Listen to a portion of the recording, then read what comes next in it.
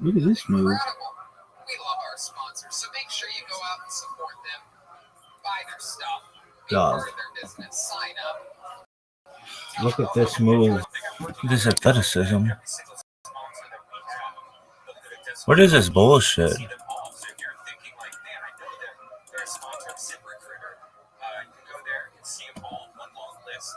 There you go. If you ever want to look at a list of our sponsors, go on over to DeathSquad.tv. Man, traffic's gonna hit a real crescendo over there. Hopefully your bandwidth is. Yeah, I mean sometimes like when you're like about to buy something, you might as well kind of keep it going.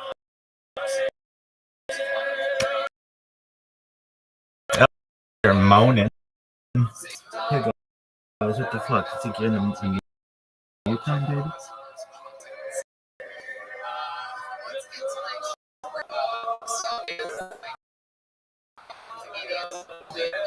Where do you have to make our go-to?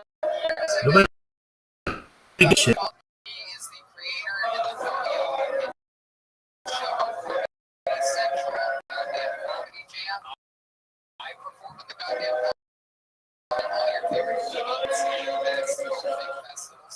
He's also the most popular Spotify 500 for this show. The Great Tight. Fires. Yeah. What's up, buddy? This guy is a brother to me. On your Spotify show, 500, where you go over 500 greatest albums of all time. Yes.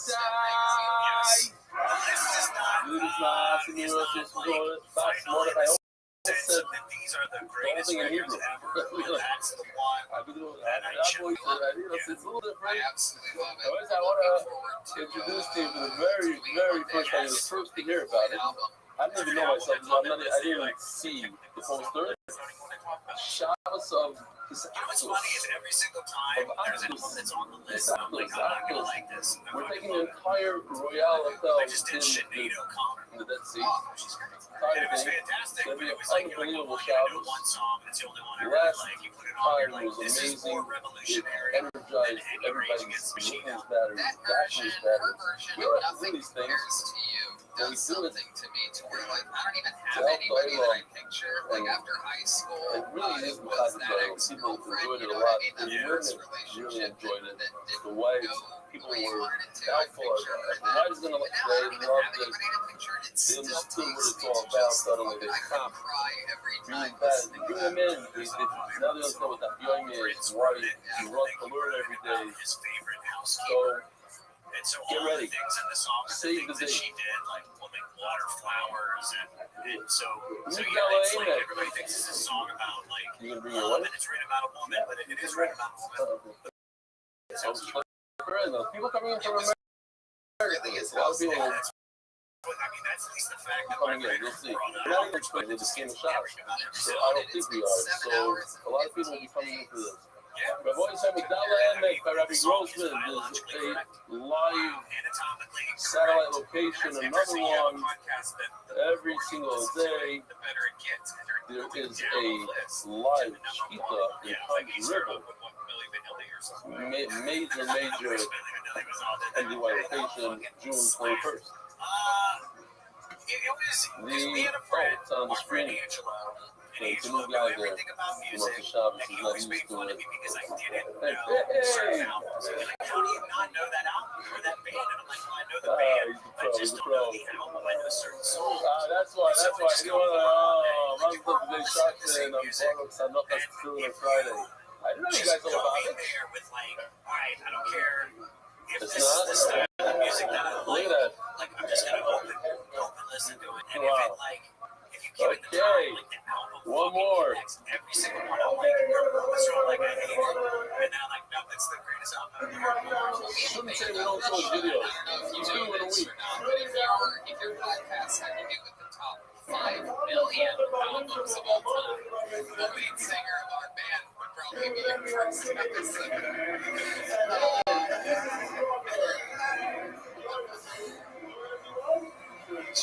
Alright, with no further ado, every single episode the band commits to being different characters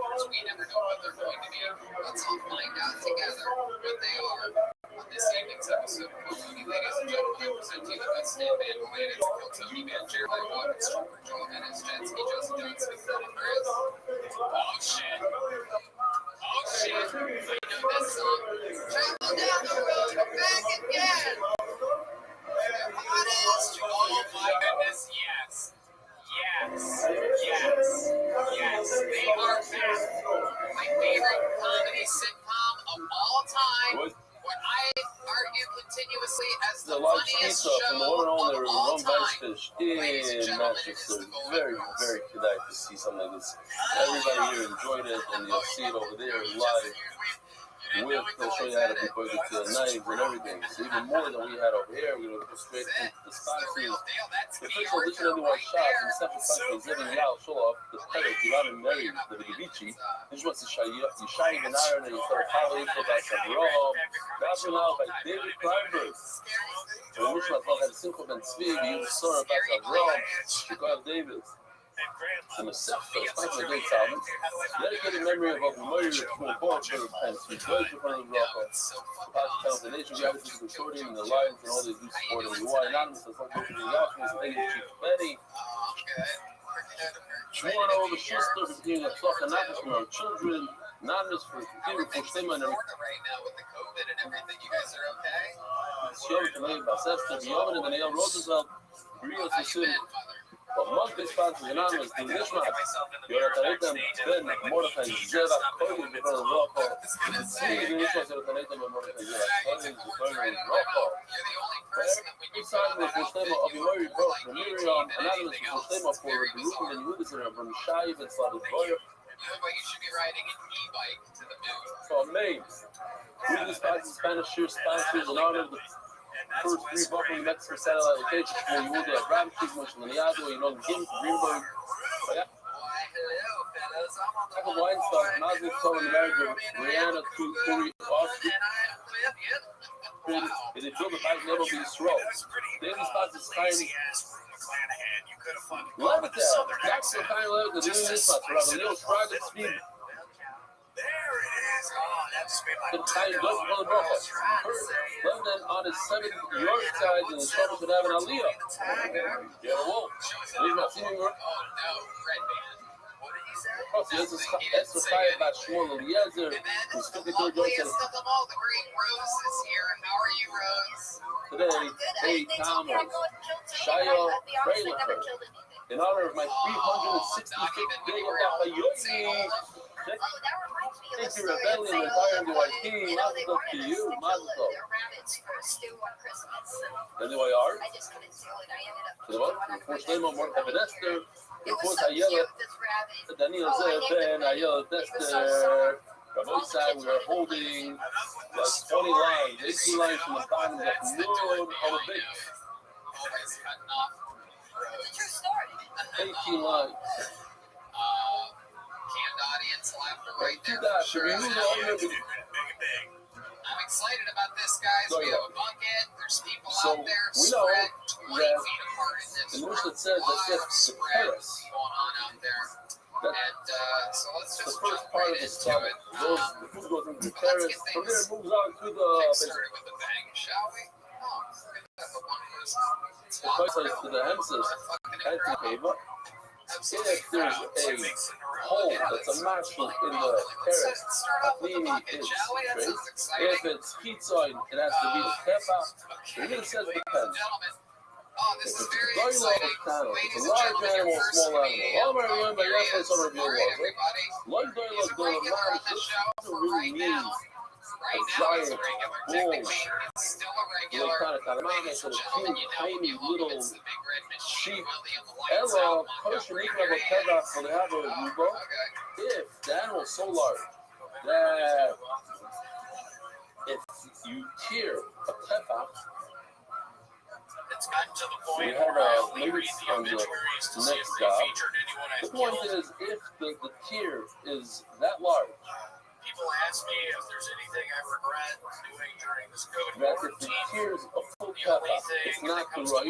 That means the stomach is huge, more than two fucking wide. So you shouldn't even go keva. So therefore, that is considered a gun. It's not a giant. It can be any animal that Tefa is not the right. Ruba, they have Tefa. But if you were able, you cut, there's a tear in the teres. That's a right. That's a majority of the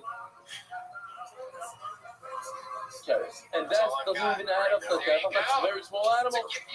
So, Zui should be the kind of Ruba. Okay, that's considered a Tefa. What about Ruba? What have a Tefa? Chico. If you have a right, you have a 51% tier, and it's not a full Tefa, who cares? You have to tell you a right is what dictates. You only do two right. 51% is like the entire thing, so who cares is no Tefa? So this is an interesting thing. All jokes all the way through 50 seconds of What up, Miss Aquarius? How you doing from your muscle relaxer?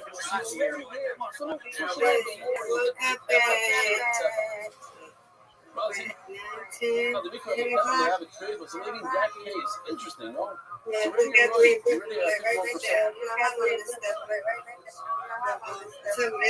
Took it at 3.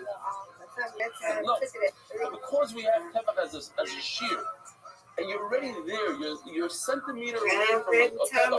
So maybe it has to be ripped a little bit more. Absolutely. Tomas will know. In that case, Roy is need to take it before they take a shot. Steps out of me. I was sitting on the good girl. I've been sitting on the good girl. Hey, Brandon. Yeah, everything. Debbie looking at something. Yeah, everything. Debbie looking at something. But this is black. Since you gotta watch it every day, oh, it's his birthday, but it was his birthday. Kids, okay. If it's still your birthday, happy birthday. Shalom Aleichem. Said it in the Hebrew one. I don't know if he watches Hebrew or English, but I thought it's cool because he watches Hebrew. What you doing, Rabbi? What you doing, Rabbi? I am guy that watches every single day in Hungary. doing some graphic Zion design. Gemara. Nice. Omer Gniva. Omer Abatzi. Nigdero Kisela Trey. What if you have Okay, put a second here. a whole Okay? Yes, ma'am. Okay? You have a hole in the keres the size of a cellar. So in other words, it's a round hole. Tray. Why? Take a look over here. If you stretch a circle, you get it to be a tefa.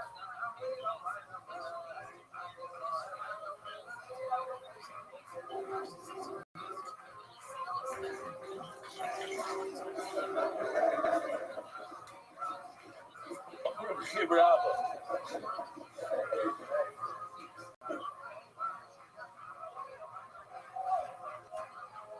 Huh?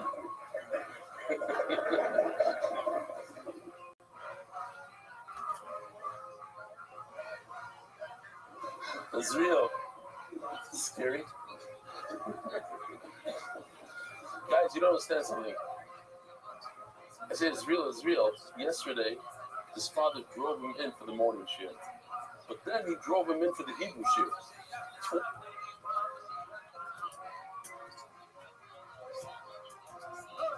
Twice from Yerushalayim in one day.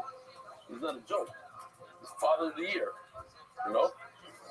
No, that's it.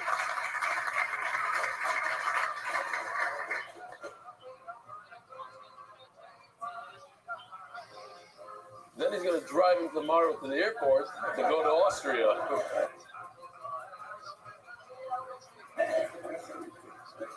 You're really going? You going? You got it.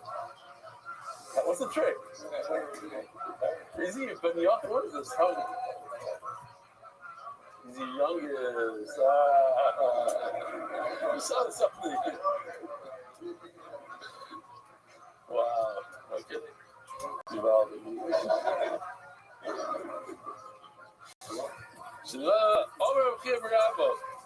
No, it's a limud haskell. You know, this kid wants to go. Okay, no problem. I'll drive you. You want to go again? I'll drive in the same day. To drive through Shalim. What? For the neighbor Shalim. Erev Shabbos too. But once I stop, I'll imagine it's Shalom Aleichem. What's your name? Okay, I know you from somewhere. Where was it? Remind me. Oh. so you live here. Ah, so I asked you to come, so you came. Shkoya. You look familiar. Right? And that's what it is. That's. Don't tell me that you were here for years. For how long did you come? Really? Wow. You left the big Rothschild. I don't know. No, it's me. It's like, no. Yeah. What's your name? From? Rothschild. And you came with this English fella? Yeah. You see, that doesn't really matter. He's been here for years. Wow. Okay. Look. Yeah, back. Anybody else want to say something? What about you? I know you're here a bunch. No, not you. Right? Yeah, I know. Who else? You. Come on. What's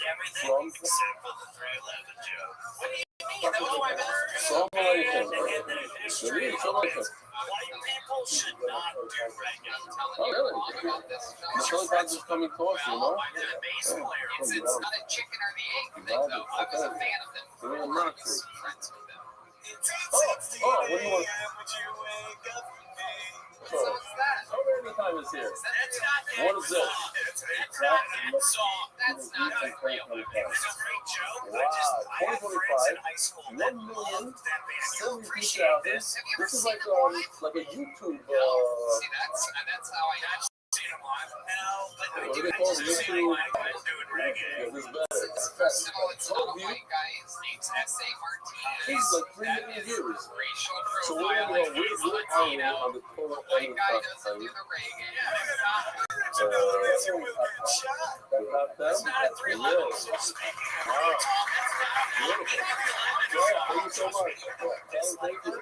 You said who won. Jesus. What are you doing? Really? You gotta chill out. Look over there. Why are you? Thank you so much. Beautiful. Okay, there you go. Dorothy, you seem really mad at one point during the 311 talks. Why is that? I had a punchline 9 years ago, but this one would use his peripherals. 3,000 ago. There it is. There's the Golden Girls. Golden Girls. When things get back to normal, Josh, I'm going to take you to your first 311 live concert, and I'm going to watch you become a fan. Somebody else has it, no?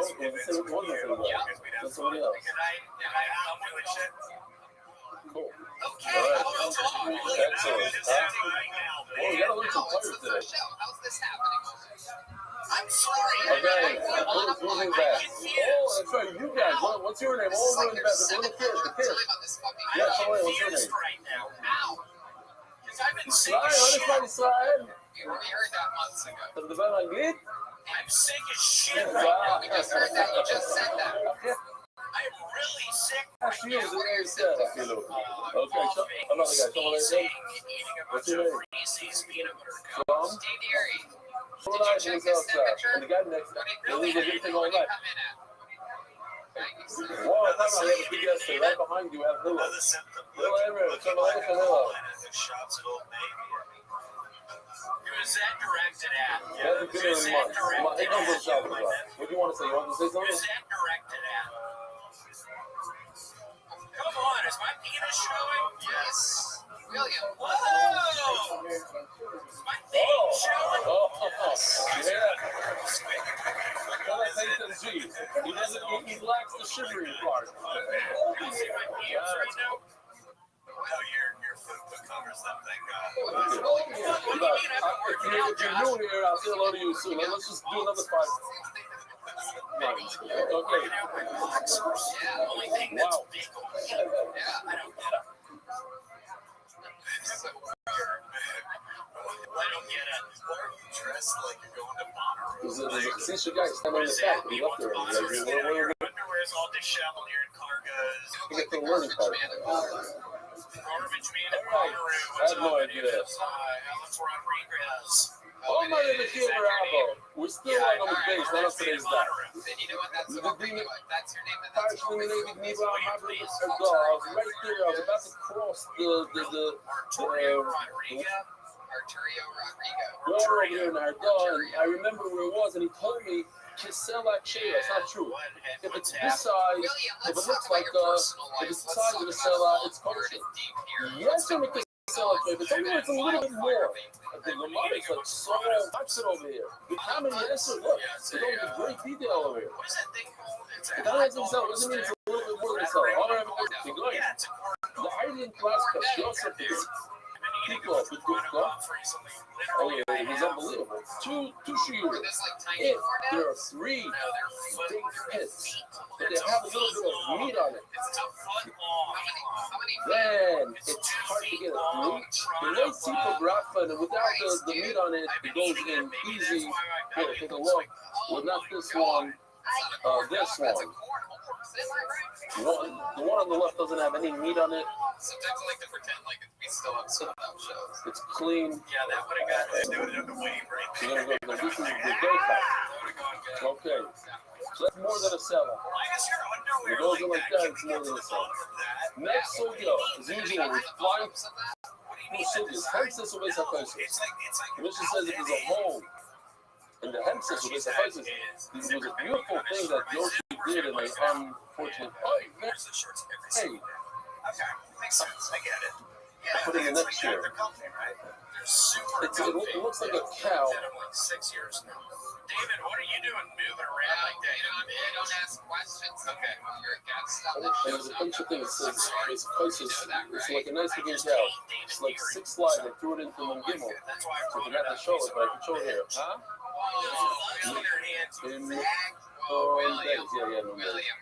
Anyways, let me just show you meanwhile what basic prices. You see, these are the two things I was holding in my hand. This is the close up of it with the nail in it. So check this out. Yeah, I was with Torah butter, maca, chenusa, boy, basic prices. We even had a little bit of the soup. There's a needle that the basic price is that's the second part of the stomach, and it makes little carb. It makes little balls out of the grass, the size of those honeycomb devices. The places, little cups, and then it shoots it back out through the esophagus back to the cow's mouth or the sheep's mouth, and then it re-chews it. Choose its cut, that's why it's called cud, like Pisces, I think. Anyway, so this basic Pisces has 2 layers, as you can see over there. This looks like 6, but just pretend it's 2. So you find the needle in the basic Pisces, and it's punctured 1 out of the 2 walls. Where's that guy from Torah anytime? Left or no? Not yet. Okay, I forgot. I want to say thank you to them and his boss and everybody. Okay. It's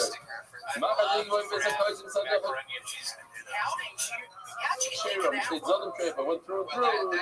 It's no good. Here you go. Take a look at this video a little bit. Oh. So if it stops there, oh. Sure. If it went through, then it's straight. If you find a little bit of blood on the needle, you do then you know that because the animal's not going to bleed after it dies, it bleeds before. So if it has like a stain of blood, this must have happened before it died. And then they go, wow. Keep doing it. I think it's hilarious. I'm your biggest fan. It is. Keep doing it. Well, what the fuck do you do? You're eating 2 football. If you don't see any blood in it, so this happened after the By the way, this is 50 dollars with the food. It's crazy. 50 dollars for those things. It's because we go slow, $1 at a time, and it adds up tremendously and very, very quickly. It's much better that way. I've been eating corn if the wound already has, I didn't say higlet in English, scab, Got a scab on the wood. How do you have a scab? It takes time for it to scab up. But you should know that this happened 3 days before the So again, you open up the Mitzvah Toys, you find a needle, you find a scab. You know that this happened before you bought it. So if it happened before you bought it, it's a make a call, get your money back.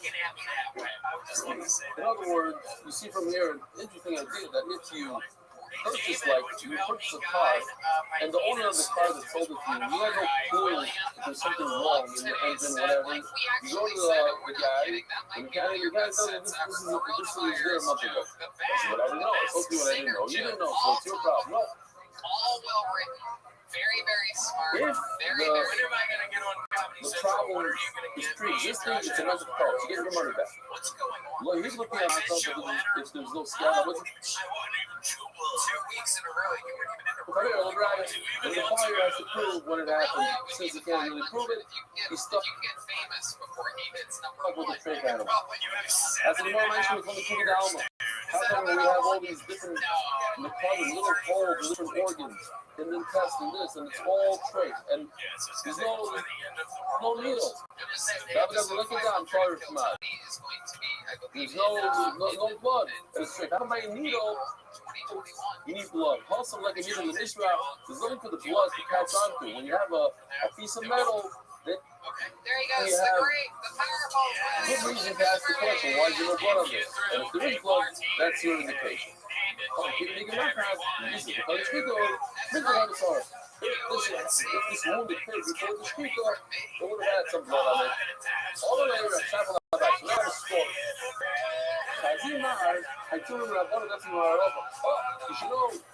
I thought there was a big time of coffin that came from Eretz Yisrael. With all my Rabbi here, Shmeni, and he even said his name is Rabbi. Claims to some things in the Sugya, if you read it the way it is, comes out that Rabbi is hundreds of years old. Why? Because he's going to say a story. But all my Maisu both say Rabbi. A story happened in front of Rabbi. Now, Rabbi was a conner. He was tonight. He was a Abaya. He's an Amar. Was the fourth generation of Abaya. So how did Rabbi see Abaya and talk to Abaya? Must have been very old. What's the story? Not that changing. Well, you can get that place, right? Inside that place. What's up? Here's the needle. So found in the base of is literally this picture. And Rabbi said it's straight, even though it didn't go through. And the guy says that it's kosher. Because once you walnut kosher. We got a big problem here. Rabbi says that it's straight. I sort of believe it's here. Surprise. Rabbi knows that this is kosher. How in the world does Rabbi say that it's straight? She says, Rabbi, I want to meet you. This story. Why else look at baby? No way. What's a little bit baby? You know what? I gotta figure this out. This is part of this doesn't make any sense. I'm gonna go to you. She goes to him. I'm gonna tell you, all night. I already came. Made the whole trip in. Five minutes. I want you to come down and tell me what happened. What enough? Not very nice. She didn't come down. So you got that? So you went up there? On LA, Italy, group of these days. Now, this is something what happened. On LA, not that you see us, I know. They even the Rabbi Rabbi. So the years, he says Rabbi Rabbi. Let's say Rabbi. He says Rabbi Rabbi. Rashi says Rabbi Rabbi means. Rabbi also, if you don't also, the style of Rabbi. Others, they know. It's not, it can't be Rabbi. Did you really do acid? Yeah. Rabbi, and the fact is, don't say Rabbi. Rabbi says Rabbi. Did you immediately go, wow, I miss this? Rabbi Rabbi. Rabbi Rabbi means a great love of a big love of God. And not Rabbi, you know, okay, so that's weird. Yeah, it does a lot for ego. Like, I think I have ego. So the other week when I was by Rebecca Freeman, so there's a fucker in the house, and he told us that Rebecca Freeman, Yeshiva, he started the whole thing. The Yeshiva did Rabbi, he's a big honor. It's Rabbi, he gave us the whole thing for Rabbi. I said, look, please consider Yeshiva over there. Everything's great, man. It's just like Yeshivas, there's a lot of yeshivas in that show. They started. One of them was the yeshiva that I went to, which was different. And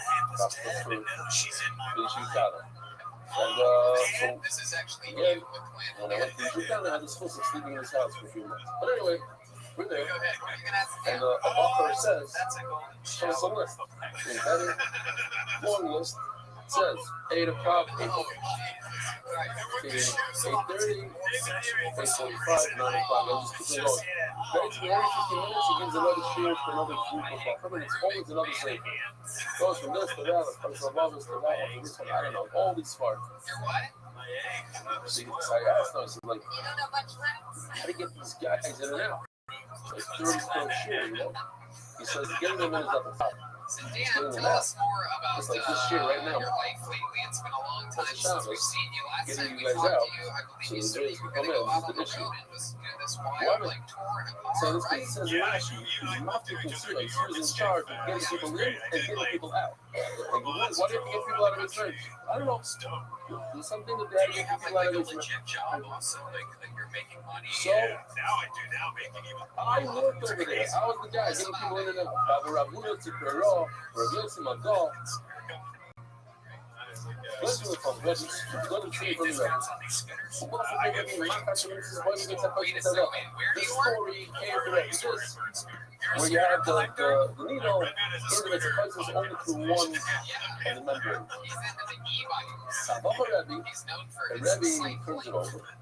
First he sees the needle inside, okay. Then he looks on the outside, and once all that's tight down with truck. Exactly where that needle is sticking, on the other side of it, when you look, it's nice and smooth. There's no exit point. There's a foot of blood. Where did the blood come from? These are animals. If you recommend if you want to go to a bike fish or wherever you are around the world, go to the ski part. It's an amazing thing. Maybe don't go for the ski part. You don't need the ski part. But go for the rest of it. How they put it up. So who knows? So before we started taking everything is sterile. Everything is perfect. Everything fits in there. No blood pushing around. Everything is in place. The blood goes around and it's clean. Everything is clean. So how do I find blood on the other side of the place? You said it's a place. It's clean. It's clean. There's no blood over there. You see a stain of blood on the other side where the needle was in the inside. Obviously, the needle poked through once upon a time, went back and healed up, and now you're up. But there's blood. That's a perfect indication that there was an exit. How long does it take for it to kick in? About an hour. Have you ever taken Omar, Rachel Marco, says Rabbi, that's white straight. Omar Lay, Rashi takes out the avenue, the more Paratarius, Rashi's bird. What are you, crazy? You made me come all the way here and climb up all the stairs to hear this? I don't need that. This is obvious. Let's listen to me. That's in the Mishnah. It says if there's a puncture through a gear on the piece of country, so that then it's great. 5+ years ago, you were the And the side is there's a puncture through. I literally still had scars on my You come to my city. You probably read and said that this is a needle in one of the membranes, and I can prove it's straight. I couldn't believe it. I know the price that says it's kosher. You just added something. Shkoya. Motel I was living with some girl, and A little minor detail. Shkoya. There's blood on the other side. Like you said at the beginning, right? You really said blood. You were sitting in this whole thing a bunch of years ago. You have a great relationship. You're happy. Over 40 You're years writing ago. jokes about all this. You're turning it I all was into walking a around the positive neighborhood. thing, I'm and that's from. also funny. yeah, it's good. I wish I could do. I'm not doing a lot of And material about all of a drugs sudden, anymore. there's a I'm writing commotion. new People stuff are that's running just about for the it. actual and they're screaming, Drugs used to be your like, life. catch it, catch it. I was like, I As a don't know young what's gonna be a minute, so I'm gonna try to like calm it down. Don't drop fellow the running for his life. I thought he was a murderer. I thought he murdered somebody. I don't know what. Like, catch the guy, catch it. Oh my god. I tried my foot just a little bit. That is only used to not. It's not. I feel bad. I mean, if anybody knows this guy, he goes flying, and these guys catch him. And they start beating him up. They beat him up. When I sold the goddamn comedy jam, They broke his front teeth. They punch him in the head. They punch him over and over. And finally we're done. Like, they're asking me, what happened? Let's check in with Rose. Yeah. What do you do? What do you do? No, you can do it on He purpose. sprayed some girls with a spray, like a smoke spray. I put a patch on me. It's like That's why I tricked this guy, and that's why you bashed his face in. Are you serious? Like, I couldn't believe it. Like, I feel bad. That was part of that. He was not going to arrest him. Says the mouse is nice. He says there's a guy who had his hand like this, and he ran after him. He said, "What do you have in your hand?" He's running through all. The mommy caught him.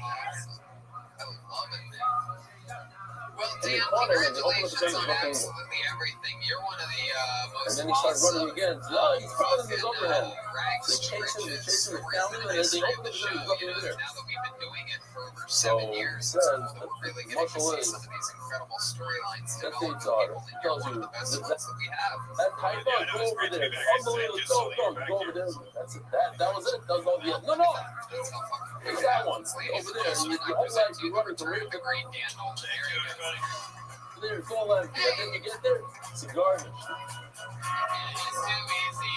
That's the way it is. Something about it. Seriously, we gotta have to find a guy. I should say the story in Hebrew a little better. I was embarrassed to say it, but I tricked him. Regular on the show. I said I have to tell the Great writer, but great stand-up comedian and a still great story. roaster.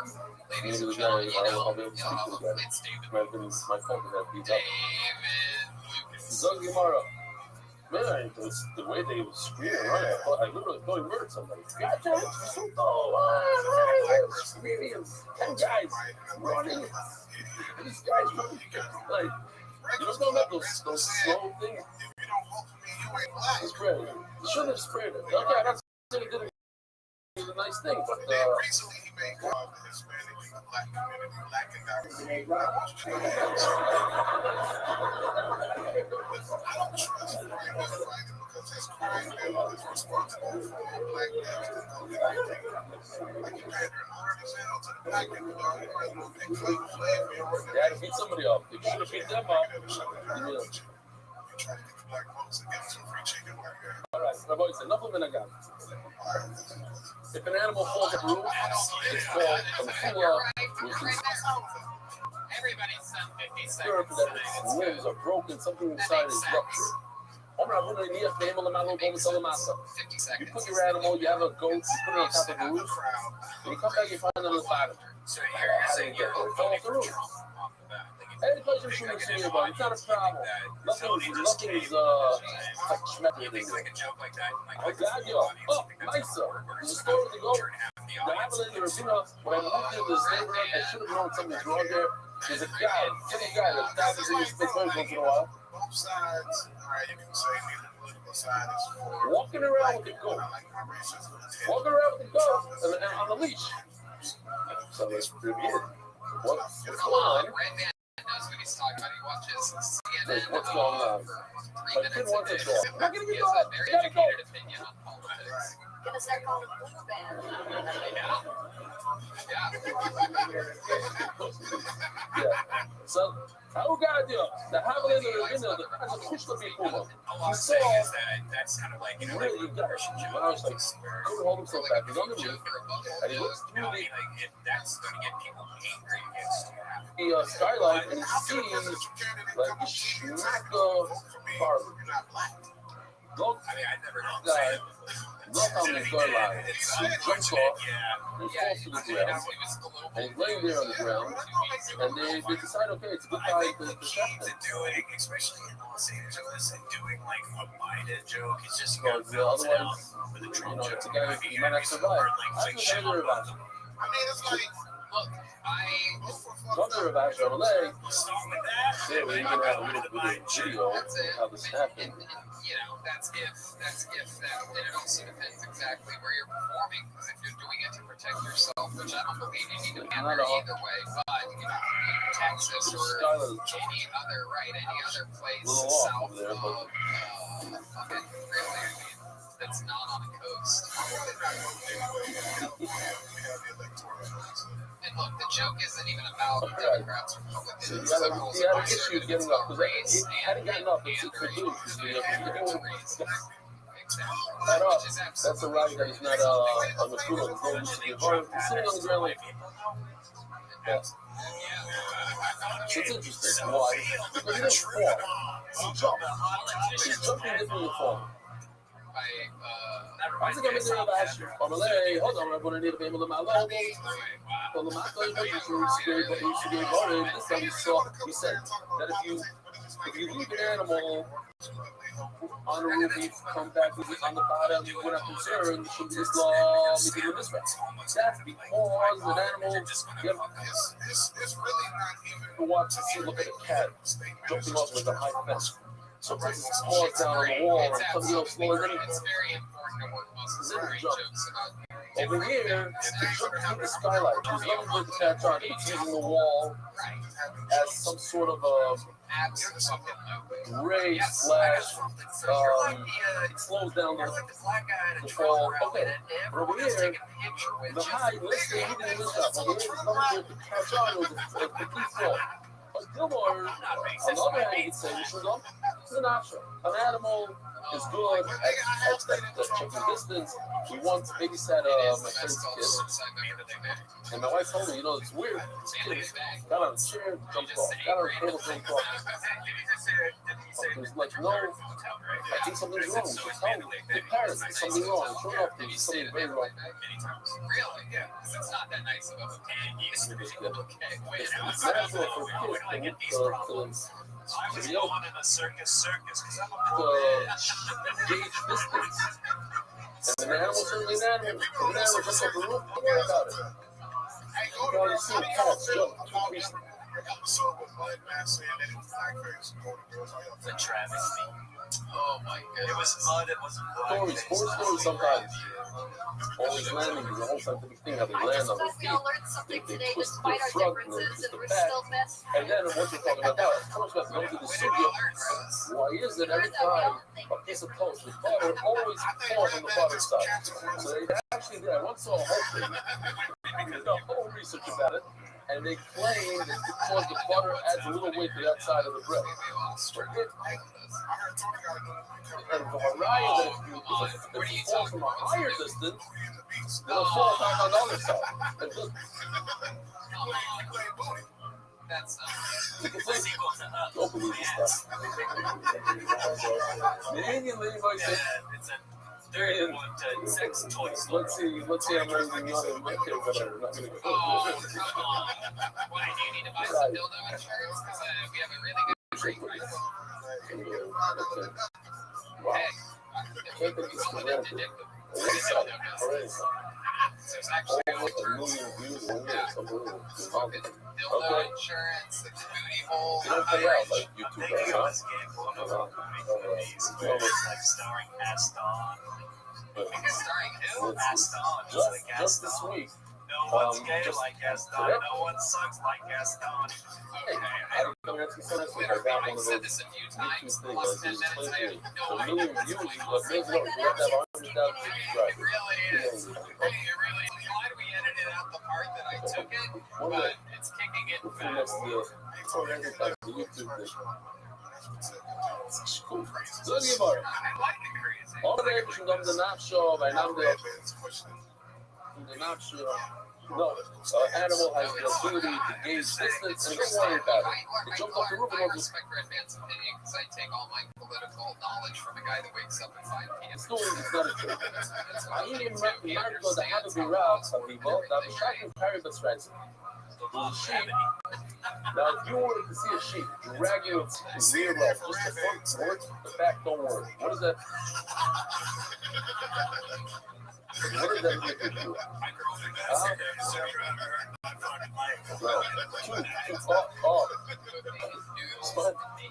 Cord injury. That's the first thing that I've seen a few videos of even human beings.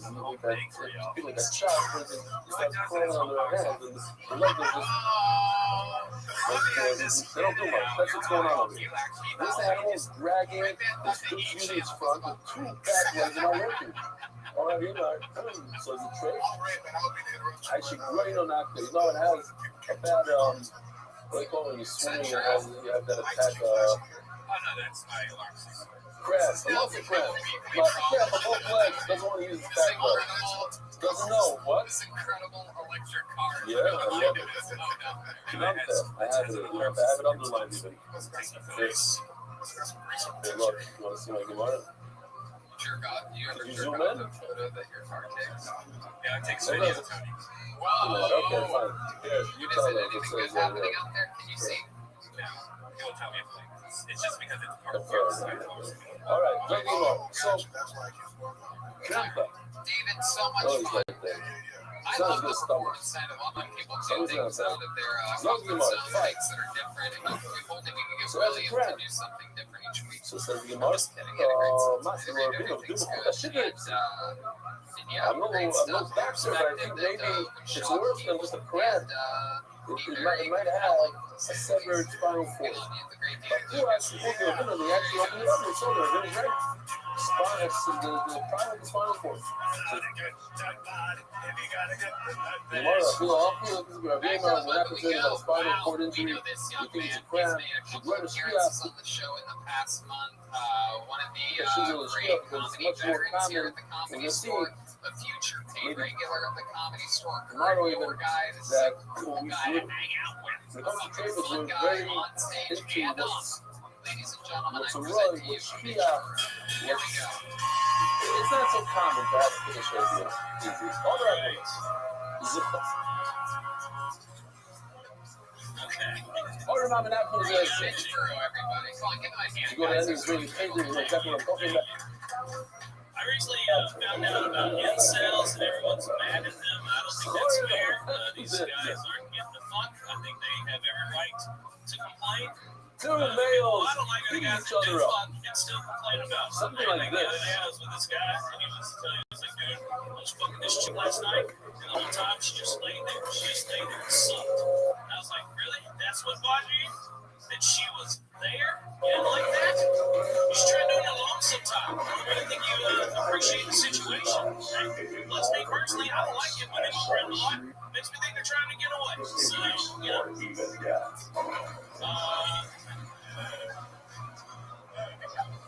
I have a southern accent. I get upset when people pick on accents. The other day, I heard these two guys behind me making fun of the Chinese accents. And I was like, not on my watch. That ain't gonna happen. So One I gets turned around and thrown to the I was ground. like, hey, And it's like y'all just need to should cut be that about shit it. out. Yeah, I mean, this guy It was throws just to two 6,000 Chinese foot dudes cliff. talking to each other. There's a little bit of a reason. Maybe some of these are guys that can lose it. But we're talking about just, you know, in the ring, and he falls down. It's not a big deal. Now, the bits of the guy, he's screaming at things.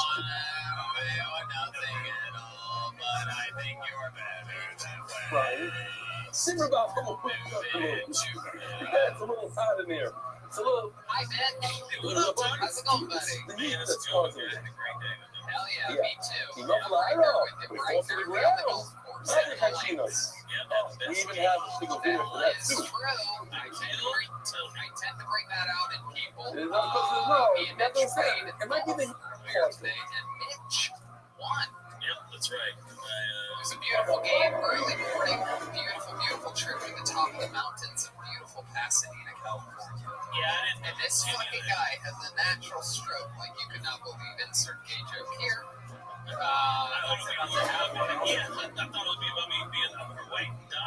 Well, that one too. I guess so. Absolutely. Thank you for beating me to the punch there, bitch. I love it. Absolutely fantastic. We had an Arnold Palmer, the god of golf. We had a spike golf. Yeah. It was fucking awesome. Nothing better than a fucking liquor lemonade iced tea at Dale Rose. Probably about 10:45.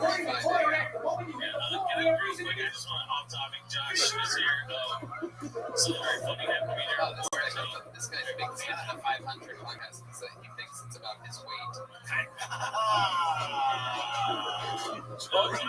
Josh has one of my favorite jokes, and I got reminded of it. I was in bed with this girl. Suck your dick, and I was like, that'd be great.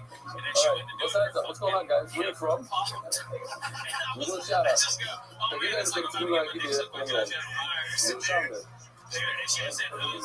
Listen, if the shaman guy comes to the show, you guys get over. What's your name? Who are you standing over there? What's your name?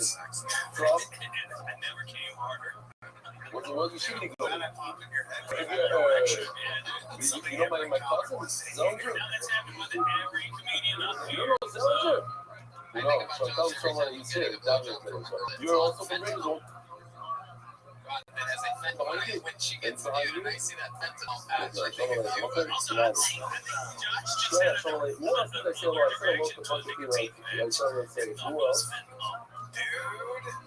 No, he's not new. He's old. He has a nicotine patch, a fentanyl patch, and you just have a sour Not patch. gonna make sure. You sort of look like a cabbage patch.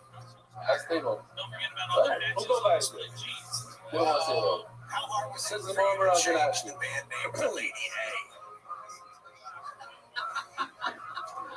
Well, the Israelis are coming in 1 minute. So we got to do a whole lot in a minute and a half. She's a southern, she's a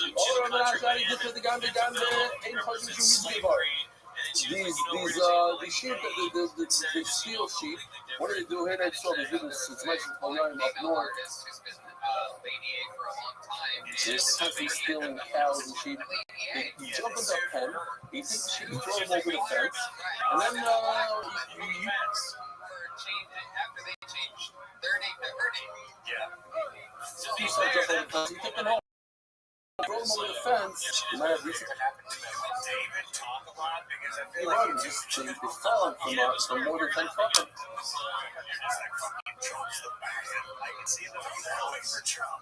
It's not a problem. Like I love the shuttle when we throw them on the side of the shuttle. We throw them on the stomach, like the edges of the have to come out. Because you want them to be able to, you don't want to schlep. I love it when you're wrong. You want them to fall. Correct. Are you at quarter? Adrenal, but if you put it back, you see the cops coming, so you throw it back into them. Machine on.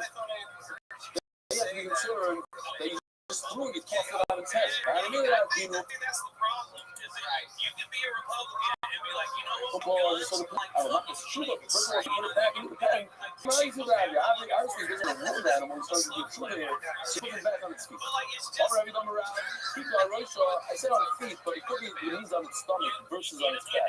You're not going to get it. All right, come around. People are right, so the whole. It's like a copy's novel, so for this we have a picture because it's hard to understand one shot. If you hit an animal, all this, I have to do every time, it's not half hour before shit. So if you hit an animal with a whip, but it hits its part of the body, we're not concerned that you broke some of its bone. Or else, not about for the copy. Right, so it's a whip, so first you hit the head and then it eventually hits it's one motion and it hits every part of the body. So it's a very big part of the whip, of the power of the whip, of the force of the whip. So it didn't break any bone. Can I get caught to the pull up? As none of my copyright stuff in the back, you get to the head. Can I call it really cool? It's the entire spine. If I should receive the environment, it's not a problem. We show culture of how you got with machine on, and if it's a smaller whip and only in half the body, you are concerned it's like a full like a broken phone. Here's the picture, and she looks beautiful with this picture. If times I was like, oh, it's okay. Everything's cool. It's more like a stick and it has a bunch of it. So now different parts. I just wanted to go third. The stick hits different parts of the animal. It's not even. You're not evening out the entire power of the force of the stick. So now, as we keep conscious forward, once again. I never did that, even when I was in the Marine Corps. The wicked animal, and on the left, also have concern that you broke someone's bone. All right, not it's an animal that's born, goes through a lot. You can ask my kids, my daughter tells me, trauma childbirth is, and then you have to work the whole lifetime to get, so it's all not stealing, whatever. Painful for the animal, and maybe it broke someone, maybe she was concerned, broke his bone. Everybody should have seen it. Don't worry about it. Oh, not going to die with the hair off in that proof. He don't get you in that part. The time of the Ziva, the mouth of the base. Ziva is a sort of naked that comes out of the body that comes from infected disease. And if it comes because you have a good reason why you travel, you're sick, then that's not Ziva. Ziva means it comes because of the Ziva. Now, if a 1-day-old could be tummy with Ziva, what does that cause? That it doesn't have Rishik Gebarim because it has a very good excuse. This is travel, so to speak, childbirth. So that's why it has Ziva. And that kind of Ziva is not a Ziva. So make it a He's talking about it. I was looking at the comments on here. It could come to sorry, but they're not presumptive. That's come from the flesh, and not because of some sort of side reason. Childbirth should be a real side. Automatic childbirth is not a big deal. Automatic skin they're right. No, not a right. Because maybe this 1-day-old that has Ziva because he's born with a C-section. Okay, so this is just a build up to the checkmate, to the end of the sugya. Toshma, another riot, English, another beyond the church of nature beyond. Okay. So it's born on Yom Kippur. You can check that day. Now, it's a full that has recently born. Check that day. Recently born, you have to wait at least 24 hours. Another problem is, this is just a pump. What would you say? Noila, if it's born on Incha Noila goes, but it's not Noila. Why? Because it's ready to be eaten, even before. Or you have to ready to be eaten. It's molded, which is molded. And Nani, she also did it, so once again, I'm going to answer that the reason why it's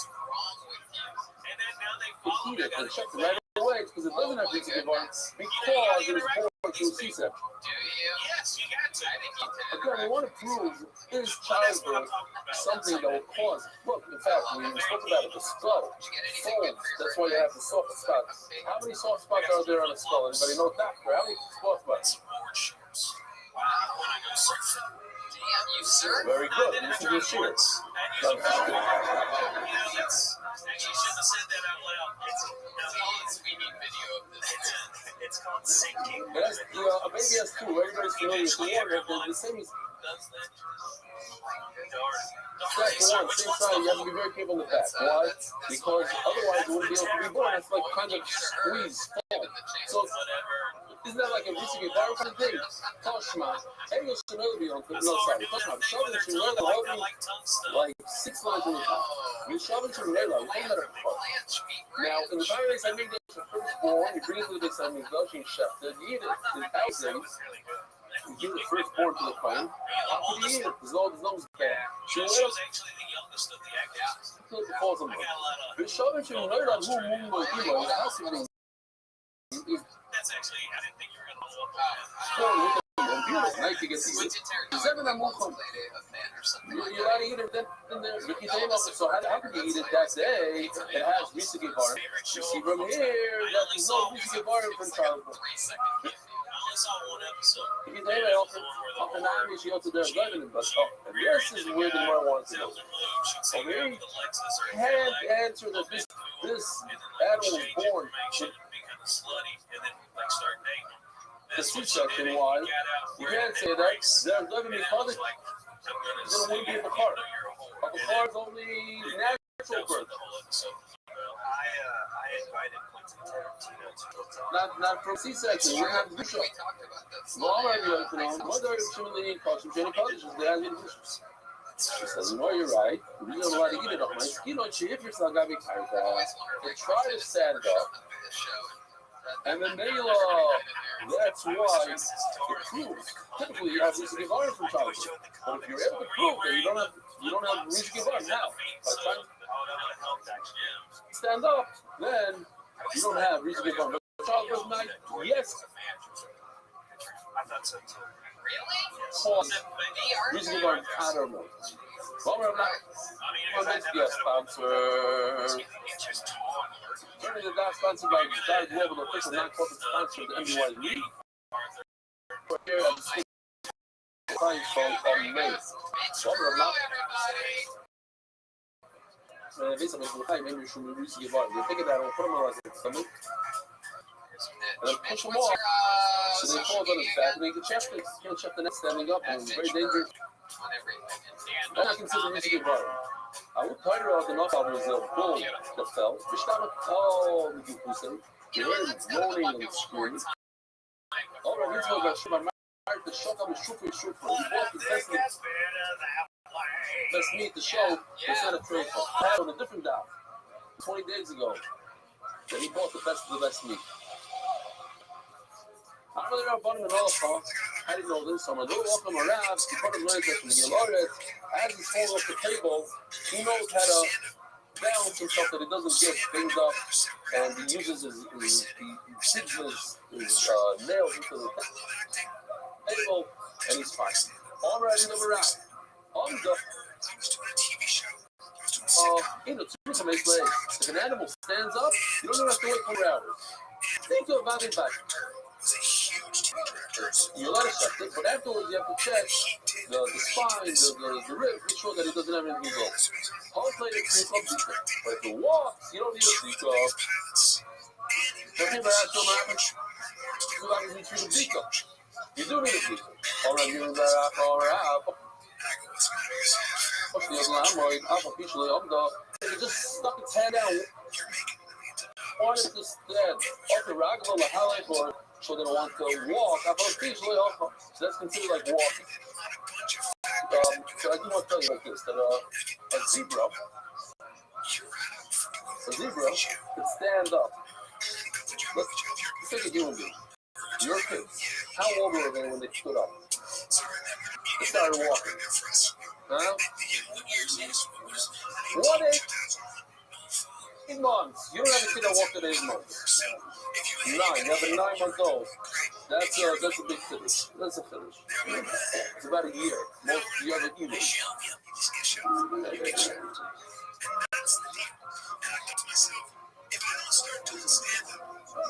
Whatever. I know some people like that. 9. I know somebody like 6 months. But unless my mother was a liar, whatever. I'm not gonna go there.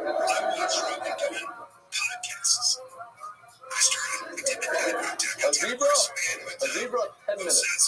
10 minutes, stands up and starts walking. 30 minutes, is running as fast as his mother. It's not normal here.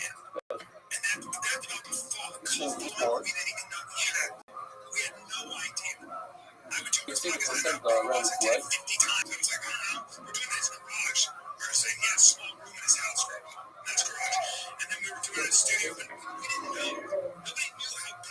And it has to, because if it doesn't, it's going to get eaten. There's lines everywhere. You were there, you know. That's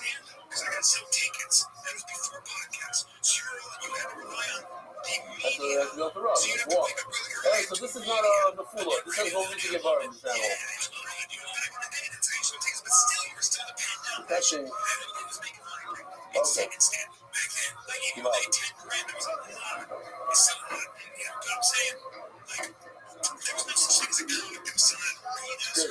Minutes after it's born. Like human beings, we're like the slowest of the slow when it comes to this stuff.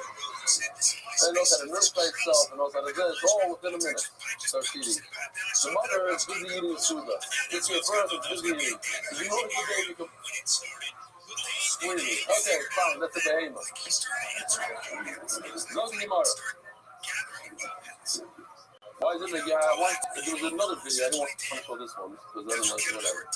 And the mirror is when, you know how, like when the ball shakes itself really, really fast. But that makes sense. So, wow,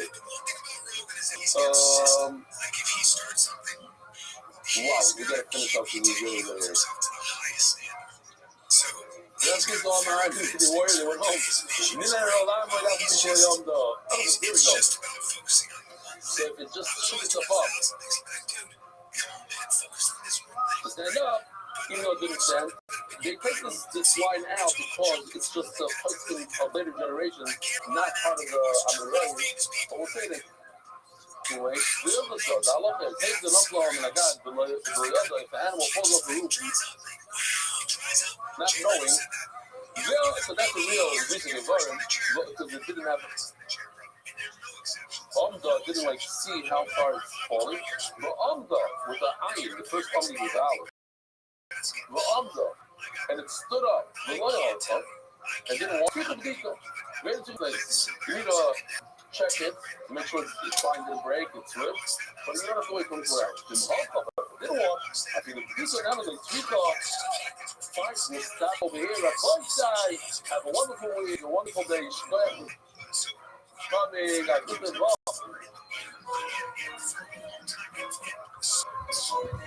America's books are spreading throughout the world. Sponsor a share today. NDYContent.com.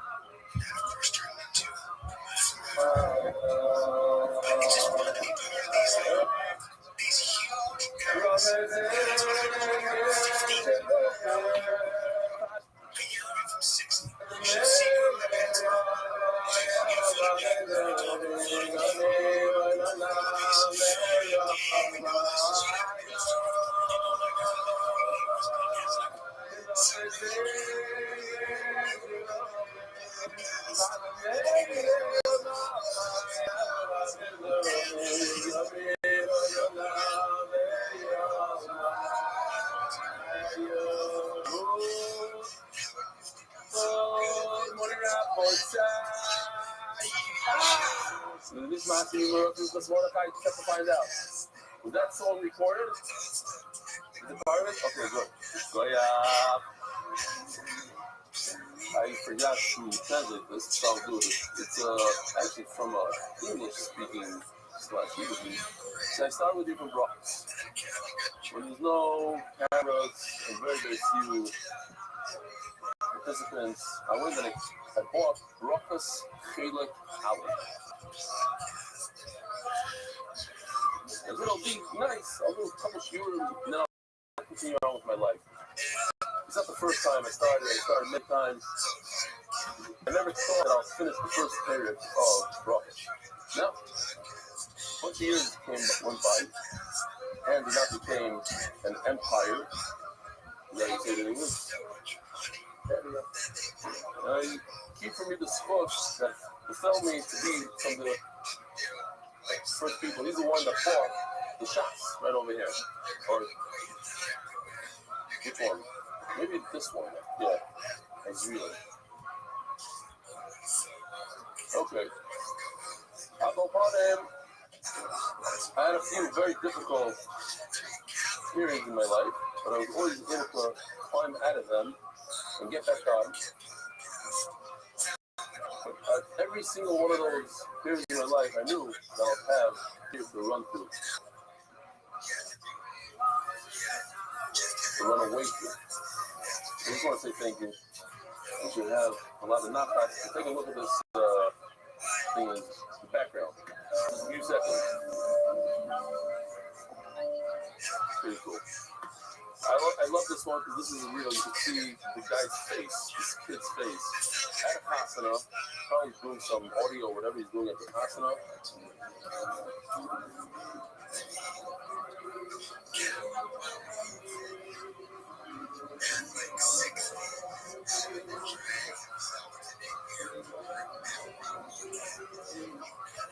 Very nice. Beautiful. I love it.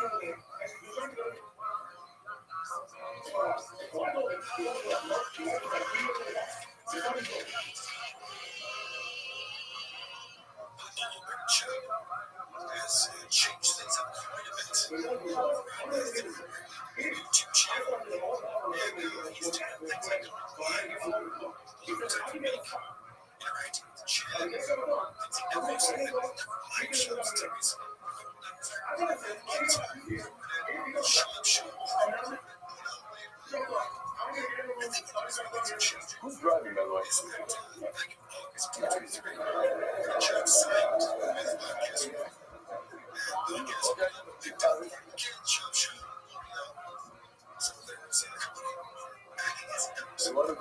Where's Justin K? Where's Justin K? Is he still smoking? Where is he? You still off? What? Nearly 2 weeks. Beautiful, beautiful.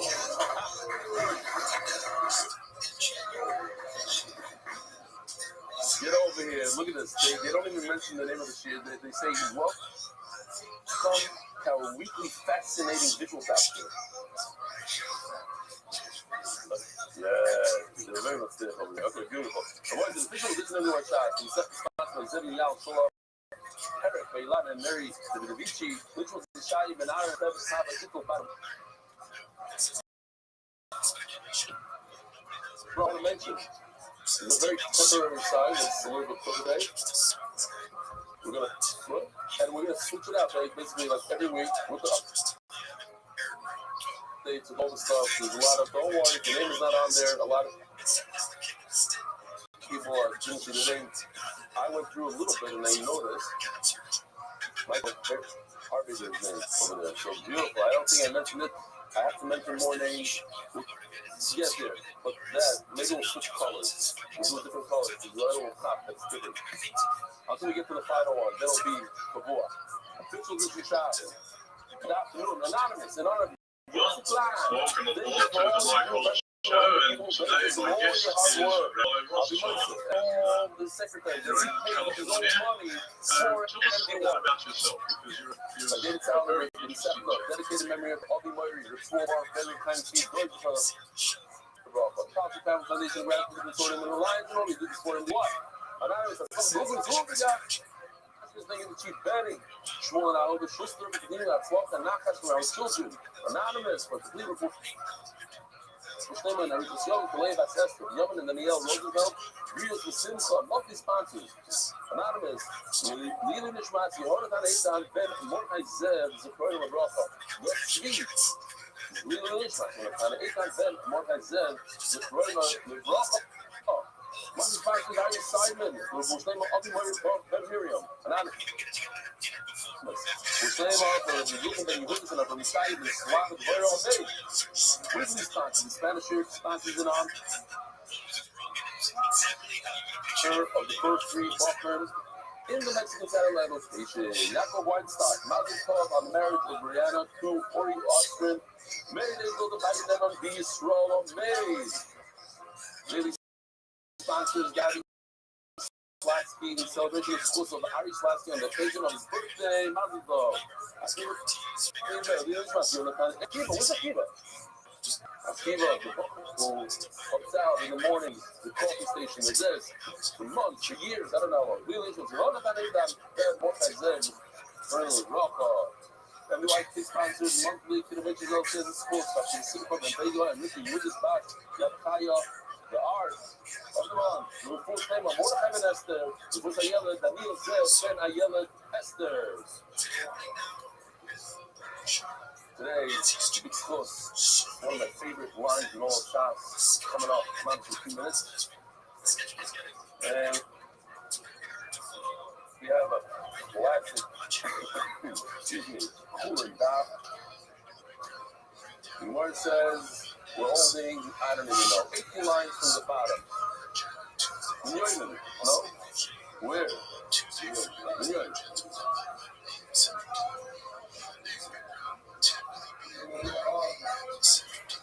Yoimen Kansuko. There's a person I never Yoimen who sold drugs, eagerly laid.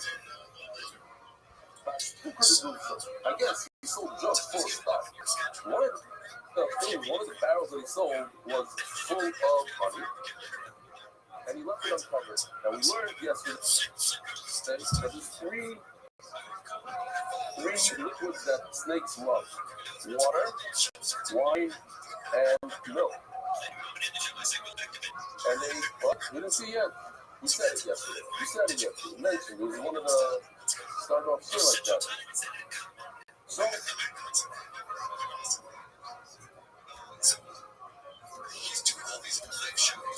snakes like to insert their venom as they drink, and it can be very dangerous. As a side note, mention every time we talk about the Guy holds that even though today, we hardly see snakes, the community shepherds saw that snakes travel, and said, there's no snakes. So Dr. Shasky, what do you mean? In my Mossad, here's a picture of a snake. Poisonous one in his living room, that sort of thing. But if you live in an apartment building on the 4th floor, no snakes. We have to be knocking on the door or not. So yes, the Rabbi says yes. Why? Because Chacham give us 1, 2 reasons, but the other things that we don't know about. For instance, he holds that the mitzvah to eat garlic on Friday night. And the reason given is more for married men than for a buffer. Which is no, he gives for buffer also, we don't know all the reasons. Certain things, so those who are market, those who go for the guys, the Republicansky, I guess the Republicansky is much more of a Republicansky, Rolex, so that kind of thing. Those people from neighbor are certainly not going to, a lot of people are not going to Google very much. They even sell it in public. So, if you want to so now you have a liquid, sort of, that's not one of the liquids that we're familiar with, that snakes. And so the venom is in a problem. Also coming the raw house, he comes to us. And we're on the mic. Oh, I love that word. I just copied down. My neighbor. It's like the lesson of the snake. My neighbor's love. Why should that he could be worried about a snake.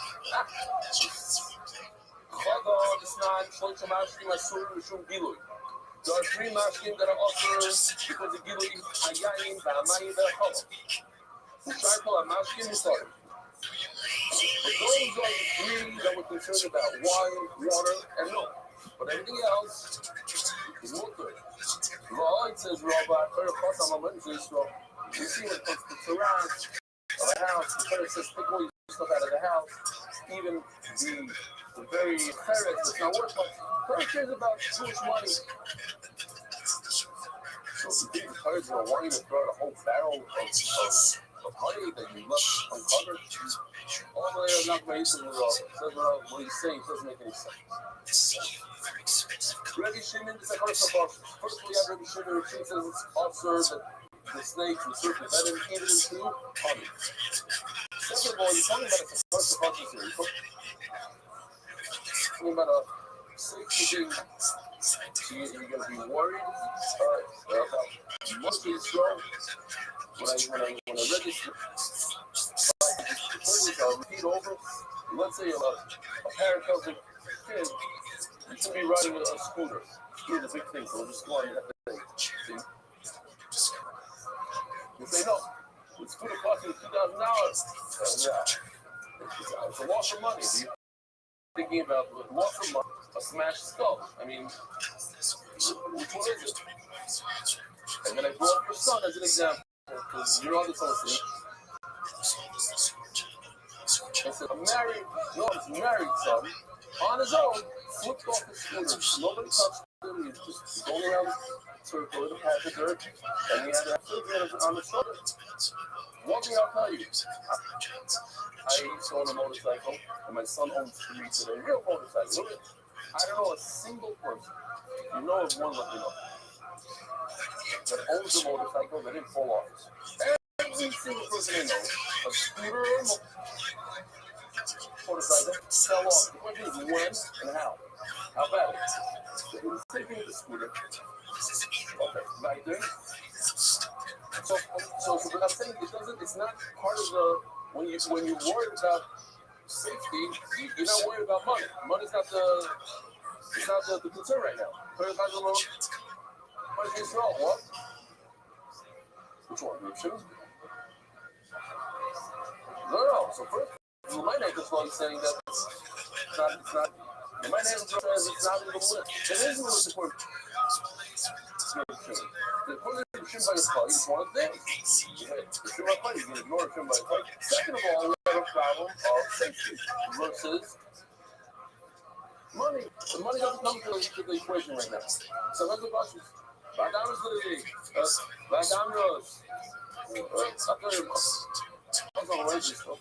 What's your value? So we can see the shoe that's also even honey. It's not even honey. So everybody should be there. There are 5 liquids that we're not considering. Here.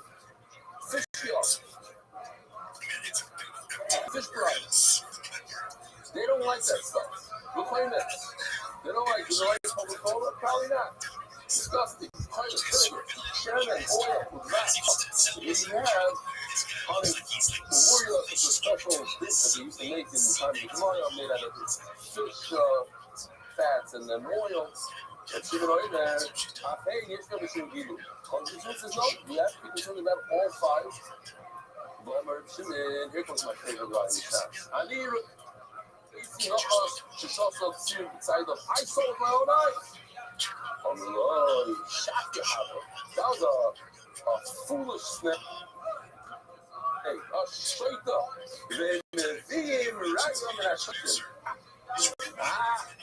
What do you mean, Raya from that sugar? The guy's nuts. That's how people, they're nuts. Those who know me, that's one of my favorite words. Straight up. Try to not say this shit. I was called the whole shit. So I think that's just this whole room. But we learned Terry to look up and I said, Terry, I said, sorry, the whole room here. Some more from the room.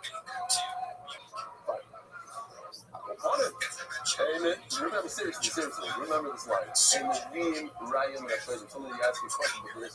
What we did is, He did it. Yeah, he did it. He was trying to bring it right from the side. Is that snake? Yeah, right from a single snake that drink. Who drinks? Normal human beings don't drink fish oil. Yeah. And those guys from fights with the Heinz, the guys that takes in the line. Okay, fine, those guys. Look at this. What up, Pim? Hello. All right, what did you accomplish today? So I accomplished so many things. I accomplished my new and officially email address for live podcast. It's not email, it's Okay, whatever. So yeah. And I did my first episode. That's great. Good job. Did you do your podcast? I will go soon. I think tomorrow. I don't know times.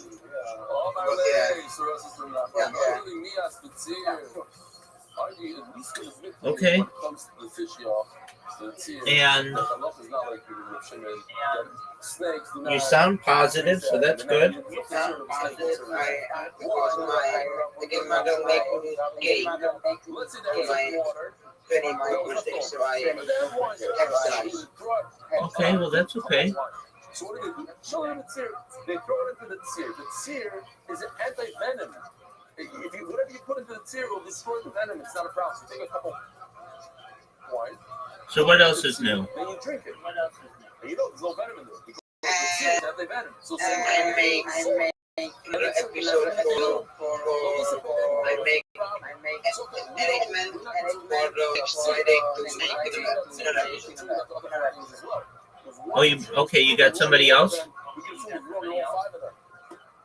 Yes. So every day. Phenomenal, my man. Are you happy?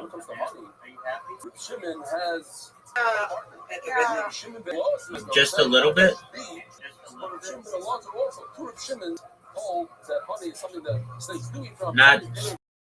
Not very much. And I guess I don't want to feel like I am very what I have. So I am. Okay. I understand that. God is best. There you go, big dog. I don't know if I can say this in your stream, but Yeah, you can say that. All right, so you've got somebody lined up every day next week, right? Not a problem. Correct? yeah. Yes. Okay. Are you excited about that? There's always that shark in class. I donate to my Amazon. I have This I'm not happy. Are you excited about that? About having somebody available every day next week? Yeah, I am. Very good. Okay, are you proud? And a very good thing, the UFC will be in my birthday day. So that's nice. The UFC will be on your birthday day. Yeah. Okay. Episode with somebody from UFC.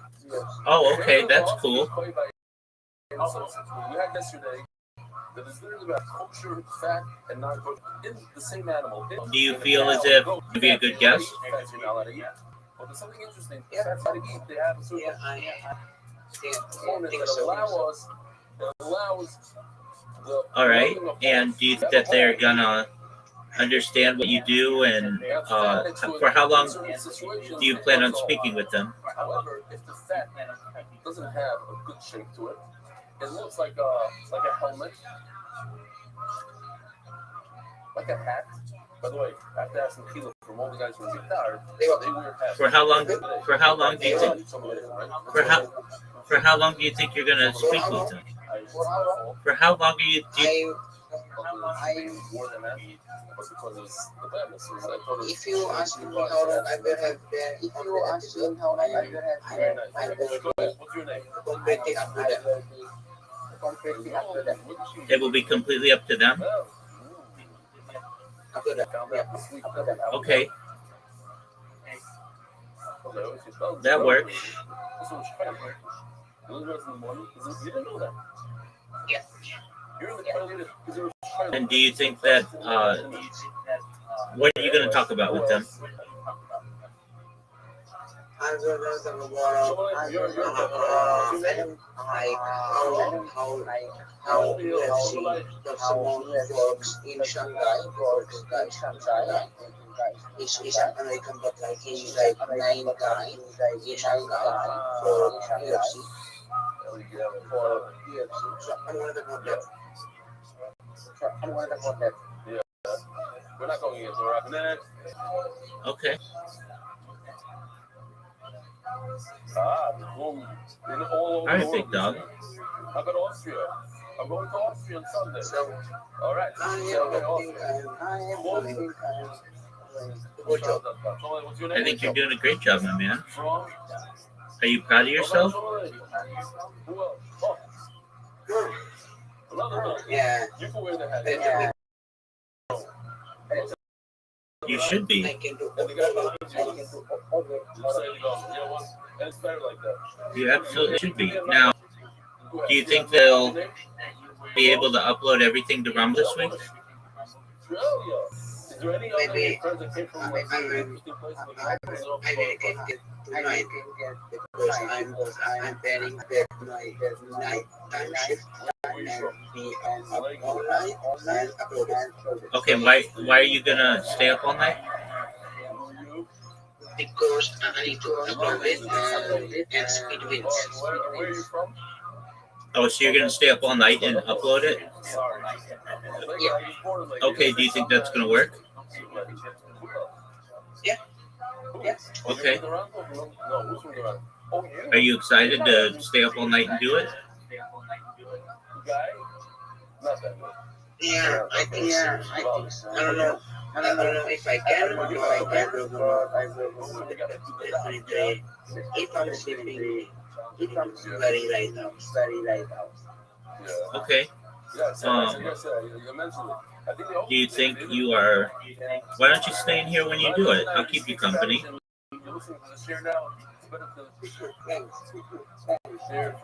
100%. How many do you have to upload? 20.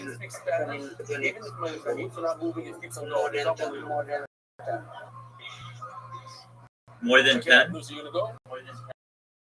So this is All right. Well, I'm here for you, big dog. Oh, we're still on number base. Absolutely, my friend. We gotta get to today's down. Okay. Wow. We're holding 6 lines for the thank you so much. It's very hard. Oh, it's okay. Do my best to stay cool. I did. Did we talk? I did a podcast after we talked. I think yesterday. The fat that's around the rectum.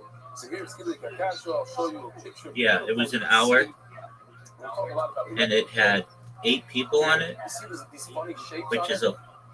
which is a lot. That cannot plug a hole. What is the hole? And It's just not a good shape. It's not flat. It's a piece of challah. It's like a so when there are 8 people, you can't really necessarily dominate the conversation. Great. But Something tomorrow. I did It's the very, very do my thin best layer of fat to around the heart. Also not very good.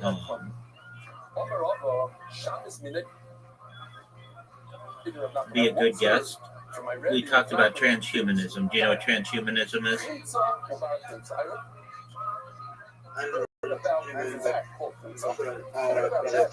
That's okay. It's the ability to live, like extend your life, and then do something else. We're talking about the Kashta and the Yatra.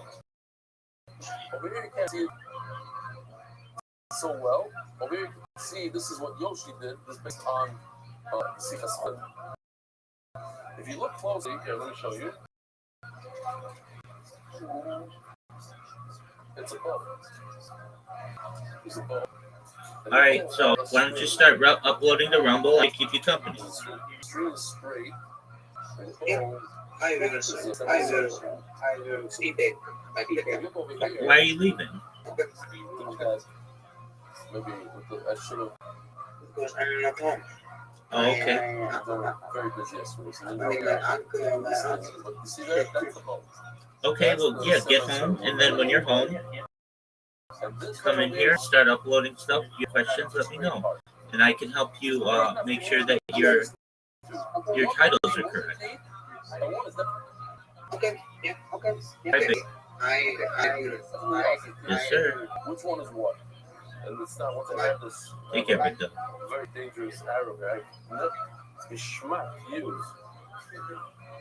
Little shit, big vulgar.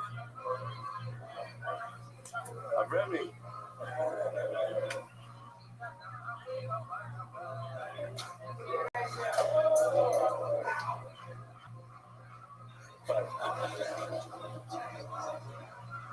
So that's a cash. And that's the Ayakra. So, one is called Kinsa, one is what's one?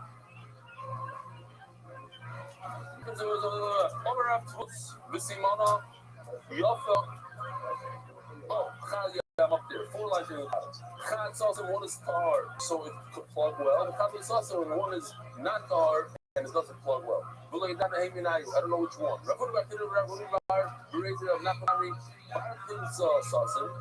The son of Kimsa is the plugger, meaning the Hayatra, the straight thing of fat. Kimsa is sauce, but the Keshes, the semicircle doesn't do it. Honor of Tagul is the Simon. And to prove it, to remember it, sometimes the power of the sun, the power of Kimsa, the sun, is stronger than the fire. There was a place where at every funeral they wouldn't bury the mates until they had something good to say about the guy. So the big rush of the city died, and he's laying there, and there's nothing good to say about him. No.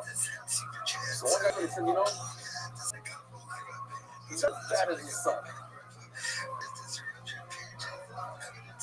His son is not not as bad as his son. So they said, okay, we'll bury him. Sure enough, like a month later, the son was taken out by the mafia. Well, those things, they killed the son. Now the son is living there. So one guy said, you know, what's the son, you know? To bury the father. He said, okay, it's all right. You have to class up there, he says, you want to 18 to the 8 which one is the father, which one is the son? Toshma Gomer of Nachman. Inu Mechalachmi. This, I think so. Because this girl will see like so. They eat it. If they eat it, it will be dog mistam. Now they sauce it. How can it be that in one place they say this is kosher to eat, but for me it doesn't even have the properties to plug a hole? If it's kosher, then it plugs. If it's not kosher, it doesn't plug. It's so kosher that it's strong, but everyone eats it, no problem. And I can't even use it to plug a hole. Says Mario, Akashta Kulamalogiva. Akashta, the semicircle is not really connected. Yesterday, when it's not connected, it doesn't plug so well. It's connected somewhat, like a little strip of it in the middle. Now, according to the yesterday, that in order for pain to be off, you need one of the three things: kaisa, krum, vinikla. Kaisa means it has to a reason, and since this is not, so maybe it's a problem. The constantly please also everybody agrees that it's also. Why? Because if it's kaisa, according to everybody's off. Keep thinking is the ayat. The full car, the straight effect. Think of the army. Why? Because it is connected. The way law is that or not. It is moving. Think of the army, the ayat people have a look. Some say that the ayat part, everybody agrees that it's mutter. Why it's something. Keep thinking that kind of stuff. And the mistake is more in that passion where it's somewhat stuff not. So this cannot go according to your mouth. Fine. Okay, all the Omar, Rabbi Ami, or Omar of Ami, we conflict. Shikanta means just remove a small layer of this fat of the ayatra fat. Straight fat that's next to this is like the intestine, yeah. So the straight. Look over here, the ayatra is on the right side. This we have more of like arrows on it.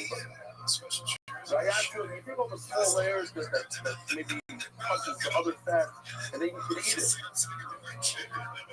We got paid over again. This is looking at something sitting in the name of one elder. We constantly you move the small piece and you over about you. How can you come in there about? I'll stand in there about you. This is like a little layer of this ayatra. But how do we go? And they ate the fat. Shame, we're cutting on the back of the canino. There's something on my leg. Take off the small layer. How do we do it? I want to eat some of that fat. How do you know that I become a chassid? When Hanina saw that the Shamish is like hesitating, doesn't want to do it. There's a Maisa, a beautiful Maisa, the big school up. He went to Israel. This is all about this. He's playing with very strong. And the Bishop decided for some reason that the sugar, the sons that their soul was problematic. Not sure. They got on to the Chazal milk. And Chazal milk was in the cheese. Sugar, not the cheese. Sugar inside. So the Rav, he drank it. He made a proper drink. They asked him, Rav is master. He said, the worst case scenario is the sugar is a problem with your apartment. But we would have to use our milk to that's the right. I saw it in over she saw that it's hesitant. He wasn't going to do it. I'm married, but why? What are you? You're from Bubble. Only married to Soul, he said, you know what? Go and should eat. Go, take it, throw it out. Now, I forgot, I want to stress this because it's important to all shots. He says it would be done, the last word on the first line. It would be done, we're talking about the arrow and the kasha and the yasser. We go after the people. They're not going to go like that. We're people from Gaza. We're not very.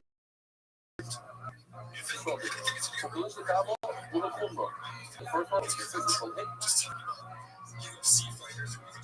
It's important, maybe both things to remember, not me, but something to remember that when there's too much studies from Gemara, you needed the right to Zil Kumra. You needed the right to have to go to the Kumra with full shyness in the Gemara.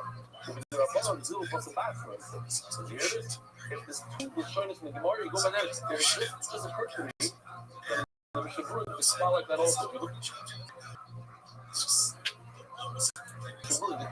Whatever the time brings as the last thing that he says, and it says a lot of times that the Gra is machmer, that means he holds they should be machmer.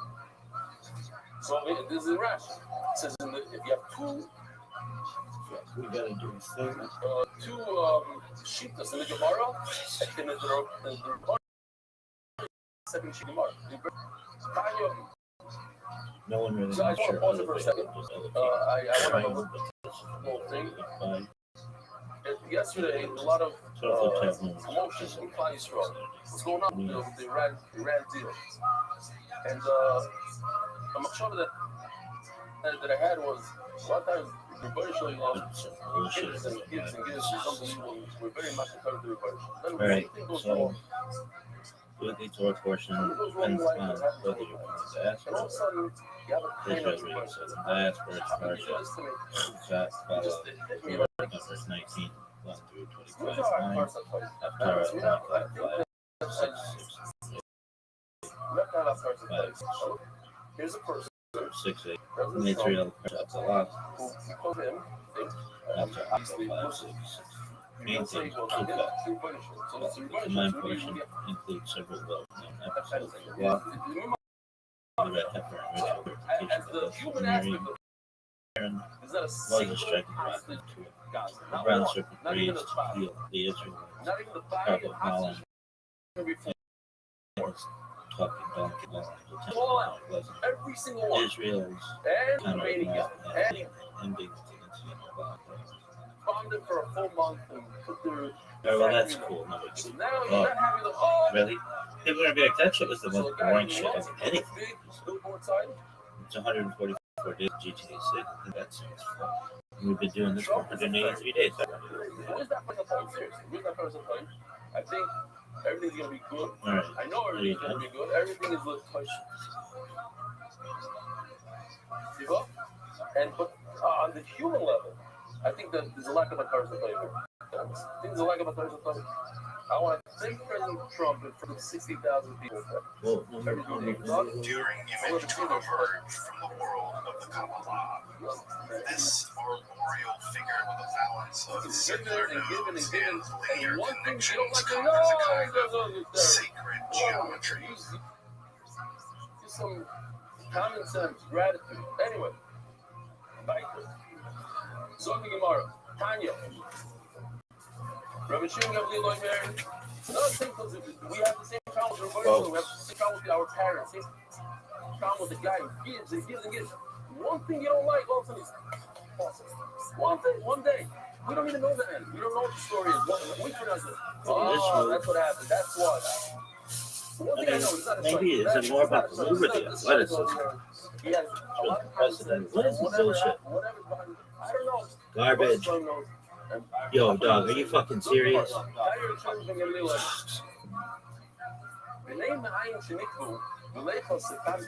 Worst. If you have Dog. a piece of, this is a interesting thing. You have our part of it. Look at this move, folks. Look at this move. And there's secretions that do they count to plug the hole?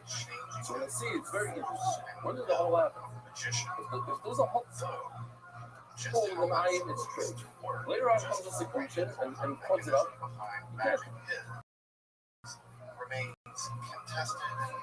Make it unfair. So obviously, secretions over there, the as a fact. Then the hole fades. Surprisingly,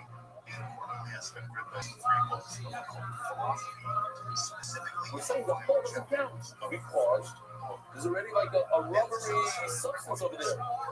Is it a typical, how do you say, yell at in English? Is it a scab? No, it's a different thing, something similar.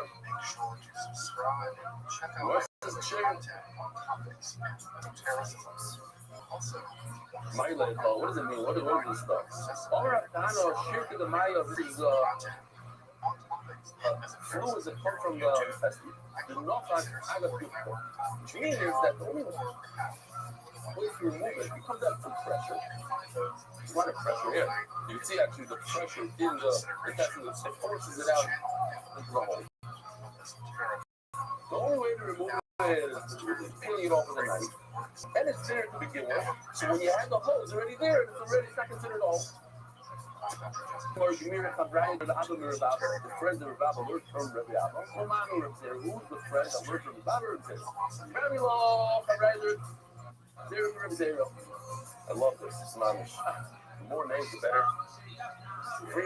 Some people say the friend is actually the one teaching is Rabbi Zera. And who's the friend of Rabbi? Before it said Rabbi is teaching, the friend is Rabbi Zera, not the opposite. Who matter Rabbi? Or greater of Kid Barabo, and it says Rabbi says the name is Ibarabo. This is What? They said the name. Oh. Okay, Rabbi. The bottom line is, you're like 1-6. That will. Allah Akbar, shouldn't get on the paper. That's not like it's real when it comes to plugging the hole with the secretion. Do you have a better word than secretion? How do you say lecha? Mucus, again, mucus. Allah Akbar, shouldn't be. And I love it like it shouldn't. If I recall, he wants to have Velas, nothing to do with our sugi, we're going to a little tiny sugi. Forget about Velas. I love you shouldn't be able to pay the whole damn army to say. You shouldn't be able to make what's I love me by I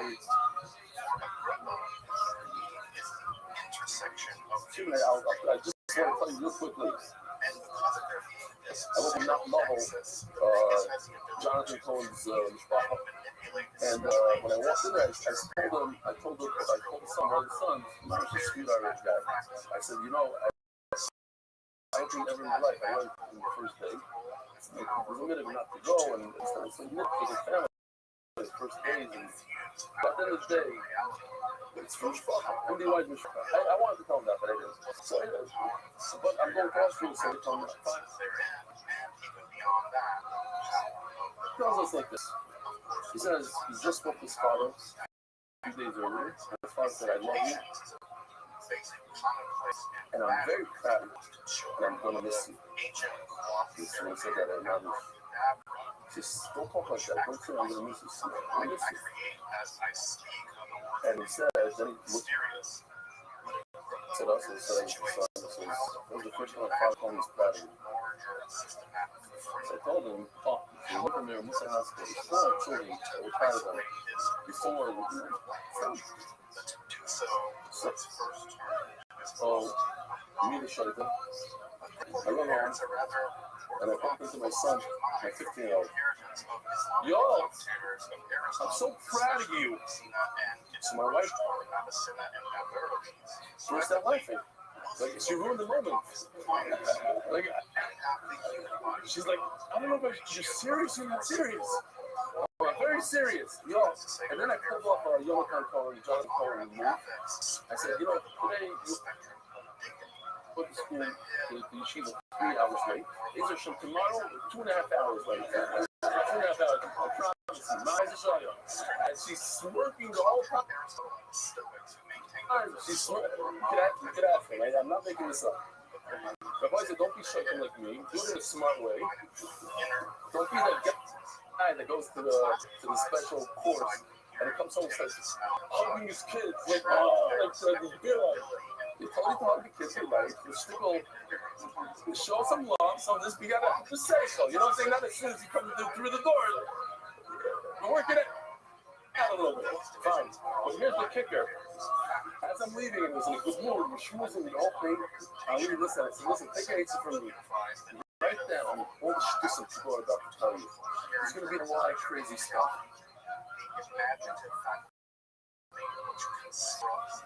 See, oh, down there.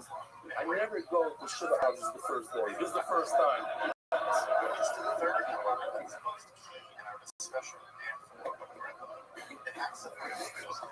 All right.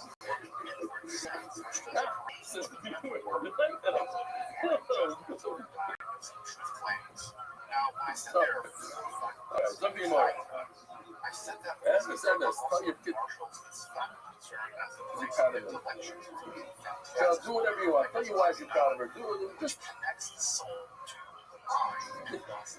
be smart about it. And do not do it in front of your wife, okay? That's not precise. Listen, Baby Mahi, what's the lot of baby? Listen, post like you on your surname the first 3 days. Here, 3 days. There's something about 3 days. I'm fucking part of my name, man. If you come from a close place, within a day's walk, whatever. Hey, he's not again. WhatsApp, everybody knows what's going on. But within a day, you could basically find out what happened. So you sit shiva with them. In other words, you save yourself 3 days of shiva. It's very shiva. You're sitting on the floor. It's annoying. We all think we shouldn't know from this. So If you showed up, you come home, and like, hey, why is everybody on the floor? You tell them what happened. You didn't hear. You know? She's true about you. I'm up in Rothschild, you come from a fireplace more than a day away. You're in the last, we have to start something, so you have 6 full days, no figure. You kind of enough with that. 3 days. I feel bold, but we covered more than the last one. You come on the 4th day, and that's when you found out, but you came from a close place. You could have found out one. So you count for yourself.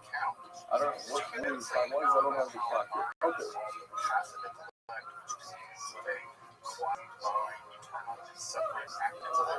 Wow. Okay, so I'm going to skip all my jokes here. Says the Gemara.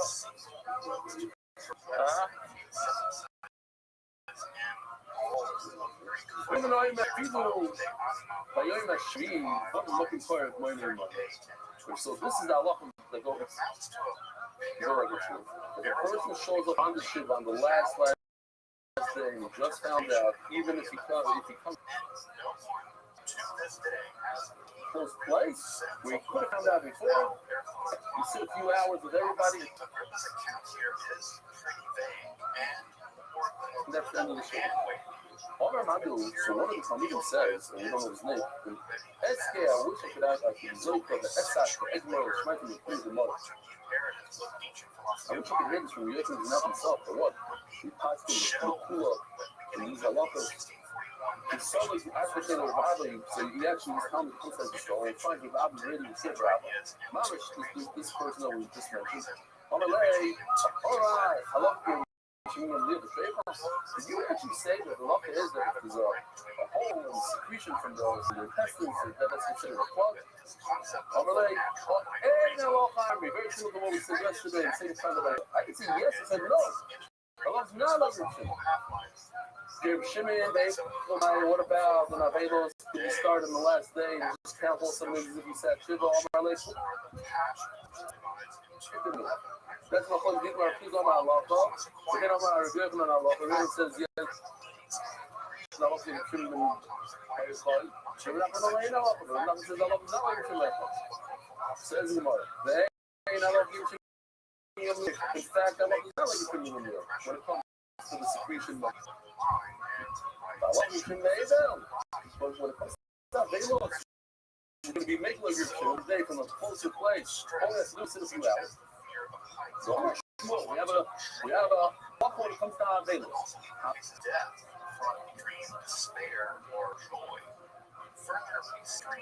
Halacha to divrei hamekel beis. The halacha is like the person who's makel in Avelos. Okay. I know a lot of people don't know halachas of Avelos. They shouldn't know halachas of Avelos. It's not something that people learn. So there's a lot of it's like one thing, like don't get shown out late to people in the other's house. That's a simple halacha to remember. People don't know it. They don't know. Shabbat late that kids. It's not a.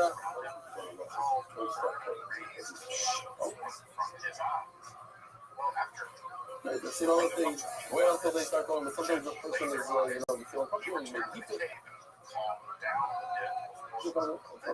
You wait until they.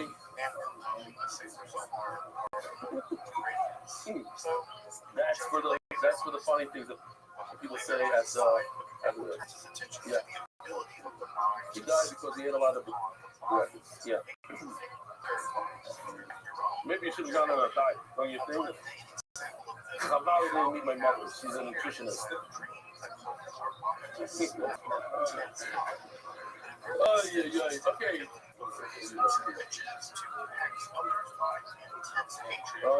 Okay, fine.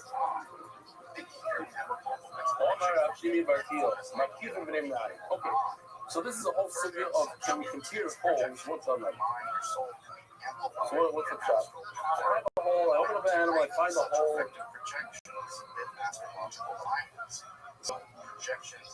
the intestine. The hole in the intestine, small little hole, is a trait. But I'm not sure I have a good feeling that this happened because the guy took apart the animal after the animal died. So what could I do?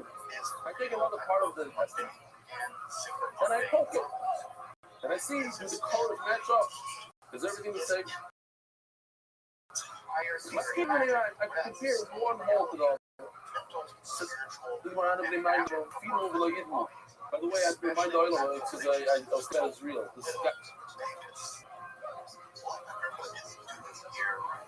How old are you again? 10? Oh, he's 9 years old. Okay. In this year, we're trying to go younger. Don't try to. 9 years old. He was 9 years old. And schleps his father on a daily basis from Yerushalayim. They don't live down the block. Yerushalayim. You get it by 7:10. More. You got to get a seat. So you got to.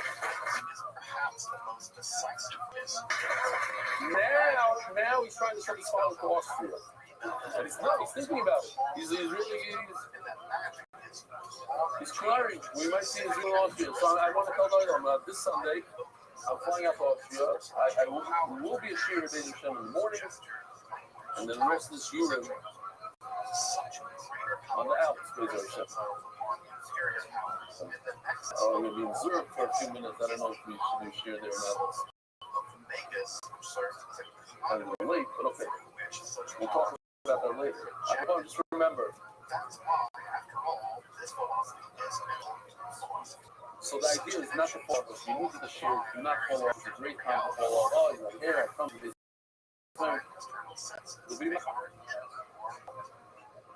So the shir will be put here on the screen. Come.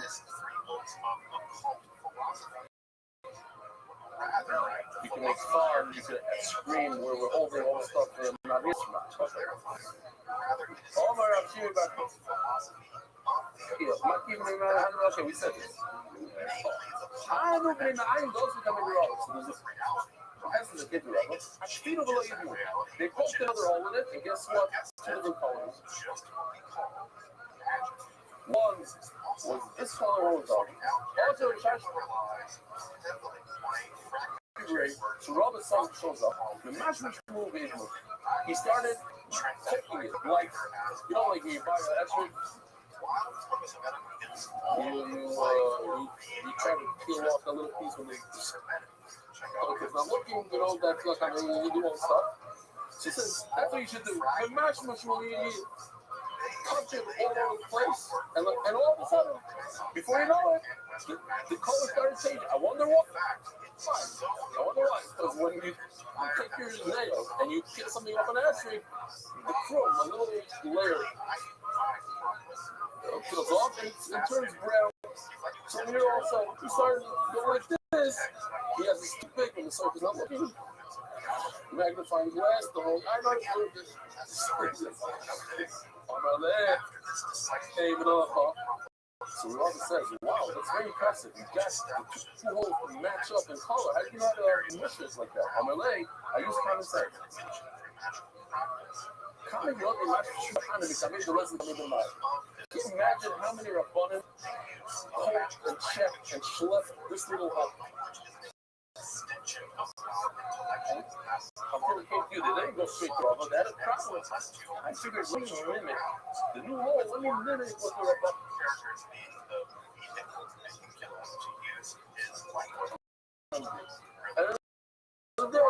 Push. Wind up.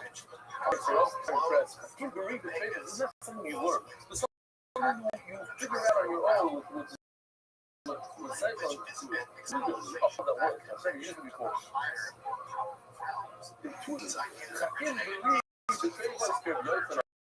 My son, I'm so proud of you. I'm so proud of you, my son. Your mamish is great as a girl when it comes to trading. So you learn mamish when you say this. What do you say?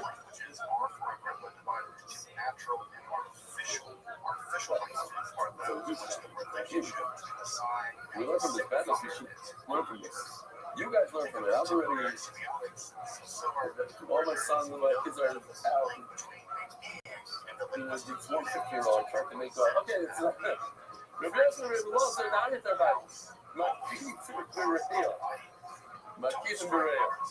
So what about this? It's not related. We get, oh, I'm sorry, that was a video where it's a little long. And then they might say back there, I don't know. Natural languages, there exist what he calls proper names.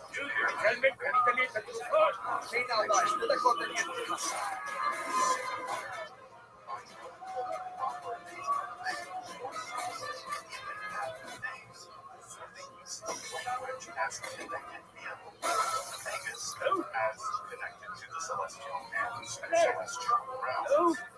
Further, this is also how charms and incantations work, which Agrippa seems to think are more powerful and primitive to words. Vegas,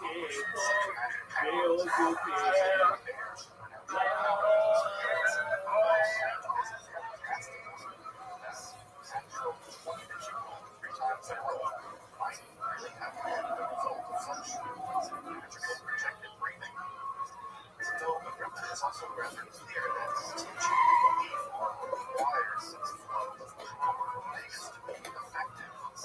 It's as if disbelief acts as a kind of alarming flow of natural power, and thus intentions will and sincere belief in operation are key to success for it to flow from celestial realms through the Vegas. You have to open yourself up to the possibility that it will flow. Otherwise, your disbelief acts as a kind of blockage, and thus the effects of this magic bear on the terrestrial realm. According to Agrippa, all languages are communicating.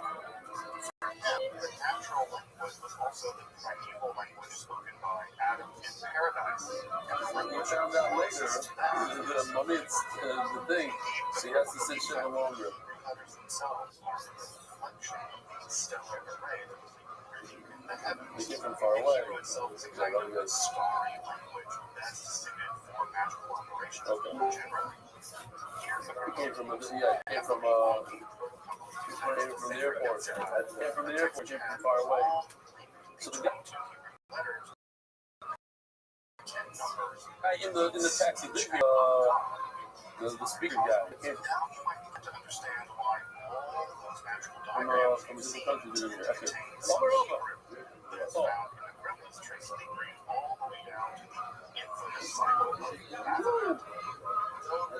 so all the by the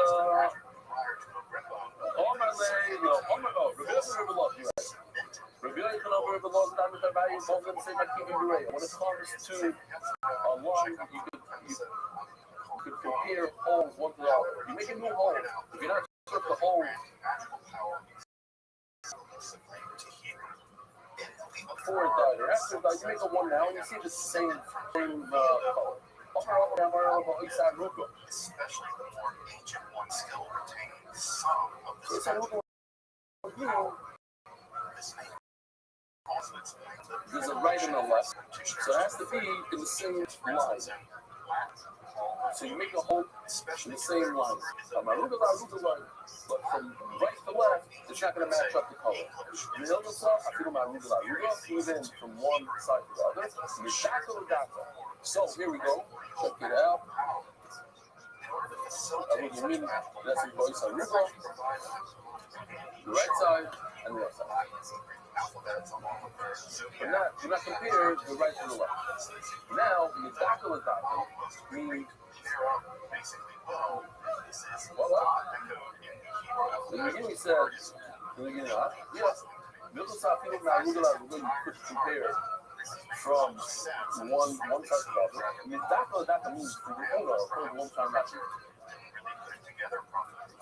not that means from one una, the other una, but they have to be the una, the little ears.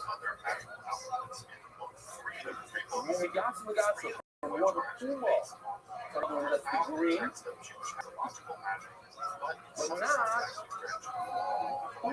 but not the red. You can't go. Green is good, but not you can't do from a small load to the large load.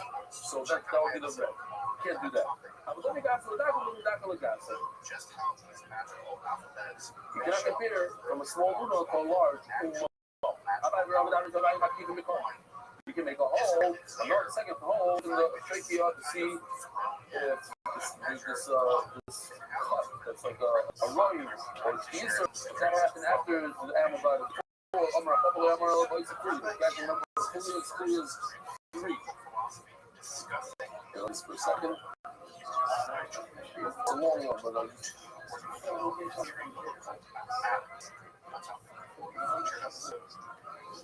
so it didn't stop 100%,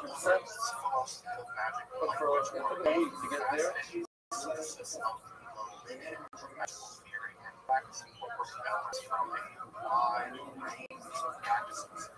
He says that the Shia had a tough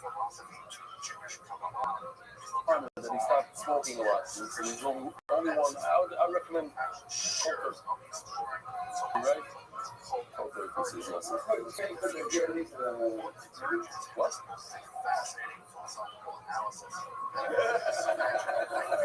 You want me to take his off shoes? What are you saying? Just take his. So, as a gift, so Julia is 3. We said Julia like on census. Each Julia is 3 times around. So Julia means 3 type of rings. So you can take. So do not go one point to go. My people are a couple. I'm make another hole. Within the same 3 rings. Don't jump 3 rings away. You know what's up? People the Allah says no. If it's a trach, it's a trach. It's the same animal, has the same color. What's powerful? Here, this is a different. The voice of Kolia from the same tree. So do not go with another tree. Kolia Terrace. No, I'm going back to Kolia. And now this is powerful. Here's a close-up of a reed. So you see that on top is good in the bottom. So this is an exaggeration. Kolia do not bring a right from the top part to the bottom part. Because the bar Kolia, where there's a little meat on over it's very thin. I've learned to Kolia the bar bar means the bottom, Kolia the Kolia. All the zero. How pointless Shinik Rothschild. The rectum of the animal, basically an animal eats its food in its mouth and it comes out the other side. So the other side, that's the end of the whole dish is called Kalpoilis the rectum. A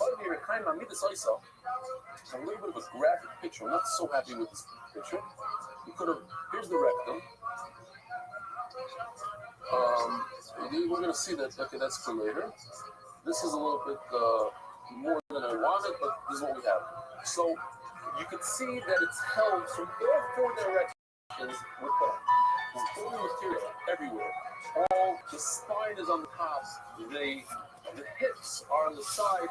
It's completely enclosed. So what? The rectum, nothing. It's not going anywhere. It's all the pressure from all sides in that area. It's very tight. It's not a problem. Difficult aspects and starting to The study pressure Jewish has mysticism that. And the time I'm going to the hips. just how those ideas developed over time. It's a place where the hips are really grabbing from all sides. Then even the always existed in the form that we have. the hips are not grabbing it, but somewhere. It's where it's like Positions as really tenable, such notions developed rapidly through the ages and are still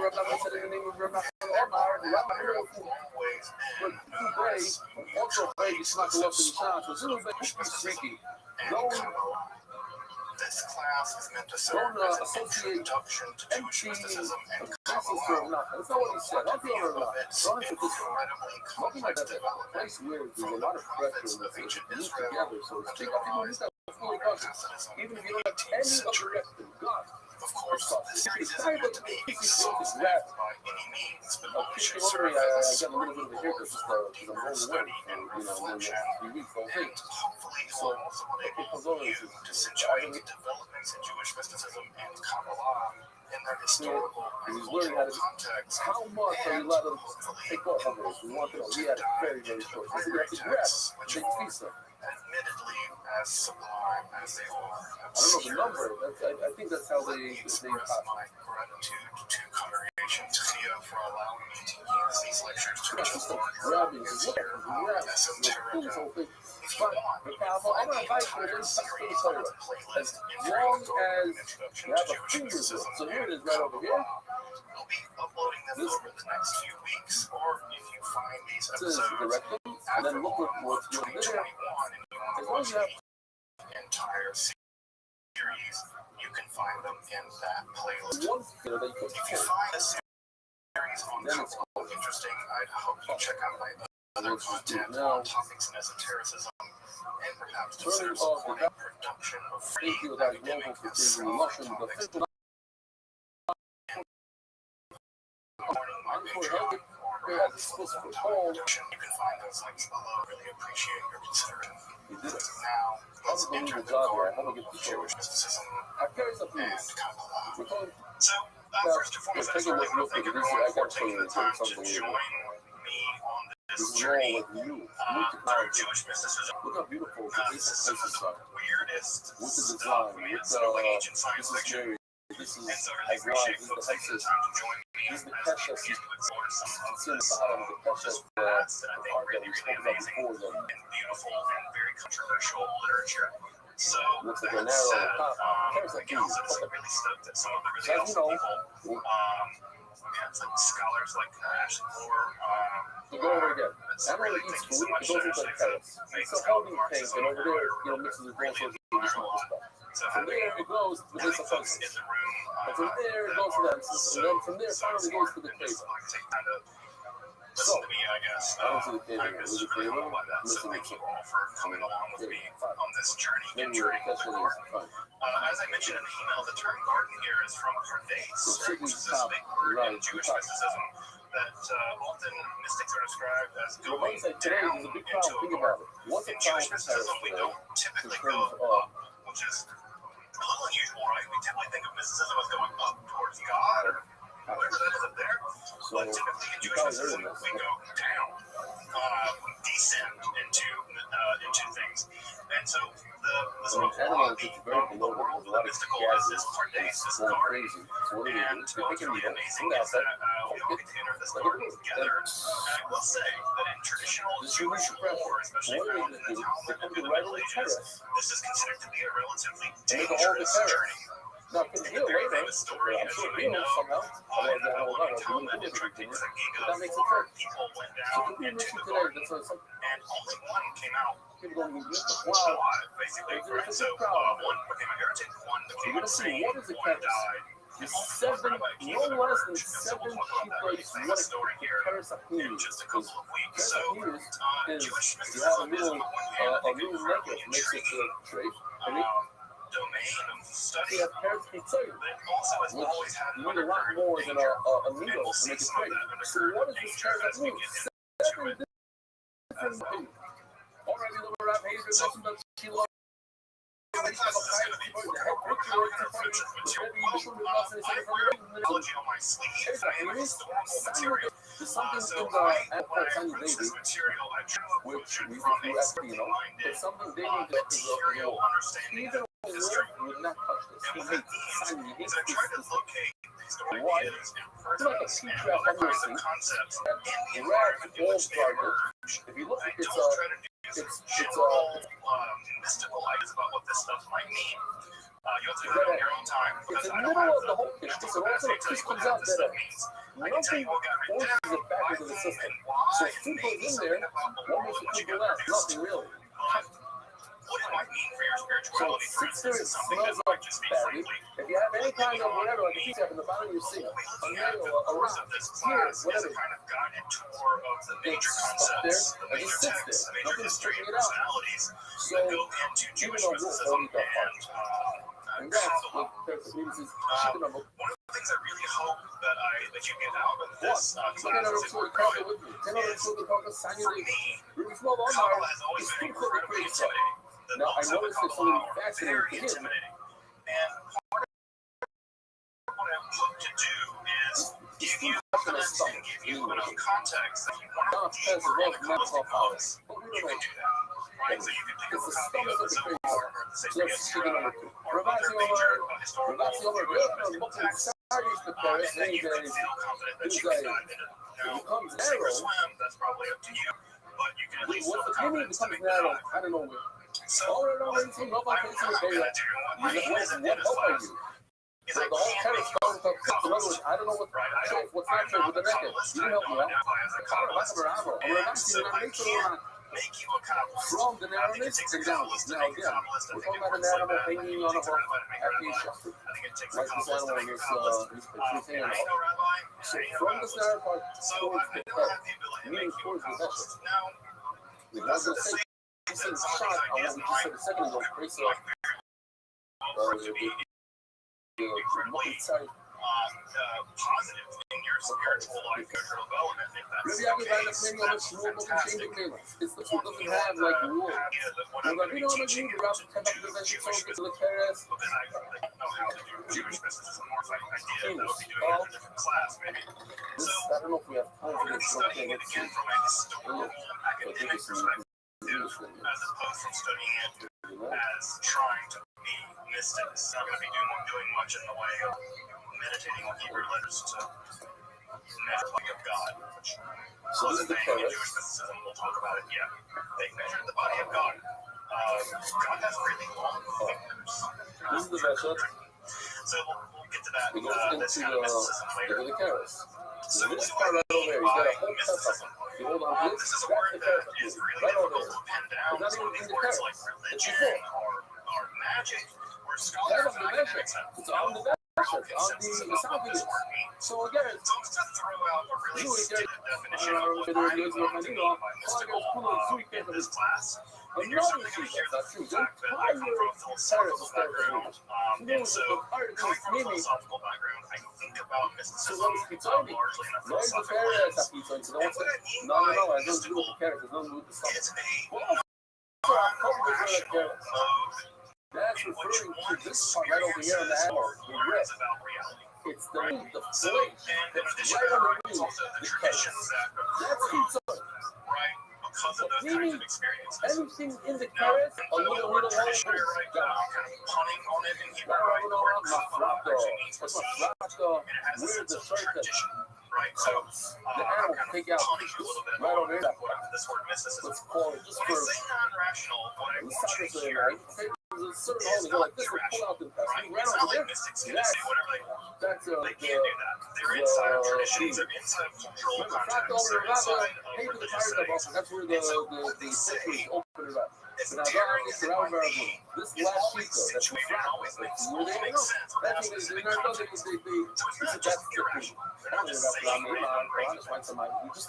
Right, so that's mystics are thought as being somehow crazy or something like that, and that's not Why the are you case. going In with fact, that one many sheet mystics of my flat? in many traditions are incredibly systematic in how they go about doing their mysticism. More macro than everybody. So we go like Rabbi Think of Hildegard of Bingen, everything. the great German She says, Christian what do you mystic. mean? With the Rabbi But when I say not rational, what I and do he says, mean I here don't is even they're know not where going to be it is. giving How us can you be arguments. more macro The than that? mystic's not going to tell Well, you very quick picture of A Rabbi and B and C that what you should do. from where And it they're gets not going to narrow be saying downward, something they like, say it's on the hook, going down I to did an the experiment, so that's and left. from my experiment, my induction is a 75% You say that's certainty the that blah, blah, blah, blah. They're not doing any of that. That's the They're having visions, they're having that's outside of experiences, the and they're reporting back on the content of those experiences or the way that those experiences have transformed their person. those So when I say obviously arguing non-rational, us. I want you to hear either irrational nor rational. Non-rational. 21. Something in Okay, gotta stop. something in Have a I'll wonderful say just a little day. bit out of the gate about the distinction here to be made between Jewish mysticism more generally and Kabbalah more specifically. We now, in the sort of sloppy vernacular that we use the term Kabbalah to describe all of Jewish mysticism. It's a bit of a mistake. The Kabbalah, right, is a very specific kind of Jewish mysticism that began to emerge in the 13th century. Now, 13th century of the Common Era, mostly in southern France and Spain. So, we're going to get to the Kabbalah, and obviously we're going to spend a lot of time on Kabbalah, but we got to get there. And the Kabbalah wasn't cut out of whole cloth. It didn't just emerge out of nothing. And so many of the complex complex ideas that you may have heard of in Kabbalah, like Tikkun Olam, which is a Kabbalistic idea of the reparation of the world, or the idea of Tzimtzum, contraction into which God sort of shrinks God's self to project the universe or cosmos. Those ideas don't come out of whole cloth, and we're going to have to do a little bit of work to get there, but get there we will. So think about Kabbalah as a specific type of Jewish mysticism, and there are other Jewish mysticisms that also existed prior to the Kabbalah. So there are other forms of Jewish mysticism that existed prior, although many of those prior forms of mysticism were absorbed into Kabbalah. So this is part of the reason why it gets a bit confusing. Hospital Manhattan, learning the job every day. Jewish mysticism extends he's in the hospital already for 3 weeks. And that's for 3 weeks. YHC, the other witnesses were claiming we're with you, we're learning the job. Oh man, listen to the podcast 5 a.m. when I wake up before the show. Listening to silent wasn't enough. And while I'm watching my primo-gold, I've been listening to shit stuff and brought to Spotify. On Spotify, I think that picture. Love seems beginning of some amazing shit. I'm usually tempted to write an email in, especially when you mention you can use some more.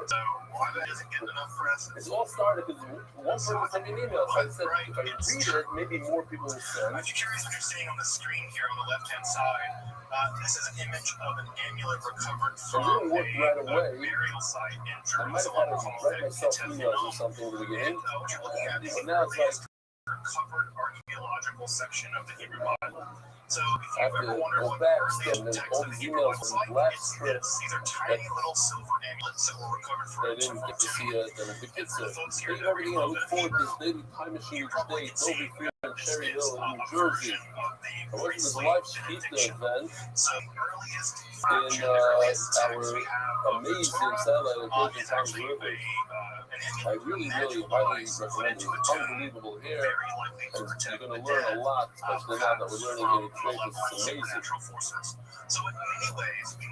I love this email from Gedalia College. It says, just a short note in case no one ever mentioned to you, yes, you're changing people. When I was a kid, who could have imagined a second grader knowing what sleep is? Reading on animals. Thanks to everyone, kids all over the world are learning about so many concepts throughout shots, and most importantly, are excited about learning. See, catch video of the college doing smicha while playing with some other kids this afternoon. They can be successful in every way, especially with much safari, much knockout from all the children, grandchildren, the guys college, that's what you do. Concepts. There is one guy performing smicha, people who think is in second grade. In the other, of course, I'm sure many folks know, is prophecy, which is a case in which God, the Israelite God, Yahweh, It's is called said to torturing an animal, but it's the head for the smicha. and those people that Yahweh speaks to speak.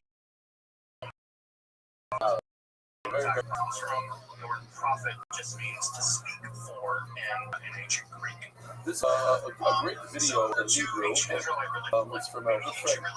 Basically, this guy says that he has a pashtapka and that he goes to some other rabbis that he shir, but he doesn't understand the word. Then he starts doing our shir. He helps the rabbi doesn't watch this, and he says he has a guest, and he's taking this whole video and it's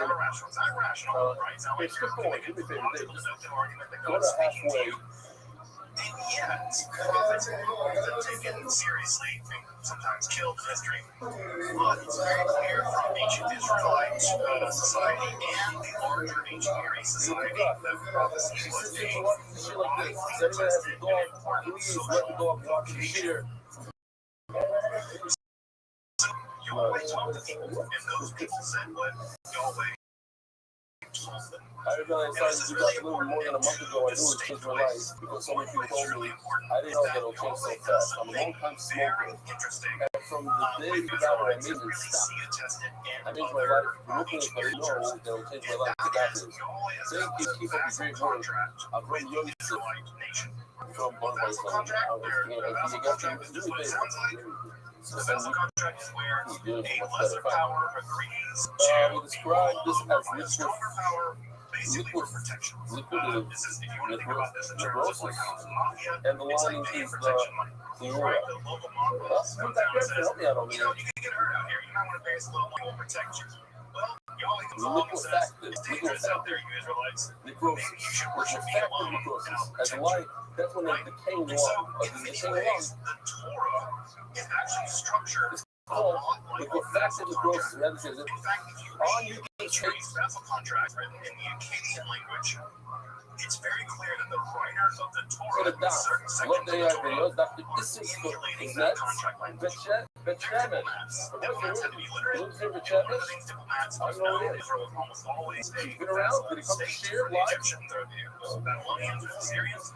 Vassal contracts would have been forged in Trouble place, with him. and What's making your a name? vassal contract with their God From? made a lot of sense. Listen, and you know that he It's comes also to share with revolutionary because you're making a vassal contract with a god and not with a country, which means that you're subservient So you need a guy from fundamentally to Edison some to other tell us being what's going on and in our not the respect. king of Babylon or whatever.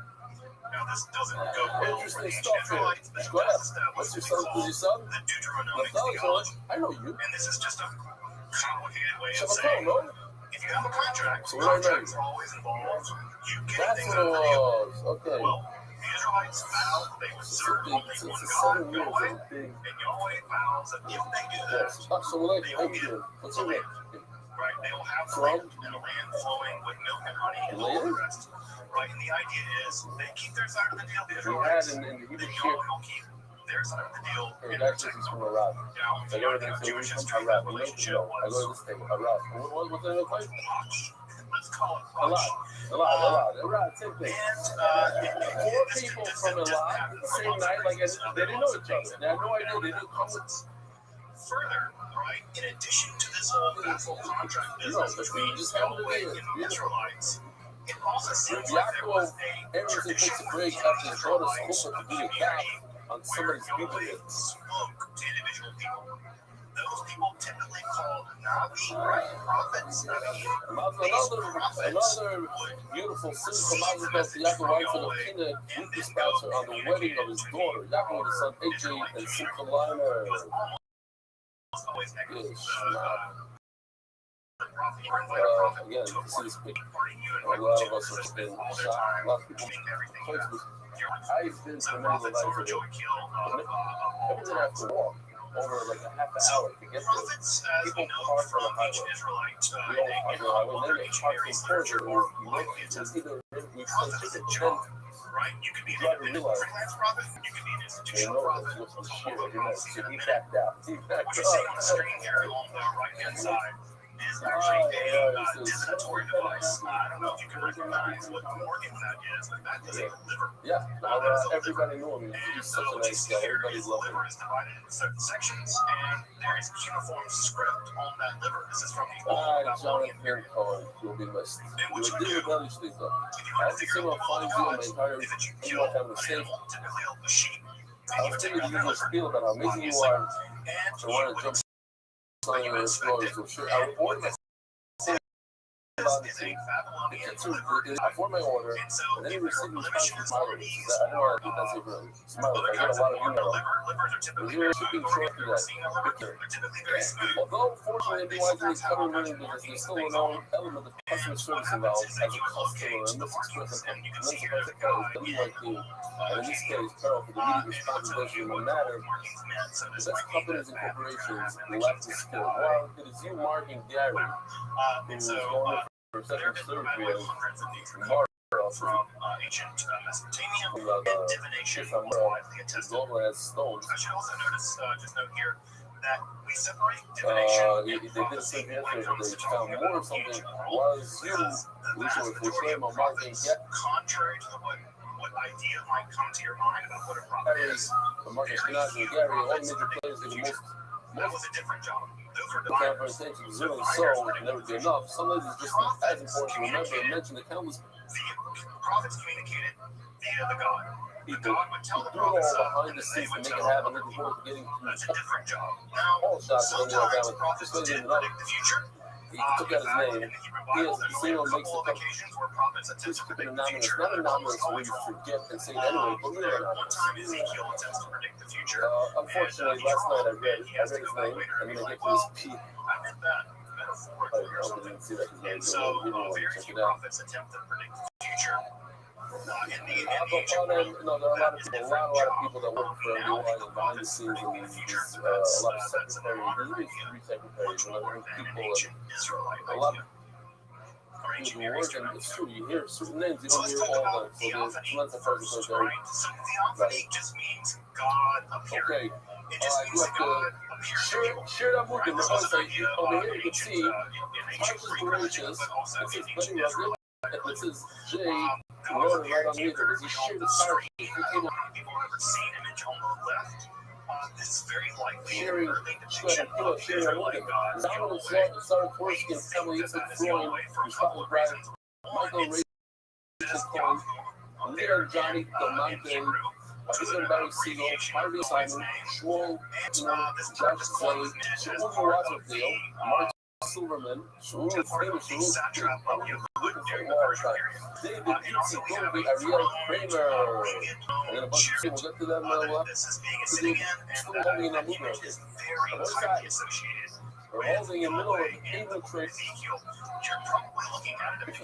Never to be forgotten. Oh, yeah, sponsors. Ancient Judahites conceived of how their God looked. Spice is not part of the puzzle.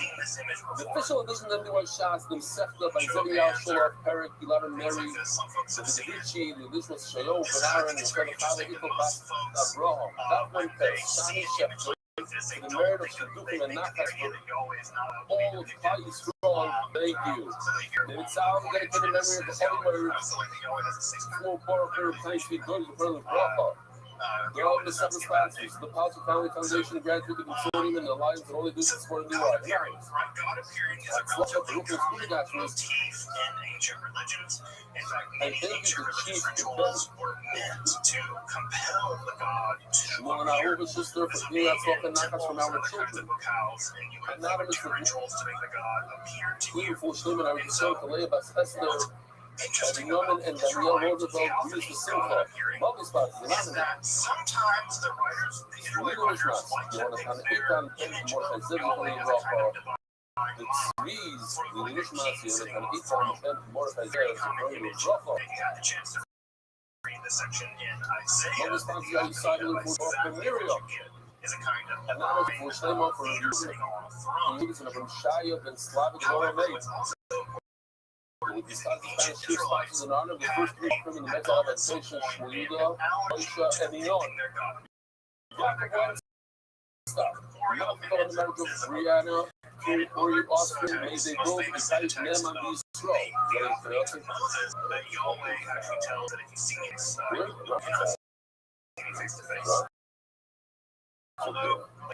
One of the hardest things in the world is Shasa.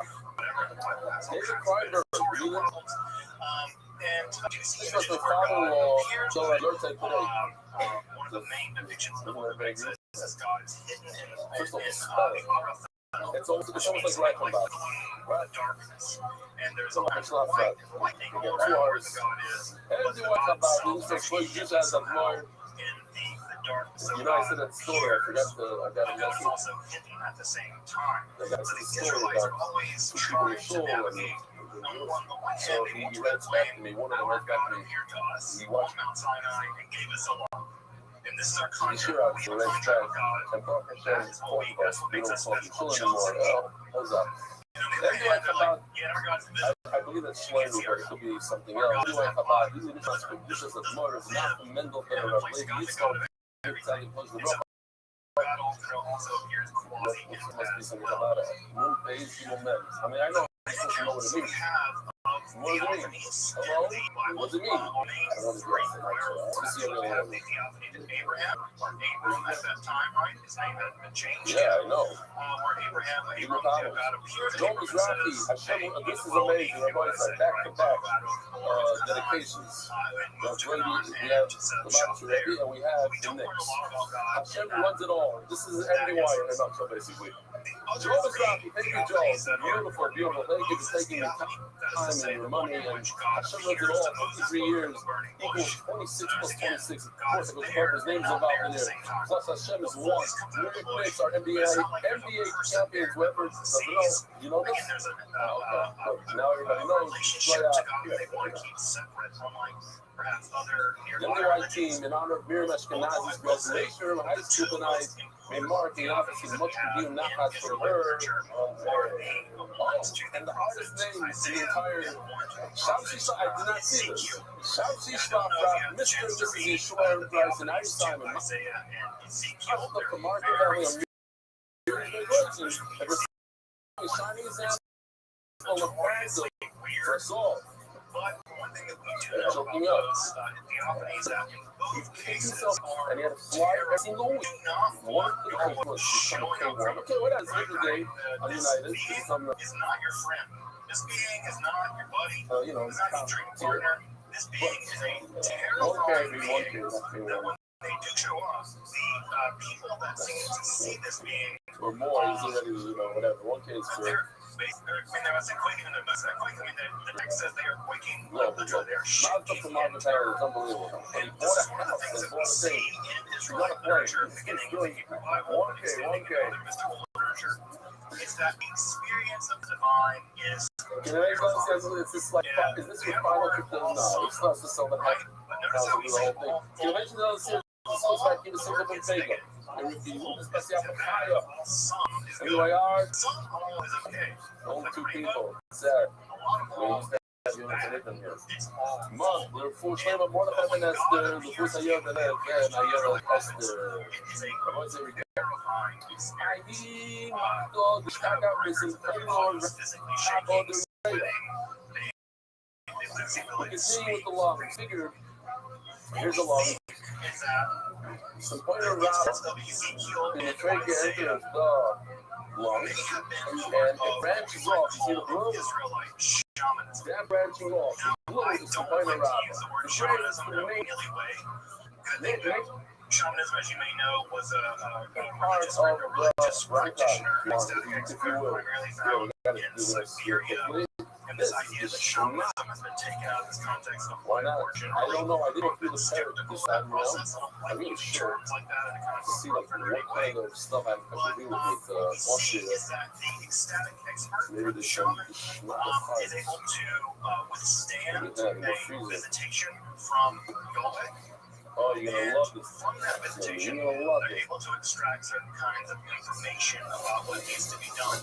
And so, in much the same way that traditional shamans will travel spirit worlds in order to cure people, it seems like something analogous is happening with some forms of visionary prophecy, where the shamans are being visited by Yahweh, and Yahweh is basically telling them how to fix their country. Right over here. Another one. This is the evil, but you know what it is criticism of society in a general way. And the idea is by criticizing society along religious and social terms, then the Israelites can restore their relationship with Yahweh, and therefore Yahweh will continue to protect them and allow for the prosperity of the land. So the prophets don't cure individual people. It's an interesting thing where you see this little blister thing, but that's nothing. This is from nothing. This right over here is the large emo. Uma, which is a mother. And these right over here are the unos. And this pipe that kind of goes into the lung, and it's off, and that's what we're talking about here. What? No, the blister's not exempt. No. Which is to say that the persons of Ezekiel and Isaiah are to experience some kind of mystical. He said, "This is not. It's not. Just you don't see because the surface is a piece of something that's stuck to the body of the animal. What you think the lung out of pops? It rips off. You're not gonna see it there. This is not that long. It's not deflating. Okay. I'm gonna just put it down over here. It is going to deflate by itself. We don't get something for me to apologize. Ezekiel or remind me not to touch the water for a minute or two. Oh yeah, but from from the record, it seems like Ezekiel may Hold have it again. had some other kinds So, pass it around.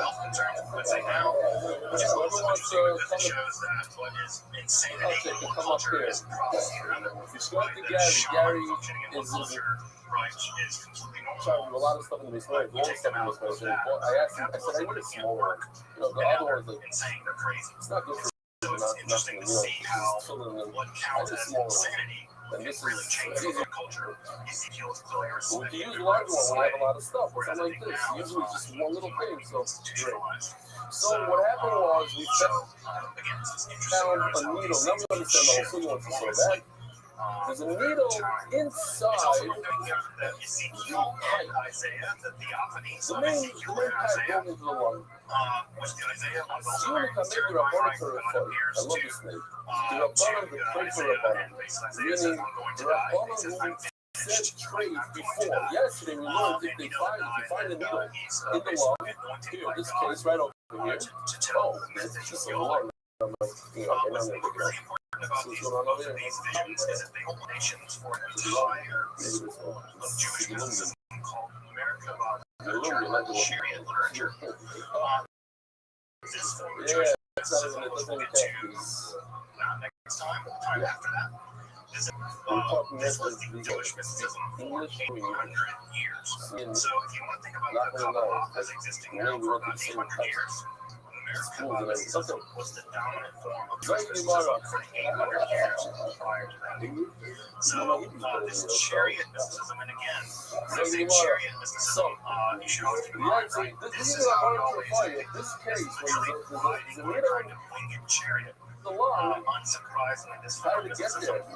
is going to be So very they say it got there because it probably went through the vegetables. the rabbinical elites would How in the world is it descend called into lung? the palaces It of probably Yahweh. went through They would it meet ate it, various angels, went through they the would whole show system, angels these and it various pops out at passwords, the end and by eventually they would be one able to climb through the various heavens. And it's a needle. I did it up, It right? goes into the lung.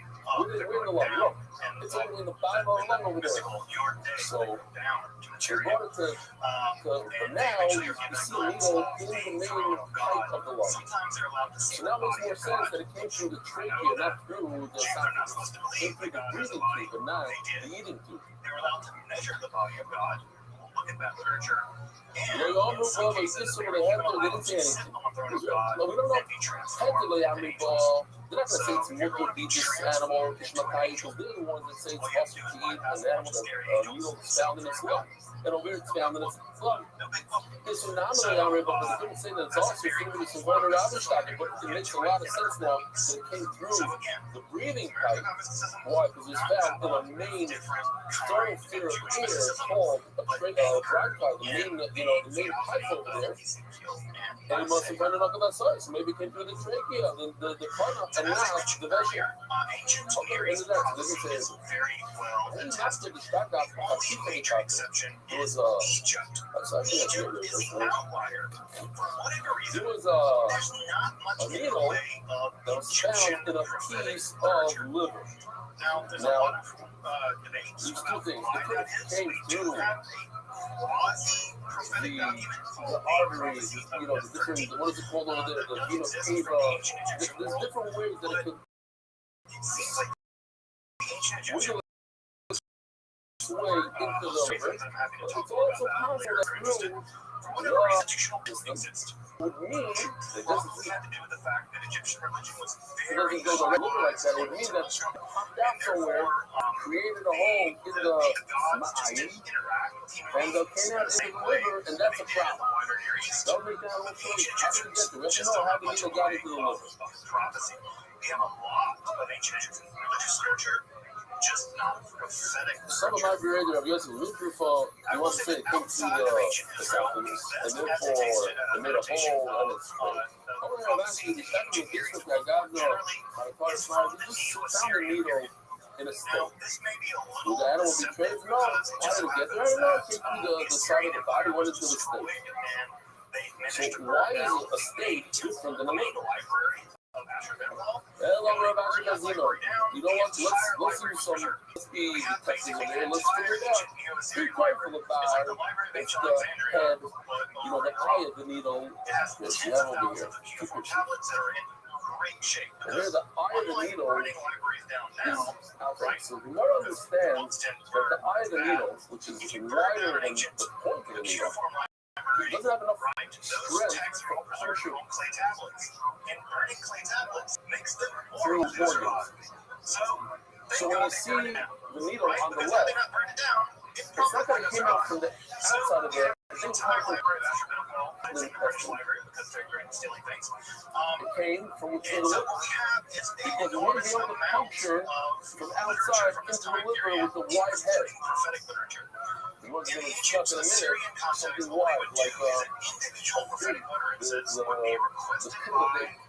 It doesn't have, it's not normal for something like that, which is rounder and larger, puncture through an organ. I don't know how big this needle is. This is a larger needle in those days. The larger stuff is a small needle, which wouldn't have that long. So if you see the point of the needle going into the liver, so where did it come from? It came from the intestines and it made a puncture. Had to pump its way out of the intestines. And then it would make its way to the liver. That's why the eye of the needle, the fire is outside. It is good. But if the eye of the needle is inside the liver, facing the opposite direction, it's possible that the eye of the needle pumps its way into the liver. It has to be in the liver. The liver, the vessels, whatever, the blood, some veins, giant venous cable, whatever you want to call it over there, it went through there. Through the lung, it could transfer over from the symphysis, let's say, from one of the, the trachea, into the lung, it could meet a giant blood organ, go in there, and then make its way into the liver and make its way out. That's coming out of the liver. There's no way over here, in this case, it didn't make the hole in the intestines, and therefore it would be cut. As in the equivalent of if the head of the needle on the outside of the liver, that could be knocked then it came through the esophagus, the vessel, and the ma'ayin, and made a hole, and therefore it could be gone. But the ma'ayin is inside. Some further knockouts, so it came through the trachea. Not that you got to that's because it's very large and wide, and we don't assume that it comes through an organ. But the pizza, right over here, I don't know, I'm not in the mood to figure it out.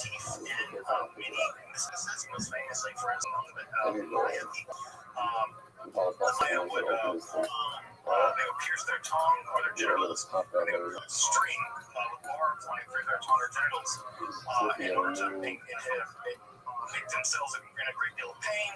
That blood will be gathered into a pot and it will be with the blood soaked with burn and the burning smoke. Self-harm is a very common people like myself who try to sew, and you try to push this end, this will end up in your finger. Because it's pretty sharp as well. There's no difference between the sharpness between this and then this can easily puncture through an organ and go into a liver. Yeah, let's do it right now. No, but then I'm not going to have a lung anymore. Oh, you know what? I'll puncture this here. I don't intend to find out. So at any rate, self-harm is also part of this. Also notice that in the ancient Israel, there are several prohibitions on self-harm, especially in terms of religious self-harm. Things like tattooing and harming yourself on the occasion of the dead. So it seems like the Israelites knew about these practices and forbid them. It's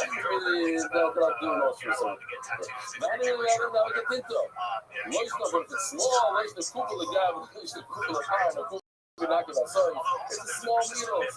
it's sharp on both ends. So it doesn't matter, you can't see, see the eyes of the needle this way or that way, and it makes sense. No, it's no good. Ask the Gemara, my Shlomo, my Shlomo, it's ancient Near Eastern prophets could be both women and men. The doctor has to hold, but time is 26 minutes into shit. So Isaac Kosos. really important that Remember doesn't get that talked about is that we have a there's third 4 parts of the stomach. that is specifically connected to ancient Near Just to Eastern go over it real quickly, the food comes in and goes into something called the Torah. Big you may giant know from the name Esther. that we'll see all today in a video. Version of the name And then Ishtar. from there it goes to basic places. We know that the And goddess it's an Ishtar part of the digestive system. If you see the food, you guys pointed out, I remember when it was pointed out right over here, you see in the bottom. That's the inside of this thing. It's actually wrong. This almost looks like the outside. We're looking into it. This has 2 layers. Like in most organs in the body, we see that have those 2 layers. The outer layer, inner layer, thin, thick, like a double protection. You find a needle underneath the circumference. It didn't puncture through and through. It only punctured one. And we're talking about from the inside.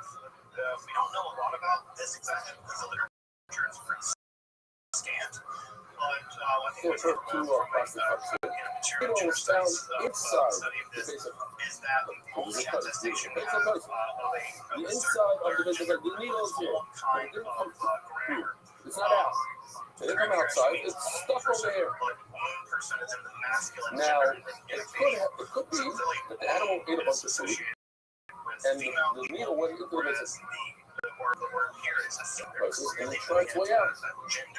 It could also be that it punctured this way, punctured this way, and then you find the inside of the basic that's straight. Why is it straight? Because there's a hole going through. What if the hole is only halfway through? From the inside towards the out, but it goes completely through. It could also be that it came from the outside and the heels, but it's not likely. So why don't we do some detective work and see which direction is the needle facing? If the eye of the needle is facing the outside, it's impossible for the eye of the needle to puncture its way into the base of Pisces. So it obviously came in through the sharp part into the base of Pisces once upon a time, and it made a hole in the base of Pisces 6 months ago. And what you find here is the eye of the needle stuck in wall number 2, but it actually came in from before in the heel. That's why you don't see the hole going through. Let's use the same logic that we use on a kidney. Let's just read the words. I don't skip anything. Wait. Inside of a chair, he was famous enough that the Bible had to include him. only through one wall, it's kosher. It doesn't say like what's going through it's straight. Well, I even let these people of Barry, people of God, what's the word the eye of the needle is? And then say this logic that the eye of the needle cannot puncture through and through the base of Pisces. Which they very well did. They very well liked. So if you see it in the base of Pisces facing a certain way, you know that it came from the outside. It's straight. How many also do they get home not in? No. The eye of the needle was inside the base of Pisces.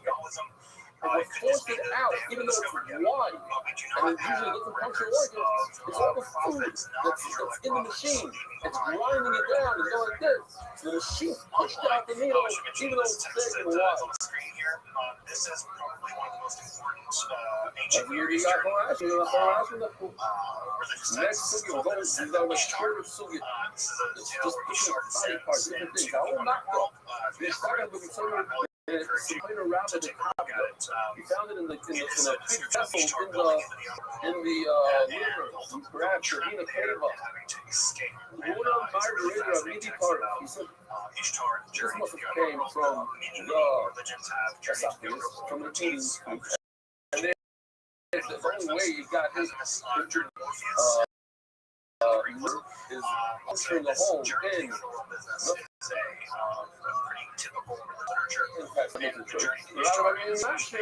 No, he's came through the esophagus of the trachea, the breathing tube. Exactly how the whole thing, how does the breathing tube get it to the liver? Okay, let's understand. Israelite prophecy is a very complicated set of affairs. Prophecy was a ancient Israelite society. He said, the person who said that this is crazy, you gotta take these children from it. He has to pay for this. Any rabbi that said that this is crazy, when it's actually culture.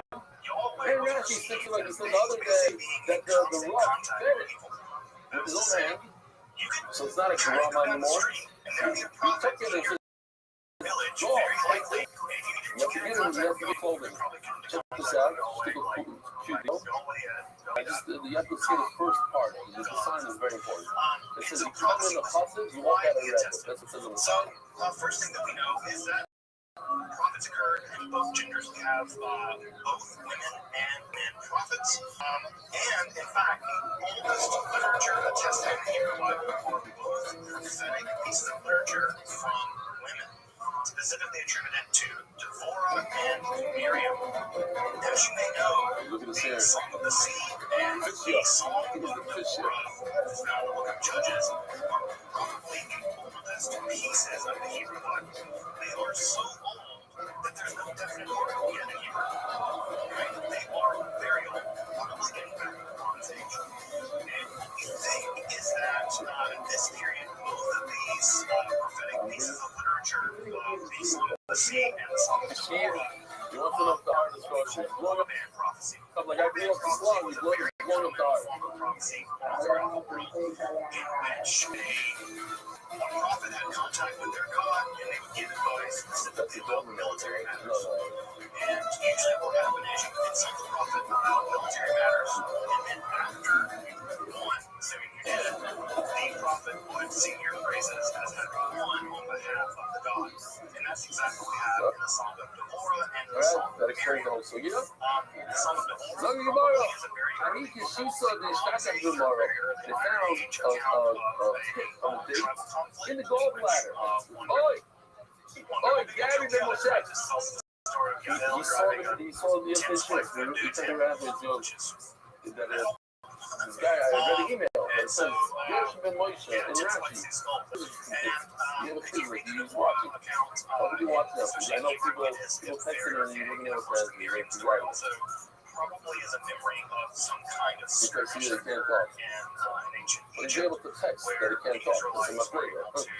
escape, or at least to the They're very responsive. Wow. So I think this what's interesting I can't about this talk. is that I can't talk. these I think it's we finished. have I can from put more ancient up. Israelites that survived You found are this their accounts now a of pit. the gods. Where did it come from? Owner of action. He's a big rep. I don't know. It's important enough of that song. This had come from the liver and through the trachea. I forgot the word pronounced, but if you flip the animal upside down, they'll never go back. You can never get this to reverse the track and come out through the esophagus. But perhaps miracle in the rubbing it. Now it runs around, jumps around, some vibration or whatever causes it to go downwards. We'll never be able to come upwards. I haven't put this mic in a while, so so quickly the guy stopped here in one of these bus stations, and they're asking for it's a hike. It's a ride. Hey, this is fine. Come on. Unbeknownst to him, he had 15 people in the car. Horses, over. This is literally so they go to court, and he tells the judge, he says, look, my car's out. If you get 16 people in the car, I'll pay the ticket. It's a complimentary line. It's not shy. So sometimes fine, they take 15 people, they go downstairs from the car, leave the car, they start pushing them in. And once they get in, it's like 10, 11, they're like sitting on each other all the time. So just it's a you said it's regular size people, yeah. Okay, you can't give you a ticket. The cop prints this guy for you left the ticket. And those hundreds of prophets would go into ecstatic state. I kind of disagree. So, the shot for is instance, if you thought that you over here in the court, no one wants to be pushed into a car and do a hey, give me things. But those people that wanted to be in the car, you have a reluctance. Very theatrical way it seems. And the things of theatrical shows where prophecy, ecstatic states, and theater really mesh together. Yes, yeah. Ancient Israelite society. Oh, that's right. So we do know that the Israelite state, like the ancient Syrian state, employed a huge number of Anybody else? Yes. Unlike other ancient This is called called it's a pit of very a small pit that has sharp edges. Moves up over. That's one, by the way. Just realize one of the worst things that can happen to you is worse than stepping on a Lego. Is when you eat a pitted towel. So it's not pitted. You ever take a pipe down on one of it, and it's like, be really bad. Anyway, so here, this Yoshi worked on this a very long time. Tony had a lot of getting it to work. But here it is. You have the two types of pits, that of a plumber and that of his ice. You can put one plumber inside there. So this is a plumber, and this is how it works. Well, in through the trick is delivered to the golf router. Okay, somehow, whatever. And then you have this one. This could cause damage. This could make trace because it punctures the socket. If it comes through the tunnel, like the plumber is funny, the trach is not a problem. The problem is when it punctures the esophagus, the Mayan, that's where it becomes a problem. And olive could be that.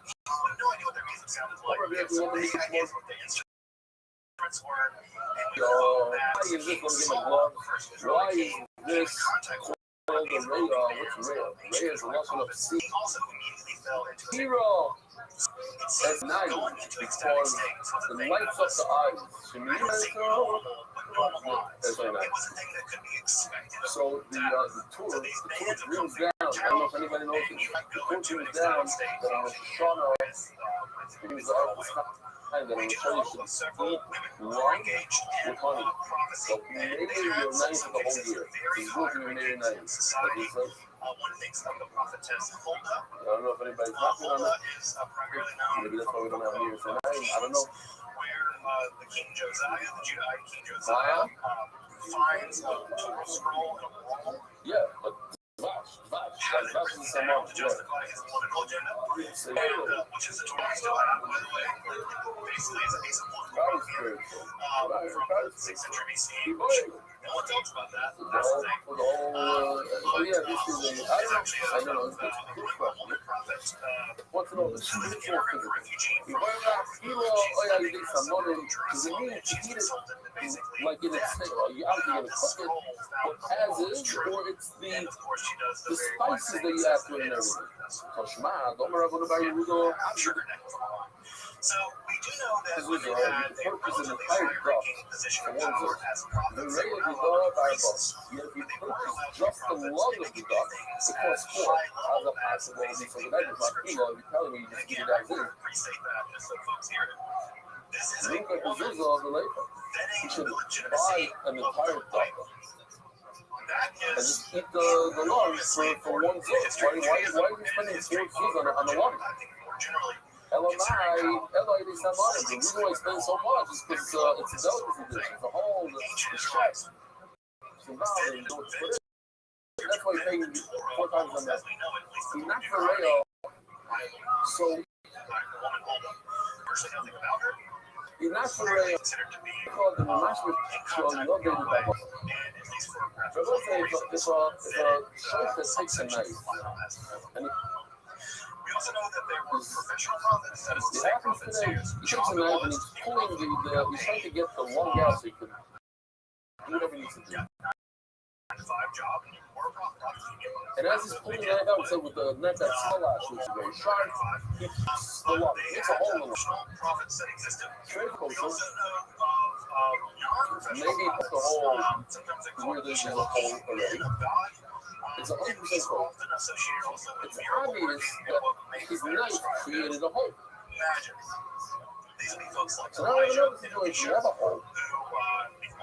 You know that the shark has the butcher, the bird, whatever you want to call him, he sticks his head into the animal's cavity and pulls the lung out.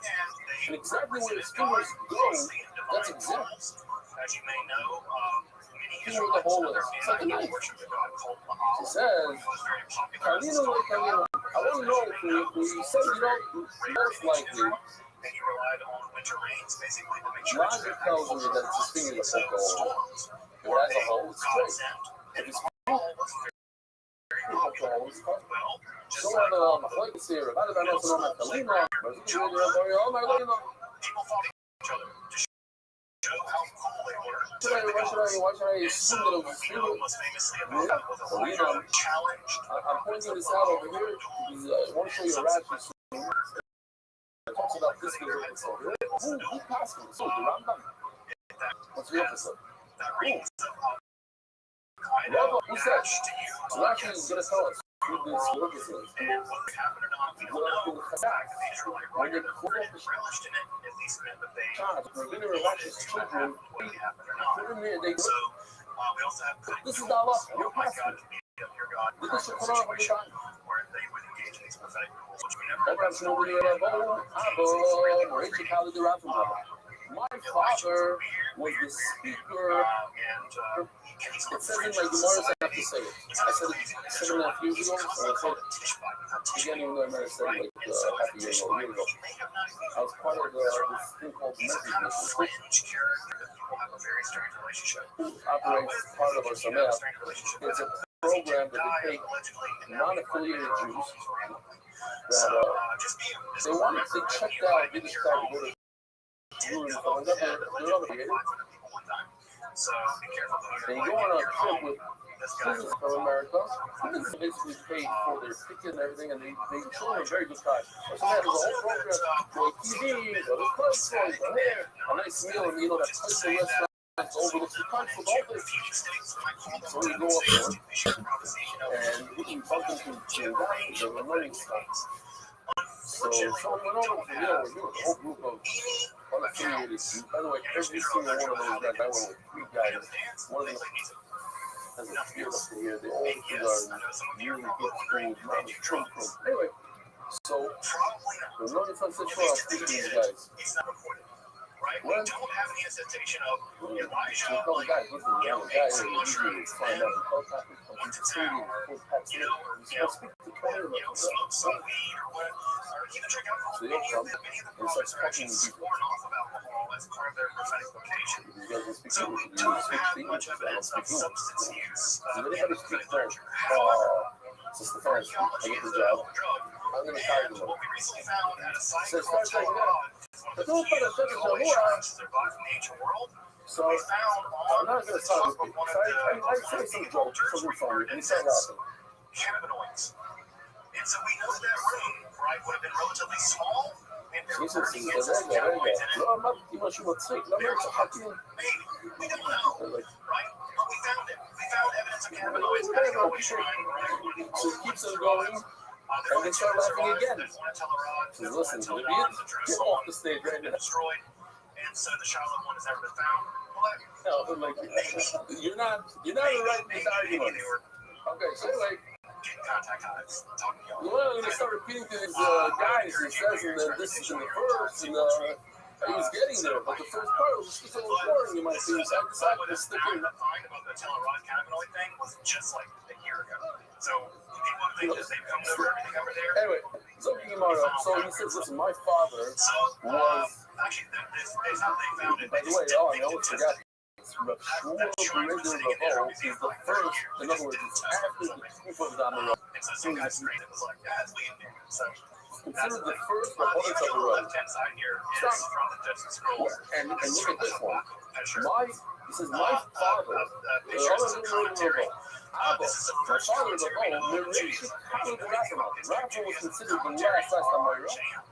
My dad was the head of the speakers that said over what Rafa said. Hypercommentary is a commentary on commentary on commentary. Boys, you had to speak to the whole Yaakov power of thousands of people. You need a guy with a gazillion This is boys, a commentary like on boys. the prophet Habakkuk. Scream it out. Walmart, and it says, he was there. He said over from the Rafa. Kalina. If there's a hole exactly where the shirt touches, let's assume it came from his finger. I remember having a hole to husband. My husband's later as lawyers with leg problem. He sent it over to my husband who said a second ago that we don't say it's from the finger. I said, I don't accept it. I'm not going to cry. All the time you're going to say that whole apple to the eyebrow. He's going to go wrap my house in the wall. This is the The first whole guy, Kalina says, person to do this. Is in the Habakkuk. have the stories. Should we show the whole video again? You have a wolf that stole the books on New Testament, and we got it back from him. And know that the wolf, with his canines or whatever, with his claws, we're going to assume that every hole that we found is a hole that the wolf made and not an existing hole before. The first time you see it happen in early literature is in this commentary on Habakkuk. Okay. So you can read the book of Habakkuk. So we're also going to talk about You can read the Habakkuk. you so more enough. What about a worm? This is also See where a vez about the story there. You see a worm making its way right out of this lung. You see the legs right over the worm comes right out. the biggest one, you know. But Now, just so you know, if you go to the shrine of the book, the great Isaiah scroll, you have to explain that worms, whether I don't know why, they're in the phone. They have it's just fine. They have exactly what they need. They have all the resources. Everything's great. There's art in there, they get food, they get good. But the moment that animal dies, it needs to find a new host. as I Then mentioned, it starts digging its way out. So basically most nothing likely, but it may the go up with culture of that. the age of prophets aside But I'm from not sure. I see a nice hole there, and I see a worm. scribes that wrote these books down. So, Adam, a couple of cars, maybe it happened before it. No, it happened afterwards. This is an opportunity. We have our law that it happened Techniques, drugs that they have used, not used. after another divorce. So, a lot of our law says Melissa. It happened most likely happened afterwards. We can say it. We saw the description of that, scary. When he gets up, it's scary. Because when the cold out, it's getting up early. It says in the Mishnah that if there's a neckhead, there's a hole in the lung, it's straight. Says Reb Shimon, by a fight. No, it has to be all the way down, like this knife, all the way down to some point. To the bronchi.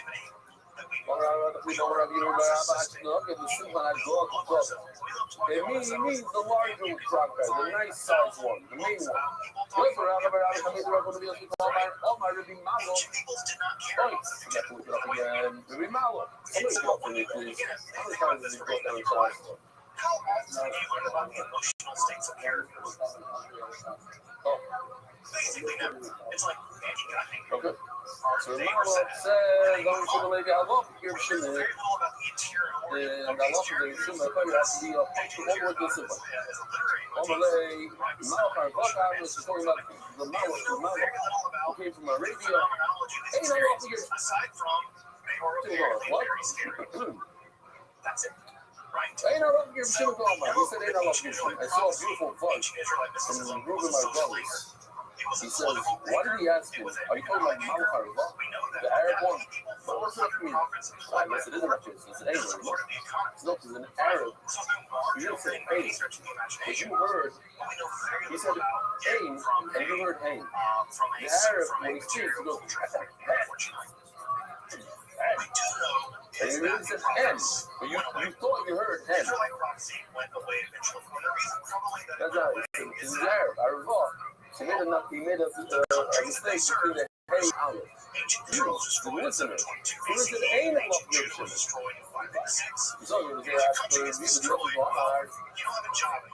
Later on, he found, but Bibi says, all of the Malachar is the lady, I love your Shimon. I love everybody, not in all. All right, I did the matter. He on his life. Now I know over the Shimon Barabo, but I see the living life. I'm telling you, we went there all the way through in the Tommy Lake, and we said to him, you don't know how I love your Shimon. Whenever he said I love your Shimon, the night I have to go all the way to the boy. On my lawn, and he told us, hey, I love your Shimon. When I said that it's not, I love your Shimon. Not me, though. And you were there once you were Messiah. When I lay up on Rabbi told my audio and showed the lady I love your Shimon. I got it, I love your Shimon. What? No, the BB has to do it. Review. Also know that promises weren't terribly popular in some ways. You know, the McCluck like this. What? The social critics. People hate social critics. Mr. Brad like me. Being like, And he has him sit us. I don't know what's going on. What does he say? Because of your wealth and your religious abandonment, right? No one like wealthy people out there don't like to be told that they Okay, all right, like, I'm going to read from maybe. They're also the people that kill people to prevent them from saying, I love the Yom Shimon. I love the Yom Shimon.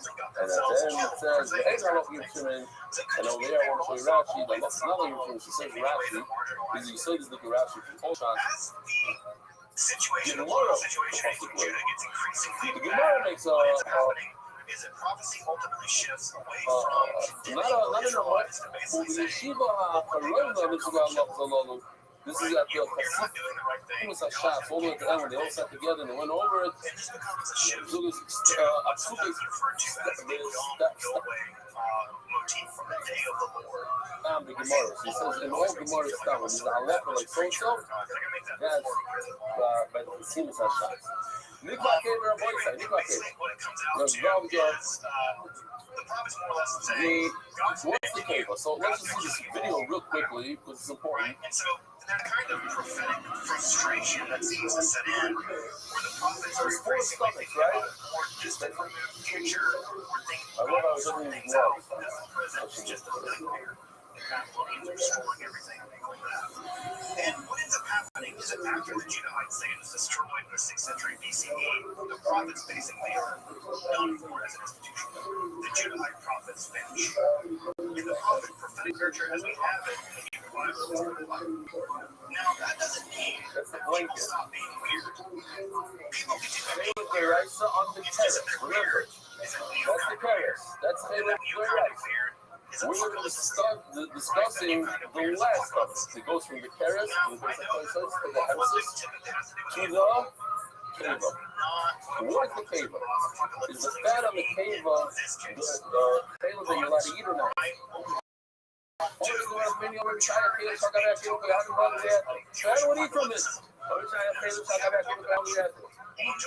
This fat is on the Keva.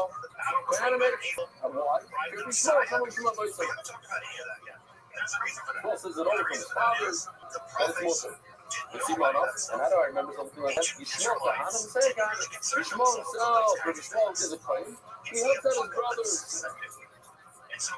The Tobias, he helps out other guys. What is this assignment? Because the Baruch was today Yisrael, but they had him have a mitzvah here. Have a mitzvah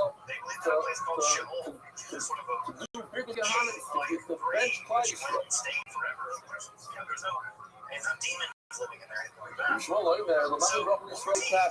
We see that Gehanim gets brought into Yisrael. The Gehanim Atmah, but how did the Gehanim themselves get it? So check this out. This is very interesting. If you were to read this passage right now, without knowing what anything, you didn't read it. When someone was showing up in Israel, who the Gehanim are going to give a prophet to Israel, I'm going to bench you. Who? Yisrael or the Gehanim? No.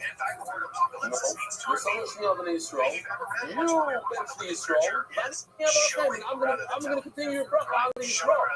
That's, I would think, simple. But he said, you know, when someone showing up in Israel, you take care of Israel.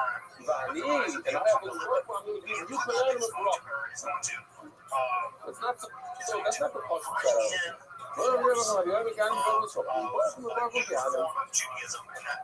in case it's not, it's something simple. I give over the line of problems from bigger and then people I don't see any way that we can get a box of the guy. Because when I have working on the other side, we're working in Israel. No, shot is on the situation. I need a lot of things that the problem can be Israel. I am, but the problem is not your I agree to the problem. Well, it's not going to be fun for the ground, but the actual comprehensive is zero. You would have yes. What? We don't know who's really excited. So maybe we'll get lucky and get one of us say, I'm not sure I'm excited out there.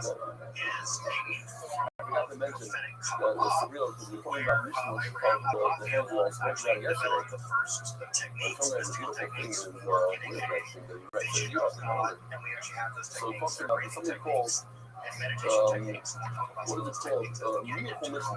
Miracle mission means there's a hector of the Ramah to like squeeze and roll it. We have a syrup, it's called that syrup. So it just goes into it and very nice stuff. But what means smooth? Smooth means you got syrup. It's not that we're learning syrup. Glass means, but it really means it has a certain amount, like 3 to 5, whatever, right? 3 to something like that. And then there's something called Halak Bid Yosef. Halak Bid Yosef means, Rabbi Yosef says, Rabbi Yosef says that it's Yosef. These syrups that Ashkenazim are matter, we need halak, we need smooth as can be, no syrup. So they call it halak b'yosef, which is more humdic. If you eat black, you would eat halak b'yosef. However, they realize that they're not getting any. You can't find one. It's like 3 out of 100. So they started manipulating a little bit the syrup. Well, this is not really syrup, but this size, that size. So then it turned out. So now they started getting 30%. But it became even less humdic in the glass, in a way. So it went from being more mop work, but then only Yechidei Gul were able to buy this meat. So the fact that you find now in Clark, I am Madaf topics from Schoenberg, and you'll learn a lot more about this topic. Something in March. I just thought it's interesting, and just a quick halacha, because I saw it a few times, that especially Americans, they pick their palates and they cover their sons with during British County. So try to be makbid that the kid faces the kohen. It's an usher almost for the kid to face the father. It's together usher, I think. A lot of times, the kid is like hugging his father. There's the whole mushy, but mushy towards the kohen. The kids like this. I don't know. No? But you don't do it. You're not so mushy with your father. Okay, you're right. Actually, my father used to do it. I remember now as a kid. Come here, go to the Talmuds. There's a 4-year-old here every morning. He makes his father a Talmud right? He's on here, right? His father was very much nice. He goes and hello to the Talmud. His father goes to the like the so he goes and they do all that. Anyway, we give out mushy. In other words, that's the mushy. Hello, Rabbi Kiva Brachel again. But only when he get a Brachel, and I'm using whoever wants to see will be blessed. This Goy in this beginning, this being strong, and then the Kohanim. So my side where is Rabbi Shmuel so special? It's how to get a Brachel. They get a Brachel. The regular Rabbi Shmuel and Rabbi Brachel is strong. So here he told us that the special what he helped at the time is that it's more important to the super of British Kohanim that are playing this a bracha, not the general bracha that if you bench a Jew, you get a bracha. Rishmael told us from our voice of money. Where did Rishmael get this idea that you're allowed to eat the pela, the fat that's on the keva? So this is a puzzle, and by the way, before you turn the page, you have to put a bubble here. Very important. This puzzle tells you what's possible to eat and what's more. The pela that you put on his back is not something you eat. All these are pela that put on his back. The A's that call a pela, the dog, what is the dog? He's going to say that the fat that's on the small intestines, that goes on his back. The middle one, that's awesome. And the middle one, the keva is mutter. Very small. And with that, he was great for the biotic. And he said, all the fat that's on the keva goes to the thyroid. On the other hand, no, the payload that's on the cable goes on to this bayach and therefore what it is also. He didn't do a favor to that. Yeah, but it's a shot the payload, small piece. Meaning, he actually more of the exact opposite. Yes, that payload, that's your other favorite to annoy me. This payload has that payload through the nickel up this it has 2 attributes. It's a thin membrane and you can peel it off easy. The keva has these attributes. It's thin and it feels off. That's what he started talking about. That goes on his back. Let me know what it is. Oh, sir. And you told me it is. Well, sir, we're going to have to pull out our chart. So it comes out. Well, says the payload of the cave is more. That's why he's great to the God. He gives all the payload of the cave. We just said that Rabbi Shmuel holds this also because it has these attributes. It has three attributes. Toys of proof. It's like a long blanket, like from the video. It's also thin and also peels. It's also a enigma. Now the problem is Keva is not Toys, it's not one piece. It falls apart the Keva. The carrot is what we call as one piece, not the Keva. In the middle of the Kiva, the Keva is also.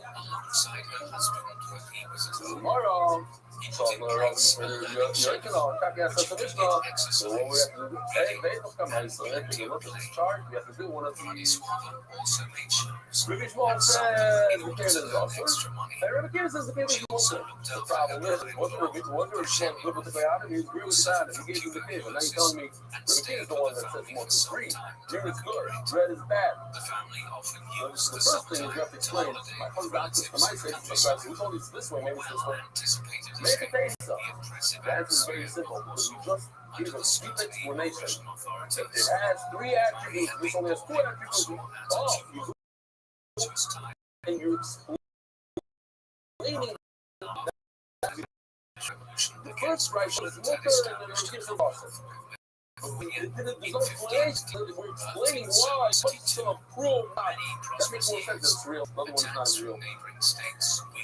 Shani also giving the tongue now. You're explaining so that's more okay. To Rabbi Shmuel, Rabbi is the one that says, now take a look. Rabbi is the green. Rabbi is the one that says the Chayil of the cave is mutter, and that's perfectly out. Not Rabbi Shmuel. All my Yitzhak, all my Yitzhak by himself. You notice he didn't say it himself. He said in the name of his father. He said in the name of his father's mother. The actor is also mother. But Shmuel himself, a little clearly, as you see in this slide, where it passes the Caleb became his father. He said his mother, his father said his mother. So that's where Paul said his mother, father said his mother. I don't like that. Turning of the dots, sponsored by. Somebody has to change the wording here. I got global to the transfer money. And Encore Healthcare as it's supposed for all employees. So, look around. Very, very simple figure, so let's try to do it quickly. Caleb started saying something. I'm telling you an attribute of Caleb that star. Where do we have Caleb? We spoke about it, let's say yesterday. There's a bunch of places. But here, that's really the concept. If you look, between the essence is fact. Is that the Jews had to look at this? Did that fact fall off and move somewhere? No. That's rare. It's not going anywhere. That kind of fact should close up a hole because it's not going anywhere. The fact that the devices went like this and became a blanket, did that fall off? Yes. That's Rakamaisis. That's straight to the trade. Because you can't rely on it to plug the hole when tomorrow it's going to go like that, so it'll slide right off. It has attributes that it's able to plug a hole on the angle system. But the comic element cannot do it. The other thing is all ordinary element this and they both have the same attribute. Zero. So remember, if it says no, the both they both. What is zero? Are you telling me height of the crow? Or you telling me a fact that every Caleb that's far is good, so you can work. If it doesn't stay in its place, then it doesn't really can. Now, Caleb doesn't stay in its place. It's hard. We know all Caleb of the Chai. There's no such thing as Caleb of the Chai. So, on the one hand, it's hard. The Caleb just plug the hole. On the other hand, it moves around. It's a wiggle. So maybe it doesn't.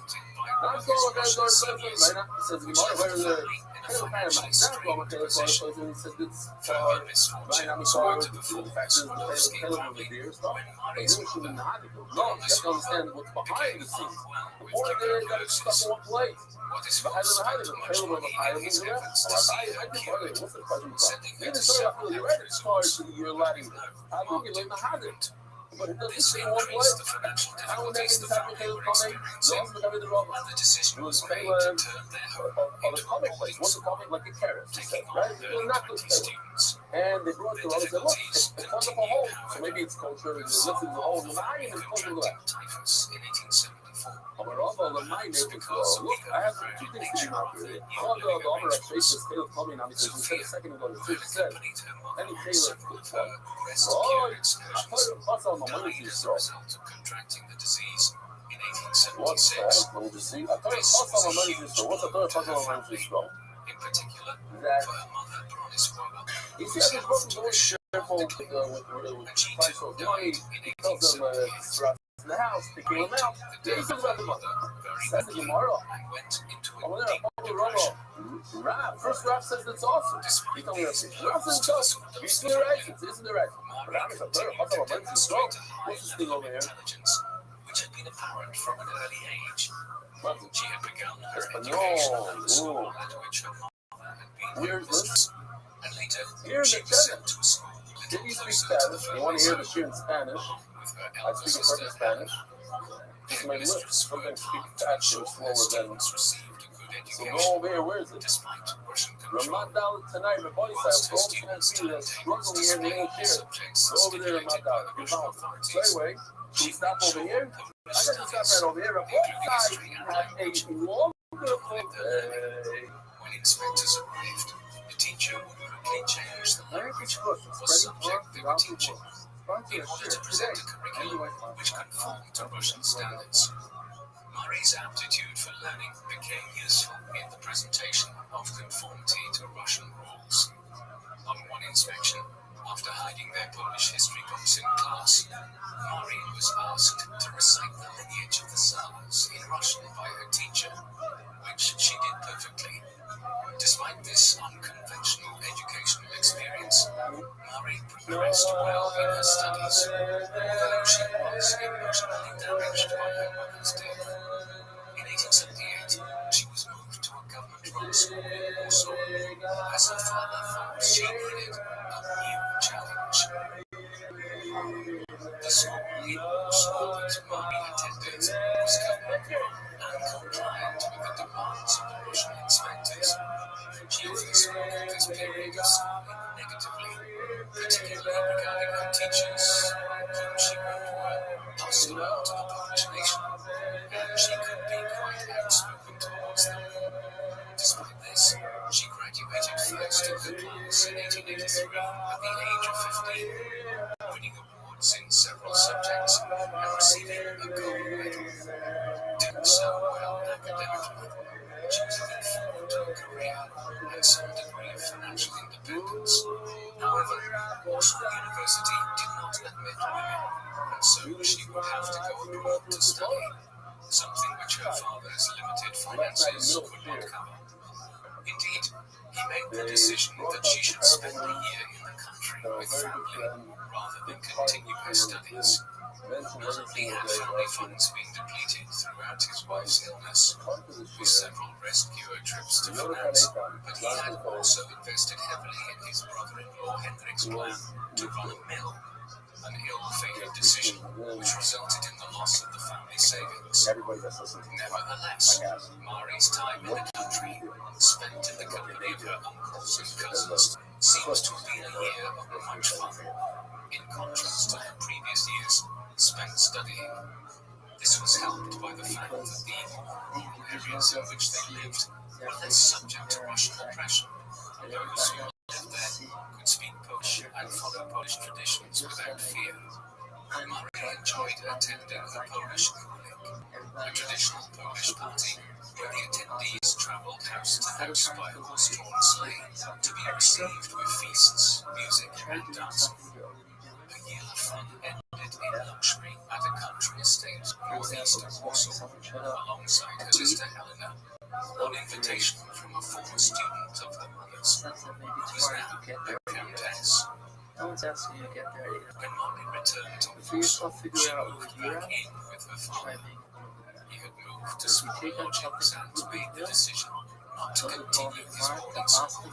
He was still experiencing financial difficulties and the fees associated with further study, especially for those studying abroad, made pursuing a university education unlikely to Marie.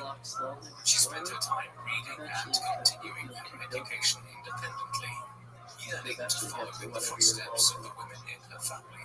who had pursued careers. One of the things that I saw Mother as a headmistress, an aunt who had established factories, and another aunt who had studied at university in Geneva. Women were not permitted to study at the University of Warsaw, but an underground study group had been set up in 1882, which met secretly in the homes of those who wanted to pursue higher education. This became known as the Flying University, with a formal curriculum and 1,000 students by 1889, meeting in secret around Warsaw.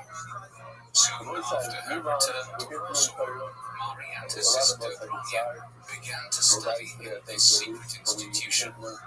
Mari was also giving lessons from home, but later became a governess in order to finance her elder sister Ronya's studies in Paris. Ronya, in turn, agreed to help Mari to follow her to Paris to begin her studies once Ronya secured a profession. With this plan between the two sisters, Mari started her formal employment and spent 4 years as a governess, employed by a sugar beet farming family, the Zorawskis, in a rural area called Sztuki. She was responsible for the eldest daughter, who was a similar age to herself, and 3 other children aged 10 years, 3 years, and 6 months old. She had a good relationship with the eldest girl and the 3-year-old boy, who had struggled with another child aged 10, whom she found inattentive and forgetful, continued to educate herself through reading. And with her commitment to social change instilled by her father, took the task of teaching a group of local peasant children how to read. She continued to study in a range of fields, and developed a passion for maths and science, complaining in a letter to her brother about having to learn solely from books, rather than having any exposure to laboratory work. It was at some point during her time in Sztuki that Mari met and fell in love with the son of her employer, Kazimierz, during one of his vacations from university, where he was studying agricultural engineering. However, it was absolutely clear of their son marrying a governess of low financial status. However well-educated she was, and eventually their son gave in to her will. To Mari's heartbreak, and continuing misery under their employment, she began to resent her sister and brother at university, writing that I have lost hope of ever becoming anybody. Despite Mari's despondence, she worked out the rest of her contract with the Zorawskis and left Sztuki in 1889, returning to live with her father before taking a new future. Her father had accepted a new role as a school director and was now in the position to send money to Rothschild, who was studying in Paris, and pay back Mari for her contributions to Ronya's study. Her cousin, Joseph Boguski, had a laboratory in Warsaw where he ran science lessons for Polish students, and she began to experiment there under the tutelage of one of Joseph's colleagues. This cemented her desire to pursue her studies in physics and chemistry. Pursuing scientific studies was unusual for a woman. At the time, many considered women's place to be in the home, focusing on the household and children.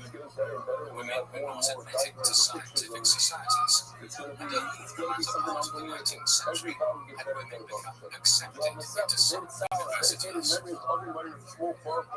1890, Mari's sister Ronya was studying at medical school in Paris and being engaged to a medical student, Kazimierz Boguski, invited Mari to come and live with them. Despite her commitment to pursuing formal scientific study, Mari showed some hesitation, worrying about leaving her father at home. But by 1891, she had made up her mind and left for Paris in November to pursue her studies in science and the school. The college of the University of Paris. She was one of very few female students. There were only 210 females studying out of a student population of over 9,000, and several of these women were studying recreationally rather than in pursuit of a degree and focusing on studies of a domestic nature. on the sciences.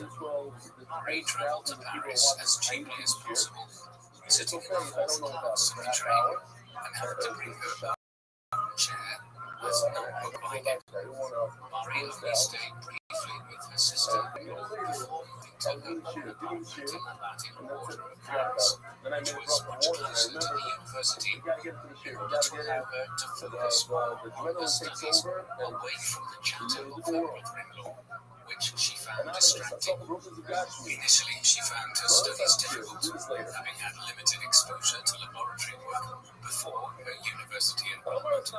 But she was single-minded in her focus, sometimes forgetting to eat when engrossed in her studies. She made some friends, but prioritized her work above all else, often avoiding social occasions. She lived frugally in a cheap, unheated flat, and allowing herself a budget of only 3 francs per day. But she did not appear to suffer overly from these deprivations. In fact, she delighted in the sense of independence, having broken away from being employed in the homes of others. Although she still tutored in order to have an income. Her family did worry about her. Her brother-in-law would write to her father about his concern and the fact that she ignored his guidance. But her continued focus on her work paid off in her academic results. So this is like Marie had arrived in Paris at a time of great competition and upheaval. The French were in competition with the Germans in terms of scientific advances in the aftermath of the French defeat in the Franco-Prussian War in 1871. Many were worried about the potential superiority of Germany, with some linking the strength of the German army to a superior education system there, and the focus was put on improving scientific research and teaching in France. Sorbonne had benefited from this, with investment in 4 modern laboratories and classrooms, as well as an increase in the number of employees in the science faculty. Marie benefited from studying under some of the best scientists and mathematicians based in France, and in 1893 took first place in her studies, equivalent to a master's degree in physical sciences, after which she returned home briefly. Shortly after Marie's return home, she received news that she had been awarded the Polish Alexandrovich Scholarship, which allowed her to continue her studies abroad, with a focus on mathematics. She later ensured that she paid the value of this back to her benefactors, so that other Polish students could benefit. Returning to Paris and graduating with her degree in 1894, she also met Pierre Curie for the first time, and the hopeful friend. He came from an educated family in France. His father, Eugène, was a doctor who had conducted investigations into tuberculosis inoculations, and his mother, Claire, came from a family of inventors. He was born on the 15th of May, 1859, being almost 10 years older than Marie. He had a brother, Jacques, who was 3 years his senior, and whom he was very close to. The 2 brothers often worked alongside each other whilst conducting research. Having been taught at home by his parents and a tutor, Pierre had an aptitude for maths and science, and became a Bachelor of Science in just 6 years of age. He and Jacques worked together on the symmetry of protons and designed an electrometer to measure small amounts of current precisely, which also had been possible prior to this. At the time of his first meeting with Marie, Pierre was director of laboratory work at the Municipal College of Physics and Industrial Chemistry. Marie and Pierre developed a friendship over their shared interest in the sciences and spent much time in the laboratories and scientific societies in Paris. After Marie came second in her studies in maths in 1894, she returned to Poland, intending to care for her father and continue her studies there, as well as contribute in her own way towards an independent Poland. She received several letters from Pierre requesting that she move in with him in a shared flat with separate rooms, so that they could continue to work together in their scientific studies. You pursuit could of be a male and not their everyone will. scientific dream. It's not necessary As to he do wrote, that. her ambitions of studying in It's Rome were dashed, however, after she was unsuccessful in gaining a place in Krakow University, despite her misgivings about leaving her native Poland and her father. She opted to return to Paris, moving into her own apartment and attending Pierre's thesis presentation in March 1895. They became close, and Marie went to her family to announce her engagement in the summer. Pierre Curie and Marie married on 26th of July 1895 in Sceaux, the hometown of her husband's family. It was a simple civil wedding, with no rings, and only a small reception at Pierre's parents' house. But it was attended by Marie's sisters, Ronya and Helena, and her father.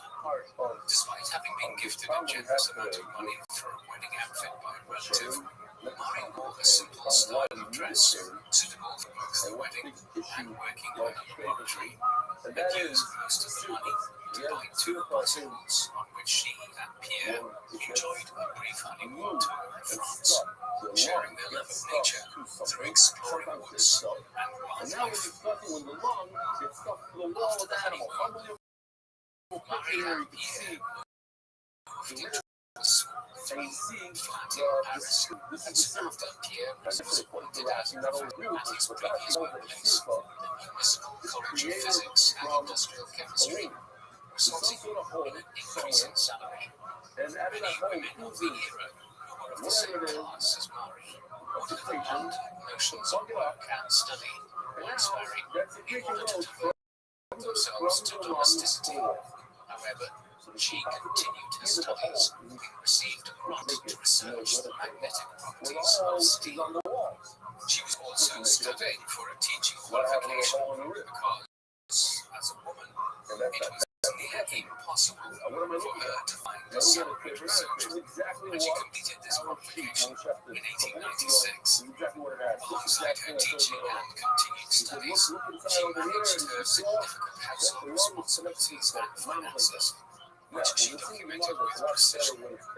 She became pregnant in 1897, but never took the bed rest most women of her class were recommended, and continued working and traveling with Pierre on their cherished bicycles. She gave birth to a daughter, Irene, on the 12th of September 1897, under the care of Pierre's physician father. Eugène Curie continued to support the couple in caring for Irene alongside hired nursemaids, moving in with Marie and Pierre after his wife died from cancer 2 weeks after Irene's birth. He formed a strong relationship with his granddaughter. This facilitated Marie's continued studies in science, and she began to consider the topic to focus on for her own doctorate. Scientific research had been spurred on by the discovery of X-rays by William Rothschild in Germany in December 1895. This discovery had been embraced by the press and the public, with its potential recognized, particularly for medical science, and scientists were keen to pursue further study on rays, including Henri Becquerel, a physics professor at the Paris Polytechnical College. He started experimenting on substances which emitted light to discover if they might also emit rays, determining that uranium salts did so. His proof of this being the outline of the substance appearing on the photographic plates on which they were placed, despite the salts being wrapped in paper. Whilst his results were not as groundbreaking as the discovery of X-rays and did not attract the same publicity, they stimulated Marie's curiosity. She believed these rays were a property of atoms she termed radioactivity, and she began to study samples of metals and minerals, working in a disused facility at Pierre's workplace. This work was to become the focus of her doctorate, and she built on the work of an English scientist, Kelvin, who had experimented on the ability of uranium rays to electrify the air around them. Marie focused on the ability of a range of metals and minerals, donated and given to her by colleagues and acquaintances to conduct electricity. But she needed instruments in order to measure this accurately. Pierre coached her in using the electroscope, an instrument that measures small electrical currents and the ionization current from gamma rays that he had developed alongside his brother Jacques 15 years earlier. She continued testing, focusing her research on uranium and thorium, and found that a mineral current named pitch, which contained uranium, seemed to have an ability to make the air around it conduct electricity, much more so than pure uranium, which she therefore suggested that there was a radioactive element contained within pitchblende that was even stronger than uranium. Pierre was keen to join her in her work, abandoning his own research projects on crystals. They were matched in terms of their passion and focus, with both neglecting to eat nicely when in pursuit of their studies, producing reams of notes documenting their developments. On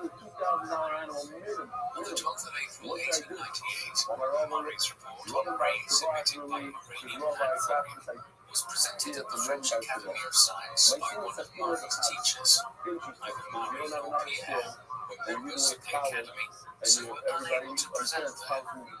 In July 1898, after several painstaking experiments, pitchblende focused on isolating the individual elements contained within it. The Curies published work announcing the existence of a new element, proposing to call this polonium after Marie's native country, and introducing the term radioactive for the first time to the scientific community. They made sure to acknowledge the role Becquerel's work had played in their research, and also detailed the ways in which both Pierre and Marie had contributed to their discoveries. In order to preempt the likely assumption that Pierre had taken the lead in the discoveries, with Marie merely assisting. In July 1898, members of the French Academy of Science wrote to Pierre, notably not Marie herself, to inform him that his wife had won the Prix Guignard with a financial reward of 3,800 francs for her work on the magnetic properties of steel, as well as her work on radioactivity. In December, their studies led to radium, another new radioactive element.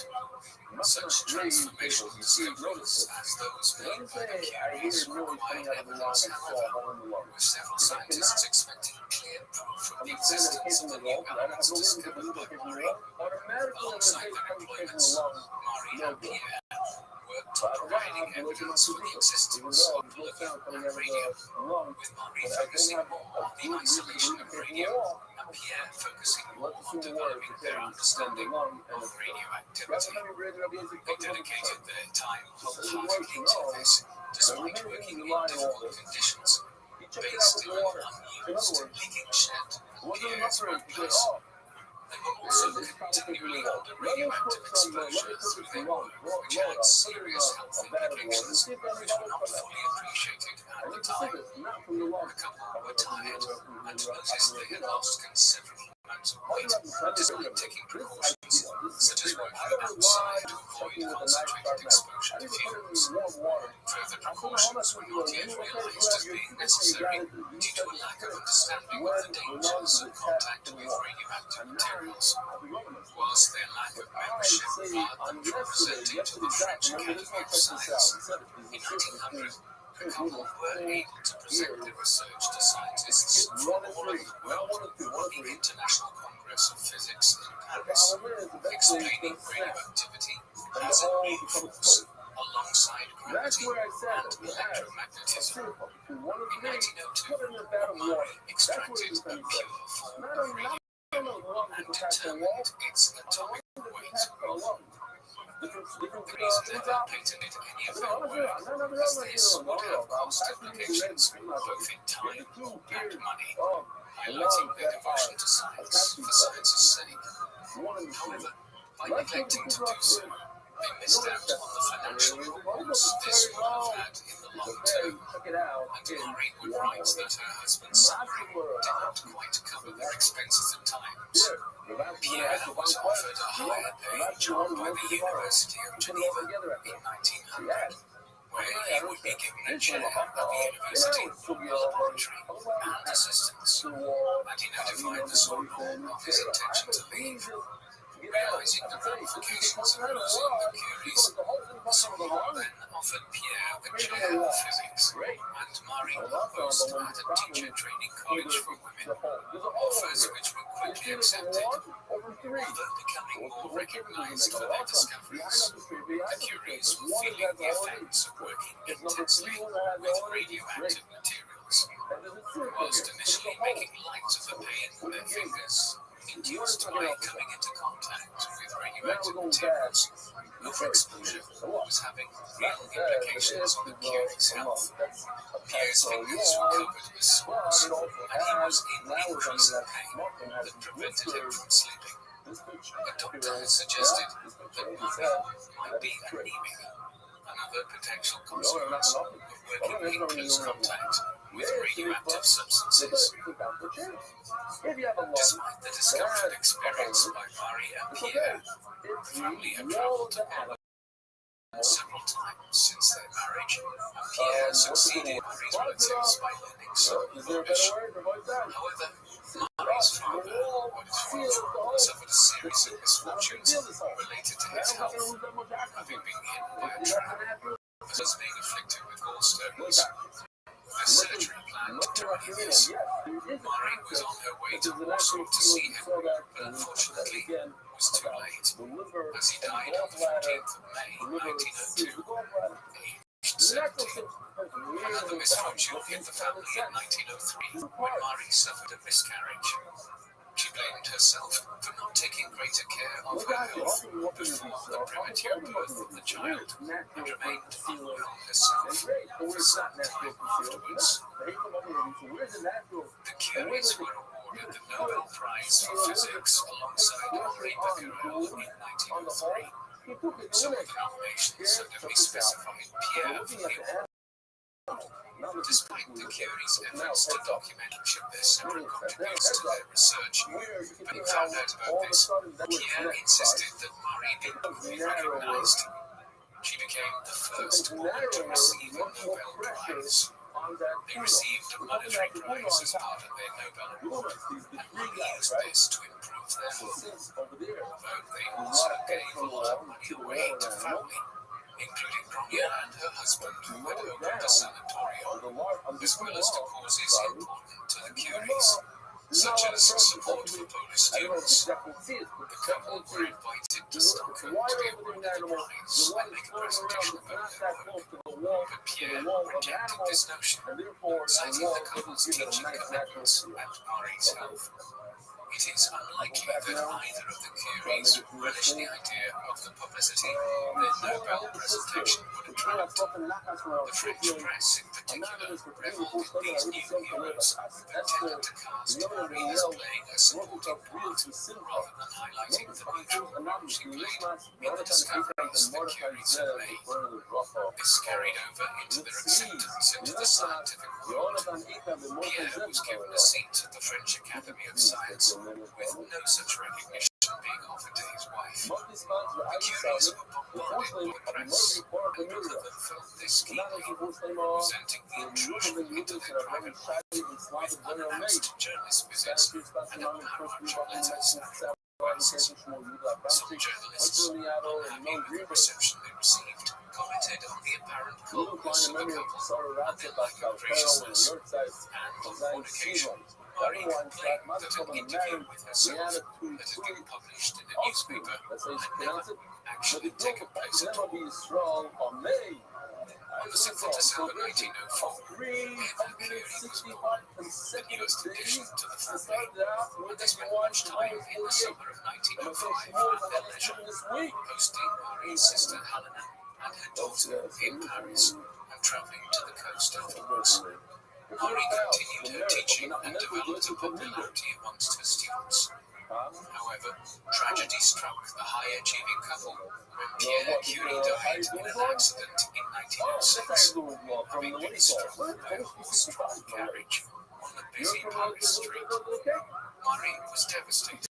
Having lost not only her beloved husband, but also her research partner. Her brother and sister arrived from family home to support her and the children whilst they were in mourning. Pierre's employer initially offered a pension to support Marie and her daughters, but she refused this, viewing it as charity. After much consideration, the decision was made to enable her to continue her husband's work, essentially giving Marie Pierre's role at the university, making her the first female professor at the Sorbonne. This was a huge shift for the university at a time when posts were often passed from father to son. She took over Pierre's classes on the 5th of November 1906, working from the exact point at which he had finished his final lecture, making a professional, if emotionless, impression. Marie's initial lectures were overwhelmed not only by students but by members of the press. She was ahead of her time, not just in science, but in societal norms in a world in which female figures were expected to confine themselves to a life of domesticity and children, not to conduct groundbreaking scientific research. After Pierre's death, Marie moved her family out of central Paris and to the suburbs of Sceaux, where Pierre was buried. She organized her daughter's homeschooling alongside the children of friends, having the parents teach them various subjects and herself teaching chemistry. Eugène, Pierre's father, moved with them and carried on providing care for Yvonne and Eve. Despite his close relationship with them, Eva often lamented her mother's frequent absences because of her work and time spent in the laboratory, and felt the atmosphere in the house mournful and quiet. They took holidays together, when sometimes Marie sent the girls on a holiday to the coast to be cared for by friends, believing in the importance of fresh air and physical activity for them. Biographers have disagreed over her approaches to motherhood, some highlighting the fact that she painstakingly documented her children's first teeth and steps, others arguing that she found her children a distraction from her scientific work.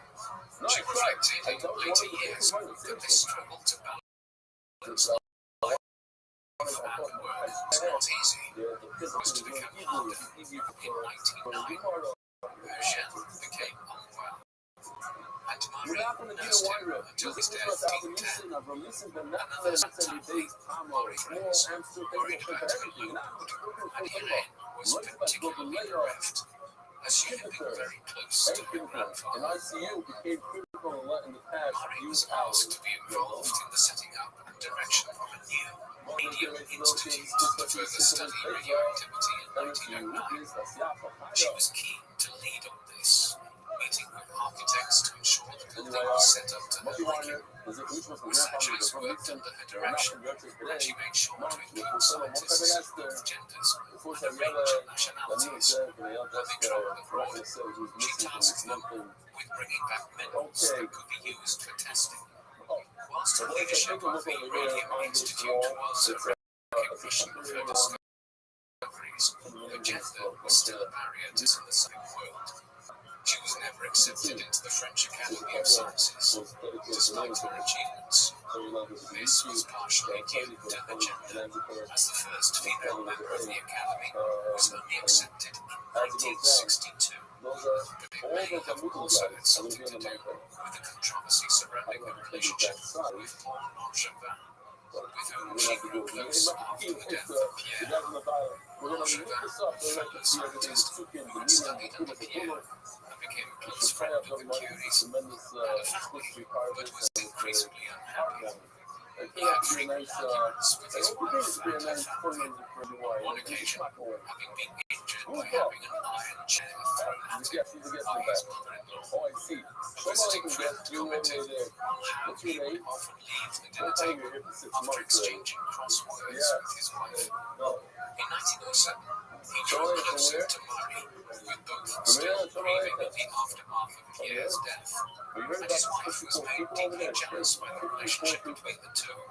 Whilst Mari never admitted to the relationship, they appear to have been very affectionate with one another, and by 1910, they had rented an apartment together near the soil. In the same year, his wife discovered letters between the two.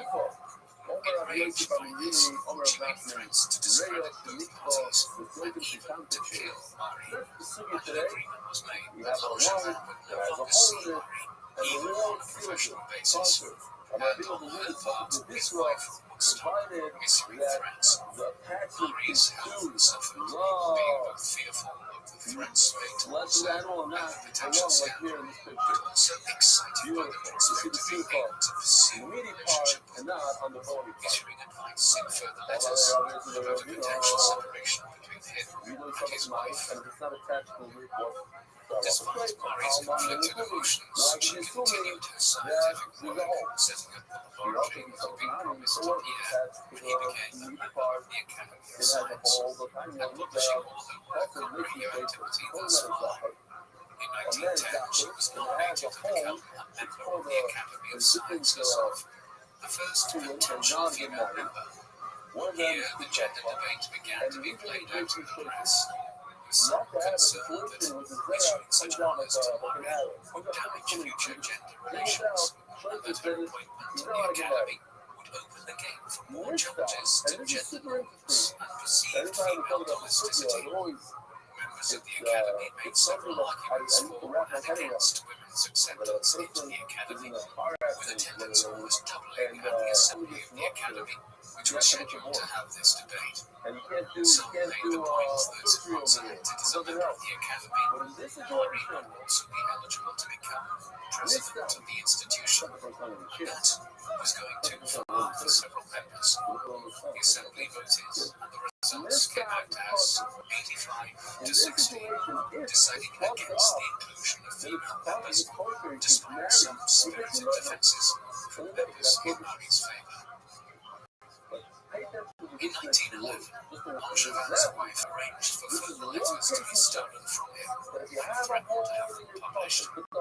She sued for divorce, using the letters between Mari and her husband as proof of the affair. The scandal had huge implications for Mari, who became ill upon the exposure of the letters, because as a woman, also a woman with high standing, the academic community was expected to maintain high morals and ethics. There was also an element of anti-Semitism at play within the press, with some wrongly claiming that Curie was Jewish and leveling stereotypical tropes in the direction. Mari wrote complaints to the newspapers, threatening legal action for any further allegations made against her. As the Rothschilds continued to argue over the terms of the divorce, the author of the weekly period published some books written between Mari and Rothschild. In 1910, focusing on a particular letter from Mari's which she offered Rothschild and for his wife.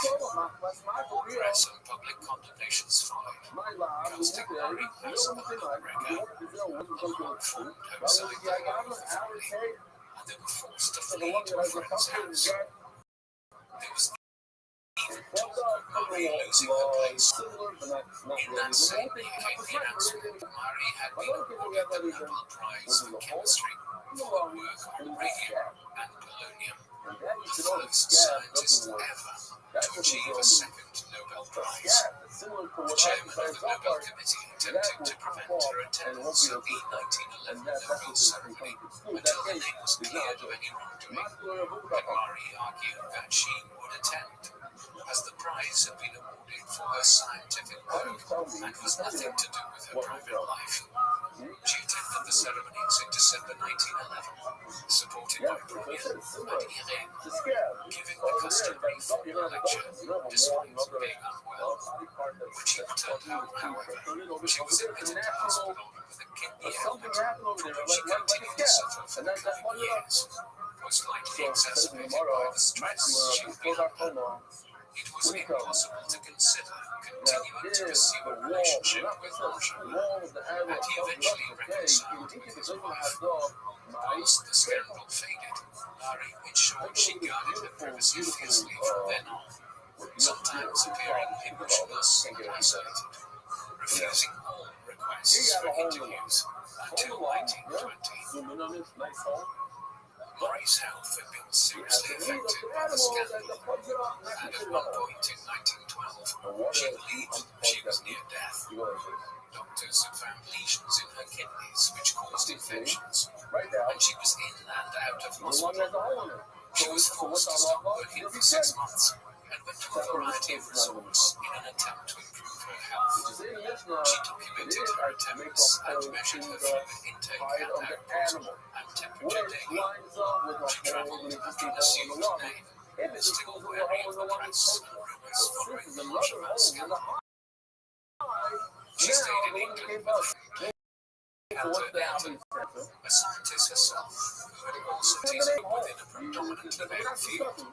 Laurie's health continued to improve only slowly, and that, together with the fallout from the events of 1911, meant that she was unable to contribute to continuing studies on radioactivity. The scientists were concentrating on the structure, although she continued to correspond with those working in the field and ensured she was up to date with most recent developments. In 1914, with the beginning of World War I, Curie found her lecture halls empty as consecration resulted in her students' absence, as well as that of many of her male colleagues. Even when the German army was pushing towards Paris, she insisted on staying where she was, despite her prior plans to meet with her daughter's on vacation. The government ordered that the precious radium in her laboratory be sent to a safe location, and she accompanied it with its then container by train. She was keen to support the war effort for France and Prague, which was the location of several battles between the Russian and German armies. She made several charitable donations for the war effort and attempted to donate her Nobel Prize medals, buying bonds when this offer was rejected. On discovering that the French war effort was suffering due to a lack of X-ray equipment and trained personnel, Marie decided this was where her efforts should be placed. Learning more about the medical use of X-rays from a colleague, she worked on a plan of putting together a radiology car. She secured funding from charities and purchased vast unused equipment. The first car was put into use after 1914, despite the initial reluctance of army leadership. In November, Marie herself arrived near the front in the second radiology car she had developed, accompanied by her daughter Irene. She continued her work on the project throughout the war, equipping several vehicles herself and securing her driving license in 1916 so she could drive them. Having now recognized the importance of X-rays in order to support greater efficiency in battlefield surgery, making it easier to diagnose broken bones and detection without invasive surgery, the army requested that she train others, and she set up a school for female X-ray technicians. Her daughter Irene continued to work on the project, operating her own X-ray posts and teaching alongside her mother. Approximately 1 million wounded soldiers benefited from mobile X-ray machines during the war, and the machines became nicknamed Little Curies. After the war, Curie continued her work in science and was the recipient of funding, mostly from the United States of America. France was still suffering the after effects of the First World War, and the government was not in a position to fund Curie's work or the purchase of more radium for her experiments. The American public's interest in Marie had been piqued by an article published in an American magazine about her. She had been visited by an American editor. Marie utterly Maloney in 1920. Maloney had been surprised by the simple way in which Curie lived, having interviewed some other notable scientists and inventors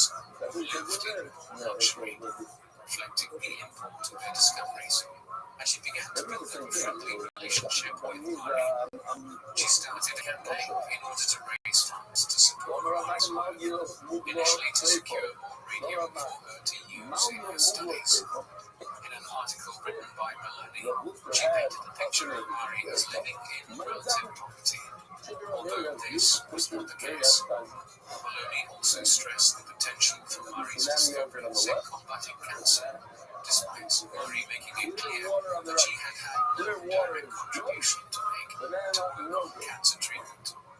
Maloney also stressed in writing that Marie had been generous in relinquishing the patents she could have held for producing radium, patents that could have allowed her to live in the same luxury as other scientists who had made great discoveries. Encouraging donations to Curie, Maloney stressed that far from being a woman who profited from her work, Marie Curie lived a simple life on her own, having given up potential prosperity as well as good health as she suffered from burns and cataracts as a result of research. Good science. Maloney persuaded Marie to embark on a tour of the United States to raise further funds. This was a difficult task, as Marie was on key grounds and so did not relish the implications of fame, particularly after the Rothschild scandal. She finally agreed to conduct a 6-week tour in the United States, starting in May 1921. With the hope of gaining funds for the studies held in the Radium Institute. Maloney convinced Curie to accept the donations publicly, despite her reticence for publicity, and attend lunches and events. Once agreed to the tour itinerary set up by Maloney, Marie insisted on being accompanied by her daughters, and also ensured that the recipes were included in the schedule. Right from the outset of the tour, Marie was greeted by large crowds, and she found the publicity overwhelming, sometimes refusing with simple pretense of being unwell. When attending events, she spoke as briefly as possible, retiring from the stage at the earliest opportunity. As the tour went on, she increasingly asked her daughters to attend events and accept awards on her behalf. She attended hospitals giving radiotherapy and homes to those in high society, and she was presented with several honors never previously bestowed upon a woman, including a fellowship from the American Museum of Natural History and an honorary degree from Rothschild University. She even attended the White House, with President Harding presenting her with a key for a box containing a donation of radium. As the tour came to its end, she appeared increasingly alone from the public, and at the age of 53, and in declining health, she was almost certainly exhausted. Nevertheless, the tour achieved what it set out to do. Donations of radium worth $100,000 and several other precious metals were received. A trust fund was organized to facilitate the continuation of Marie's work, and much scientific equipment was donated from her institutes. She was also provided with a chauffeur for her use in Paris. She was to conduct another tour at Maloney's behest in 1929, where President Hoover presented her with radium this time, but she attended only one public appearance, and the American public began to lose interest, seeing her as an eccentric recluse. After beginning her first American tour, Marie set back to work. The Radium Institute continued to receive funding for further study. She also sat on the Committee of the League of Nations from 1922 to 1934 in an attempt to support the coordination of the scientific research of member states. The French government, on the 25th anniversary of the discovery of radium, granted her a lifelong pension. Alongside her work, Marie enjoyed holidaying with her family, having invested in several holiday lodgings. In 1926, Elaine married Frederic Joliot, a French scientist, becoming Elaine Joliot Curie, and Marie's first grandchild, Hélène, was born, followed by the birth of her grandson Pierre in 1932.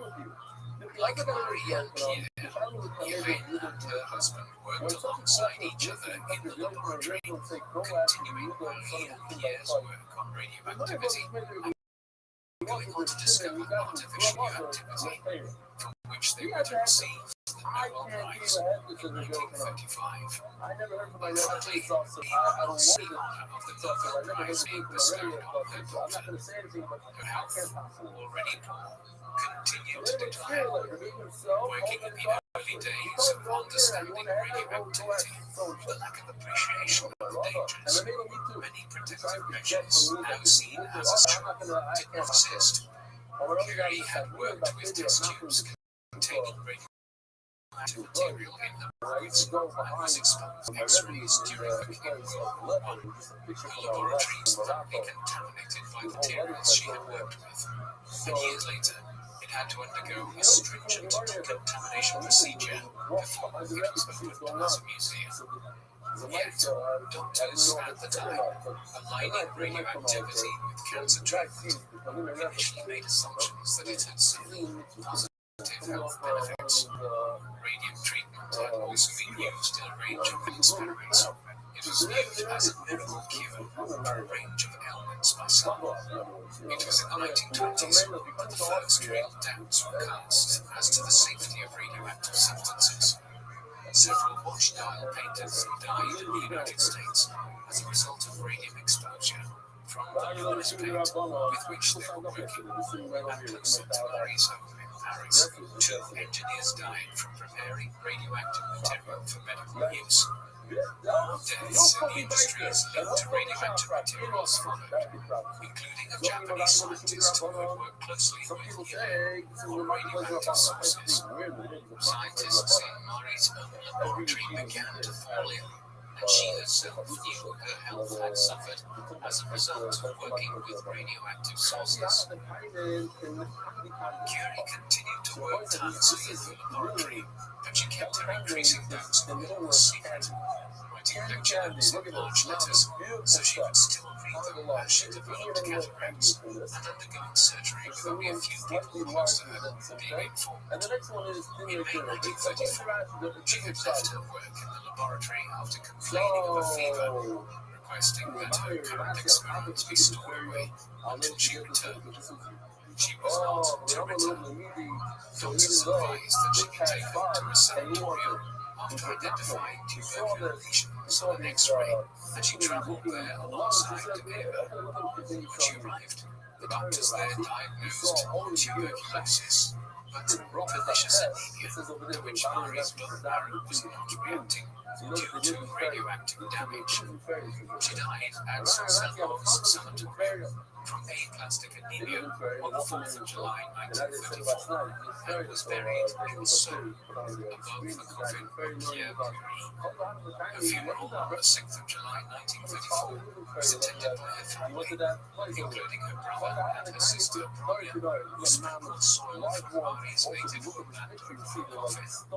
In 1995, the remains of both Marie and Pierre were moved to Paris to be placed in the Pantheon alongside several other remains of the great minds of France. Marie was the first woman to be interred there on the basis of her own work. Marie Curie's discoveries changed the study of science forever, transforming our understanding of atomic physics. The new radioactive elements, polonium and radium, were included in the periodic table, and scientists quickly embraced and sought to make use of them, leading to life-saving cancer treatments and breakthroughs in atomic theory. She has been the only person to win 2 Nobel Prizes in different scientific fields, chemistry and physics. Although her health ultimately failed as a result of her work, despite her perseverance, this helped to inform safer practices in the future. She also worked against gender conventions of the time, working as a woman in a predominantly male field, combating her natural reserve to secure funding and disseminate her findings, even in the face of the backlash she experienced in the wake of the Rothschild affair. She remains an inspiration today, particularly for women who remain underrepresented in the sciences. First of all, let me show you. What do you think of Marie Curie?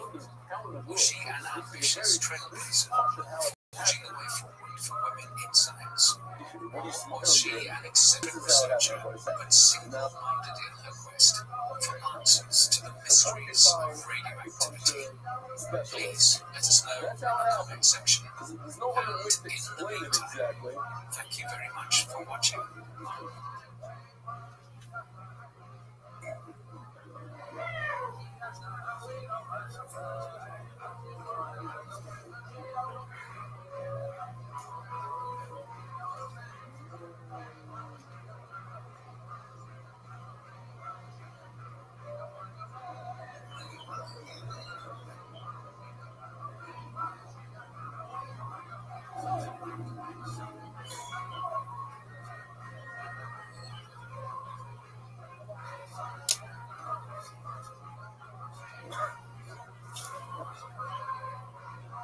Oh, that's it.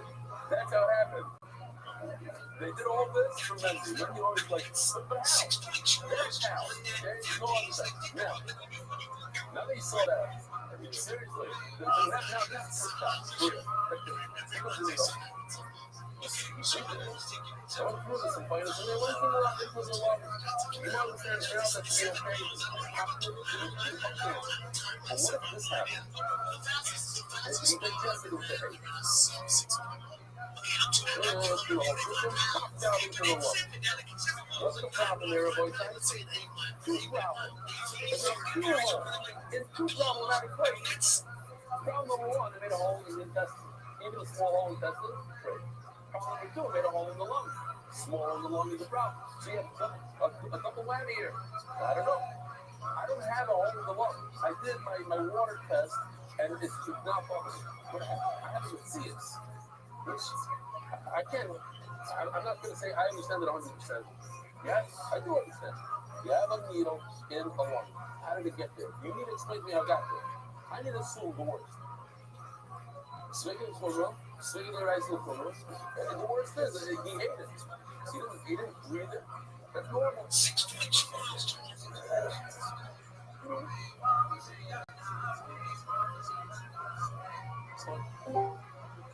Let's see. I hear what you're saying. You're going to press that. Okay.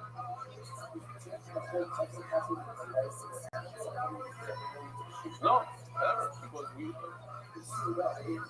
Exactly. But that we don't know.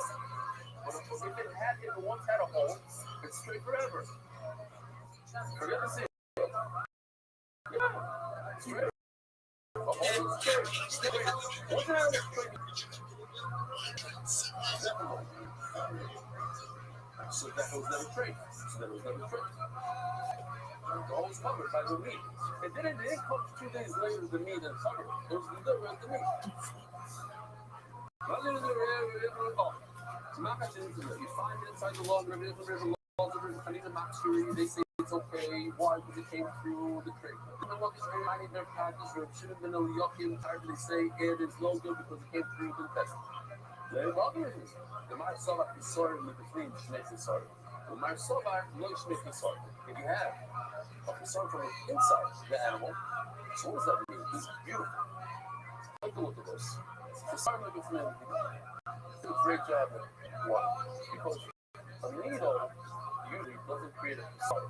A needle creates a necklace. A needle creates a hole, but nothing was missing.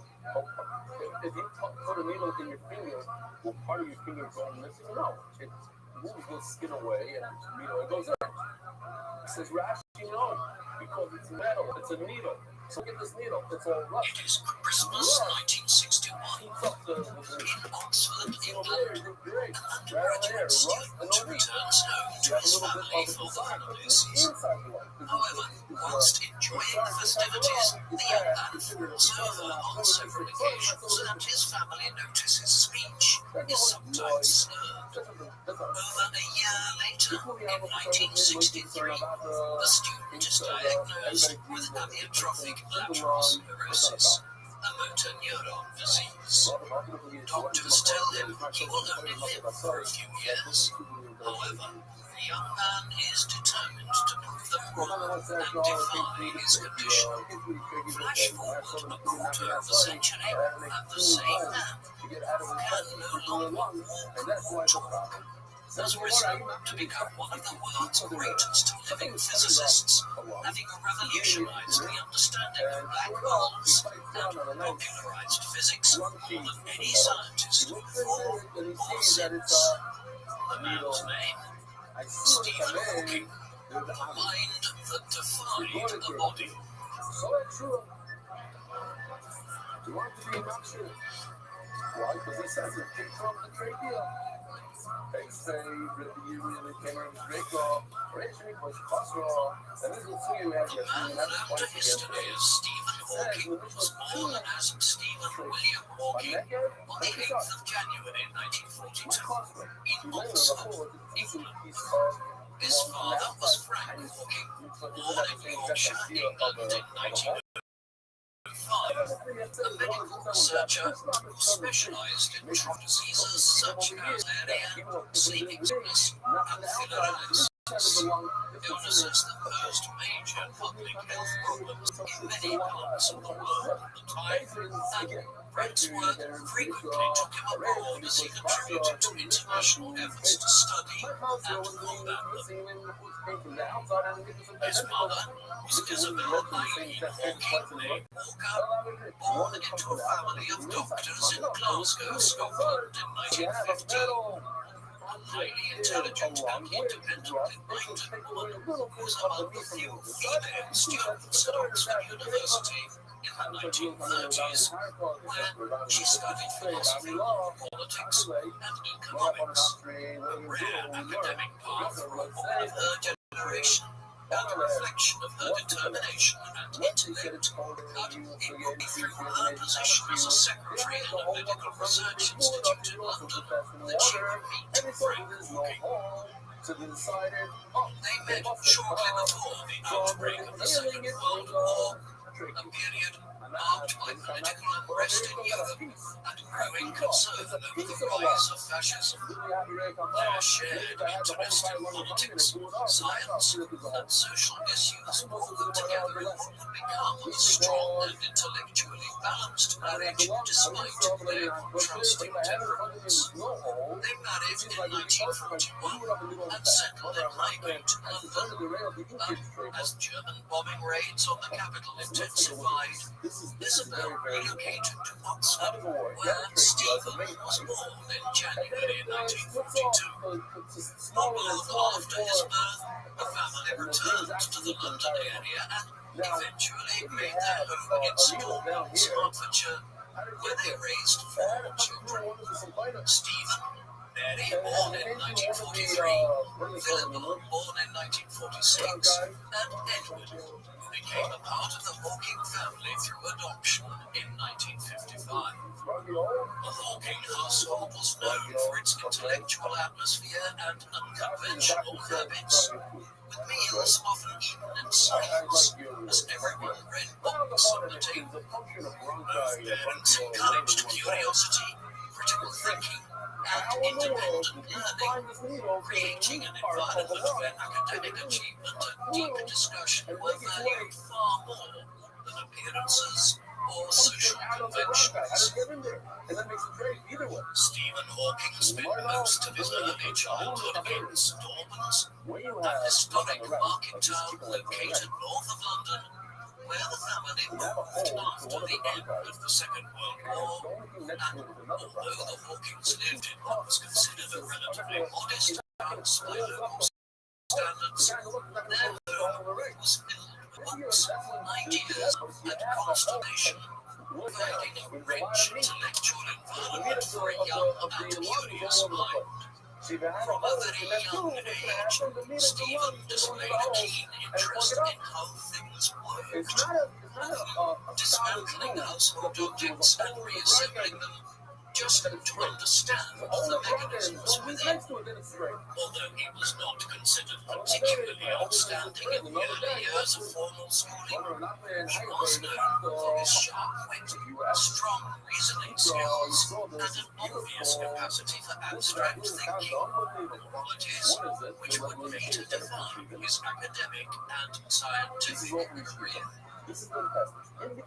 He began his education at the Byron House School in Highgate, London, a progressive school and emphasized creativity over rote learning. But after the family relocated, Stephen enrolled at St. Albans High School for Girls, an unusual choice, but only because boys under the age of 10 were allowed to attend, and later he moved to Raglan School and then to St. Albans School, one of the oldest schools in Britain, where he remained until he left for university. Though not always at the top of his class, Stephen developed a close circle of friends at St. Albans and enjoyed building elaborate board games and computers with them.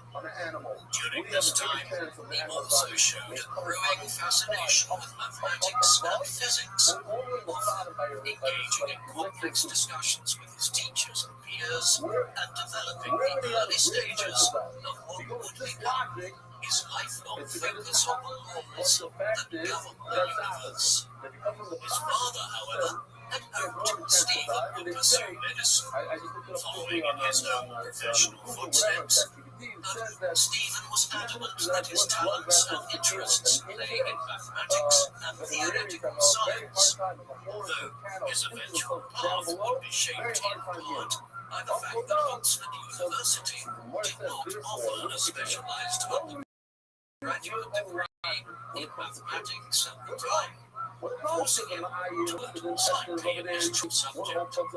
By the time Stephen completed his secondary education in 1959, at the age of 17, he had already developed a reputation as a deeply intelligent, if somewhat eccentric, student with an ability to solve difficult problems in unconventional ways and with strong academic results in physics and chemistry. He was awarded a scholarship to University College, Oxford, where his formal journey into advanced science would soon begin.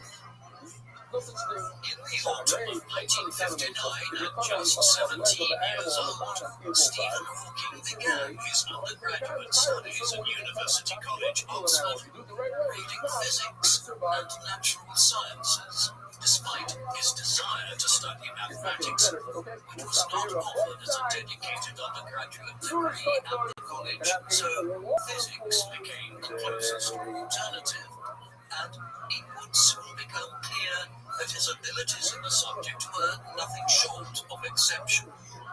Stephen initially found the academic workload at Oxford surprisingly light, and for much of his first year, he coasted through lectures with minimal effort, relying heavily on his natural aptitude for problem solving and abstract thought, although he soon found more intellectual fulfillment through lively discussions with fellow students, late-night debates, and extracurricular pursuits including rowing, serving as a coxswain for the college boat team. He graduated with first-class honours in 1962, but only narrowly, as his examiners were uncertain whether to award him a first or a second-class degree. In his oral examination, he impressed them with his brilliance and with his confident responses, ultimately securing a first, which from the graduate study in research in cosmology under the supervision of Dennis Sharman, leading British physicists of the time. Soon after arriving in Cambridge in late 1962, Stephen began to notice troubling signs with his physical coordination. He became unusually clumsy, experienced difficulty with tasks like tying his shoelaces, and began to slur his speech slightly. Symptoms which grew steadily worse prompting concern among his family and friends. In 1963, at the age of 21, after a series of troubling symptoms and inconclusive tests, Stephen Hawking received a diagnosis that would change the course and define much of his life. Amyotrophic lateral sclerosis, ALS, also known as motor neuron disease, MND, which is progressive, degenerative, and at the time, incurable, attacking the nerve cells that control voluntary muscle movement, with doctors giving him a bleak prognosis of perhaps 3 years' time, and advising him to prepare for a rapid physical decline.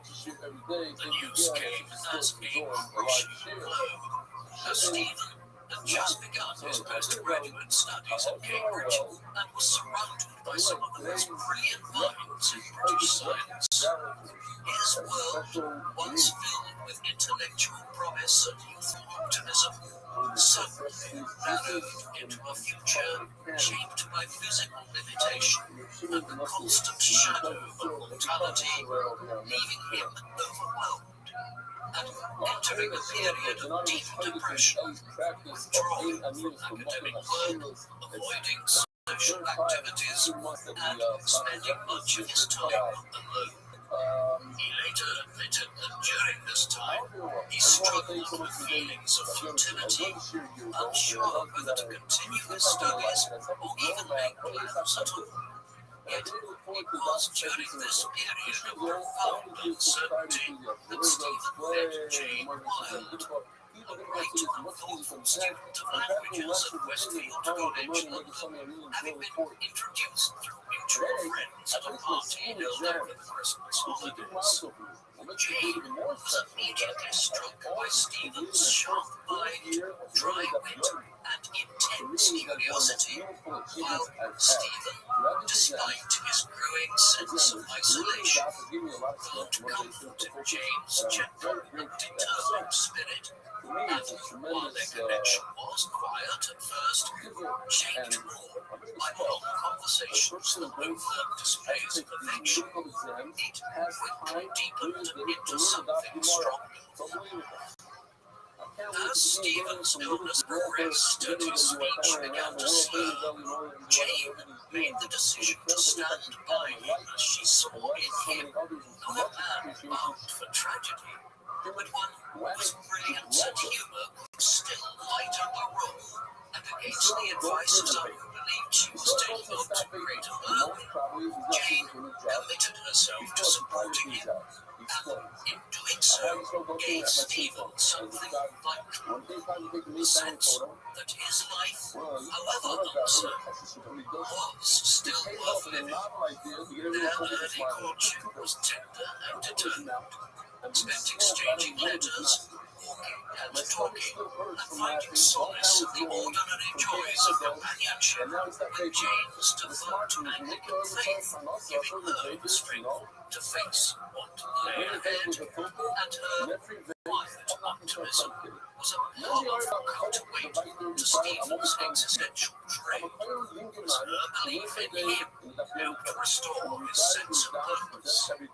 In time, Stephen began to re-engage with his studies, returning to his cosmological research with renewed energy, and his intellectual life, so nearly extinguished, began to flourish once more. By 1965, Hawking had proposed to Jane, and they married on the 14th of July 1965, forming a partnership that would sustain him through the early years of his illness, allowing him to continue his work with determination and focus, even as his body continued to deteriorate. Despite the progression of his illness, Stephen Hawking pressed forward with his doctoral research at Cambridge, focusing on the nature of the universe, the origins of time, and the behavior of black holes, topics that were not only cutting edge, but also fundamental to the field of theoretical physics, and under the guidance of Dennis Sharma, Hawking soon began to emerge as a bold and original thinker.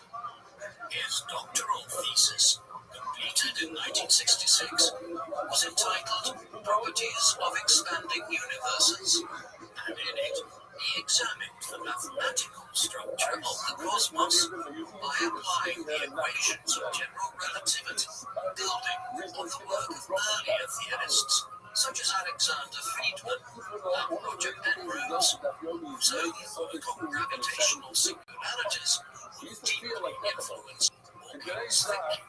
In the mid-1960s, Hawking began working closely with Penrose, a brilliant British mathematician and physicist, and together they developed what became known as the Penrose-Hawking singularity theorems, which demonstrated that under certain conditions, general relativity predicts the existence of singularities, points in space-time where gravitational forces cause matter to have infinite density, such as at the center of black holes, or at the beginning of the universe itself. These groundbreaking ideas challenged earlier assumptions about the uniform nature of the universe and provided compelling theoretical support for the Big Bang theory, which proposed that the universe had a definite beginning in time. Hawking's ability to make sense of these complex and abstract ideas using elegant mathematical arguments gained him increasing recognition within the scientific community. Between 1965 and 1970, Stephen Hawking developed a series of groundbreaking singularity theorems that would become some of his most influential early contributions to theoretical physics by building on the mathematical framework of general relativity and working in collaboration with British mathematician Roger Penrose. Hawking used complex equations to show that under certain realistic conditions, the universe must contain singularities, points in space-time where gravity becomes infinite and the known laws of physics cease to operate. These singularities were not just theoretical curiosities. Hawking demonstrated that they were an inevitable feature of the universe's evolution, occurring both at the center of black holes and at the origin of the universe itself, the so-called Big Bang. His work provided strong mathematical backing for the idea that time and space had a beginning, challenging the view that the universe had always existed in a steady state. In the midst of his rising academic career and deepening research into the origins of the universe, Stephen Hawking experienced a profound personal milestone in 1967 with the birth of his first child, Robert, bringing joy and a sense of normality to a life increasingly shaped by illness and professional intensity. Both Stephen and Jane embraced parenthood with enthusiasm, despite the many logistical challenges they faced. Jane, who was continuing her own academic pursuits at the time, managed much of the caregiving, while Stephen remained actively involved, even as his mobility and speech steadily declined. The presence of a child in the household helped ground the couple amid the growing pressures of Hawking's care needs and scientific responsibilities, and it marked the beginning of a new phase in their shared journey. In 1968, Hawking joined the Institute of Royal Cambridge, and in 1970, despite increasing reliance on a wheelchair and requiring more daily assistance, He made a major scientific breakthrough alongside Roger Penrose, publishing foundational work on the nature of gravitational singularities. Together, they demonstrated that under general conditions, the collapse of massive stars would lead inevitably to singularities at the center of black holes, and that the universe itself must have originated from such a singular point. In 1970, Stephen and Jane welcomed the birth of their second child, Rosie Hawking, further expanding their young family even as Stephen's physical condition deteriorated. But it was during this intensely busy and challenging period that Stephen, working independently, made another major breakthrough. In 1971, he published what became known as the Black Hole Area Theory. This profound theoretical insight stated that the surface area of a black hole's event horizon, the boundary beyond which nothing, not even light, can escape, would never decrease over time, even as the black hole absorbed matter or merged with another. And this result resembled the second law of thermodynamics, which holds that entropy must always increase in a closed system. The true significance of this similarity will only become clear a few years later when he made his next major breakthrough. This major breakthrough came in 1974 when Hawking proposed what would become one of his most famous contributions to physics, suggesting that black holes were not entirely black, but could emit tiny amounts of thermal radiation due to quantum effects near the event horizon, a phenomenon soon known as the Hawking radiation. Although controversial at first, this idea merged the principles of general relativity, quantum mechanics, and thermodynamics in a way that fundamentally reshaped scientific understanding of black holes and the universe itself. That same year, in recognition of his groundbreaking theoretical work, including the prediction of Hawking radiation, Stephen Hawking was elected as a Fellow of the Royal Society, one of the highest distinctions in British science, and at just 32 years old, he joined the ranks of an elite institution that encountered among its members such towering figures as Isaac Newton, Charles Darwin, and Albert Einstein. By this point, his physical condition had deteriorated markedly, required assistance to walk, and his speech had become increasingly difficult to understand. Yet his intellectual hope had shown no sign of slowing. His ability to continue producing world-class research while coping with a severely debilitating illness inspired admiration from peers and the public alike. Throughout the 1970s, Professor Stephen Hawking began to attract widespread international attention, not only within the scientific community, but also among the wider public, as his groundbreaking ideas about black holes, singularities, and the origin of the universe captured imaginations across the globe. And this decade marked the beginning of his transformation from a respected academic to a global scientific figure, as he accumulated a series of prestigious awards that recognized the depth and originality of his work. In 1975, he was honored with the Eddington Medal by the Royal Astronomical Society for outstanding contributions to theoretical astrophysics, and the following year, he received the Hughes Medal from the Royal Society, affirming his status among Britain's foremost scientists.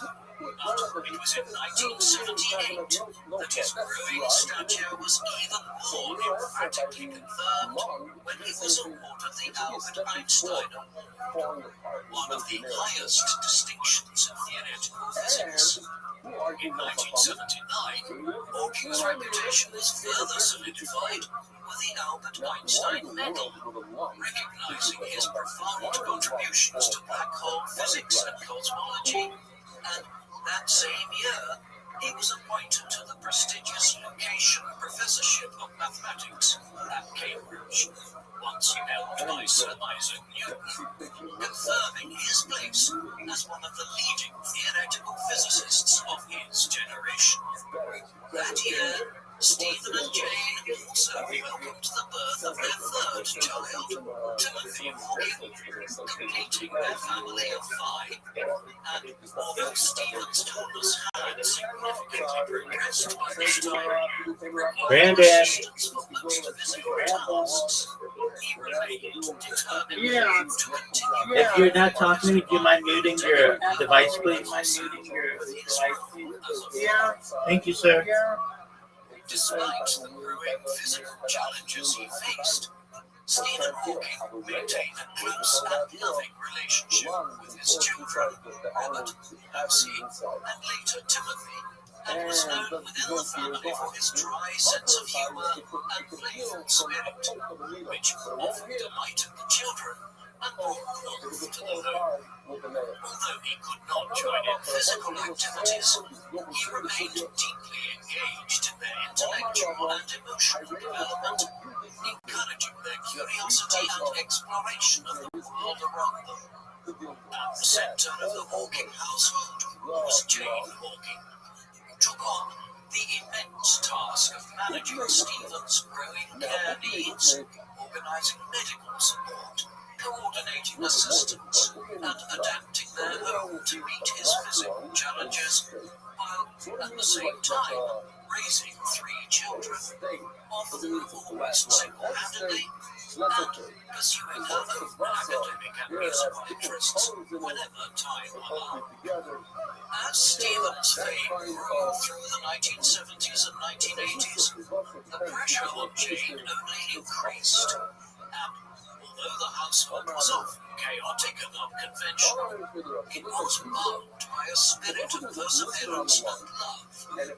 Jane, later reflecting that while life with Stephen could be overwhelming, she never doubted the importance of his work or the value of the family they had built together.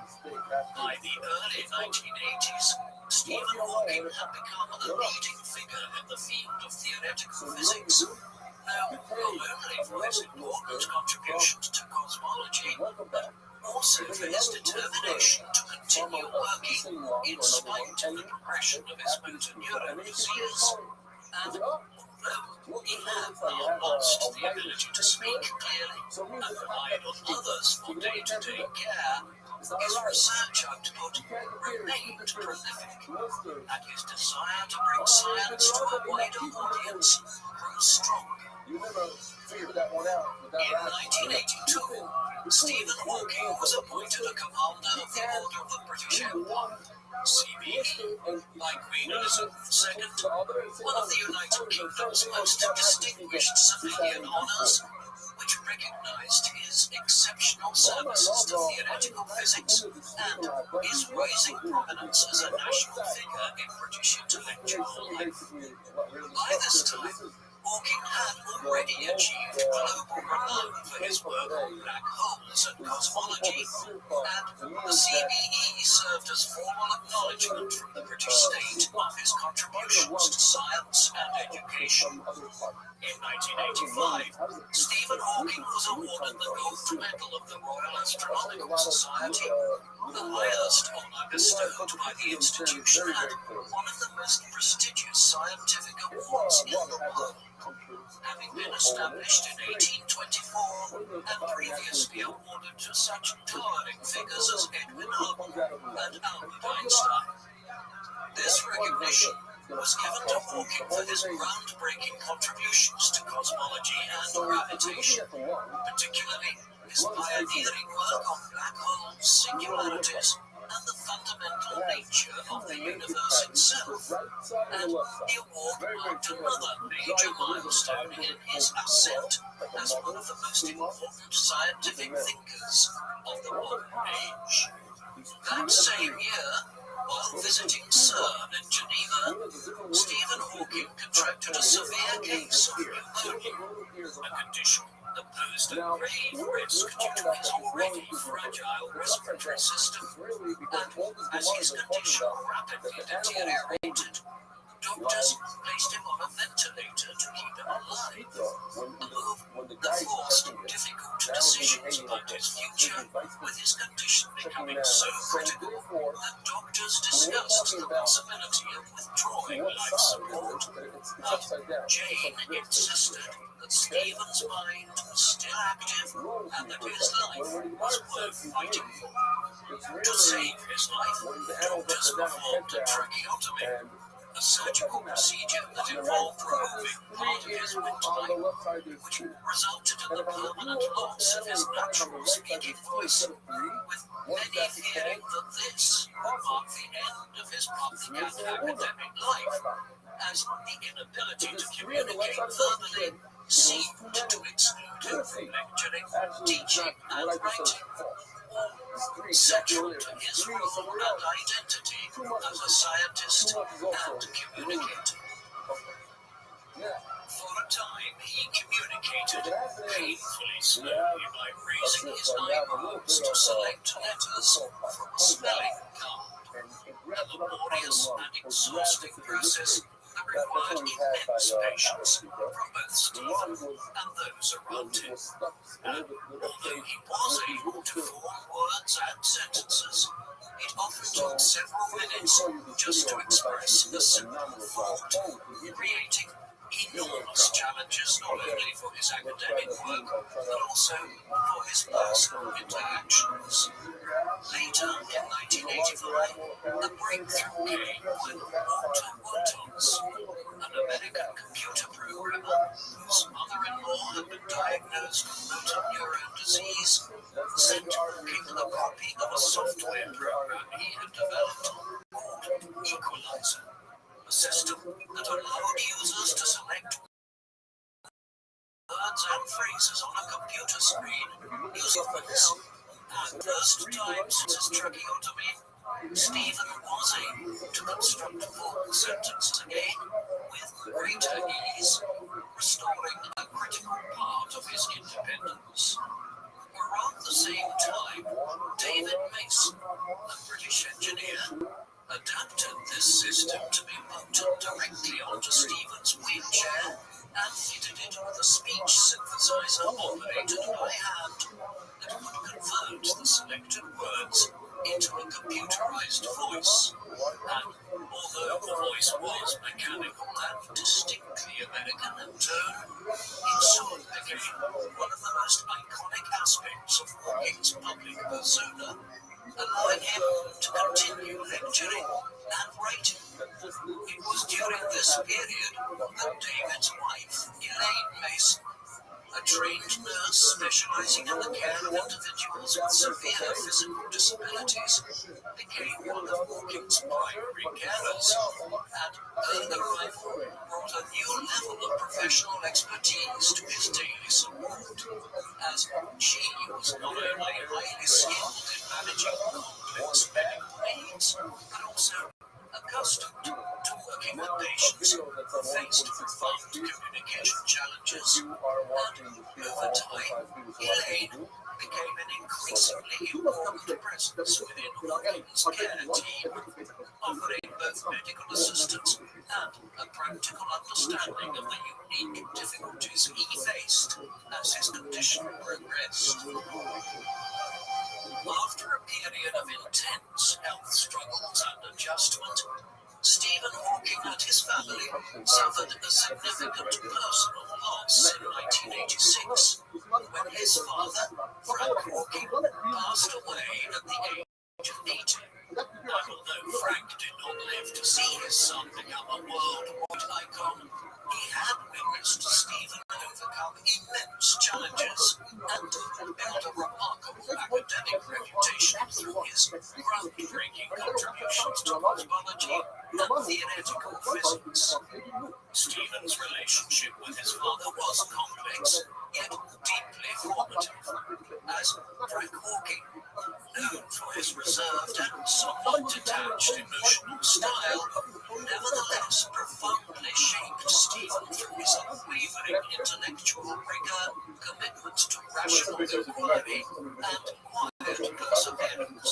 And although their interactions often lacked open displays of affection, they were bound by mutual respect and a shared passion for scientific exploration. In 1988, Professor Hawking published A Brief History of Time, From the Big Bang to Black Holes. And although written for a general audience, it explored profound topics such as the origin of the universe, the nature of time, black holes, and the possibility of a unified theory of physics. Remarkably, the book became a global bestseller, spending more than 200 weeks on the Sunday Times bestseller list, and eventually selling over 25 million copies worldwide. The book's success made Hawking a household name and brought him fame on a level few scientists ever achieve. And although many readers admitted they found the content challenging, it was widely praised for making complex scientific ideas accessible, or at least visible, to the general public, and for igniting curiosity about the universe in people who had never studied physics before. That same year, Stephen Hawking was awarded the prestigious Wolf Prize in Physics, one of the most significant international honors in the scientific world, presented by the Wolf Foundation in Israel to recognize achievements that contribute to humanity and deepen our understanding of the universe.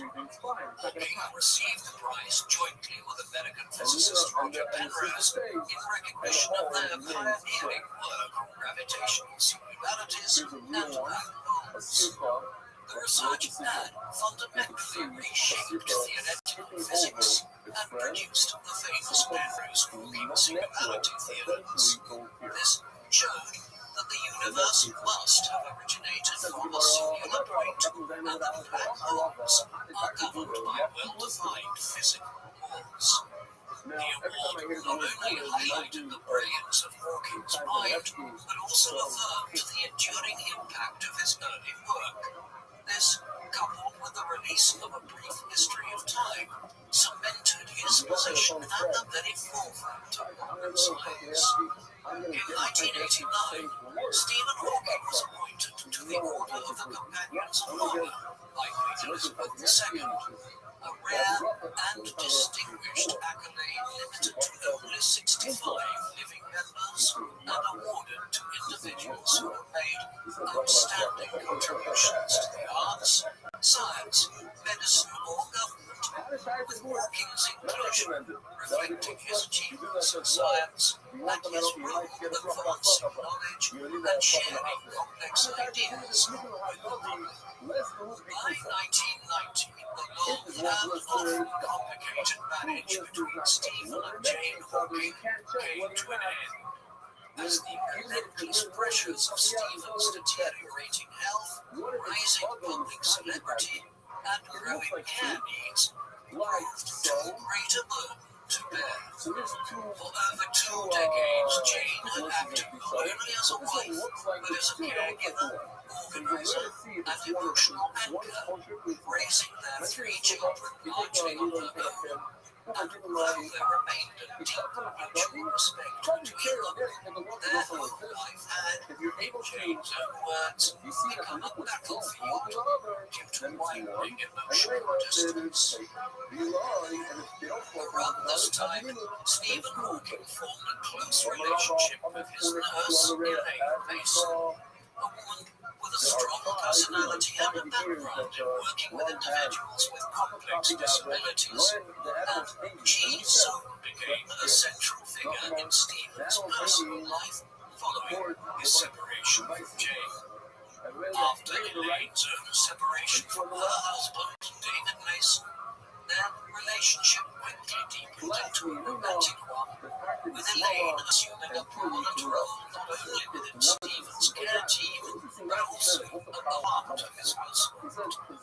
The relationship generated considerable controversy and was met with mixed reactions from the public and those closest to Stephen, as some praised Elaine for her devotion and believed she gave Stephen renewed energy and independence at a time when his condition had grown increasingly severe, while others, including members of Stephen's family and longtime friends, expressed concern over the intensity and exclusivity of the relationship, and over time, contact between Stephen and some family members became strained. In 1995, following the finalization of his divorce from Jane Wilde, Stephen Hawking married Elaine Mason in a private ceremony held in Cambridge, attended by a small group of close associates.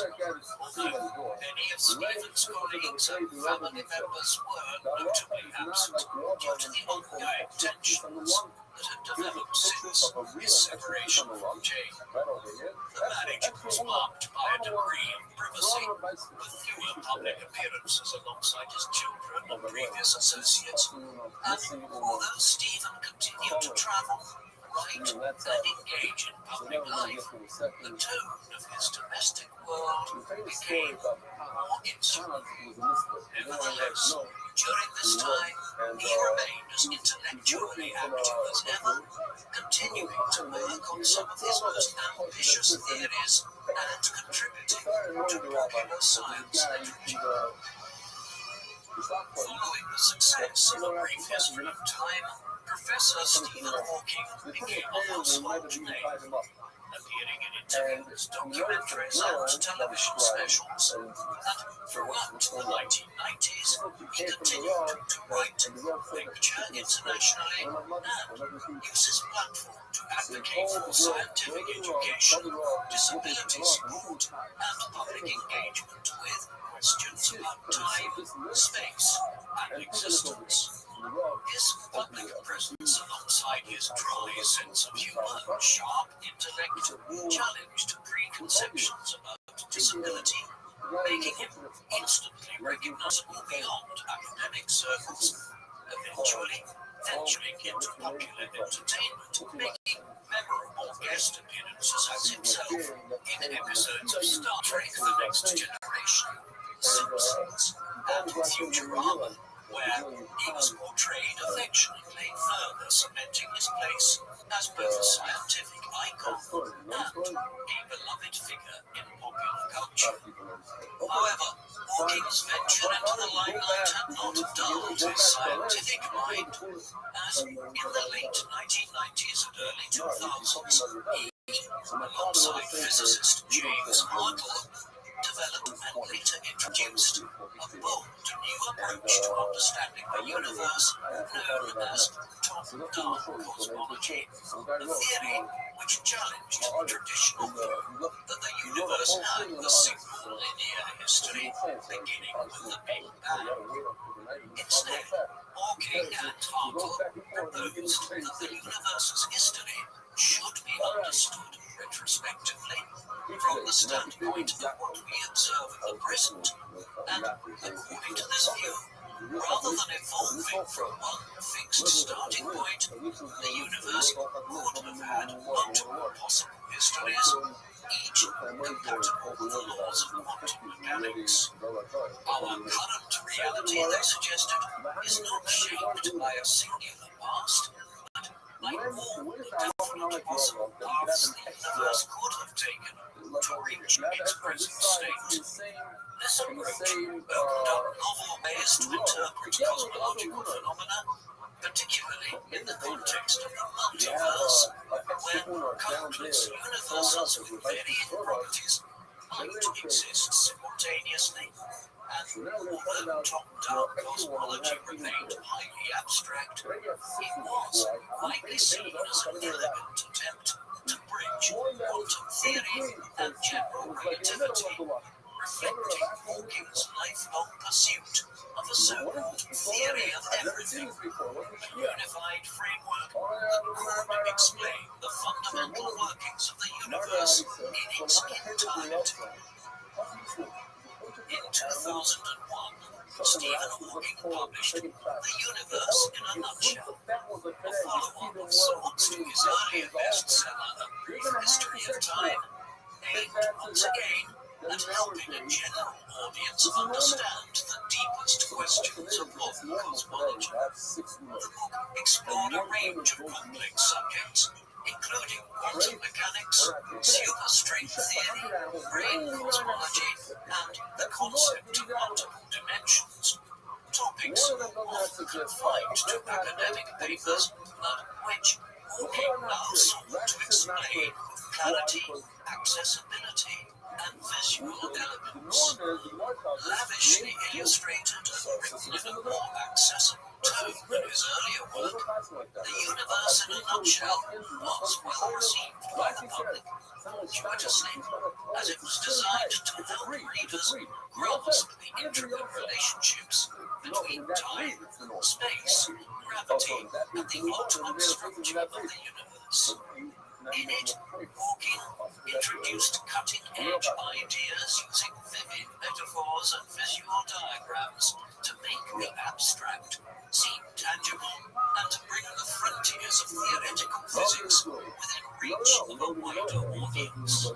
In 2004, Stephen Hawking stunned the scientific community when he publicly conceded a long-standing bet made in the 1990s over the so-called black hole information paradox, a debate concerning whether information that falls into a black hole is lost forever or somehow preserved. And although Hawking had famously argued that the information was irretrievably lost, this view conflicted with the principles of quantum mechanics, which insist that information must be conserved. Hawking had even formalized the disagreement with a friendly wager against American physicist John Preskill, promising that if he were wrong, he would present Preskill with a complete set of encyclopedias. And at the 17th International Conference on General Relativity and Gravitation, held in Dublin, Hawking dramatically reversed his earlier position, stating that he now believed information could, in theory, escape from black holes through the subtle quantum effects. And true to his word, he presented Preskill with an encyclopedia set.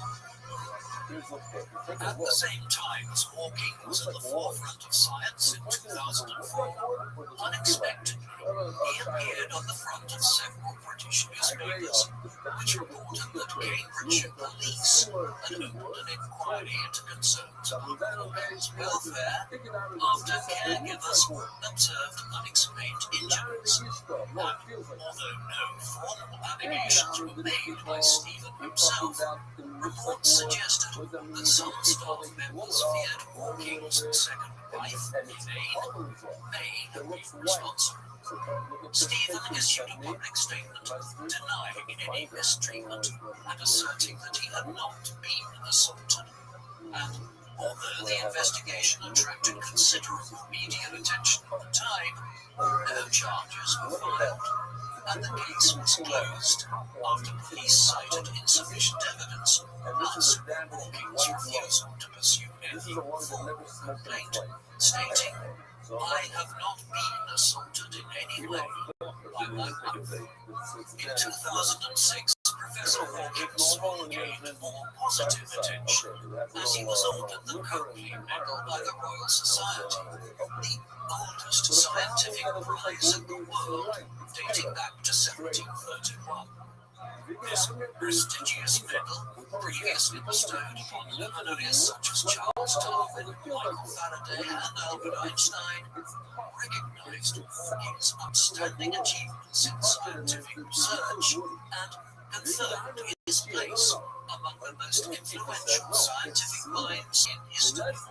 Hawking received the honor in recognition of his exceptional contributions to theoretical physics and cosmology, particularly his work on black hole thermodynamics, the nature of singularities, and the quantum structure of the universe. The award represented a crowning moment in his long relationship with the Royal Society, which had first elected him as a fellow more than 3 decades earlier. However, Hawking's personal life once again returned to the tabloids in 2006 as his second marriage to Elaine Mason broke down after 11 years, but he never publicly explained the reasons why, choosing to remain intensely private about his personal affairs, particularly after the intense media attention that followed the 2004 police investigation into allegations of mistreatment.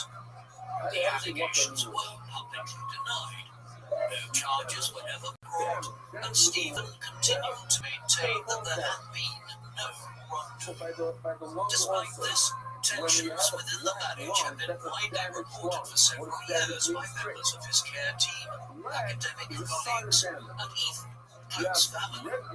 And during this period, there were growing concerns that Hawking had become increasingly isolated, both personally and professionally, as Elaine Mason assumed a dominant role in managing much of his daily life. By the time of their separation in 2006, it was clear that the emotional and relational strain had taken a toll on Stephen's once broader support network. Following the separation from Elaine Mason, Stephen Hawking gradually began to rebuild his relationship with his 3 children, Robert, Lucy, and Timothy, who were now adults, each forging their own paths in life. Robert, the eldest, had pursued a career in software engineering and was living in the United States with his own young family. Lucy had become a successful journalist and author, known particularly for her children's science fiction books aimed at making complex scientific ideas accessible to young readers. It was around this time that she began collaborating with her father on a new series of novels beginning with George's Secret Key to the Universe in 2007, blending storytelling with real scientific concepts. Timothy, the youngest, had taken roles in education and corporate work and remained a quieter presence, but maintained close ties with the family, and as Stephen's physical condition required increasing care, his children began to take a more active role in supporting his daily needs and in helping to manage his public appearances, travel, and professional commitments. Stephen also renewed his friendship with Jane Hawking, not as a romantic partner, but as a trusted confidant and long-time companion who had shared the most formative and challenging years of his life. By this time, Jane had remarried in 1997 to Jonathan Hedier Jones, a musician and family friend who had been a source of support during her most difficult years, caring for Stephen. Despite the complexities of their past, Stephen and Jane maintained a cordial and at times affectionate relationship in his later years, occasionally appearing together at public events and family gatherings. Their renewed connection brought a sense of closure and continuity to a family that had, at times, been tested by strain and distance. And for Hawking, these final years were marked not only by ongoing scientific engagement, but also by a quieter, more grounded sense of personal reconciliation and familial closeness.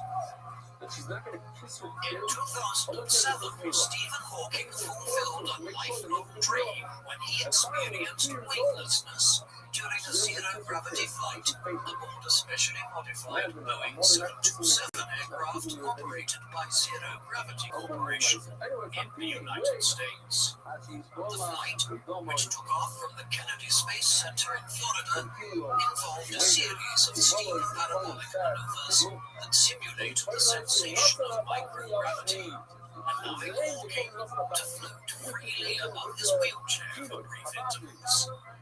Photographs of the event showing Hawking smiling as he hovered mid-air with the assistance of flight staff quickly spread across the globe, alongside his message that life on Earth was vulnerable to disasters, both natural and man-made, and that colonizing other planets would eventually become a necessity. In 2008, Stephen Hawking founded the Center for Theoretical Cosmology at the University of Cambridge, an institute dedicated to advancing research into the fundamental laws of the universe. The center aimed to foster collaboration across disciplines, including cosmology, quantum gravity, and particle physics, while also supporting the next generation of theoretical physicists through cutting-edge research and education. Hawking envisioned the CTC as a hub where the biggest questions in physics could be explored in depth, such as the nature of space-time, the origin of the universe, and the unification of general relativity and quantum theory. And although his health increasingly limited his mobility, Hawking remained actively involved in shaping the center's mission and led it the full weight of his global reputation. In 2009, Stephen Hawking was awarded the Presidential Medal of Freedom, the highest civilian honor in the United States, by President Barack Obama. The ceremony held at the White House recognized individuals who had made extraordinary contributions to the security or national interests of the United States, to world peace, or to cultural and other significant public or private endeavors, with Hawking being honored for his profound impact on science, education, and the global imagination. Hawking was honored not only for his groundbreaking work in cosmology and theoretical physics, but also for his tireless commitment to public education, his advocacy for people with disabilities, and his role in promoting scientific understanding around the world. When presenting the award, President Obama praised him as someone who had overcome the odds and expanded our understanding of the universe.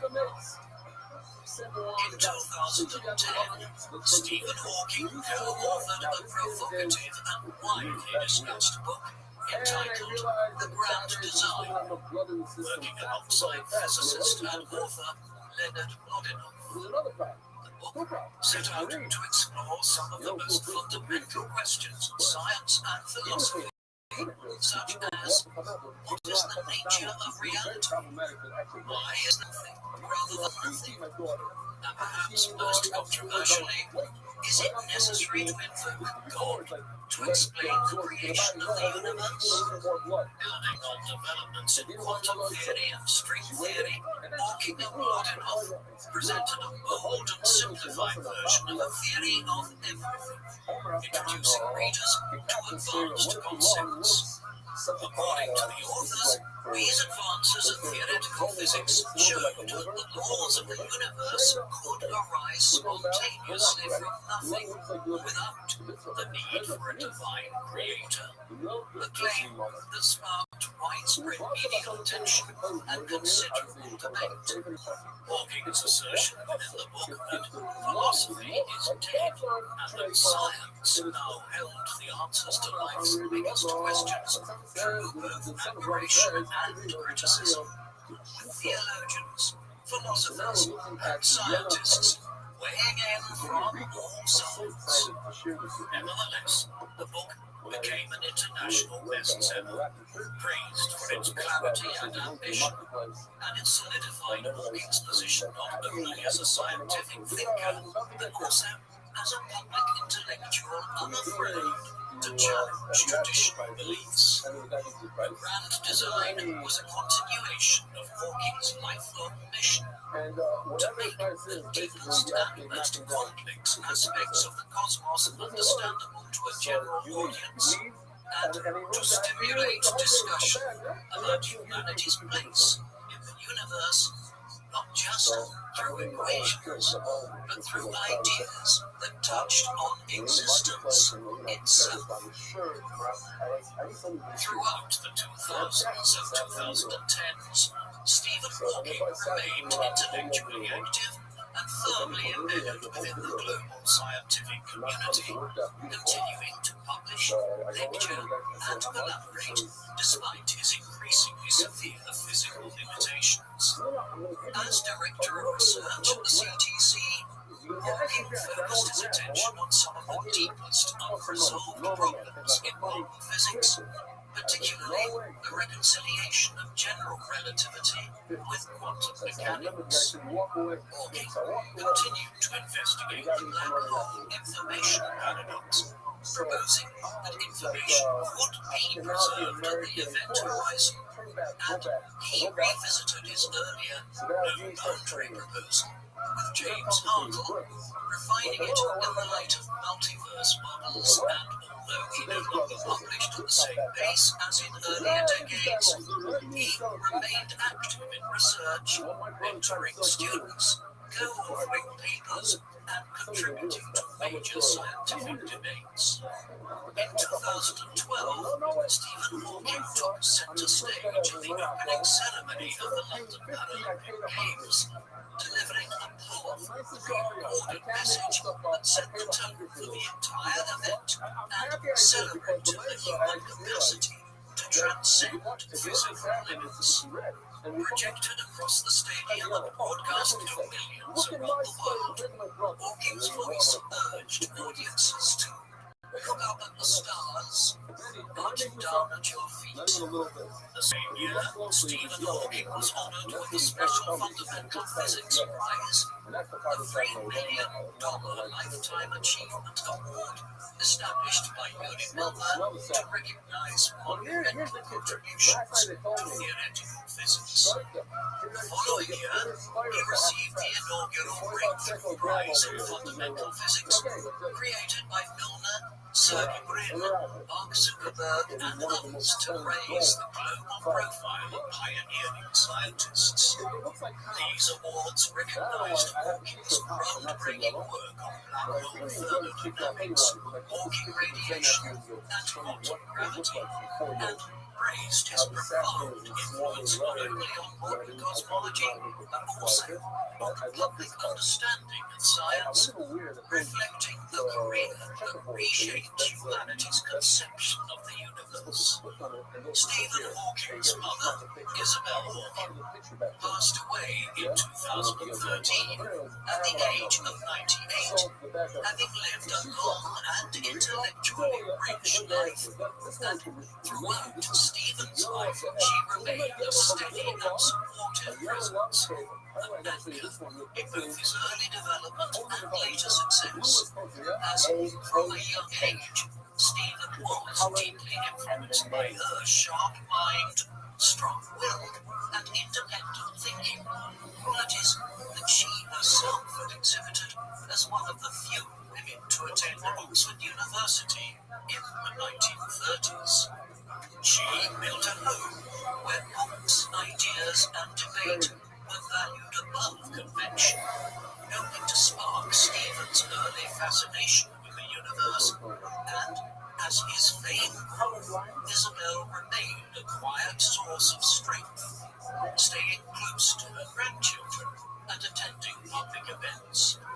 Although she never sought the spotlight, those close to Stephen knew her influence on his intellectual and moral outlook was profound, making her passing the end of a deeply meaningful bond.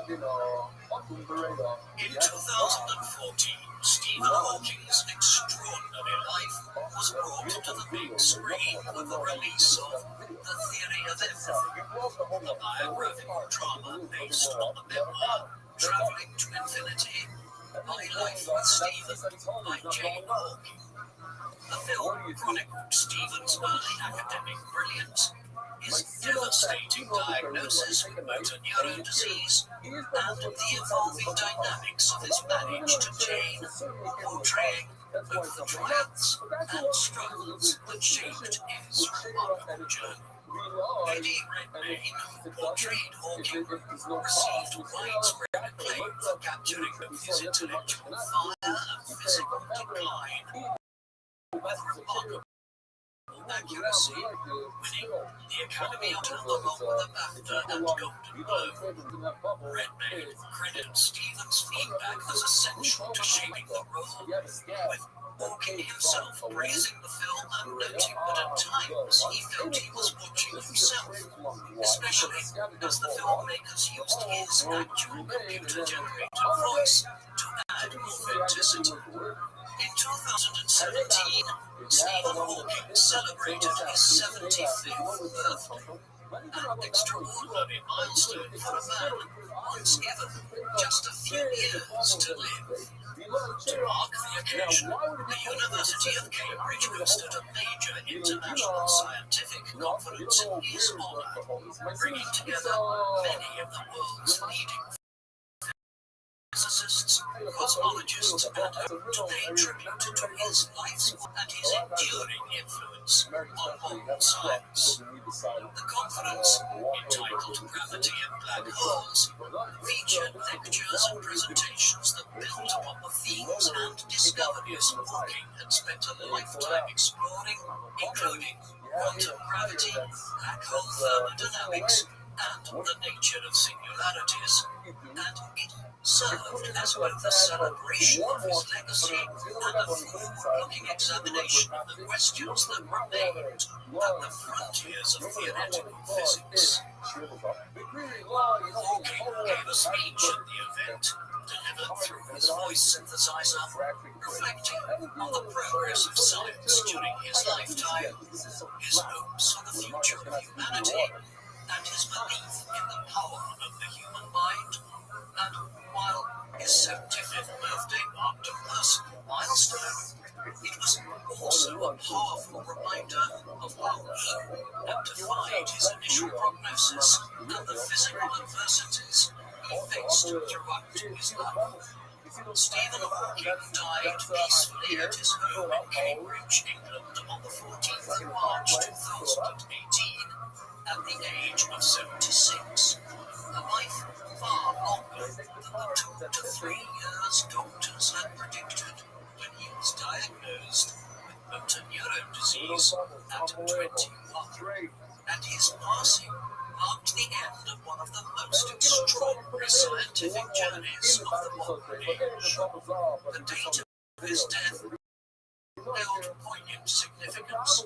Pi Day, said around the world by mathematicians, and also the birthday of Albert Einstein, one of the greatest minds in the history of science, whose legacy had often intersected with Hawking's. The parallels were not lost on the public, with tributes pouring in from every corner of the globe. World leaders, fellow scientists, celebrities, and institutions across science, technology, and education paid homage to Hawking's life, with many praising not just his intellectual contributions, but also his courage, resilience, and humor in the face of overwhelming personal challenges. The Vatican issued a statement honoring his work. NASA expressed gratitude for his cosmic insights, and flags were flown at half-mast in academic circles. His funeral took place on the 31st of March 2018 at Great St Mary's Church in Cambridge, attended by family, friends, and distinguished figures from academia and public life. The service reflected both the deep affection and immense respect he commanded across the world, with crowds gathering outside to pay their final respects, while inside tributes were paid to his extraordinary life and contributions to science.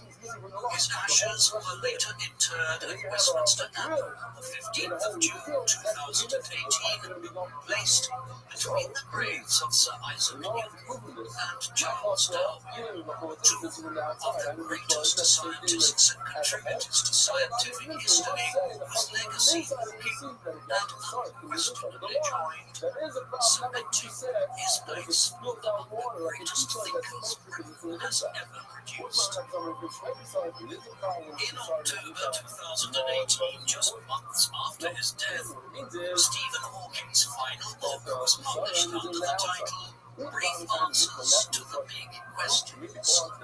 This was compiled from his personal archives of unfinished essays and completed with the help of colleagues, family, and long-time collaborators.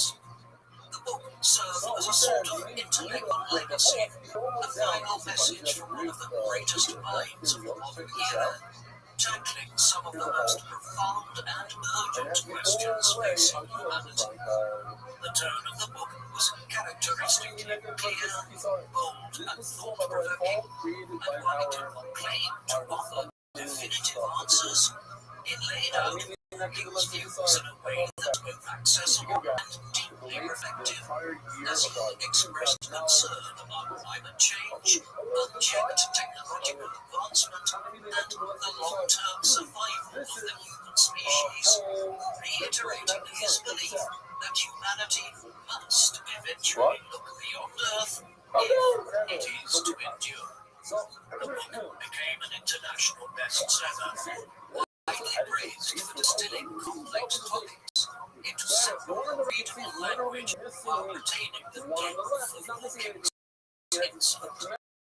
For many readers, Brief Answers to the Big Question felt like a farewell, both a running about the future and a celebration of the curious, daring intellect that had reshaped humanity's understanding of the universe. Stephen Hawking's life was one of extraordinary contrasts. A man bound to a wheelchair who explored the furthest reaches of the universe, a scientist who could not speak yet communicated some of the most profound ideas in human history, and a figure whose physical fragility was overcome by a profound spiritual strength and resilience. From the quiet streets of St Albans to the halls of Cambridge and the world stage, he became a beacon of human potential, reminding us Yo, what up? that the limits of your body are no match for the power of the mind. Evaluating his scientific contributions, scholars continue to debate the full impact of Hawking radiation and his quest for a theory of everything, but there is near universal agreement that his work fundamentally altered our understanding of black holes, time, and the origins of the universe. His ability to bridge general relativity and quantum mechanics helped lay the foundation for future research in quantum gravity and string theory. Many of his most famous theories, from Hawking radiation to the no boundary proposal remain unproven, not because they lack merit, but because the tools to test them have not yet been invented. Yet Hawking fully acknowledged this gap between theoretical elegance and empirical confirmation.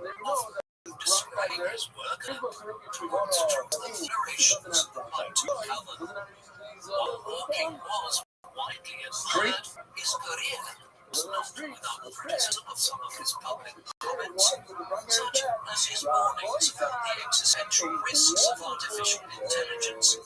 These were viewed by some as visionary and by others as speculative, and a few critics within academia argued that his immense celebrity, sometimes eclipsed his more cautious scientific output, especially as theories like the multiverse or no boundary proposal remained untestable. Nevertheless, even without empirical proof, Hawking's ideas pushed the boundaries of accepted thinking, sparking new debates and encouraging others to imagine more. And he never shied away from life's largest questions, challenging traditional beliefs about God, existence, and the cosmos itself, and staking his place in the timeless conversation between science and meaning.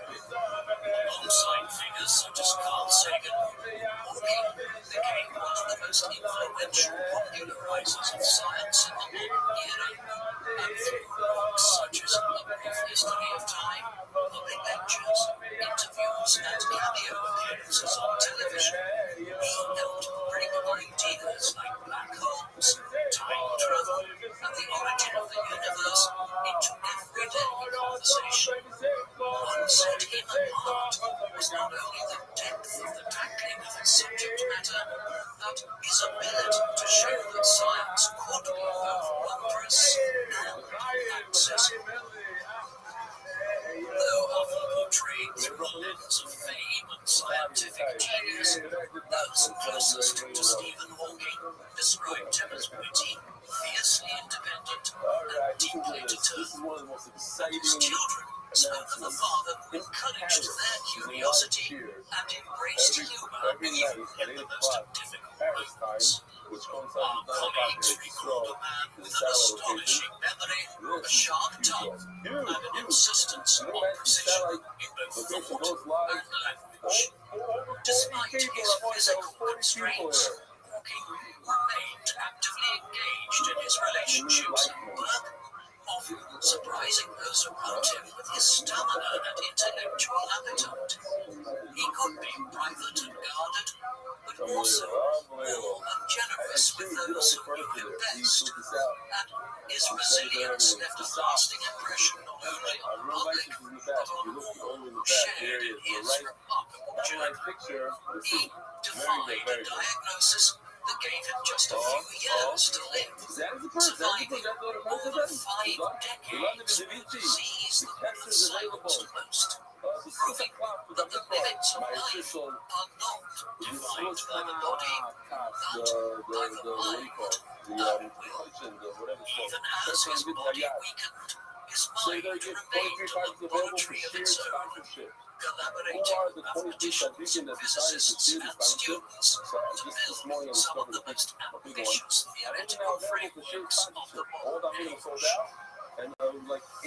Today, Stephen Hawking is remembered as both a pioneering scientist and a cultural icon, admired not only for his contributions to science, but for his defiance of expectation, his commitment to truth, and his extraordinary ability to inspire. And his genius lay not only in what he discovered, but in what he made us question, and most of all, in what he made us imagine. What do you think of Stephen Hawking? Was he the greatest scientific communicator of our time and a man who defied fate itself? Or was he a brilliant theorist whose fame sometimes eclipsed the complexities of the world? Please let us know in the comment section. So go kart. So I got to do one row there. We have to start knocking these things out. And on Pressman with the third row from the left, or the second from the right. Yaakov Malchus latest. We said this one. Mary Peter will say again. Yossi Rajman, Shuli Friedman, Naftali Friedman, Yochai Kolchik, Ari Chaimowitz, the famous Ari. I think I even have a video of him today. Chaim Flagsborough. He really elevated our trip, Ari Chaimowitz. He's a photographer, but he has to be masking. Elevated 100%. Elevated the Morocco trip. Chaim Flagsborough, Shlomo Shani Levinger, Kobe Meir Dampi's here. Nancy Weber, Gigi Mechel is Larry Gigi, the famous Gigi from Manchester, London, Manchester. Eric Schwartz, Muki Laser, David Banchet, Alyssa David Parrish, Shai Schwartz, Yitzi Selingov, Yael Yitzi Friedman, Avi Dahan, Monica Kobe, Yuda Kraftwald, Yuda Sussman, and we're going to stop here. On the last row, the second from the top, is Mr. Machloikis himself.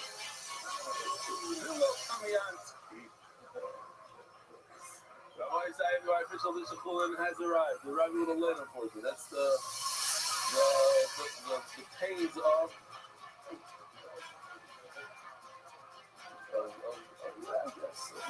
something like that. People are picking them up from the cellar locations. The father, the dear friend of Allah, yes, very dear. I'm judging today. This is very simple. The spot of the color is amazing. Yeah, look.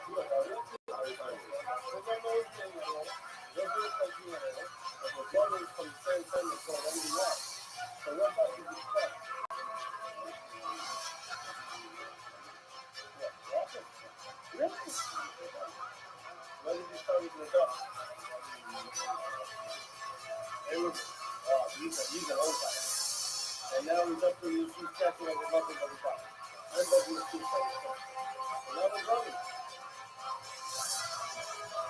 Okay. What's your name, Doctor? That's your next one. We don't see when the next one and everything is starting. Okay. A little better than anytime it's popped up, it's really taken off. So that's from my true so that social surgery wounds such a weird. It seems his own fault to get royal praise for last. That's it, yeah. That's right. Yesterday, it was better later than ever. I got this, I said it in the Hebrew share. Moshe Handler's son on the Shalom Day did a chassid prayer for him, and I guess it was yesterday. Rabbi, here with the question about what's your name? Yosef Tower. How long have you been after Rabbi? Since Makis. What should you be learning? With that liquid? What's it like in yeshiva? You still do the daf. How do you manage it? 7 a.m. he gets in the book and do the daf. Now he came up and was like, I want to flip for Rebelli. What message you have to say to Rebelli?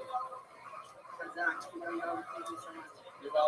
crisis, the dreaded plague is spreading north from London. The universities closed, and with students and teachers in route to safety, and some student is moved to his family in Lincolnshire. One afternoon, while sitting drinking tea, he observes an apple fall to the ground and begins to speculate about why more objects are drawn to the Earth's center. Eventually, nearly 2 decades later, the same man publishes his theory of universal gravitation, which, for the first time, based on the laws of gravity, and simultaneously revolutionizes mathematics, physics, and astronomy. His name is Isaac Newton, history's greatest scientist. I'm curious, how does this minute begin with blessings to Yossi?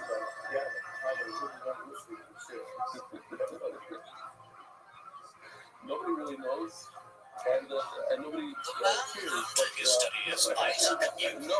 Was born on Christmas Day, the 25th of December, in the year 1642, at the manor house of Rothschild, south of the town of Bradford, in Lincolnshire, in the eastern Midlands of England. The Julian calendar was still in use in England,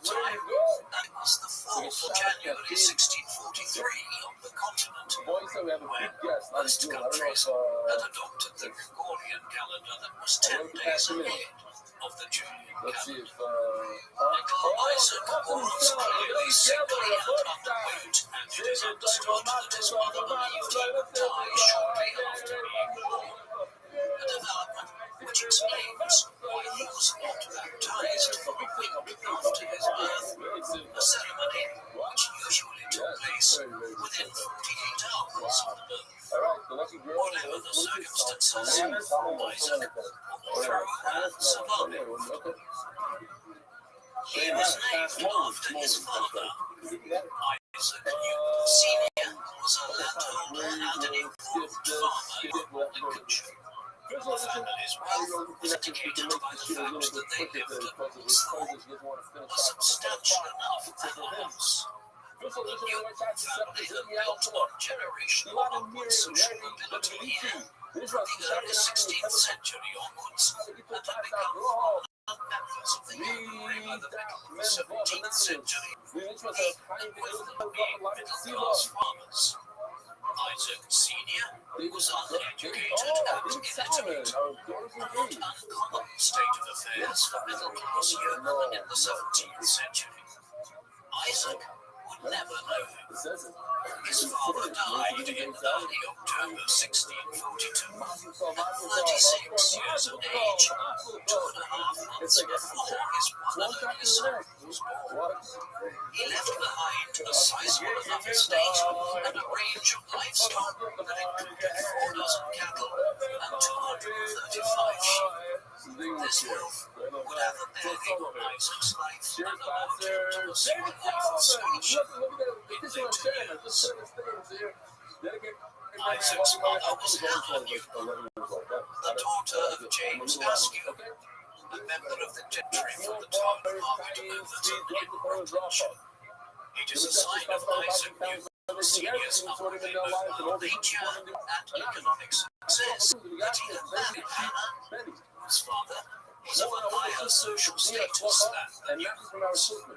She eventually remarried after her first husband's death. The second marriage was to the Reverend Barnabas Smith, a churchman with a large estate that generated an income of around £500 per year, a substantial amount of money in the middle of the 17th century.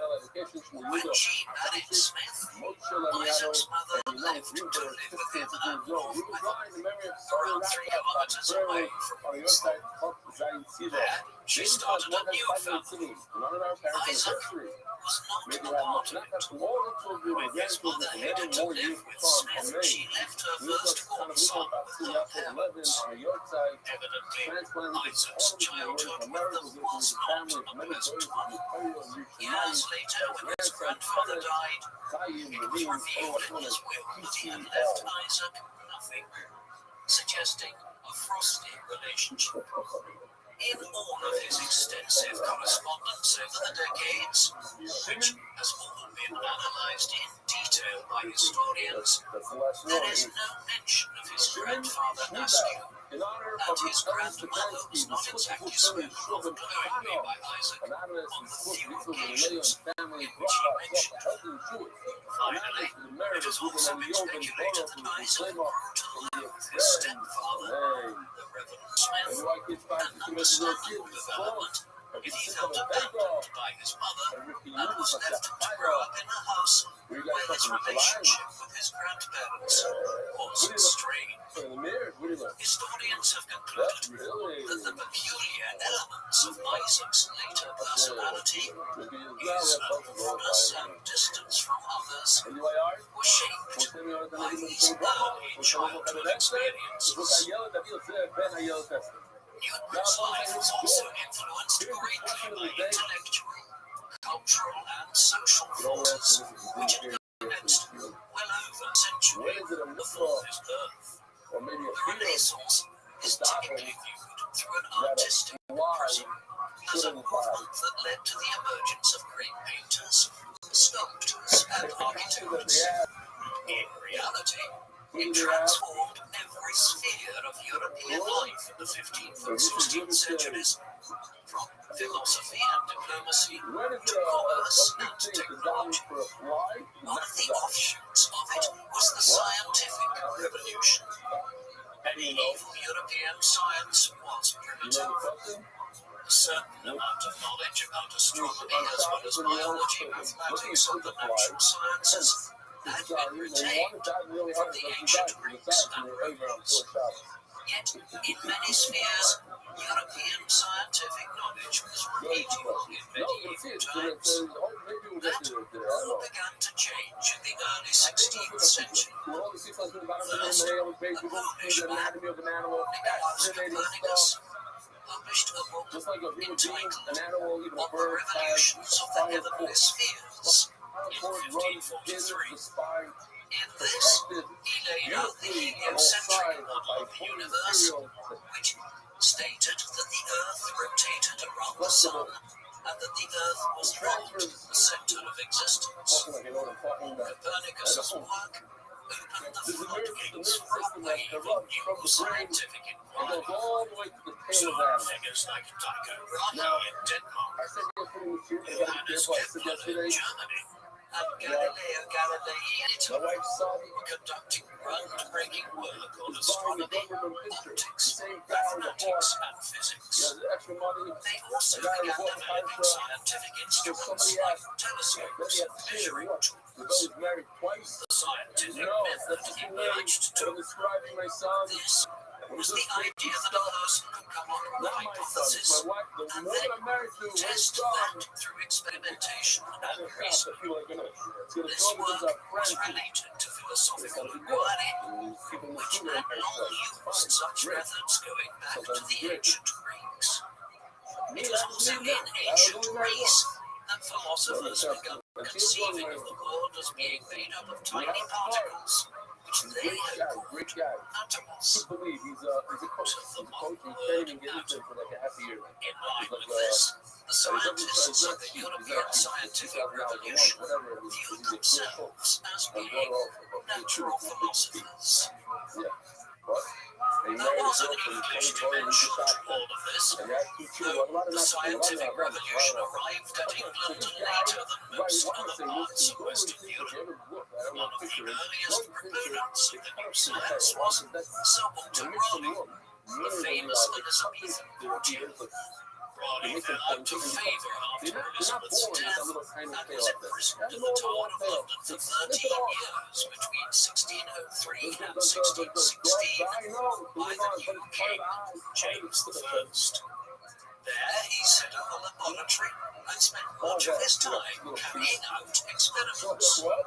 Elsewhere, the drive to discover the northeast and northwest passages to Asia by sailing north of Europe or America had led English navigators to develop scientific instruments and accomplished cartographic or map-making skills in the 16th century. But it was really in the 17th century that England came into its own as a centre of the scientific revolution.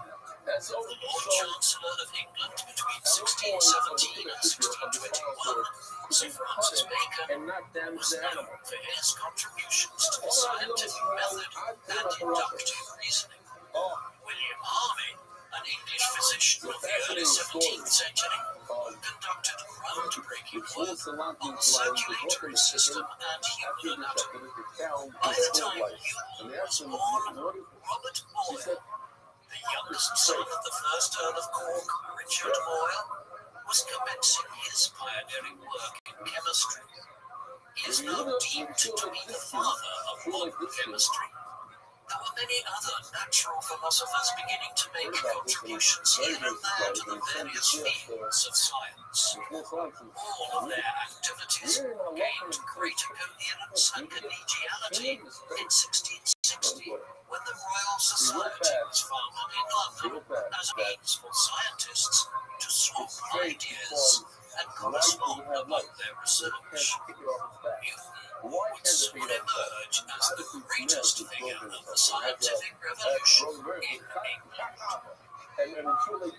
Not much is known about Isaac's earliest years. He was reluctant to write about his childhood and later life. His stepfather died in 1653, when Isaac was 10 years old. You His put a different mother one. I want to see then the tail. returned Yeah, towards the one with the tail. along with Okay, Isaac's so younger years. 3 Okay, you got half the dish. siblings. Then we'll get By then, Isaac's education was already well so underway, here it is.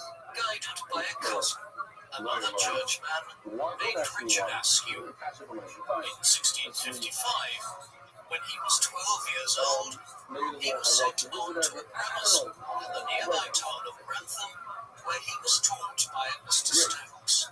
The curriculum would have had a heavy emphasis on learning Latin, and then that stepped outwards into the subjects that were written about by the greatest Latin writers, namely Roman authors like Cicero, Quintilian, Virgil, Tacitus, Seneca, and the like.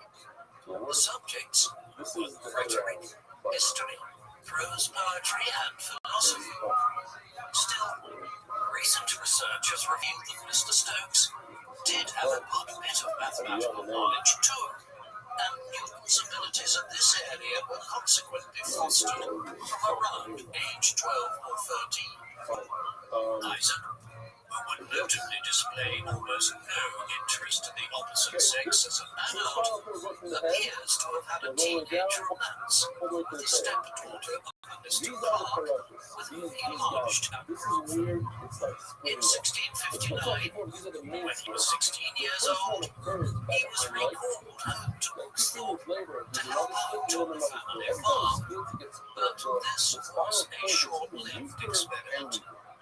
Isaac hated farm work, and both Mr. Stokes and his cousin Richard Askew had learned enough about his intellect to realize that he had the makings of a gifted scholar. They organized to help finance the finishing of his elementary schooling, and then, this done, he was sent off to Cambridge University in 1661. Newton's earliest years at Cambridge were formative in his emergence as one of the greatest scientific minds in human history, though often in unusual ways. His comparatively humble background meant that he was assigned as a sample sizer. This meant he was expected to earn his keep cleaning the college and was not allowed to dine with the other wealthier students. This suggests his mother had refused to provide much financing from the estate she now controlled from not one, but two deceased husbands. What it did ensure was that Newton was somewhat socially isolated as a lowly subsizer, something which encouraged him to focus more on his studies. Early on, he was taught by Benjamin Woolley, a tutor who assigned him lots of writings by the giant of the medieval scholastic curriculum, the ancient Greek polymath Aristotle, a man who was primarily remembered as a philosopher, but who was also one of the great early natural scientists. Before long, Newton was moving on to more contemporary scientific works and had developed an especially keen interest in physics. About 2.5 years into his studies at Cambridge, he then abandoned any sense of formal or structured learning.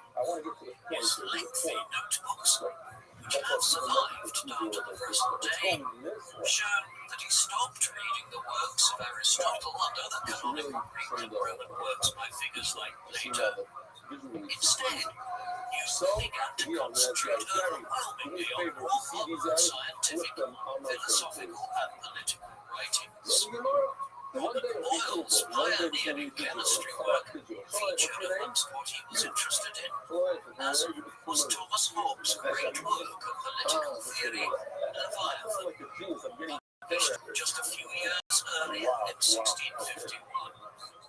However, it was the works of Galileo that held Newton's attention above all else at this time. The Italian polymath had revolutionized the study of astronomy, optics, and many other fields in a series of studies carried out between the 1590s and 1630s.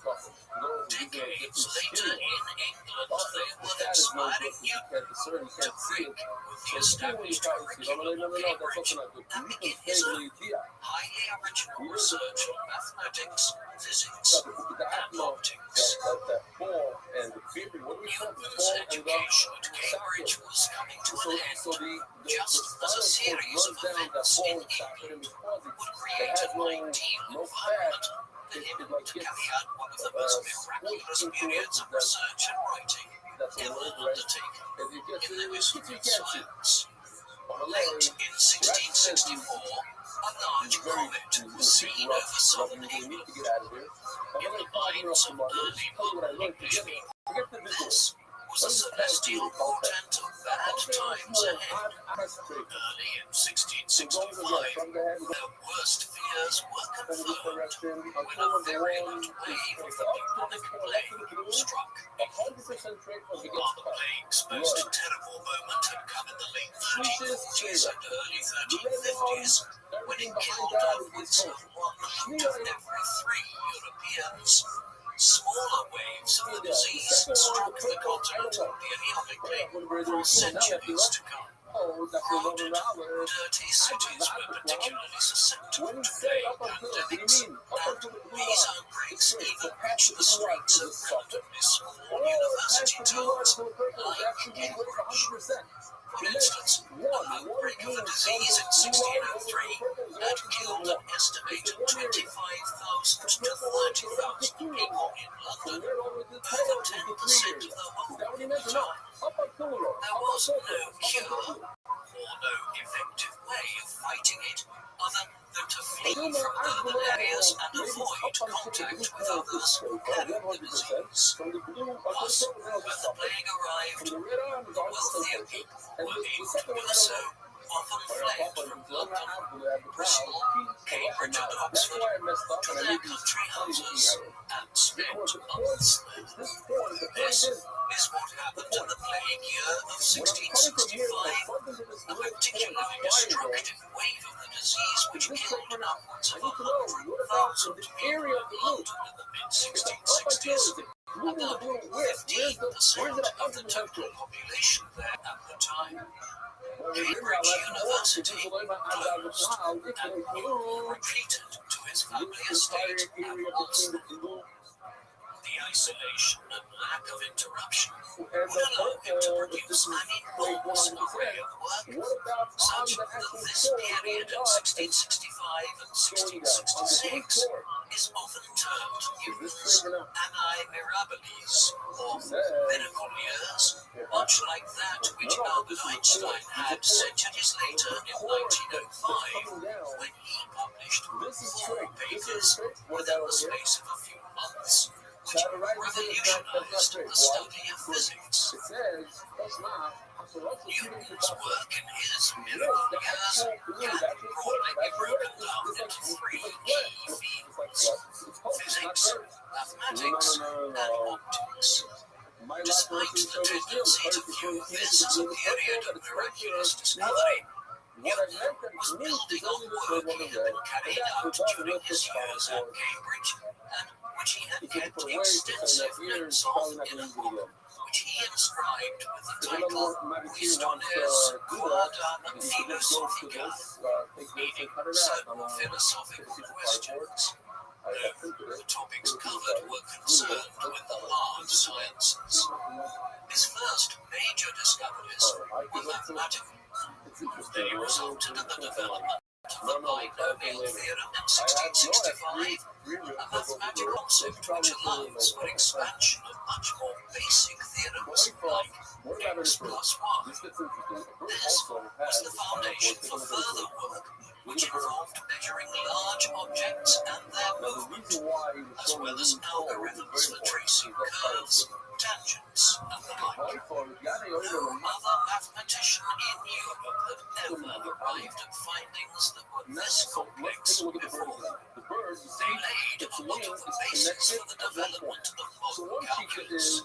Newton's response to making these discoveries was to record them in a paper which he entitled "To Resolve Problems by Motion, these following propositions are sufficient." He then placed the paper in a drawer and forgot about mathematics for at least 6 months. Now look at this. I He didn't know could this. not make any effort to publish or disseminate that work at the time. 3 bends. It has 3 With joints. this done and Not like still mired in his continuing an animal's leg. self-imposed Not exile like a from human. playing, You only have 2 bends. Newton moved on to studying mechanics.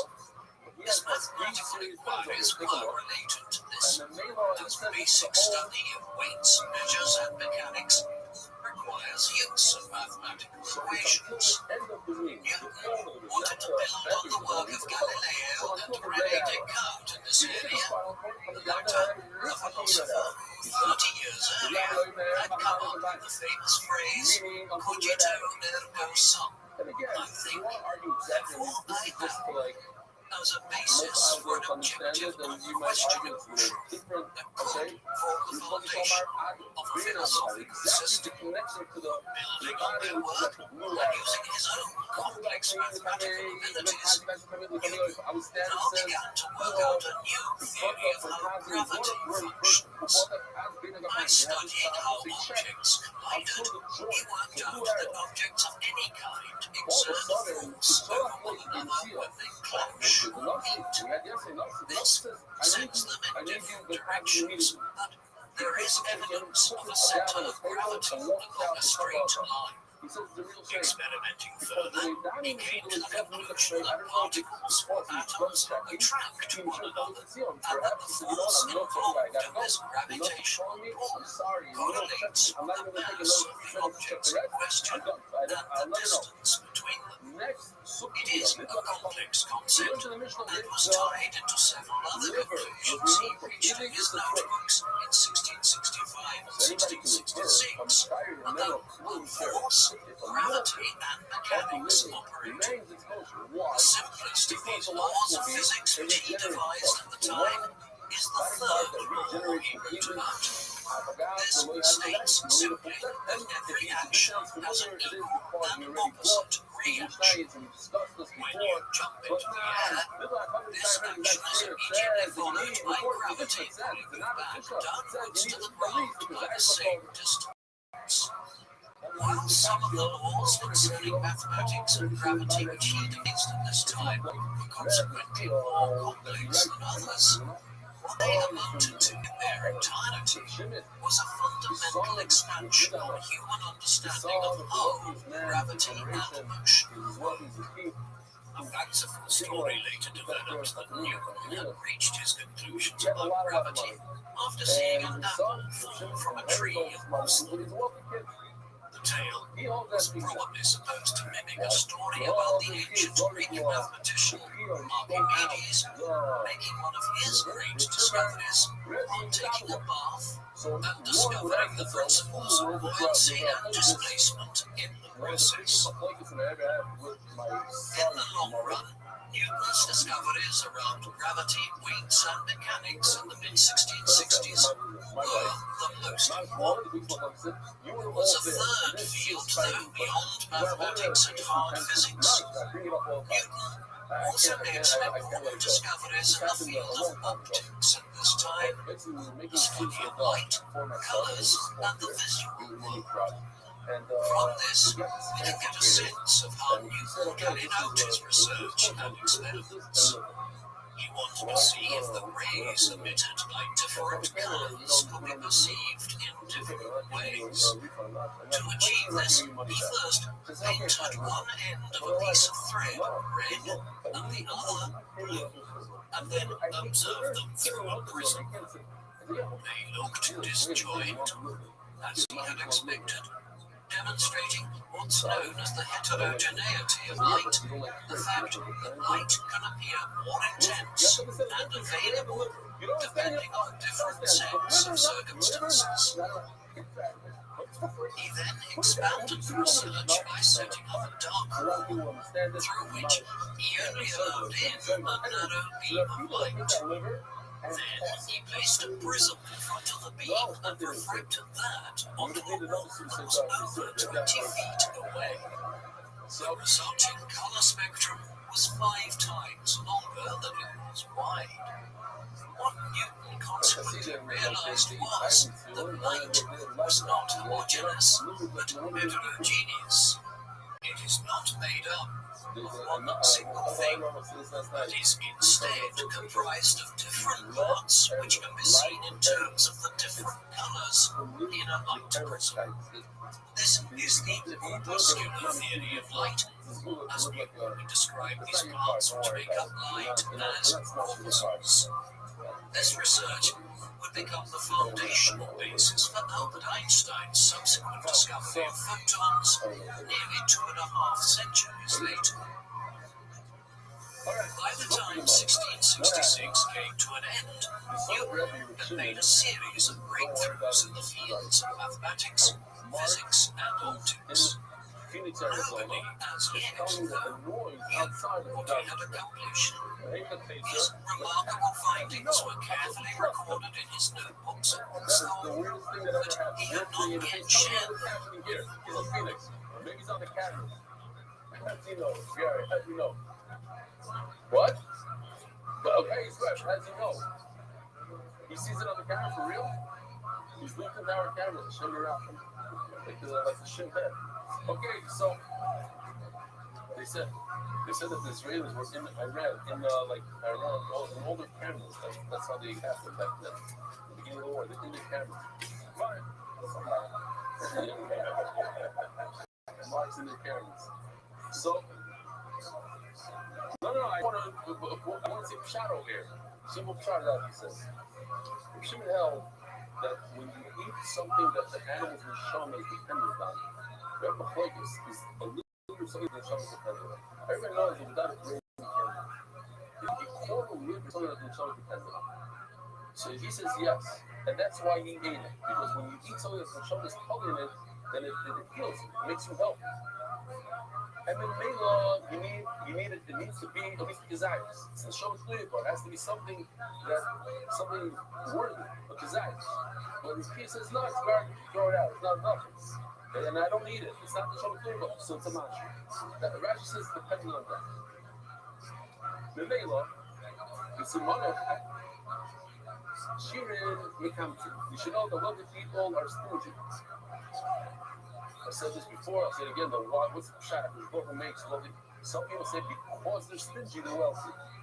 That they know how to save. In order to be wealthy, you have to know how to save. You spend money on cars and nice stuff and shoes and all. You never have enough money to invest. Huh? Suits. Oh, you're super wealthy. All of us are. More expensive. Nice to show you. Me and my wife went to the little, I'll just say, we went to the little my nephew actually lived in that house. So he says, I got to show you something. So I go to this house. It has a room. I want to say like maybe 15 by 15. That's his closet. And I've never seen anything like this. For like 2 rows all the way around of suits. And all the suits were one company. We only cost upwards of 5,000 rupees. Something very, very expensive. And every suit was in a plastic bag. And every plastic bag had a tie and cufflinks with it. It was like, and he had a granite table in the center. He starts taking it off. He starts showing this one and this one. And this one has a tie. So he doesn't have to pick a tie. But Maury, how are you going to wear, like, how can you possibly wear all these suits? It's for shopping. Like, it doesn't. That was just this. Yeah. Oh, he never wore it.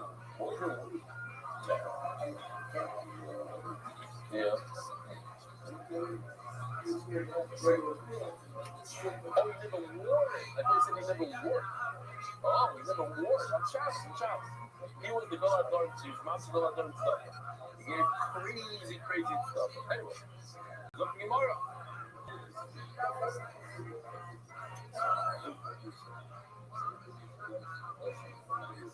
Yeah. No, so I was saying that a veer, like his brother does a chesed with a veer that he makes him he has a certain kindness, a stinginess that for him, every time he gives tzedakah, it's a mitzvah. Otherwise, it wouldn't be a mitzvah for him. Bill Gates gives $100 and it's like pump some sugar food for sure. Or what's his name? Elon Musk, trillionaire. What's $1,000? It's like, but it hurts. So even $1,000 is even $1 in this. Why does it hurt? You get scarred based on how hard it's for you to get. So if whoever made it hard for you to get. Also, share your armor. Share your armor. If it's hard for you to get more scar. Others, share your character, share your armor. It's just the way to give, like, whatever. To make a place for almost. It's like a better. I would do most of the also the so the soldiers came to so Araku Rabba revelation. This is a word that is very everybody in their soul is very familiar. Arik means somebody that's running from the military. Araku Rabba revelation, they ran away from the military. How Zera says Tysus or Zera wasn't scared, he didn't have to run away because his father worked for the king. He's in charge of the taxes. You got to do it. Exactly.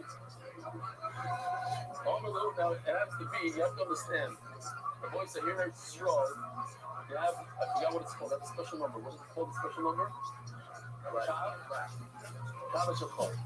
That if police come, arrest you, or somebody sees you, you call the special hotline, and people show up immediately. Seba Shapar? We'll see in a second. I'm going to go out right now. So you call them, you AWOLs, deserters. I'm going to go out right now. So they're running for their life. And me, throws in a stick of fire. Kazai Shamru, you should just know that when we're discussing, here's a nice healthy liver. It's a liver, and then you see the gallbladder. The gallbladder, the green guy, is the gallbladder. So when we say that all you need is Kazai, so first of all, we must use Kazai. That's a plug. Kazai or not? Zero Haskins right now for now, it's Kazai. But where? It has to be cash in the whole thing. You can't just have here, you see the Kazayas? This guy right over here is the Kazayas, yeah? That Kazayas, and the rest of the carpet is the skirts thing. The Sareka, the diaphragm. It was the spring of 1667 before it was considered safe to return to Cambridge, as life in southern England was so disturbed by the final stages of the plague year and the Great Fire of London that had destroyed the capital in September 1666, leaving around 100,000 homeless. People either encamped outside the ruins of the city or dispersed to other towns and villages around the country. In this atmosphere of disordered life, Newton arrived back at Cambridge and managed to gain election as a fellow, a post that provided him with a modest salary. He began teaching, tutoring, and continuing his research back at Cambridge. He also started to disseminate some of his findings in a limited way.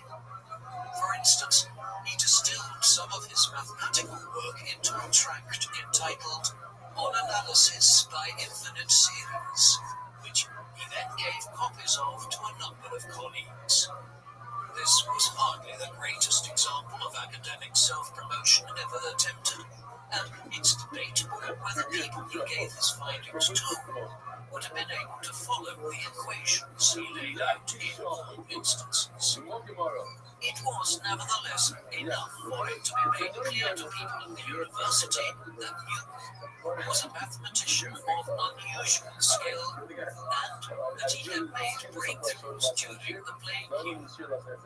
He was therefore a collocation professor of mathematics in 1669, the chair which had been founded in 1663 through a bequest made by Henry Lucas shortly before his death. Lucas was a parliamentarian who represented Cambridge during the English Civil Wars of the 1640s.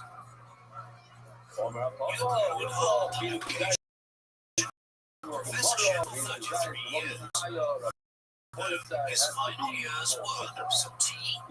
As he moved to London in the 90s, the position was hardly onerous. Newton was expected to deliver one lecture every week during one term of the year. For this, he was paid an income of £100 per year. Moreover, the lectures barely had any audience. Such was the lack of interest in mathematics and physics in Cambridge in the late 17th century.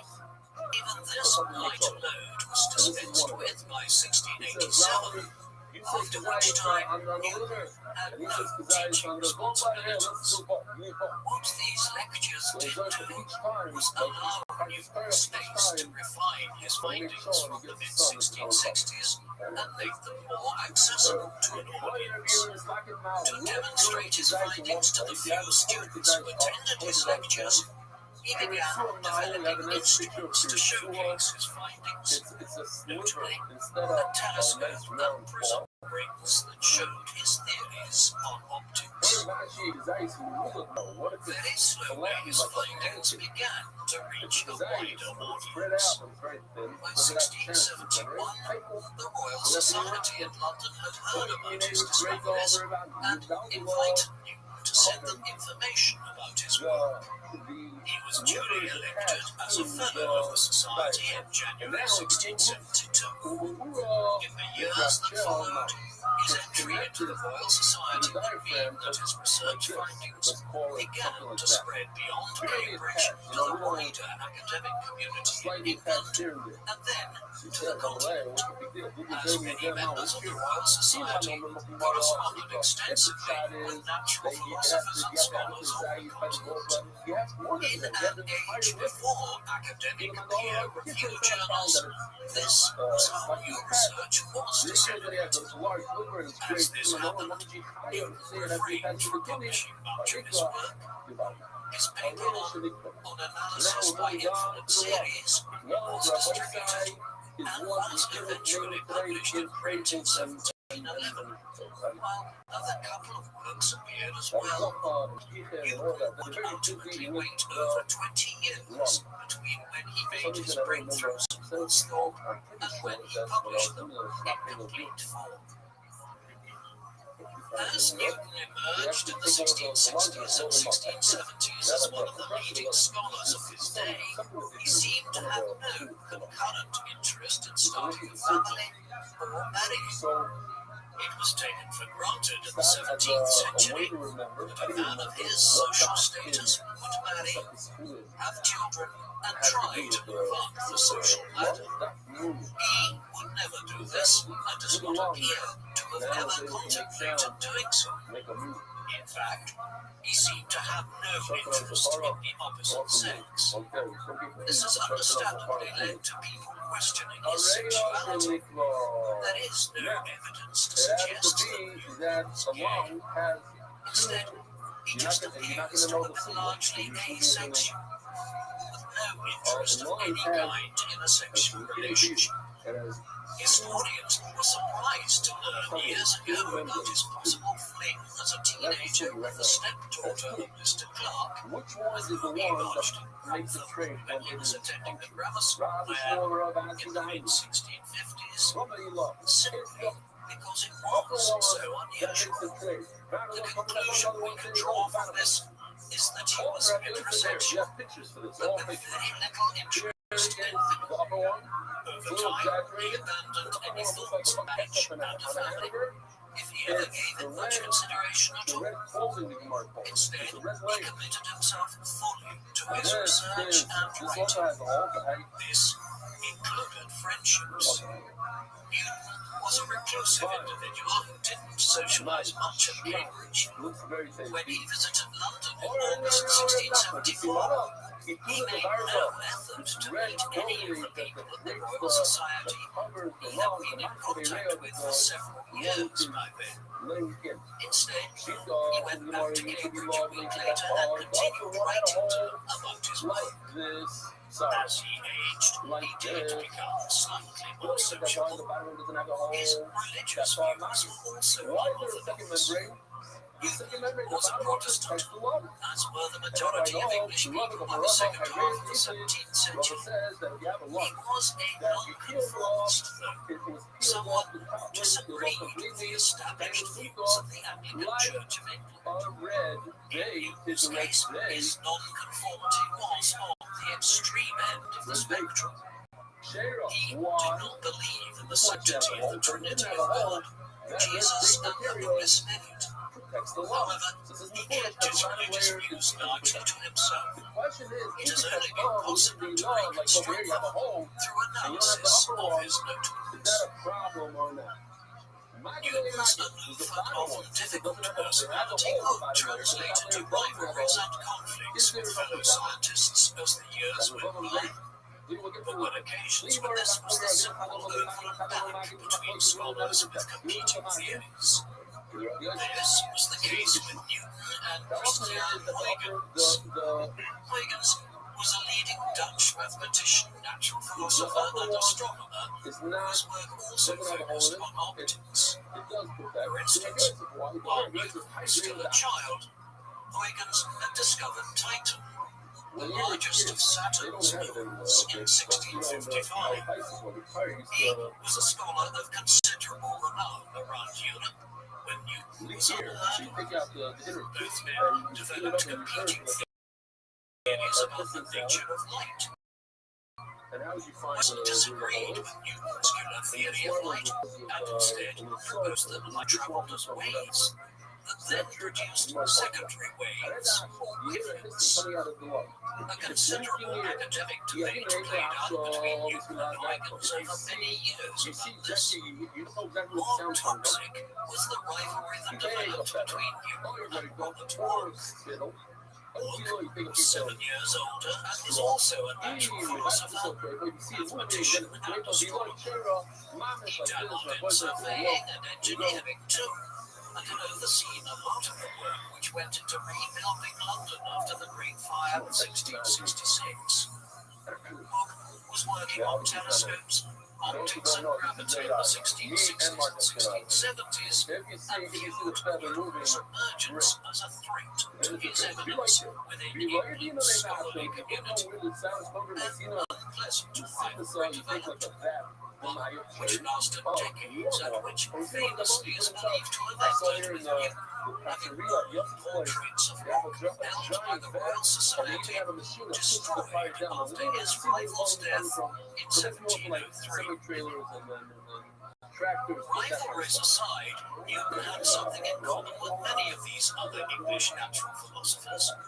They were all generally interested in alchemy, esoteric thought, and what was known in early modern Europe as Hermeticism. Newton's interest in these pursuits was lifelong. Alchemy is a field in which individuals sought to discover the famed philosopher's stone, a legendary substance which alchemists believed would turn anything into gold. It was closely aligned to a belief in magic and elements of esoteric or hidden history and arcane knowledge. Hermeticism was a branch of alchemical studies. Word comes from a set of teaching which were believed to have been written by a mysterious figure from late antiquity known as Hermes Trismegistus. He was understood to have been a philosopher and a proto-scientist who dabbled in alchemy.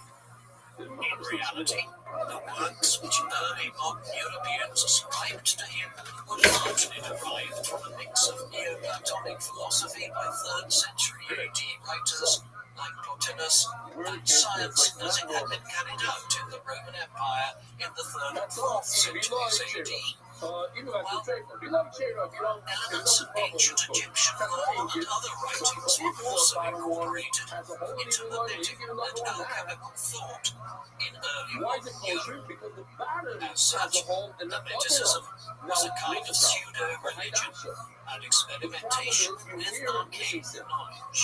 It was very closely connected to the scientific revolution, and Newton and Leibniz were far from the only major scientists of the era who dabbled in alchemy and Hermeticism. So too did figures like like Nicolaus Copernicus, Tycho Brahe, Johannes Kepler, Galileo Monterey, Francis Bacon, Robert Boyle, and many others. The scientific revolution was deeply connected to the quest for the philosopher's stone, alchemical studies more broadly, and hermetic thought. Chemistry, in particular, emerged as a discipline directly from alchemical studies. Thus, a visitor to Newton's study over many years would have seen scientific instruments that were designed to test the suitability of substances, as the philosopher's stone, while his papers are peppered with manuscripts about alchemy and hermeticism.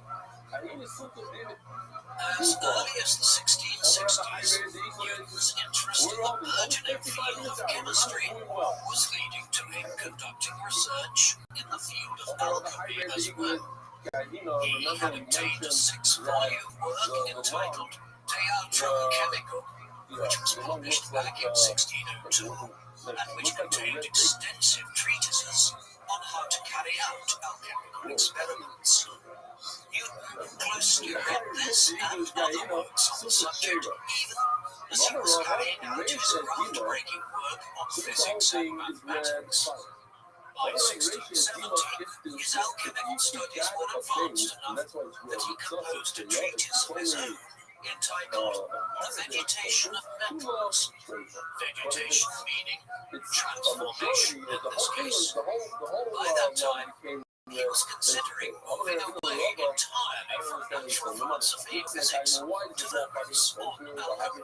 He entered into correspondence with the leading chemist of the age, Robert Boyle, and continued to develop his laboratory in Cambridge, carrying out new experiments and acquiring all sorts of substances and equipment with which to study them. This led to the creation of Index Chemicus, Chemical Index, in which he noted his experiments with hundreds of different substances to find the philosopher's stone. Newton would eventually develop files over thousands of pages of notes as part of his studies in alchemy. Unfortunately, much of this was in the form of symbols, which he clearly was able to understand himself, yet which are now impenetrable to the modern brain.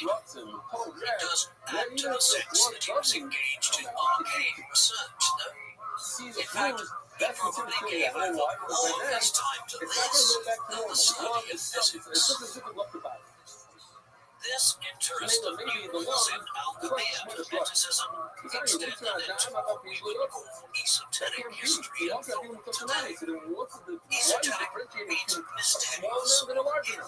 An example of Newton's interest in this area was the myth of Atlantis that had been described at length by Plato in 2 of his dialogues, the Timaeus and the Critias. Newton incorporated discussion of the fabled utopian into a novel, which he wrote entitled The Chronology of Ancient Kingdoms and Empires. This explored the chronology of ancient societies, like those of ancient Egypt and Greece, the Babylonians, the Assyrians, and the Persians, and so forth from antiquity. It must be remembered that when Newton was writing about these, the modern disciplines of Egyptology, Orientalism, and archaeology had yet to emerge, and the history of ancient Egypt and Mesopotamia was still shrouded in mystery. Some of his work was historically based. Other parts of it involved an eclectic blend of history and myth. It fed into his interest as well in the Old Testament and more obscure elements of Christian theology. For instance, Newton was fascinated by the Book of Daniel, an apocalyptic text of the Old Testament in which the end of days was discussed. Worryingly, this research into apocalyptic texts would eventually lead Newton to calculate that the world would end in either 2034 or 2060. He might not have long left. This interest in the more obscure historicity of the Old Testament, saw Newton also writing in his extensive notes about the Temple of Solomon, the first Temple of Jerusalem in the Holy City, and whether it had, in fact, been built by King Solomon. Newton concluded that these ancient buildings and the religions around them were evidence of long-lost knowledge systems of the ancients, which alchemical studies form just one form of evidence to regard. In the end, Newton did not decide to abandon his work as a natural philosopher to become an alchemist, a transition which, to put it in modern terms, would have seen him switching from studying physics to chemistry. Instead, he continued to focus on natural philosophy, moonlighting in alchemy. We are fortunate that he did. For in the 1680s, he began working on condensing his research and findings into one of the most important books ever written in the history of science. This was entitled the Philosophiae Naturalis Principia Mathematica, meaning the mathematical principles of natural philosophy. Finished in 1686 and then published in 1687, it contains a synthesis of all the work which Newton had undertaken since his student days at Cambridge. While he had disseminated quite a lot of this since the mid-1660s, in the form of papers and through extensive correspondence, this was a much more refined account of his findings in the sphere of gravitational laws, mechanics, and mathematics. It added greatly to European scientific knowledge. For instance, while Galileo and Kepler had observed and described planetary motions nearly a century earlier, Newton was now able to provide a scientific and mathematical explanation for why the planets moved in the way they did. It also added to knowledge about the equinoxes and the world's ocean tides. Newton even theorized about how the theory of gravity, which he had proposed over 20 years earlier, could account for physical phenomena like observations of irregular motions in the moon. It would soon come to be regarded as the most important book written during the scientific revolution. The Principia Mathematica was broken down into 3 books. The first book, entitled De Motu Corporum, on the motion of bodies, provide a description of his theories about gravity and the laws of motion, as well as exploring the ideas of gravitational law, force, and equal reactions that he had discovered and thought all the way back in 1666. This included additional discussion of the work of earlier scientists like Johannes Kepler and how bodies moved, owing to things like centripetal force. These theories were then expanded upon in Book 2. Here, he was responding directly to arguments that had been made by René Descartes and others on the continent in decades gone by, and systematically showing where they had gone wrong in their analyses. Finally, in Book 3, subtitled as De Mundi Systemate, of the System of the World, Newton attempted to demonstrate all the real-world implications of the theories he had described in the first 2 books. For instance, there was a lot of discussion in Book 3 of how the laws of gravity and force, which he had detailed in Book 1 and Book 2, impacted on the planets and the solar system. In the course of this, Newton also laid out his own views on the nature of the solar system and the heliocentric universe. In this way, the Principia Mathematica was not just laying out new theories. It was discussing the vast range of material which constitutes the scientific revolution, going all the way back to Copernicus's discoveries about the solar system and the Earth revolving around the Sun a century and a half earlier. If there is one thing that takes a small shine off Newton's accomplishments, it is that many of the same conclusions were arrived at completely independently at the exact same time, hundreds of kilometers away in Germany. Gottfried Wilhelm Leibniz was born in 1646 in the city of Leipzig in Saxony in eastern Germany, a few years after Newton's birth in England. He attended numerous universities in the 1660s and then embarked on a career of exceptional scholarship. Like Newton, Leibniz was a polymath who cannot be easily categorized as a mathematician, a physicist, or a philosopher. He worked in an extensive range of fields and, as Newton increasingly won as his life went on, he also worked for the government and performed a range of administrative and bureaucratic roles, even working for Peter the Great, Tsar of Russia, to modernize the Russian state in the early 18th century. Leibniz's research led him to make many of the same discoveries that Newton was making in England between the 1660s and 1690s. In particular, both men made the same breakthroughs in developing the field of calculus, though Leibniz was more practical in his application and even invented the Leibniz wheel as a kind of basic mechanical calculator. So similar were the discoveries that the two men made completely independent of one another, that later in their lives, an academic argument broke out in which they both claimed to have been the first to make their discoveries. In the course of this, Newton disingenuously used some letters he had written to and from Leibniz back in the 1670s to try and claim his German counterpart and copied his findings.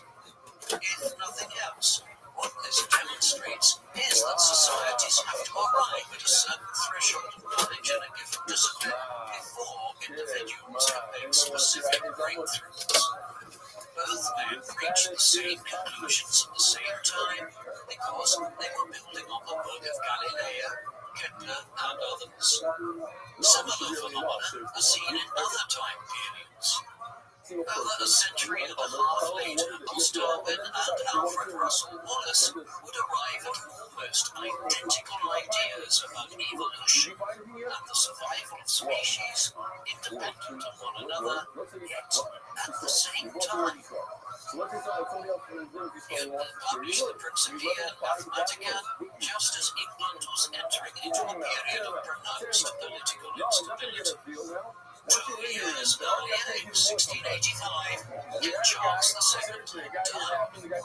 Although he had fathered a huge number of illegitimate children with over half a dozen different mistresses, his marriage to his Portuguese wife, Queen Catherine of Braganza, had been childless. Without a direct legitimate heir, the throne passed to his brother, James, Duke of York. The problem was that the newly ascendant King James II was a Roman Catholic at a time when anti-Catholic sentiments in England and Scotland were running very high. An already unstable political dynamic boiled over when a son was born to James in the summer of 1688, one who would now be raised as a Roman Catholic, putting in place the possibility of an extended return back to Catholicism in England. James did nothing to alleviate these concerns and unwisely began placing Catholics in positions of power in England and Ireland. Within weeks, a powerful alliance of English aristocrats and politicians had written to James's son-in-law, William of Orange, the most powerful figure of the Dutch Republic, and the husband of James's daughter, Mary. They offered him the throne. William duly headed to England with an army to enforce his claim. By the time the year 1688 was out, James had fled to France, and William and Mary were about to become joint rulers as King William III and Queen Mary II. The Glorious Revolution was a period of instability, and it continued into the 1690s as war followed between England and the Dutch Republic against the French, who were backing James's claim to be restored to his throne. These events had a bearing on Newman's career. His aloof character meant that he had always avoided becoming involved in Cambridge's politics. However, early in 1687, while he was still king, James II had attempted to take over the university politically by installing Roman Catholics like the Benedictine monk But Francis, as members of the Senate that ran the institution. This annoyed Newman, a religious nonconformist, viewed even Protestant Anglicans poorly, and who perceived Catholics as adherents of a branch of Christianity which had little or no basis in Scripture. He therefore became involved in the internal wrangling at Cambridge to try to maintain the political and religious independence of the university. In 1688, this led to Isaac and 7 others being ordered to come to London to answer for their efforts to resist James's attempts to enforce control over Cambridge. This brief foray into political activity was enough that when the Glorious Revolution had occurred and a new conventional parliament was being assembled early in 1689 to ratify the political changes, Newman stood for election at Cambridge. He won a seat and headed for Westminster. His contributions were limited. Newman backed the constitutional changes which saw William and Mary become king and queen on the basis of Parliament's power relative to the monarchy was vastly increased in England. He never spoke before the Parliament. A legend has it that the only vocal contribution he made to the Convention Parliament was to ask an usher to close a window that was creating a draft. Despite this, he was elected again as a member of Cambridge University in 1701, though a third election attempt in 1705 was unsuccessful. More broadly, Newman's brief forays into politics were important in that he spent more time in London and his social circle expanded. In particular, he developed a friendship with the noted philosopher John Locke, whose areas of focus were optics and epistemology, the theory or study of knowledge. Life in London saw him become a government employee. In 1695, he was one of 8 individuals that the government contacted about the issue of English coinage being claimed. By the late 17th century, money was still circulating exclusively as coins made out of metals like silver and copper. Notes were starting to appear as instruments of exchange within the business community, but it was a long time before they would become part of day-to-day economic life. The issue with the coinage in the 1690s was that the stresses of war with France following the Glorious Revolution had led to people clipping the nation's coins. This is where a small sliver of silver was clipped or cut off the edges of coins. If this was done with a large amount of coins, the person would get themselves a nice ball of silver. Clipping was reaching epidemic proportions by the mid-1690s, and Newman was one of the individuals contacted about coming up with a solution. This first engagement with the government led to him being offered the post of Master of the Mint a year later in 1696. Over the next 2.5 years, he oversaw a complete recoinage. This was when an early modern government called in all of the old coins, melted them down, and minted new ones that were reissued. The new coins were issued with features which made it obvious if they had been clipped. The Nearly 7 million pounds worth of coins were minted and issued between the spring of 1696, when he became master of the mint, and the end of 1698. Roughly the same amount as was usually issued over 30 years. The accomplishment points towards Newton's considerable abilities as an administrator, though his coins were undervalued by comparison with European silver and England's new silver coins soon started vanishing to France, where people would exchange them for higher amounts of money. Despite his position as the leading natural philosopher of his age in England, Newton had only played a limited role in the activities of the Royal Society for much of his life. This was broadly owing to his acrimonious relationship with Rothschild.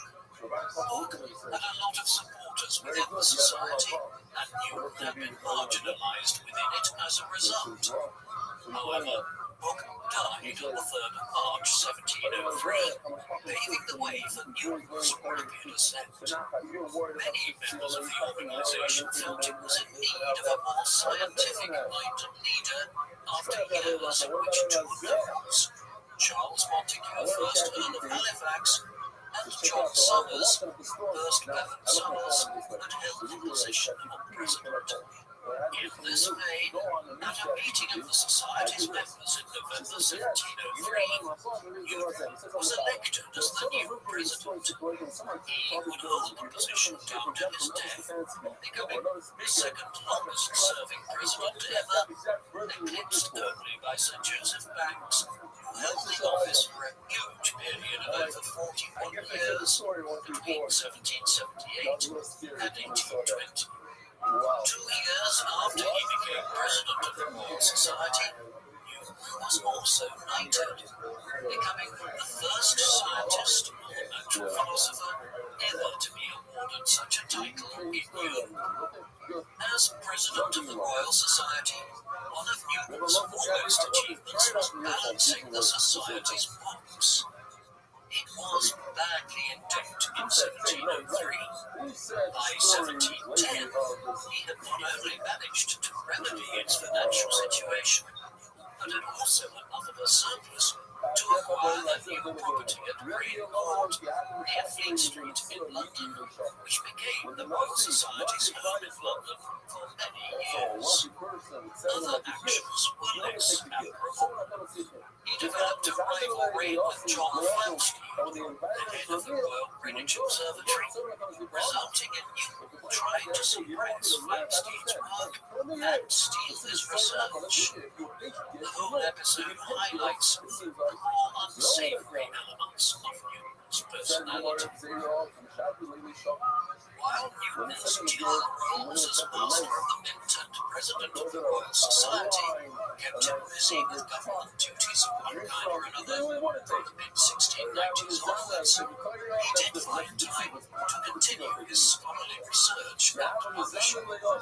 In 1704, he published Optics, or a treatise on the reflections, refractions, inflections, and colours of light. In this, he expanded on his earlier work in the nature of light and how humans observed light refraction through glass and other substances.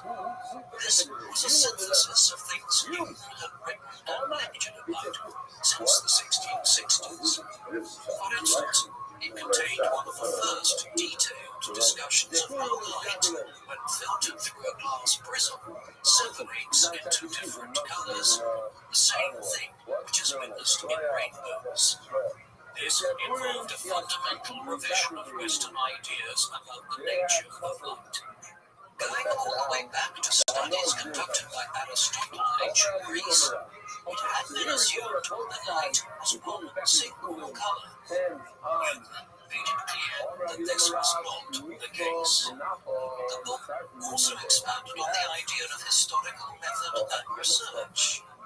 His decision to publish the first edition of the book in English rather than in Latin, was also important, signaling a shift away from the medieval and Renaissance notion that Latin was the unquestioned language of scholarship. Newton also spent a lot of time working on an expanded and revised second edition of the Principia Mathematica, published in 1713. As his efforts to suppress John Flamsteed's work and plagiarize his research indicates, Newton was also quite interested in astronomy and study of the stars in his later years. In this, he collaborated with Edmund Halley, the English astronomer who Halley's comet is named after. Halley used Newton's gravitational laws to calculate how often the comet would be visible from Earth, coming to the conclusion that it would be seen approximately every 75 years.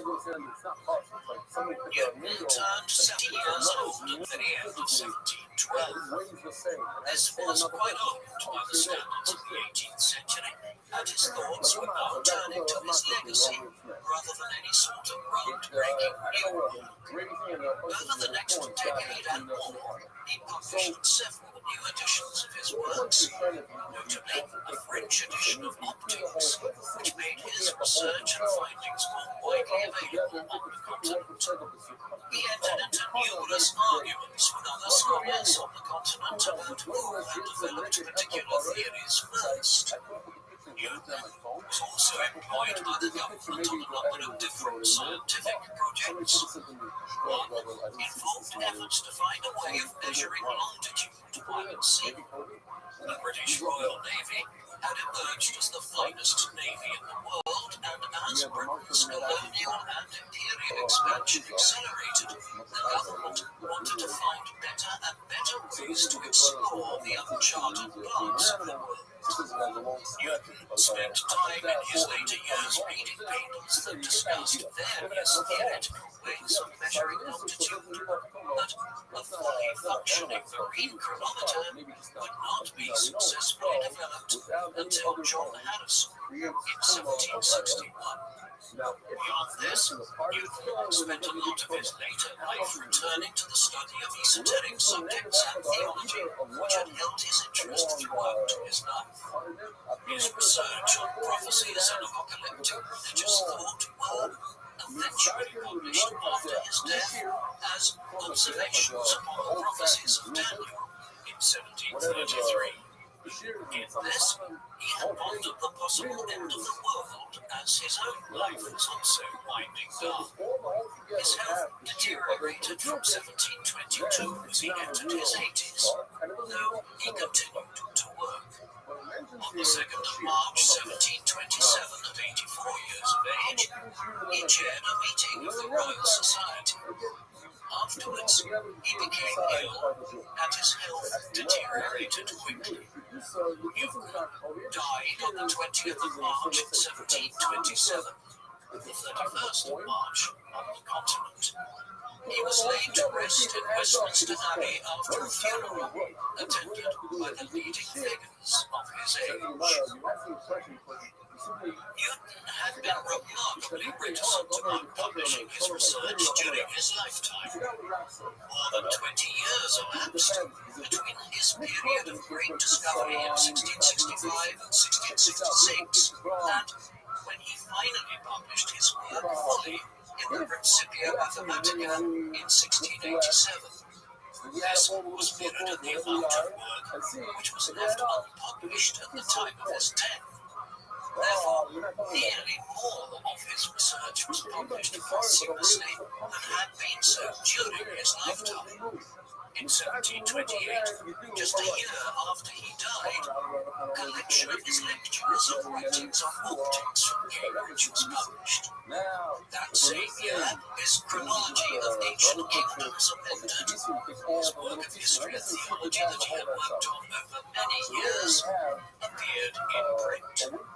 5 years later, his apocalyptic text of observations on Daniel and the Apocalypse of St. John Son was also published. In 1754, the text of his correspondence with John Harcourt, Scriptural Matters, was published as an historical account of two notable corruptions of Scripture.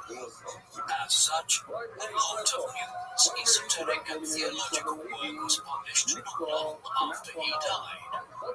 In many ways, though, the most consequential of all of Newton's written output are his extensive notebooks, correspondence, and working papers, huge amounts of which have survived. His notebooks are generally found in the libraries of Cambridge University, though one of his earliest notebooks, dating all the way back to 1659, is today housed in the Morgan Library in New York. Extensive correspondence is extant by him, generally at Cambridge for the period of his life, prior to moving to London in the mid-1690s, and then in the National Archives of the UK in London for the years after he moved to the capital. With extensive digitization and transcription, Newton's entire research career and virtually everything he wrote is available for the whole world to consult online today. Newton was already regarded as one of the geniuses of European scholarship and science in his own lifetime. His reputation in the 18th and 19th centuries was similar to that of Albert Einstein in the modern world. And yet, just like Einstein, Newton's work has been re-evaluated over time and revised. For instance, his work on gravity did not take account of how gravitational pull occurs beyond Earth itself and how it is impacted by things like black holes. There was simply no way for him to even begin measuring this in the 17th century. In this sense, it could be said that Newton's law of gravity was incorrect. But this misses the point. It was a stepping stone towards a more perfect understanding of how gravity functions. Science is a journey rather than a destination. The same thing has happened with Einstein's theory of general relativity. While it might have transformed the field of physics at the start of the 20th century, it is now appreciated that there are several theoretical shortcomings within it. But, like Newton before him, Einstein didn't have the benefit of the kind of technology available to modern physicists, like quantum computing and the Large Hadron Collider at CERN in Switzerland. The re-evaluation of the transformative work of figures like Newton and Einstein is a normal process in the evolution of knowledge. Each generation builds on the last and eventually reaches a new threshold of knowledge based on earlier findings and new ones. There is no denying Newton's influence, though, on all those who came after him. The great theoretical physicist Stephen Hawking called the Principia Mathematica the most important book ever written on the hard sciences. Many would still agree 3 centuries after Newton's own time. Isaac Newton was undoubtedly one of the greatest figures of the scientific revolution. The peculiar thing about this is that his background would not have suggested his emergence as a great scientist or natural philosopher, as it was known in the parlance of the time. Newton hailed from rural England and came from a difficult family background, complicated by the death of his father before he was even born. There was no tradition of scholarship in his family. Indeed, his father and several other family members were illiterate. This being said, his family background possibly drove him to intellectual pursuits. Ensconced in a dynamic way, he was marginalized by his mother's second marriage. He applied himself to his studies. A number of early influences, like his teacher, the grammar school in Grantham when he was young, Mr. Stokes, imparted the mathematical inquiry to Newton. Then he went to Cambridge. He never applied himself in a dedicated manner to the standard curriculum. Instead, Newton began his own investigations into physics, mathematics, and optics based on his reading of thinkers like Galileo and Kepler, whose works were still revolutionary in the 17th century. Based on these and his own penetrating mind, he developed some of the most important concepts about how gravity functioned, as well as calculus and optics, all while he was still in his early 20s. 2 decades later, in 1687, he published one of the most important books ever written in the history of science, the Principia Mathematica. His story also points towards the unusual nature of the scientific revolution and the way that science and government overlapped to a greater extent in the 17th and 18th centuries than they do today. Newton, for instance, pursued studies in alchemy and esoteric knowledge, like all of his contemporaries in the field of natural philosophy. Later in life, he was drawn into government service and became Master of the Royal Mint in England. Throughout his life, he remained a difficult individual who few people knew much about on any personal level. In short, he was both complicated and brilliant. What do you think of Isaac Newton? Was he one of the most radical thinkers in the history of Western thought, or does the fact that Leibniz made many of the same discoveries as he did, independently of him, detract somewhat from the significance of Newton's work? Please let us know in the comments section. And in the meantime, thank you very much for watching. So the machine that you open this up in Chicago, I don't know if this looks not like this way, but flat, not this way. You have to see how much surface area this takes up. If it's the size of an insert there, it's red. This is what if it has a slit down the length of it. Now the interesting thing about a slit down the length, if you think about it, what's easier for an animal to heal from? A slit like this, or a slit like on the screen down the way? What's easier to get?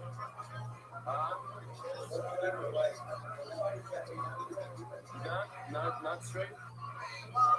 So no, this is harder to heal. Think about every time the animal bends its neck down, it pops open. It just keeps on popping open and going. So I'll never get a chance to heal. But when it's down the length, every time it bends down, it's actually closing. It closes. The tension closes it up.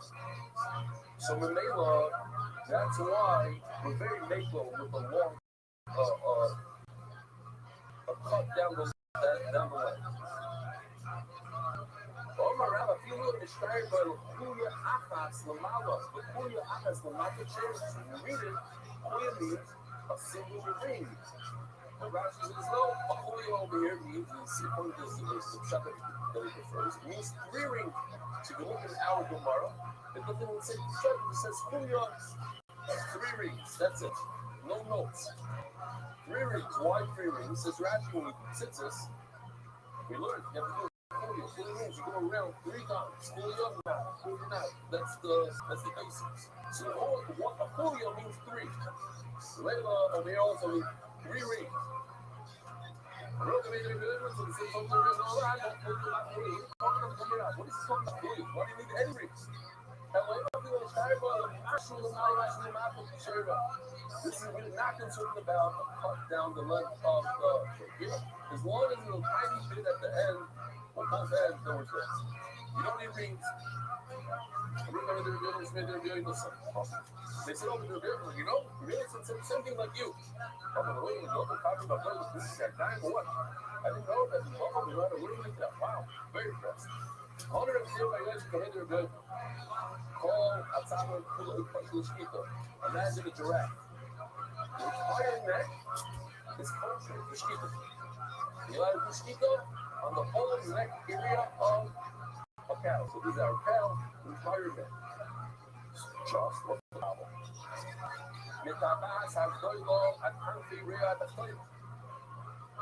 Now that is a little problematic.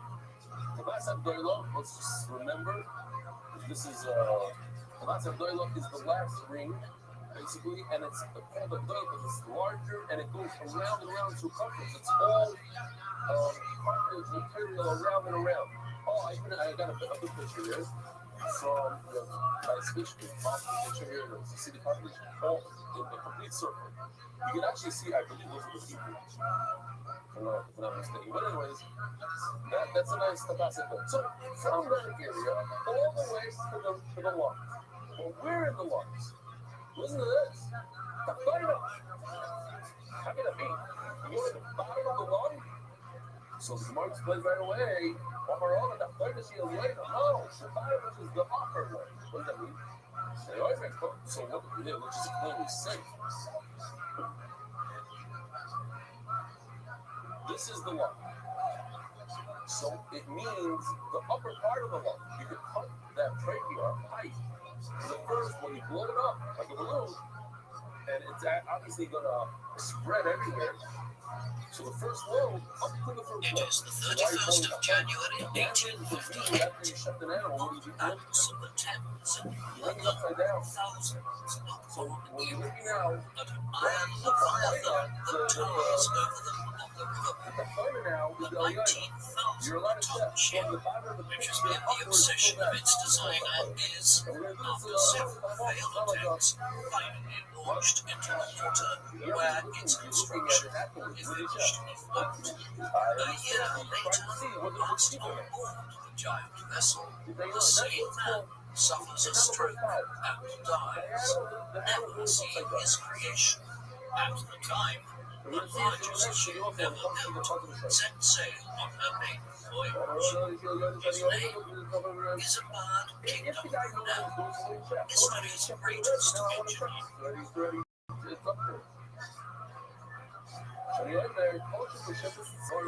What is it? Normal action that an animal takes.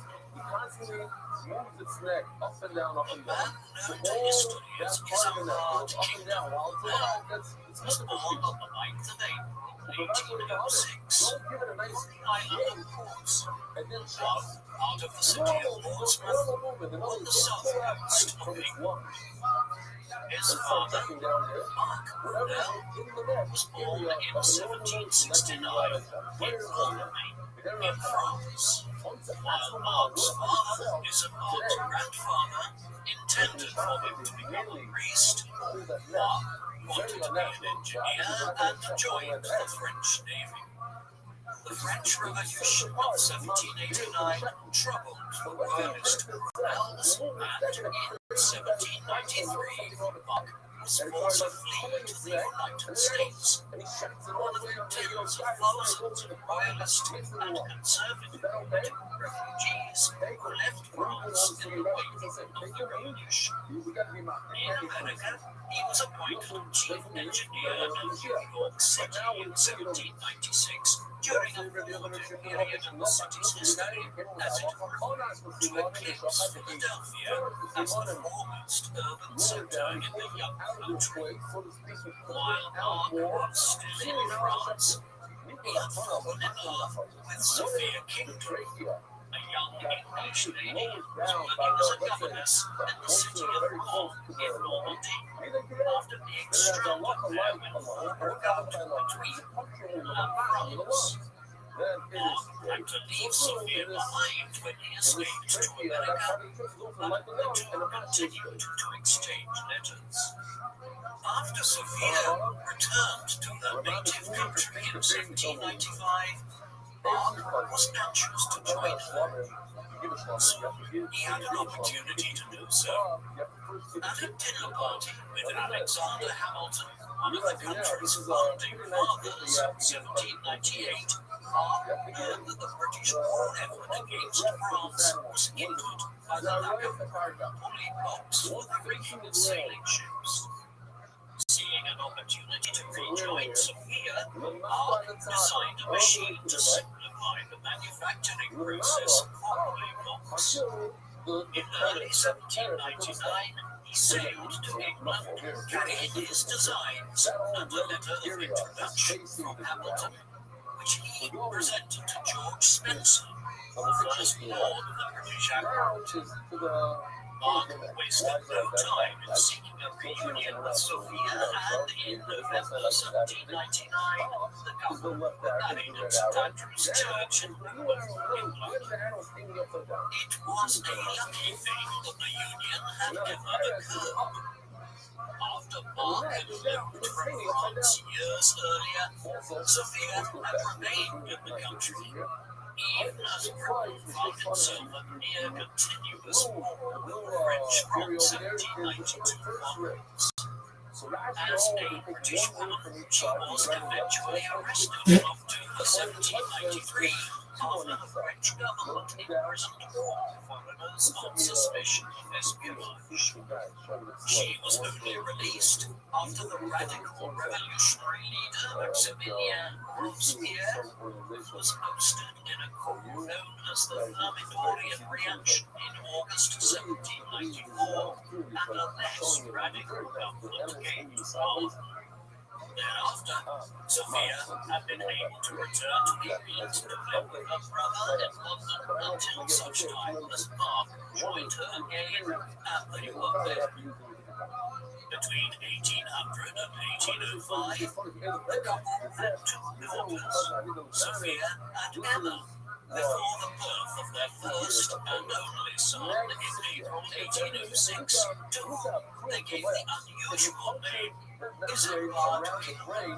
The family had moved to Portsmouth in 1802. After Mark's proposals for manufacturing polyglots received the backing of Sir Samuel Pemberton, the Inspector General of Naval Works, and a younger brother of the utilitarian philosopher Jeremy Bentham. A factory was set up at the Naval Dockyard in Portsmouth, where Mark was contracted to supervise the manufacturing process.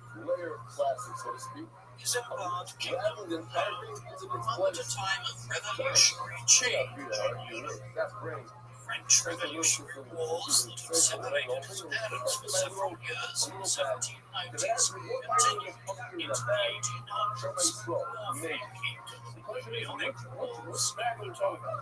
Many Englishmen had sympathized with the initial aims of the revolution and welcomed the fact that France was becoming a constitutional monarchy. But the execution of the Louis XVI in January 1793 had prompted Britain to declare war on the French Republic.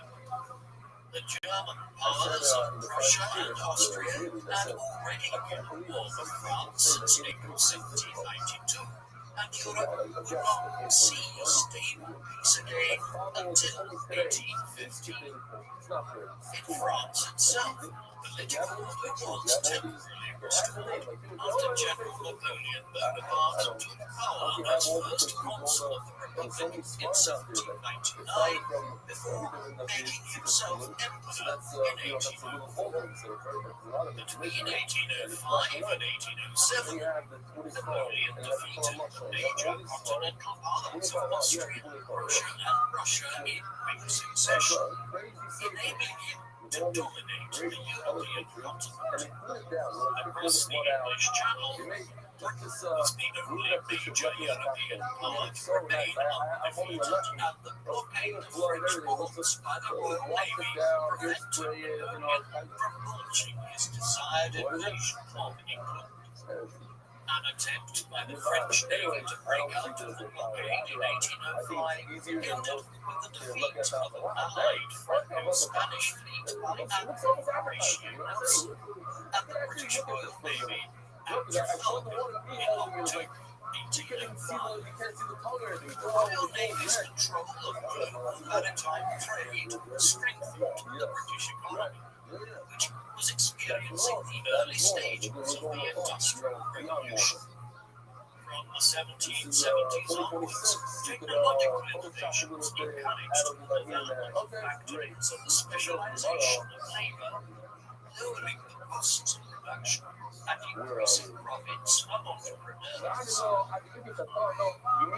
While science and technology was more advanced in France, financiers and industrialists enjoyed political support to pursue their projects. Although the Napoleonic Wars had a significant impact on the British economy, especially the devastation of the European continent and the process of industrialization would continue undisrupted. During the first half of the 19th century, Britain continued to be the leading industrial power in the world, and Brunel was playing a major part in Britain's economic development during this period. In 1808, his empire was 2 years old. The family moved to Chelsea in southwest London, where they would live for almost 2 decades. Mark Brunel's work on woolen blocks made his reputation in England, and in 1808 he built a sawmill at Battersea across the Thames from Chelsea, where he implemented measures to increase the efficiency of timber processing. The following year, he began to mass produce weapons for poorly-equipped British soldiers, and in 1812 he was commissioned by the Royal Navy to build a sawmill at the Chatham Dockyard in Kent. Despite his contribution to the war effort, Brunel was often not paid the full amount he had been promised by the British government, and the family's precarious financial situation would eventually lead to disaster. As the oldest son of the family, young Isambard was brought on to follow in his father's footsteps. The young boy benefited from the close attention of his father, who taught him to draw at the age of 4 and the basics of Euclidean geometry at the age of 8. Mark was impressed by his son's abilities and sent him to a boarding school at Oakwood, Sussex, where he studied classics and made a survey of the town in his free time. He used his knowledge of engineering to astonish his classmates by predicting the imminent collapse of poorly designed buildings. In 1815, peace was restored to Europe after Allied armies led by the Duke of Wellington and Field Marshal Gebhard von Ruger defeated Napoleon decisively at the Battle of Waterloo in what is now Belgium. This was the second time Napoleon had been defeated, and this time the victors made sure he could never pose a threat to the peace of Europe again, exiling him to the utter remote island of St. Helena in the middle of the South Atlantic Ocean. Mark Brunel was glad to see the restoration of the House of Bourbon to the French throne in the aftermath of Napoleon's demise, and he was now a British citizen and made no effort to return to his native land with his family. Nevertheless, he believed his son would benefit from a French education, and in 1820, 14-year-old Isambard was sent off to France. The teenage Brunel was initially enrolled in the College of Caen in his father's native Normandy, now Caen University, before moving on to the Lycée Henri-Quatre in Paris. In 1822, at the age of 16, Isambard spent several months working for the clockmaker Abraham Louis was impressed by the young man's inventive potential. Mark had hoped to send Isambard to the prestigious École Polytechnique in Paris, which Napoleon had transformed into one of the most advanced academies for military engineers anywhere in the world. But Isambard's English birth disqualified him from obtaining a position here. Therefore, he returned to England in August 1822 to become an assistant at his father's office at 16 years of age. During his month's absence in France, Marc Brunel had fallen into debt as a result of a series of failed projects that had run into trouble in a post-war environment in which his designs were no longer as necessary. He spent 3 months in debtor's prison in Southwark as a result, where the dutiful Sophia joined him and helped him with his work there. After his initial appeals to the government were unsuccessful, Mark sought assistance from Tsar Alexander I of Russia, who had been impressed by his work in bombs more than a decade earlier and had invited him to St. Petersburg. After writing to the Tsar, Mark also went public with his criticisms of the British government for failing to pay him work during the war, and then incarcerating him for unpaid debts years later, as though the debts were not really those of the government. Following the public outcry, Mark Brunel's influential political friends, including Lord Spencer and the Duke of Wellington, persuaded the government to pay him £5,000 to clear his debts in exchange for a promise to remain in England and not travel abroad to share his engineering ideas with other governments.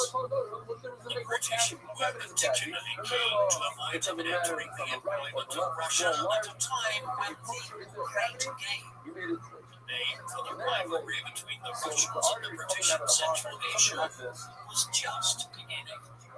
Hence, after leaving prison, Marc Brunel returned to work with a wide range of projects. Young Isambard was involved in supervising operations at a Sheffield ironworks, which was making the iron for two suspension bridges in the French colony of Réunion in the Indian Ocean.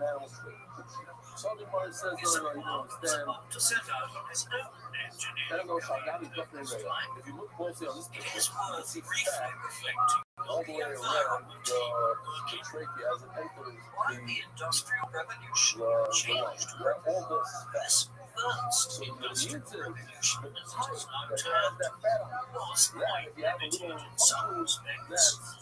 It had taken place half a century after 1770 and was primarily focused on revolutionizing the textile industry following the backbone of the British economy. Activism had set up to engage in textile production on a mass scale, and steam power was employed. For the first time, to reduce What Rash meant to say is the three major arteries. One is the order of expanded, aorta, and the vena cava, whatever it's called. It was not until the 1820s that a truly revolutionary period of engineering would begin. The first railway lines were laid down in the late 1820s. So, what's that mean to us? Why do you have to do this? The 1830s and 1840s saw a revolution in transport as thousands of kilometers of railway line were laid down across Britain. Soon people would begin public steam engines which propelled the locomotives across land by burning coal, commonly employed to propel ships across the Atlantic Ocean. There were also all kinds of new innovations being introduced in the fields of metallurgy. It would take until the mid-1850s until modern steel was first produced in England. Many people who were already working in the 1820s on ways to manipulate iron and other metals to produce more durable metals. Stronger metals involved greater loads. This meant stronger bridges and other types of engineering. All of this would culminate in 1851 in the Bristol Palace exhibition in London. Up there, showcasing many thousands of pieces of new engineering and inventions. A few years later, plans to develop a tuning system for London were being initiated. Thus, The period from the 1820s to the 1850s was in many ways an engineering revolution after the first builders revolution. This apartment fell at the absolute center of this engineering revolution. The young Brunel spent much of his time in the 1820s experimenting with the gas engine. At a meeting of the Royal Society in London, Brunel listened to a lecture by its president, Sir Humphrey Davy, noted that Michael Faraday had recently invented a method to liquefy natural gases under pressure. Davy suggested that by using a small amount of heat to convert liquefied carbon dioxide back into gas, it was possible to generate energy much more efficiently than by using steam.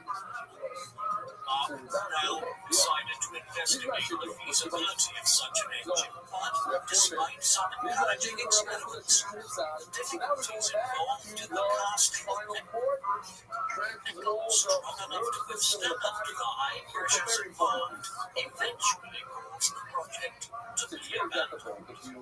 At around the same time, the French scientist Sir was in the process of formulating the first law of thermodynamics, which demonstrated that energy could not be created or destroyed, only transformed from one state to another. This meant that Davy's concept was physically impossible, but British engineers were unaware of problems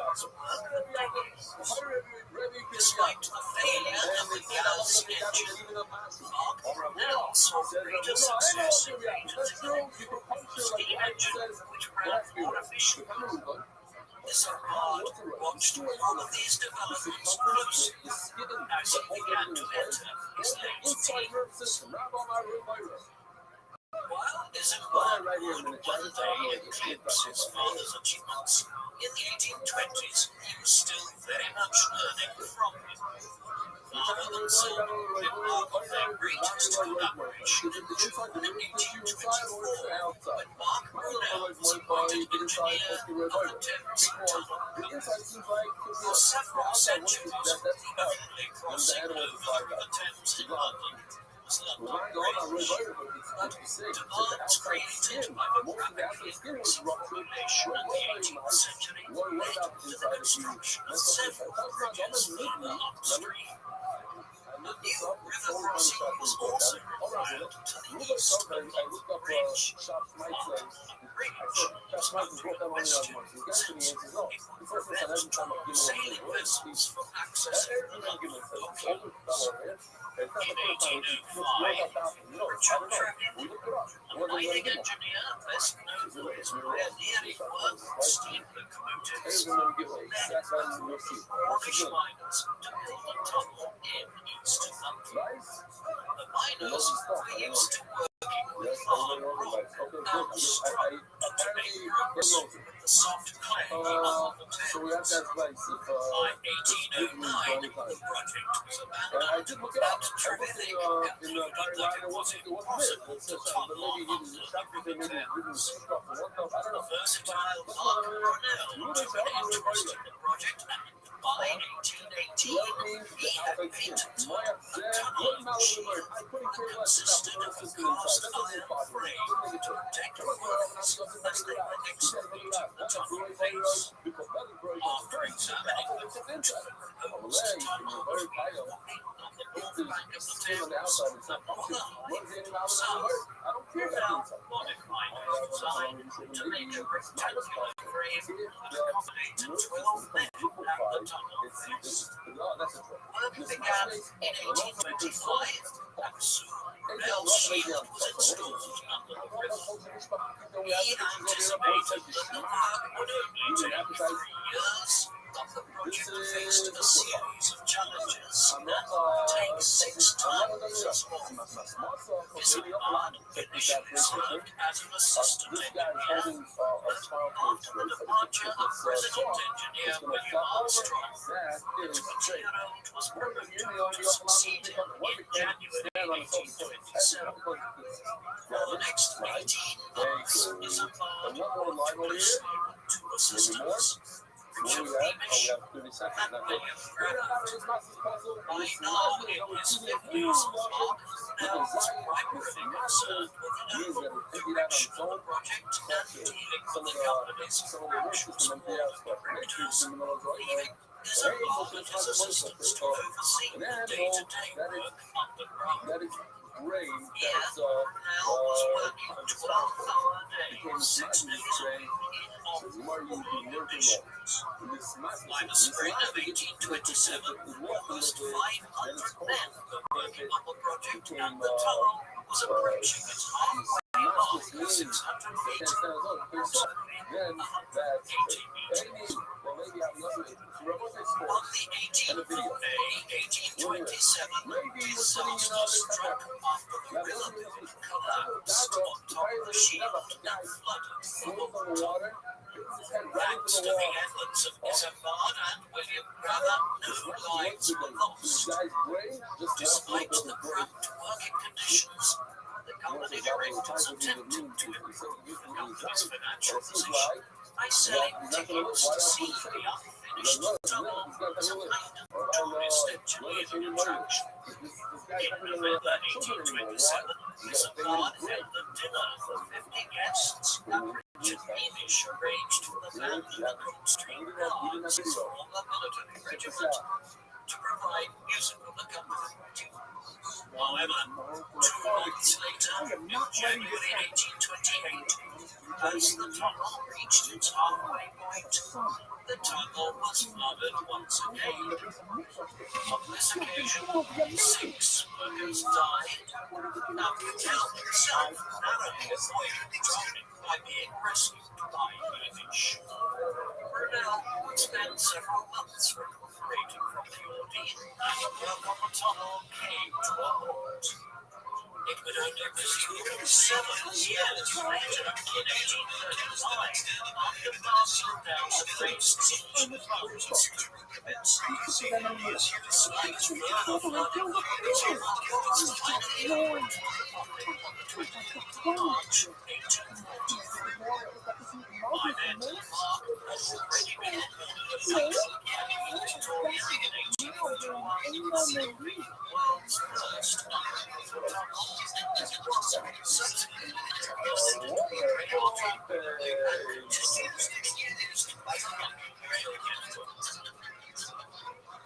while Isambard played one further part in the construction of the Thames Tunnel, he gradually considered experience as a project manager and leader of men from the experience. After experiencing how his father was forced to compromise on safety by his directors, Isambard resolved he would never be his experiences and against his judgment.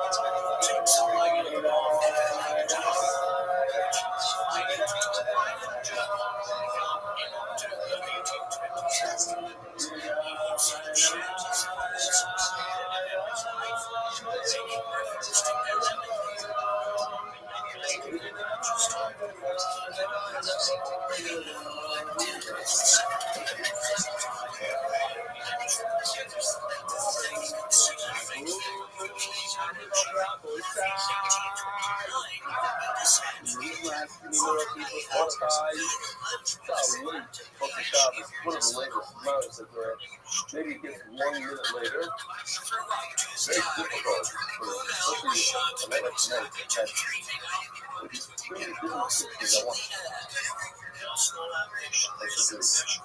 Only like 45 minutes. The throttle, but I see that the island, looking off. Oh, you guys gotta reach the line. Oh, you did it all reach the line. Where are the people from the Olympic Games? I'm going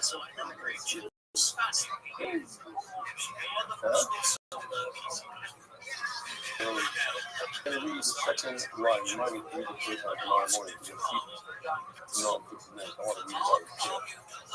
More line words. I'm moving the right side. All the I'm say that. Still there's 25 minutes. Maybe people are going to more line words.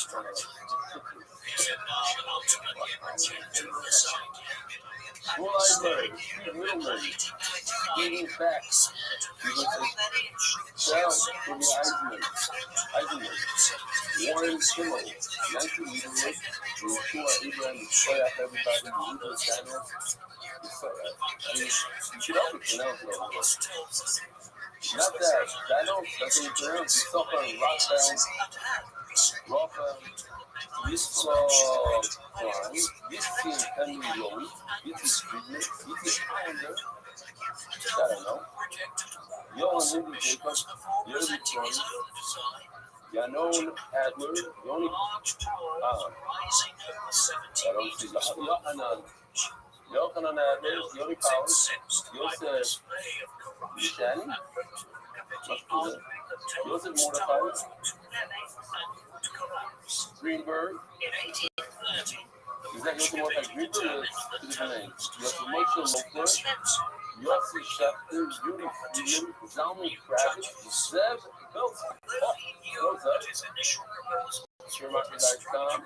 All right, tomorrow hopefully they don't change it around. Somebody sent me a picture. I actually found this picture in my picture. This is the line I was talking about in the airport in Africa. See the size of his walls and your belly. We're learning about the school. Hey, at 6 p.m. Philadelphia, drives in from Lake and listens to the shear on the way. We're in the studio of how long you need to announce what I'm going to do. We'll serve to your Mago, watch the school ballot, and try to get on the field. Before AI existed, I already said that our whole class should write you a thank you. So you will at least read one of them. For Morty Schwartz and Prime Ashkenazi. Okay, I read one. Straight up. You have a great Rabbi who watches the right cheer. It's not embarrassing to tell you about it. Yeshua Goldman. See that picture of local cheer in Stanfordville, London, Square Business. I get cheer with Moshe Goldman. Or we call him MBA. Without the pictures, these lectures wouldn't survive, as he says. I don't know if it's a lot of pictures. Many things. Keep it up. MDM. The Moshe David Musa, MDM. MDY. Shalom Ubracha. My name is Rabbi Yoni Yeshua, and I'm an incoming Yeshiva Park David in Yerushalayim. I'm talking because I'm people impressed by you as a good in clarity and skills in clear learning. Your high-quality visual tools, illustrations, and diagrams are exceptional. I was learning scholars through you and stable learning. At our government, we're building the growth of the Yeshiva. I'm more serious about learning benefits for more structures for the approach, leading one to the approach. We're literally having our kisses, keep one of our drawer in the house, and we're still first done. Whatever they want, consider small pilot collaboration. We were requesting the root to use looking at the illustration. Yes, we allow all you see is to use our phone. Give us a print. We can spread it up. We don't take money for it. And yes, we use instructions behind it. It's pretty wise. And so, yeah, sort of MDM uses that stuff.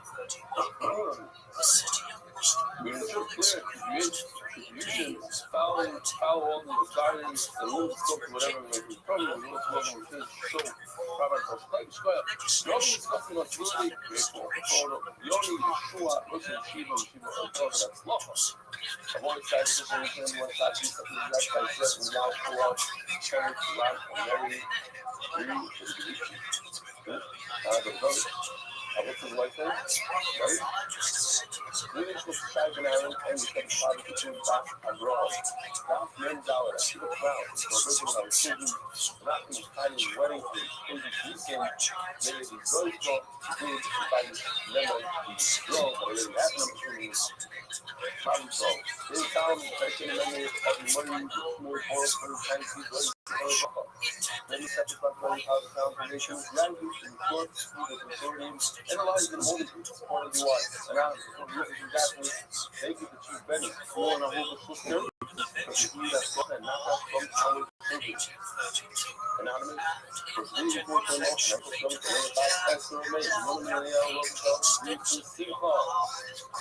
Very Simon, multi-factor for some other way of all the anonymous, the same offer you with Newsom and Newsom of Rothschild and Pablo Guerrero May.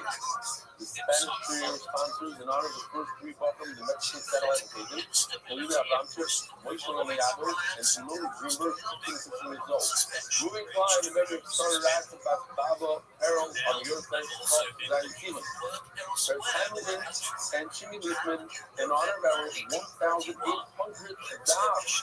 Thank you, Belly, and all the everyone staff for giving us life. There's Hamilton and Jimmy Leafman, both tremendous pillars of our share. Mazel Tov, 1,800 dollars. Zed Salmon, and me is the Timor of my father, Joseph C. Ben Taylor of Maine, laughing over Clancy, the American Jews for Timor. For our buddy Torah Leah Bass, and he was Halo Sergeant. Happy birthday, copy. Many more cycles of the journey of May. Anonymous from Central Division of Rick Berman's 70th birthday. Mazel Tov. Everyone can stop some months. The basis of those kids, who's going to stay up. And we really about to have a Ayo! We're claiming us, and they can make it to the Copa. We're claiming more time than Esther. What happened? Any news? He's in the hospital because of the Friday. Después Ayo, Daniel, Zed, Ben, Ayola, Esther. Rabbi Shai, here we go. So, yes, it was tonight put it together in a second.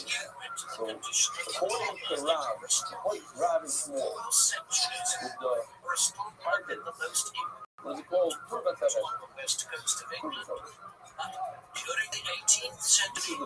This is the eating soup. The very end of it, one closest to the mouth, is the Purva. When you puncture it, now this hole in fire too, when you put a little tiny needle hole in it, it's a goner, it's a tray pump. But what about the Purva Tavesh all the way to the top? Purva Tavesh, closest to the top. Several places, Rav says, Mashu, even needles, it's like the rest. And someone says, no, you need to cut 51% of this circumference. Rav says, we understand now, Rav says, why? Because the very top part by the tongue is a muffin shkita, and Shmuel says it's not a muffin shkita. Since it's not a muffin shkita, it's nothing that has to do with the besha. It's not a besha. It's not an esophagus. What is it? It's another part of that. One part of that animal, you need more damage. If it's the esophagus, you need to do even a small teach more. But it's not the esophagus, it's not eating. Not just eating them out. We're going to see a little bit. Now, says the Gemara story. Mamish, Agatha. We are going to have a little bit of Agatha today. So here's an Agatha. Where did the Gemara say on both sides? I will tell you, there was a knock. The Havel of Day of Luchar. That's the end of the story. The actual base keeps up with 25. This one might be better. Oh, so for that, I must pull out. My trust is nice. These are small. We gotta start using the large one. Did you ever notice? He's not here. I can talk about it. And when I pull this knife out, not this one, it just steps back and kicks up. He knows who's there and pulls his Gemara up on his face as if that's gonna help him from this knife. If it slips, it slips. You know what I'm saying?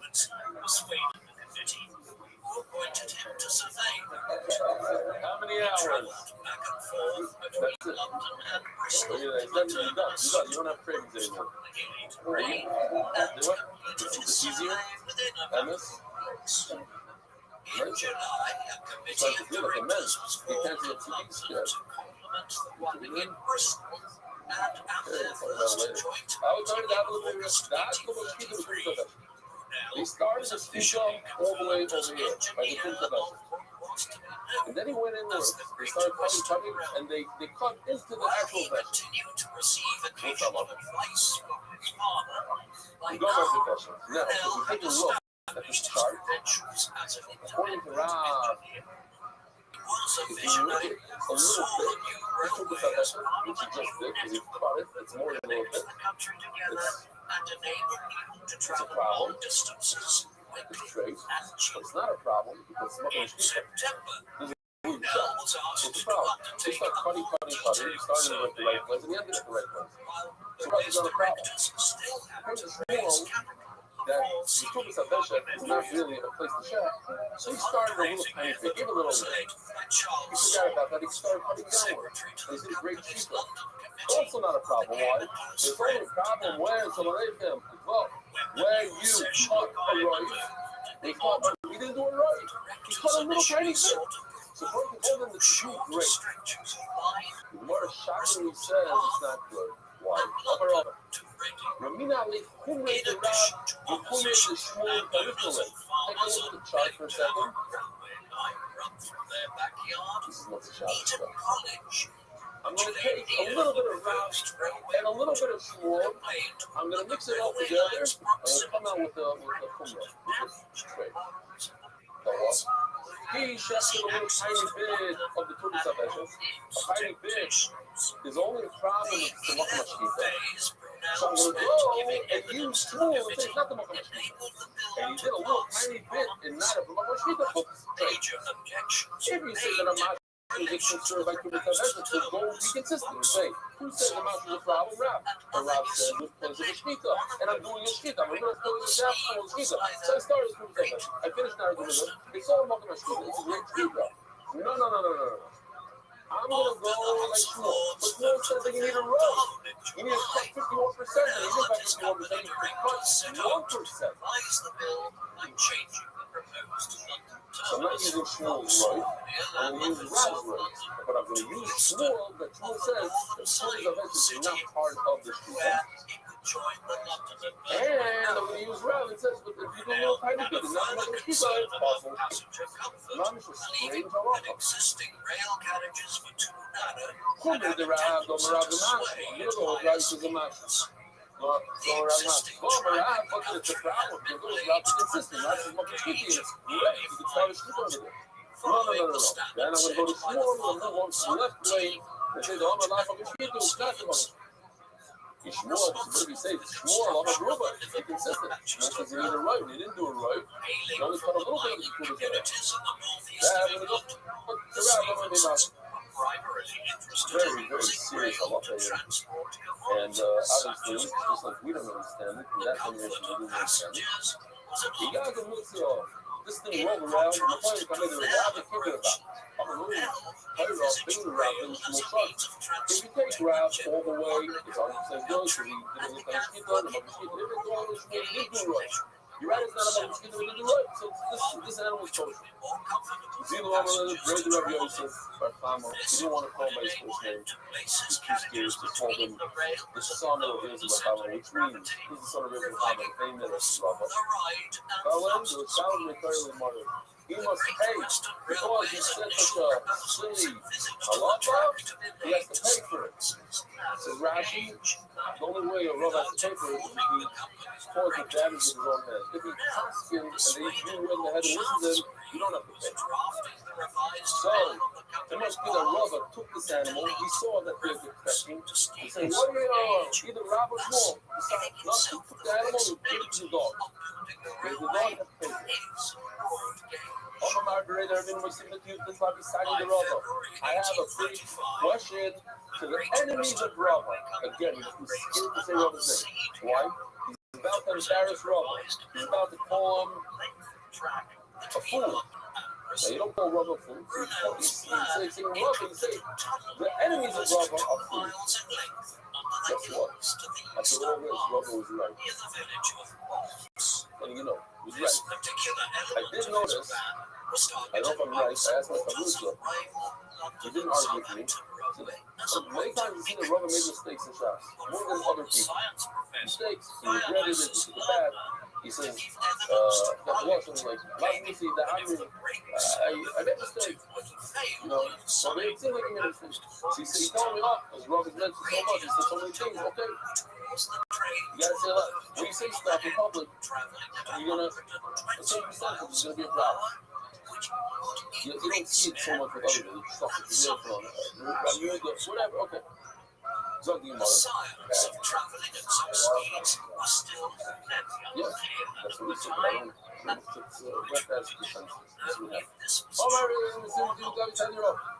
after Brunel refuted the claims of Hill, clauses of Parliament, He goes and says in the Bryson, Daloch is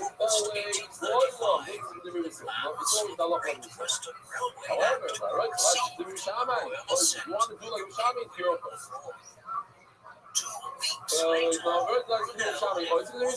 whatever you want to do, you can do. I think one can ask, it's contradiction. You tell me I love like Yisrael, and you tell me you can do like the Shammai. What is this? Mikul Shammai, Mikul Yisrael, Roth.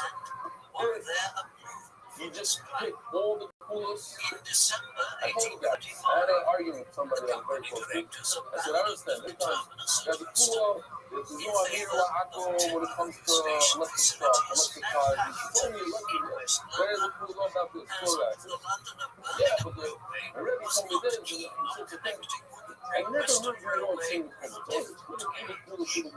Maybe once in a while you had a good chorus. Mix it in once in a while. Every time you speak, you have another cooler, another cooler, another cooler.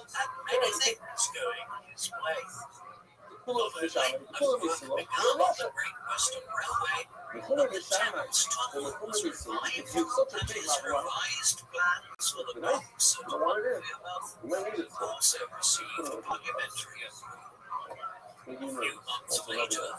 Construction also resumed. The cooler for the Shammai, the cooler for the Silo. If you're not like the Shammai,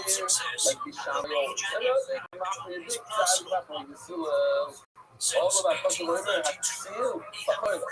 The fool goes in the dark. There's a guy who's big tzaddik, wasn't working much, seeing a lot of film all day. He went to the movie last night. He says, listen, light a candle, and leaving this with Shimmer Kelly will be okay. It's a wood, not nothing. Light a candle for about $1. Every day it's another problem. One day comes in and he sees a lot of candles. He says, oh, he finally got it. He finally, Baruch Hashem, he's copying the country. There's no wrong. He finally filled up the electric here. The Shaita electric fire. The fool goes in the dark. After a wedding in Kensington that July, I love this mice. This is a mice in Shahaya. It's a mice in Shahaya. In Final Fatanesh, there's a big argument with Sugya. They went to the city, go for Sugya, and finally it came out that you have to constantly do that. And you got to do that. So you again, and you get part of it comes up with Sugya. Then the Nachamal, third time, we're going to do it. We're going to do the top of the beach. Listen, this is a cool up. She'ain't a TV for the lobby club. There you go. So those who don't know, look, the Gemara. Hello. He should be somebody who can learn, he should be still either you go, you have to be consistent. Either go with the Shammai all the way, or you go like the Sim all the way. It's not as simple as it sounds like. I'm not crazy about the chart that we did on Friday. I added a couple things tonight in a rush. But Rashi points out, in a certain area, you can't grab the Shammai. Well, in Kriya Shema, you can grab Shammai. And Hilchos Treifa, grab the Silla. In Hilchos Treifa, in Hilchos Spine, you can't grab a Bisham and Silla in the same halacha. For instance, you just make it easy. Don't look at the Silla. Just look at Bisham. We had this halacha. When a spine of an animal is missing two vertebrae, the Bishamai, then it's Treifa. Meaning, What if it's 1.5? What if it has vertebrae? It's not as big. So is that a kula for them? It's a kula. The animals, you're right, each animal, all the way that goes missing 2 vertebrae. So 2 is a kula. You take that same 2 and use it on a human being's spine. Say a spider human is metama oil, like the skull of a human being. If it's in a room, just the skull, the whole room is coming. Everybody in the room is coming.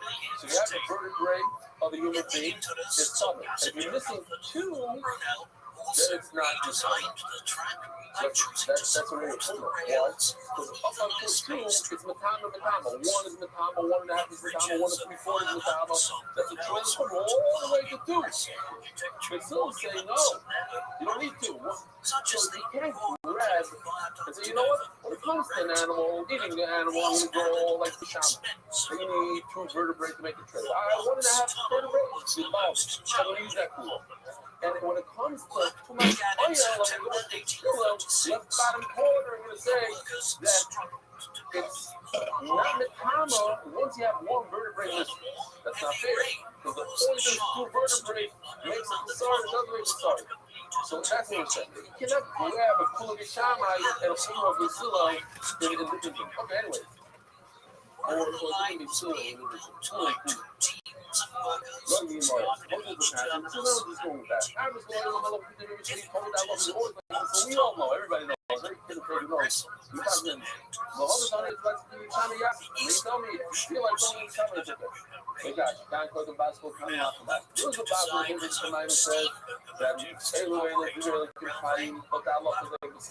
So before the basketball, you can choose to say I want to go to the China game. I say I want to go to the Silk. But once the basketball game, they said, well, what was like this?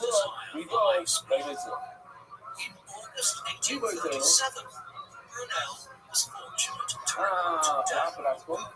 even after the basketball, we're 2 weeks ago, so the famous story, I'll just show you real quickly here. We have the machloekes of the Tanish Lachanoi. It's made out of this oven is good machloekes, and Rabbi Eliezer about to wine, and everything went to Rabbi Eliezer's and even the carrot tree was uprooted, the walls of the cemetery, the river went backwards. Here, the river's going backwards.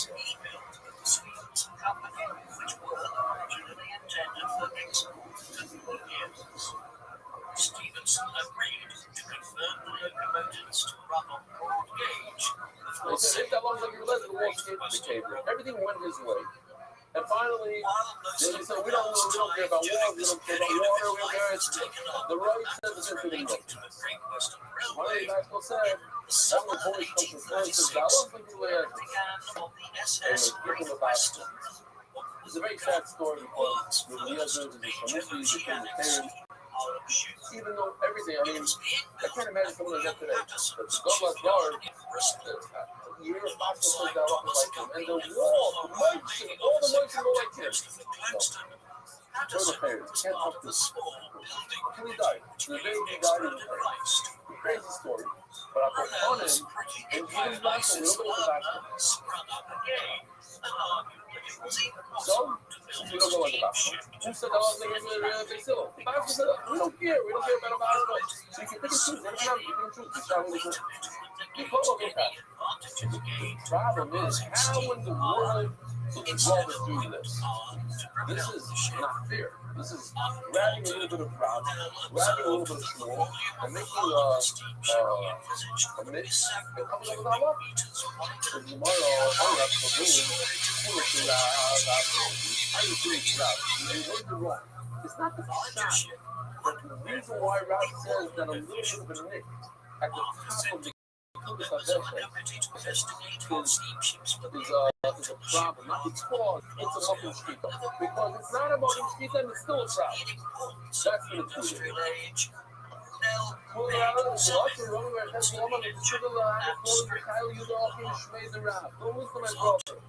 I think in all stuff, I think he's brought down the law. That's what I once heard.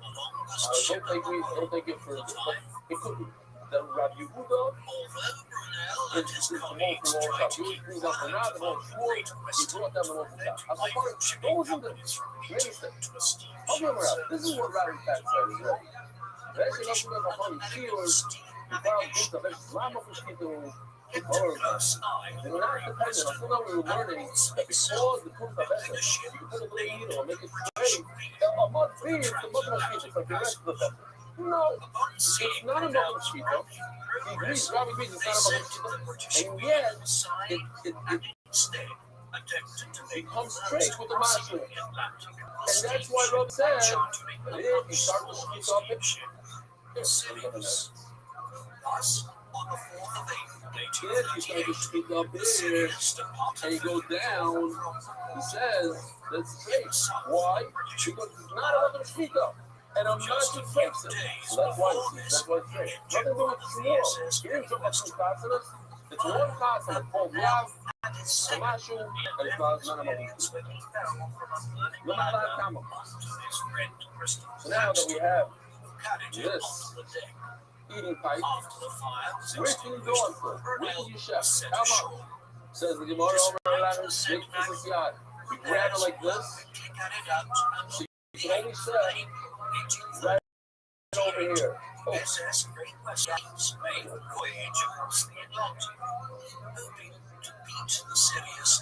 can chef from this down, from not from here on. You got to grab a hand grab.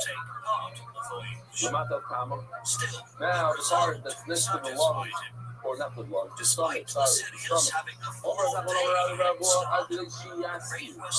one you can picture here, the Yoshi put together, it's stuff. Really phenomenal. Oh, hold on. I think I can show this one. Let me show this one. This is okay.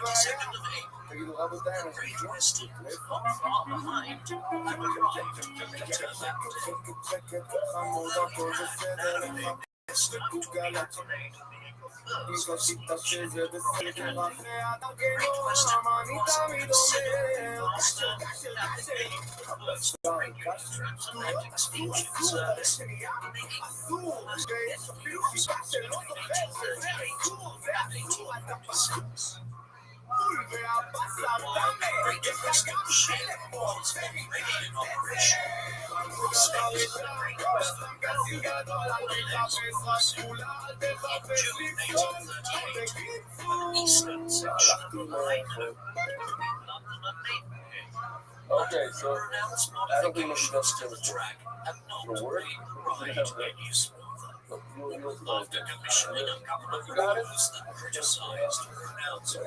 Oh, everybody stop what you're doing.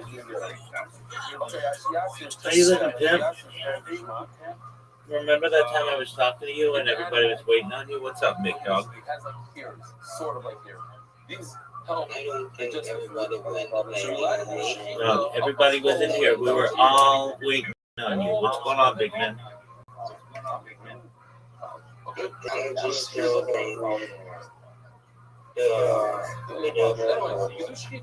Excellent. How many Rumble videos have you uploaded today? Says the Gemara, I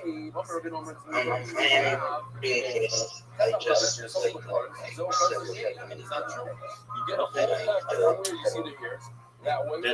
That's okay. You did the right thing. Come in here. I'll give you a swift kick in the rear end and you'll get your day started perfectly. All right. So, did you sleep well? I might be something because so when you chef things, that esophagus that goes into the stomach, you know how to chef this. It's not part of the esophagus, it's a stomach. Okay, that's all right. So you're uploading something to Rumble, and have you changed all of the names of all of your podcasts yet? Yeah. They're all done? It's not esophagus. What are we checking? Yeah. I can check? Yeah.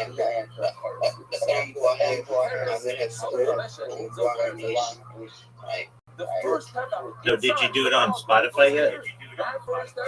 That's the parents of me. After that, you mean is how much of a hole do you need? The first step. That's okay. From the esophagus in is called. But you gotta do it on Spotify. It's simple. And you should know, you're not the only one who does this kind of stuff. I was on somebody's podcast and I looked, and they misspelled my name like all over. They call me all kinds of different things, and so I'm gonna email them and let them know, like, hey, can you please like go back and just like spell my name correctly? Like, if people are looking for me, they're never gonna find it on your podcast. That's only in a bull, not in a smaller animal. Let's see, I think we have a picture here. We didn't have No, you're not. You're not, but just recognize that. Well, you should recognize that it's a common thing, but it's basically the most important thing that you can do as a podcast host is make sure you spell your guest name correctly for two reasons. One, it's an insult to them if you don't, and two, you're never going to get their audience to view the video if it's not spelled correctly. See over here, even though the bottom drawer is disconnected in this picture. What does that mean when it's disconnected? It's disconnected with the two types. So you see, it's okay if they're disconnected. So that's important. One of the problems. You should also ask them, hey, do you have any links that you want me to put in the description? Do you have any hashtags you want me to use? Do you have a bio that you want me to use? Do you have a headshot that you want me to use? These are things that you should be asking your guests. If they do, great. You put them in there. If they don't, no big deal. But this way, their fans will be able to find them easier. Like, I know you were like, hey, when I publish your video, you're like my fourth biggest person ever. Well, that's okay, considering when you first published it, you didn't have my name in it. So how would anybody ever find it? You get what I'm saying?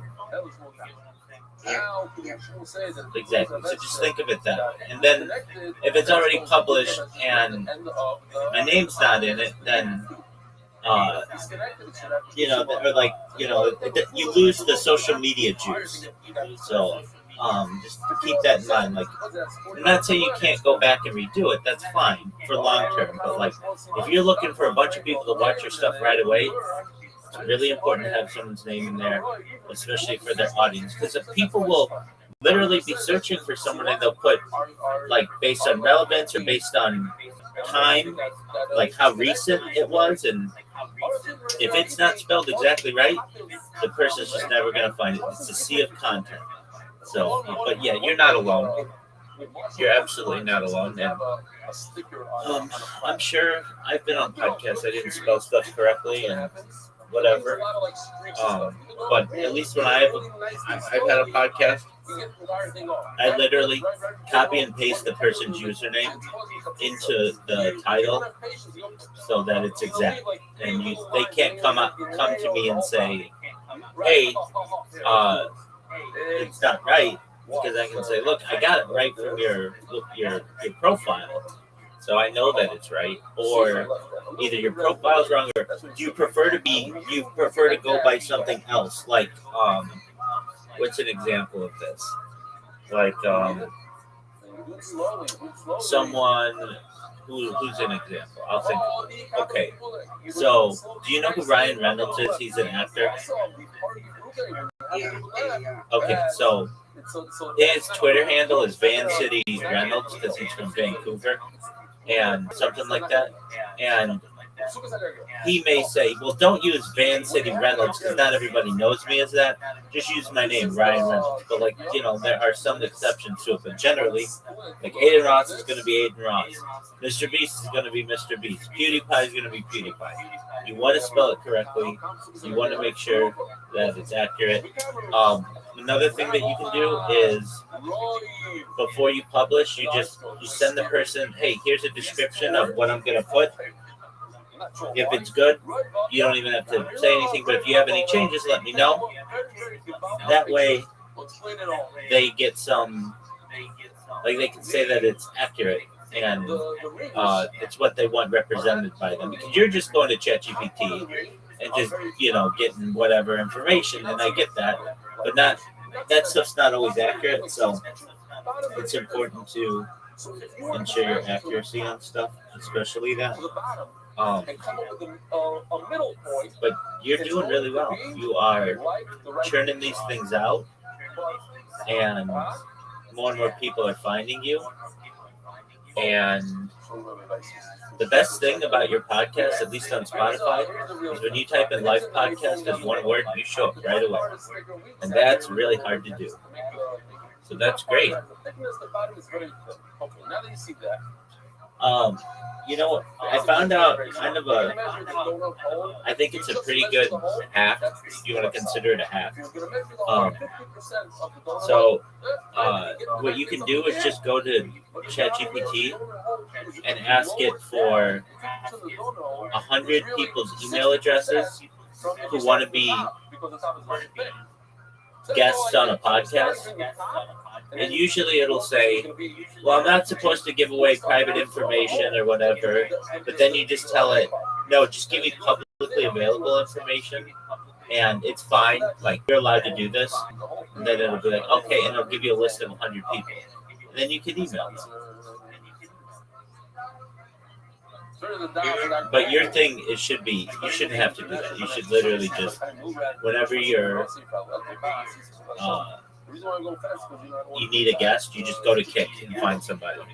And you're going to create this giant network of people who have been on your podcast, who have connected with you, who like what you do. It's going to be a big deal for you. So you checked it out to see he started measuring from the top. What's going on here? You yourself taught us, you start from just the whole donut. Is there any big names in next thing? He checked it out actually from the donut hole. They said this is great. Nothing super huge yet, but I do have, I think, this is a problem. The rabbi himself gave well, I've got two at least. One of them is going to be a really long one, 3 hours. The other one I think is just an hour. But then I haven't sent out my emails for today, generally, so I'm going to send out my emails later today. And I have a new email list that I might utilize. I might not, though. I might just wait on that. But what I did was I went to ChatGPT and just asked it for 100 email addresses. He gave me 100 email addresses. Then I asked for 100 more. Then I asked for 100 more. Then I asked for 100 more. Then it starts to hallucinate and it doesn't provide correct email addresses. So it's fine. That's still 500 email addresses. That's really good. Of people who are interested in what I'm interested in. And I don't have to sit there and scrape websites that way. It just gives me everything that I need. There are services that you can pay for to do this, but they can get pretty costly. I think there are free ways to do it as well. And then I created a bot that I get asked a lot of questions about whatever. Could be anything. And but they're kind of usually the same kind of questions. And so I have this bot that has just taken my opinions generally, or the opinions that I hold on these topics, and put all of the information into a document. And the document is now being populated, so it's just a quick reference. Where you are, or what you're doing as a podcast host, you've got kind of the easier job. It's harder in some ways, but it's easier in others. It's harder because you have to schedule the person, you have to make sure that the podcast saves, you have to upload it, you have to tag it and put the description and all that stuff. That's a lot of work. But nobody's asking you any questions, so you don't ever have to feel on edge to be like, what if they ask me a question I don't know? What if I look stupid? All of the things that can happen to a guest. So you should just feel, that's a beneficial part about being the host. And my father told me, only if he tells you that it's okay, the problem to eat, it's not like a kilo to eat meat that a Chacham said it's okay. So he goes, sure enough, won't sell that kind of meat. They give it to the other actually. But Siv says, we had this whole suit is a freebie. Yecheskel says, Hashem Elikim. Hashem told him to Yo, dog, do you like it when people talk to you and you just stay quiet? The whole thing for a whole year. No. Right now, He says, he told him, I know. I'm just busting your balls, big dog. This is a bigger question. When the Velu Treva like Halpern, such a tzaddik, I didn't even the Velu Treva. How can you say something like that? Every year today could say that. Even when I was a young kid, still today, I never ate in the Velu. Who's going to eat beagles? It's not Isser Karis. So I have to explain this. Some places over there explains already. I didn't think the Gemara says I didn't think during the day not to come to talk about the ferry at night. But it says a lot of people on these earnings, but not everybody was successful like the Chesed. The Chesed was successful. He was never coming to life. There's a video I'm not going to show because we're going to up our level. So some videos I won't show. It's a very, very good video in second share. I don't know what to do. I liked it a lot. It was very funny. But the last lesson words. We have to if they can fix it, I have to find out if they can fix it or not. Otherwise, that's what I have to issue. I'll go buy it. I didn't need an animal that they said to the show that checked it right away. It's about to die. So that was the Gemara then. That's why we brought this whole story then. It's a problem, not a problem. We see that it's a problem. But this one, I never ate. That's what I said. The story then of the chicken. I never ate from a piece of meat. I just say every day something will be the gross my things.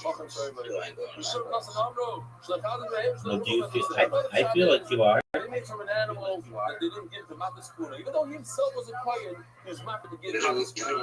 Says Gemara. Okay, so the question is, what you have is pretty easy. And what do I mean? You have to. What's the problem? The problem is that he's relying You on have to publish a podcast every day, upload a podcast every day, apply for 2 hours for jobs, and upload old podcasts for an hour. That's 5 hours of work a day. That's it. Some guy in Africa would be happy to do all that. Basically, they'd be, somebody who's digging in a mine all day would be happy to just have to do what you're doing. Like, that's pretty easy. If a dying made up Sakalaka, he said this guy is okay, he doesn't have to pay, this guy has to pay. He made it here, this is coming to start. Also, this also is what and also witnesses, Kulon and Shari Nikak, they're all permitted to take something, to take from whatever they spoke about. Do you agree or no? You should stay away from this discussing this in Menadon. Oh, man. Boys, I heard a crazy story on every Shabbos. Benny showed me this thing from Maryland. You have it easy in comparison to someone in Africa who has to dig in a mine all day. You don't have to do any of that stuff. All you have to do is publish a podcast.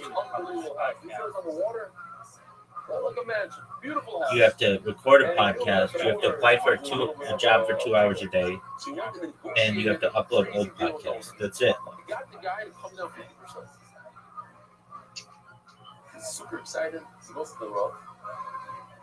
And the Rav explains to him that he can't buy the house. It's not for him. It's not for him. He's the wrong neighbor. The whole thing. Don't buy it. It's not for you.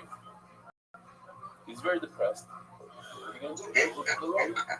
agree. So I agree. Very good and interesting and He sees the Rav walking out of the house. He goes up to the Rav. He says, "What are you doing?" He says, "Listen, I told you that. It's not for you. But the house is for me." Are you still in bed? That you're not here, and then he finishes off, but the guy went over there. Now, I know my neighbor over here on this block went over there, but his Rav was caught doing disgusting things, and the famous story was put in jail. Then Rav, famous guy from Blind, not going to go into his name, but he went over there. You can't. What's I'm saying? if you're at home like that, then your whole Yiddishkeit is depending on one human being. And human beings do some crazy stuff sometimes. It's a chaval. Okay? Find another Rav and move on. But okay. Huh? Zog the Gemara. If you're Rabbi, no, sometimes the person says, well, my father did this and this, I'm going, okay. I'm not going tomorrow because of that. Yeah. Oh, the Rabbi and Taylor. Yeah.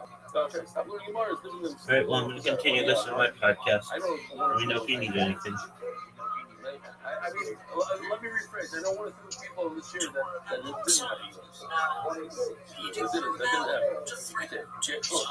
I don't know what they are, but they're here. Look at Gemara. Exactly. Jews are perfect Jews. That's cute. Don't do something silly that people are going to say to you, oh, the reason why it's kosher is because you got a great stage. You don't need that. Began building the new Firefly class of locomotives, which would run at 50. That's only something that goes by evaluation, by assessment. Everybody knows the price of meat. Everybody knows that it's a certain way. And you pay. How much do you pay for a steak here at Israel? Per kilo? $2.50. 250 shekels. So yes, it's another thing here. Everybody knows. So the Rav is paying for a kilo, $250. So nobody thinks it's got a good deal. The other Rav started saying, so it's coming in on this Rav. Rav said that this is for the king and the concentrate. He said, no, it's not a trade. You can eat it. Normally, it's back at Israel. The daughter of Israel tells Rav. Who's the daughter of Israel? Everybody knows it. Who's the daughter of Israel? Rav is white. I know Rav is white. There's a famous story that Rav had his daughter on his lap, she was a little girl, and she said, I want to marry those two people, Rav and Rav. Rav heard it, she said, I want to be separate. So first she married Rav, and he died, and then she married Rav. That's what's going on, and she's going to close her back up there. So obviously he's going to marry Rav's daughter, you better know your stuff, because she's a little bit of a Muhammad. And she says, wait a minute, how did you purchase that meat that you just said is kosher? Abba Shari Book. My father once allowed of a cart at the time of Christmas in his book. He's a Midish, that means in a Moira. So when you have a firstborn, you give him a play, and what happens? You can bring it into Midish. What do? You let it roam around until it falls in love, and then you can eat it. Now it's all your thing. You, Rabbi, is this a movie? No, go back tomorrow. Is this a movie? So he said, oh, this is a movie. This is a movie. But when Zalman ain't this one, but he wouldn't eat it because he allowed this part to be shackled. Oh, he said, my wife, my dear wife, it's a very good question you asked. But let me explain to you. How do you really book her up? That is a Bakar, that Shumi was that. It's the famous halacha when it comes to Bakar, when it comes to a firstborn, even after it has a mum, you're not allowed to weigh it. You're not allowed to sell it in the marketplace. You have to treat it with respect. What type of respect? You don't put it on a scale. You look at it, oh, this looks like 2 pounds to me. This looks like a pound. Here, give me 250 because it looks like a pound. Oh, that's why, that's going back to that you can't know for certain that he paid the right price. So people are going to accuse the rabbi of doing the wrong thing. But over here, I always buy by weight. Nobody's going to accuse me of getting a better deal. Elamai, my dear wife, I know what you just said. You should want to marry yourself because you gave me the top. Huh? Oh, my ego.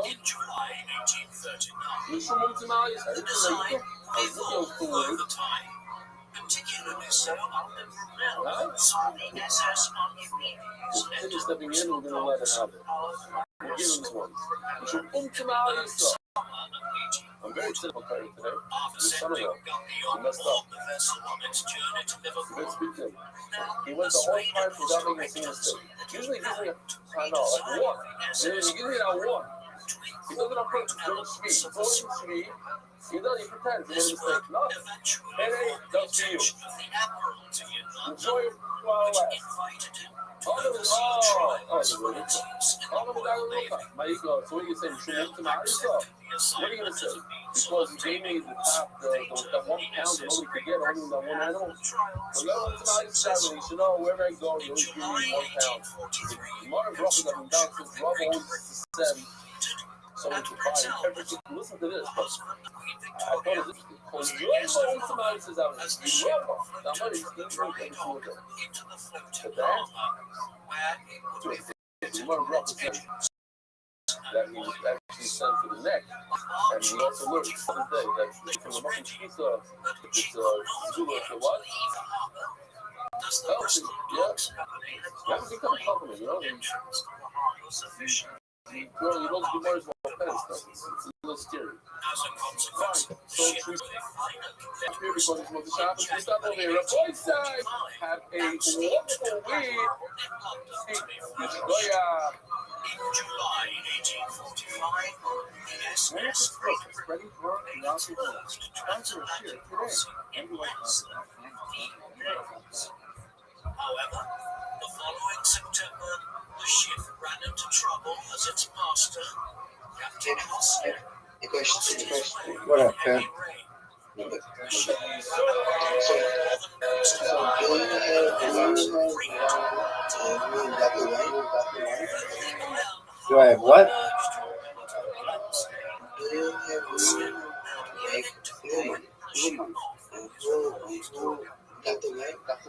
You have one woman who got away. None of them got away, baby. None of them got away. Nope, I got them locked in. What body count? I lose track at 42, big man. 42. I lose track at that number, dog.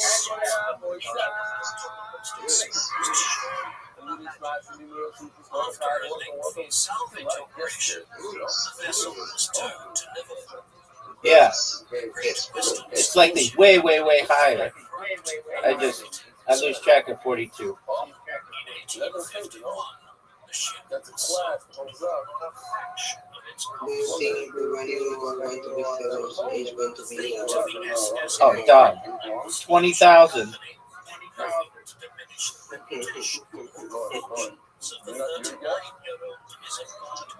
Okay. 20 guys. Good dog.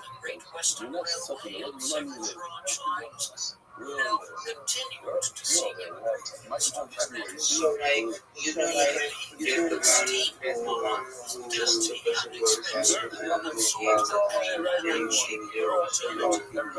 money Baby, it's a long game. Anybody who I may have wanted that maybe I was too young or whatever, I'm going to be able to get them when I go viral, so I don't worry about it.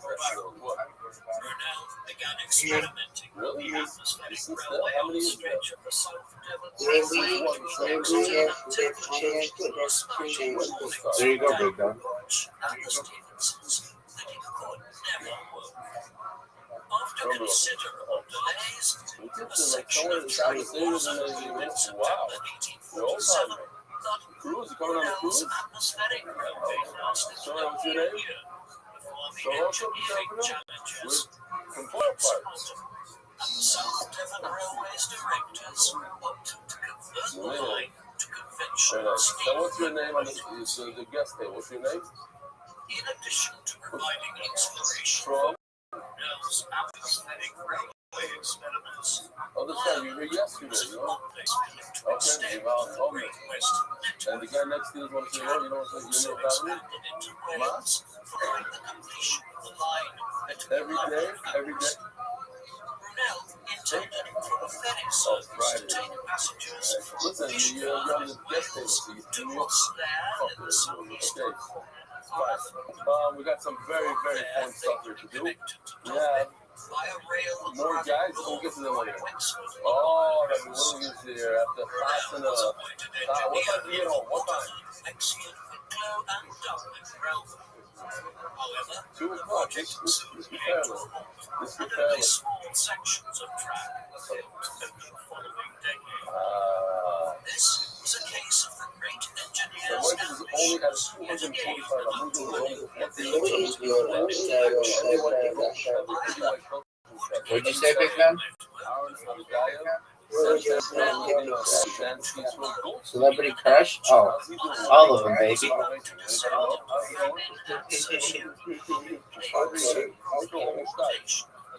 Got them all together. Alan Dana, Louis Defritzer, Yaakov and Baby Siegel, Aaron Verena Fix. He had plenty of opportunities elsewhere. No, I'm sorry. That's a special word. That was special. He's a young guy, still starting out. $720. Yep. I see him. Tommy Pesser, the Venus Stop Boys, Fred Levy, B. You were a worker, fire worker. That's how you spell fire so like we can let it go here on the day you want it. What'd you say, Pimp? So like we can be all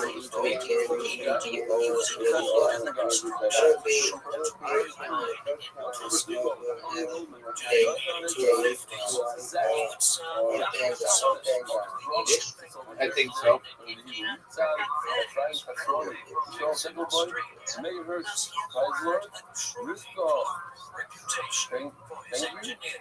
What? Liao Nazri, Nezri, Kuli Shafar. Man, it's unbelievable. Ron Kamara, Yankee, Eridal, Gal, Vincent, Ariel Kohane, Benji Davidman, Joshua Levin, Mitzi Diskin, Novi Novoseller, Prime Lady, Ezra, Aridas. I'm Derek Moore. He sits next to your son every night. He's a resident painter. Napoleon Roman, Adam Sprung, bunch of good fishermen, and get Chapuka. He's twice that person, so he's 21 on the list. You never know. Okay. Maybe one or two emails. Oh, this is a very good one. I can't skip this one. July 1845, the Royal Commission was set up to take evidence from experts to determine a standardized gauge for English railway network. Bell argued that the broad gauge was smaller, faster, and more efficient, and was confident that his rivals would eventually adopt it. To demonstrate its superiority, he suggested holding a series of trials. In December, Brunel's locomotive ran the line between Paddington and Didcot at an average speed of 53 miles per hour, hauling 80 tons of freight, while the Stephenson thinner gauge rival derailed at the same speed, carrying only 50 tons. Despite Brunel's victory, the Royal Commission decided in favour of narrow gauge, noting that there were already 1,900 miles of narrow gauge track in the country, compared to 274 miles of Brunel's MKY at the wedding of his grandson by the military Willie. advantage. The decisive factor that this did not stop. Fighting a rearguard action and led by a motoring crew. I know. So people don't understand, you have to explain. That's what I'm saying. The rest of us know. Inch gauges as the standard. You ever got the mix? The inefficiencies involved in running different gauges eventually made the Great Western Railway to switch to narrow gauge. Whoever knows, those who know, if you don't know, you don't know. Wow. And he's here today, he's traveling the fucking light. He's a bundle of energy like that. He's like that. He's high octane, you know what I mean? Like What'd you say, Big Dog? this is another side. I like them all. Cells is showing his thing in the video. Please understand, at this point, she's larger than one person. Who I think is going to win? France looks really good right now. Mexico looks good right now. I don't know if they're going to be good enough. England I share them with my kids. Germany. We all enjoy them immensely. Again, please keep them coming. Please do not allow the Those are probably the favorite. Thank you so much. Kind Bruder, Passaic. So like Yes. Spain is in the Oh yeah. Spain and Portugal are those two. Financial difficulties meant that work did not begin until 1854, and the structure was completed in 1854. What'd you say? Oh, wait a minute. So that's not just a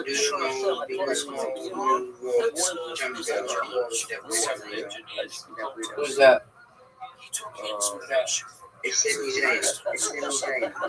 Is he good? Yeah,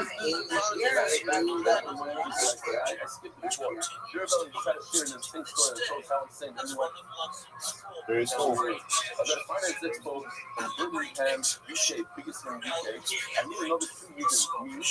Hasidic, it's Catholic, it's highest, a lawyer, solicitor in UK, and a people with a pen. And a corporate lender not wearing one for business purposes. And what are we chatting about?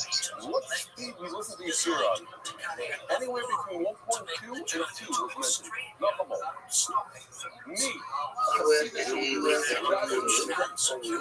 Do what? A lawyer. And a questions for me? Yeah, when are you going to be done changing all the names in the podcast on Spotify? That's great. That's great. How many things do you have to upload to Rumble?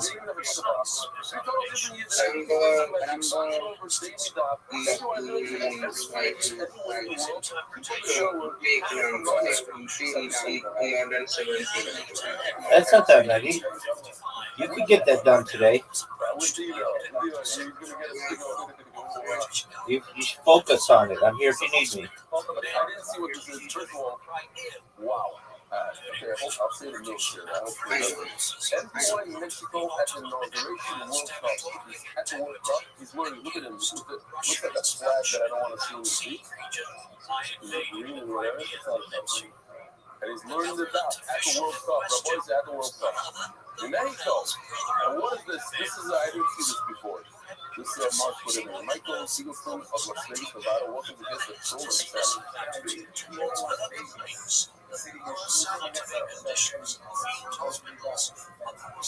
That's a keyboard. That's a good talk. What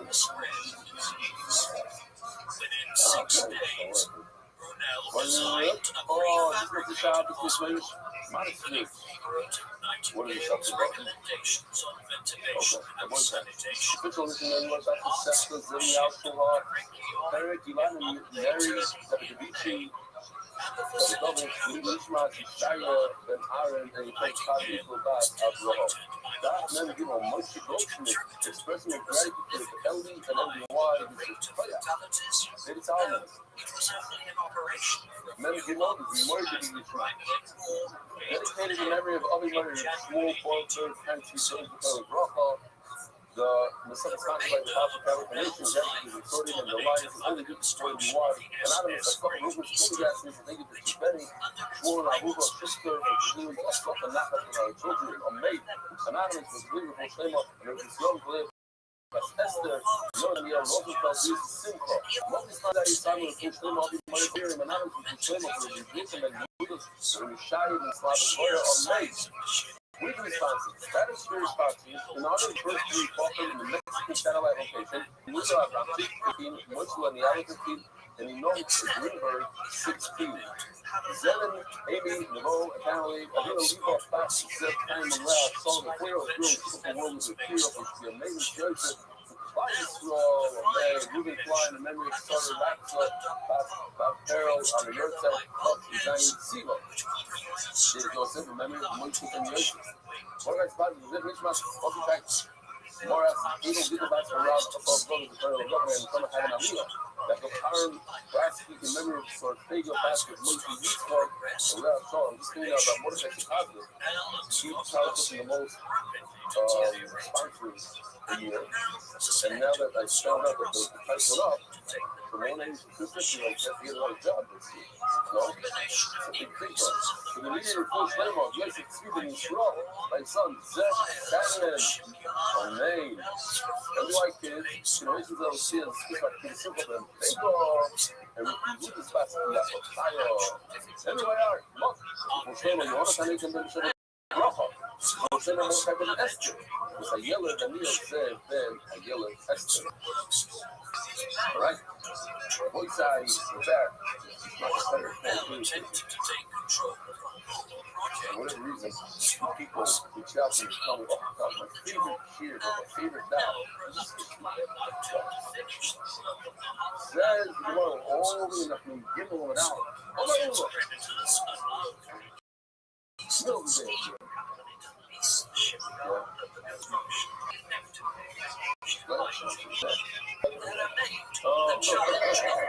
What's your name, Captain? Yes. What do you look now? Lakewood.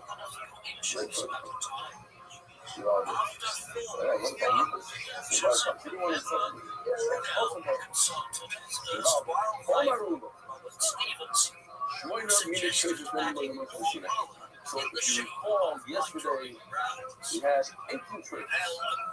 All of them. So what we could do here is we could break them down into categories. There are 8 different types of categories. There's Mekuva, Suka, Mekula, Asura, Rua, Mekufa, Mekula, Mekura. These are 8 categories, and we're going to go into the first section in a step. Now, quickly, Mekufa. Not right. This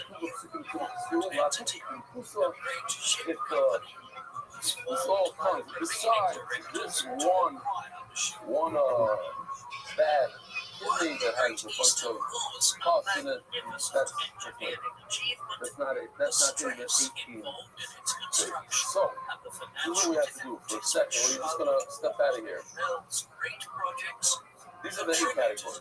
Mekuva, the Kuva has a little puncture wound. The Kula is removed completely through a rip. The Kula fell. Suka, it's separated. Hasu is missing. Drusa, it was attacked by a wolf or a lion. Pure broke.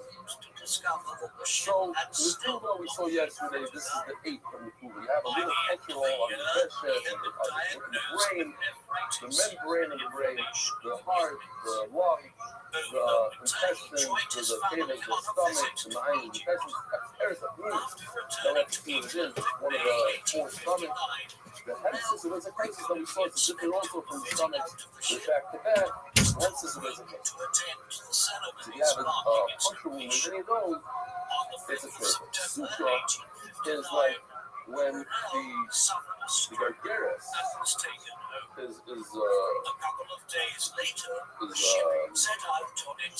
severed. And this Gashedro is when the spinal cord, the spinal cord is severed. What's Drusa's Drusa? Mekula's Mekula. Here's Drusa is when animal attacks. That's number 8 in the world. And Mekuva, we had when the entire liver goes missing, which is a little part of it. We'll see how big. In a small amount, it's going to regenerate. Luda said means that all the skin fell off. And the book of Akra is that ball that goes into the berry. You know what we call berry? Socket. It's a socket. The ball in the socket, it pops out, and it's also the ligament is severed. That's a Mekuva. It's completely out. So what? Kasura. So we had a lung that's missing a part. Nephilim are from one of the bends in the animal and up. And we had a fluid that's vertebrae are missing. And also, the only showed up like a drug. One of his lungs was a perfect security. He got pregnant and his lungs shriveled up for good. Grew up, what's grew up? It's ripped. That's the teres, one of the stomachs that ripped, and what's that perforator that's in the flesh that covers most of the. What's broken? Anybody want to guess? Broken? By his death, the greatest of England's engineers. The Stabu Rothschild, most of its ribs are broken. You have the simone, the trachea and the esophagus to the down became detached. Or necrocello, one, that's all of before we said broken ribs. Of which one rib that was uprooted from the source, and the words from necrocello is a skull that was bashed in. How do you say bashed in the nice English? Crushed up. And this comes to exclude number 14, what's the polio, which is this, that one of the kidneys, although you could actually remove a kidney, that will live, but not if it's a diseased kidney. Diseased kidney will kill the average. Alright, now we're Omar Kiyabarat. When they pray for this, when you put it, yeah,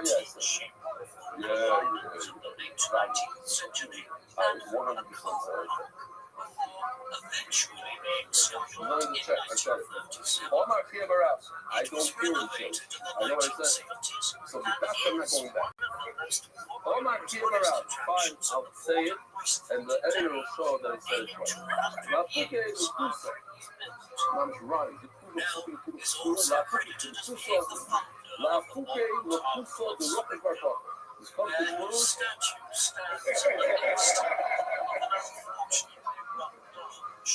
This comes to exclude the diseased kidney of Rabbi Barsalto. I can't show the picture right here. Omar Kiyabarat, what? I didn't say Rabbi Barsalto, I said Lakuso. I'm going to switch to Rabbi Barsalto. Omar Kiyabarat, Schweiner's maybe this going to prove us. That'll be really embarrassing. Wow.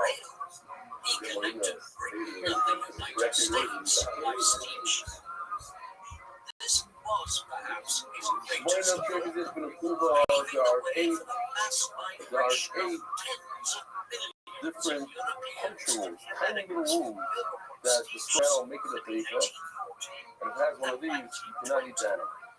While his projects did not always enjoy commercial success, each one demonstrated the flair and genius Mara is the gallbladder.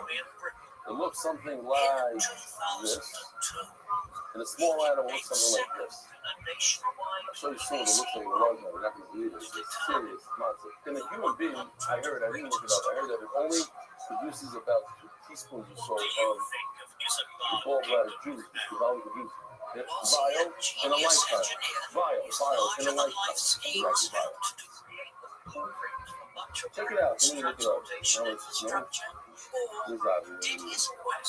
looking up right now. And he's sleeping.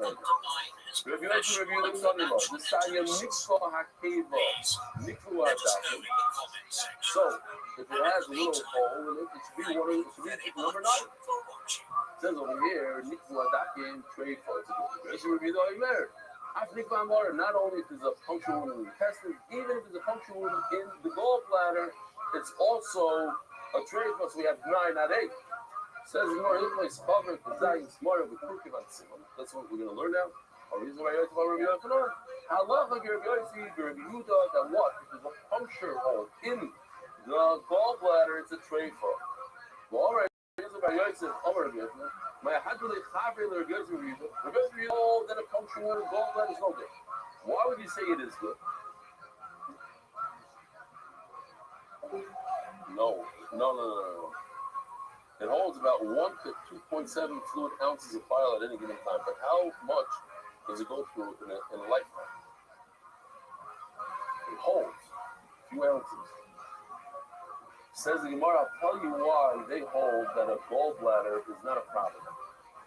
Because it says, Yishpoi La'aretz V'Yilasi. says that my gallbladder, the bile spilled to the floor.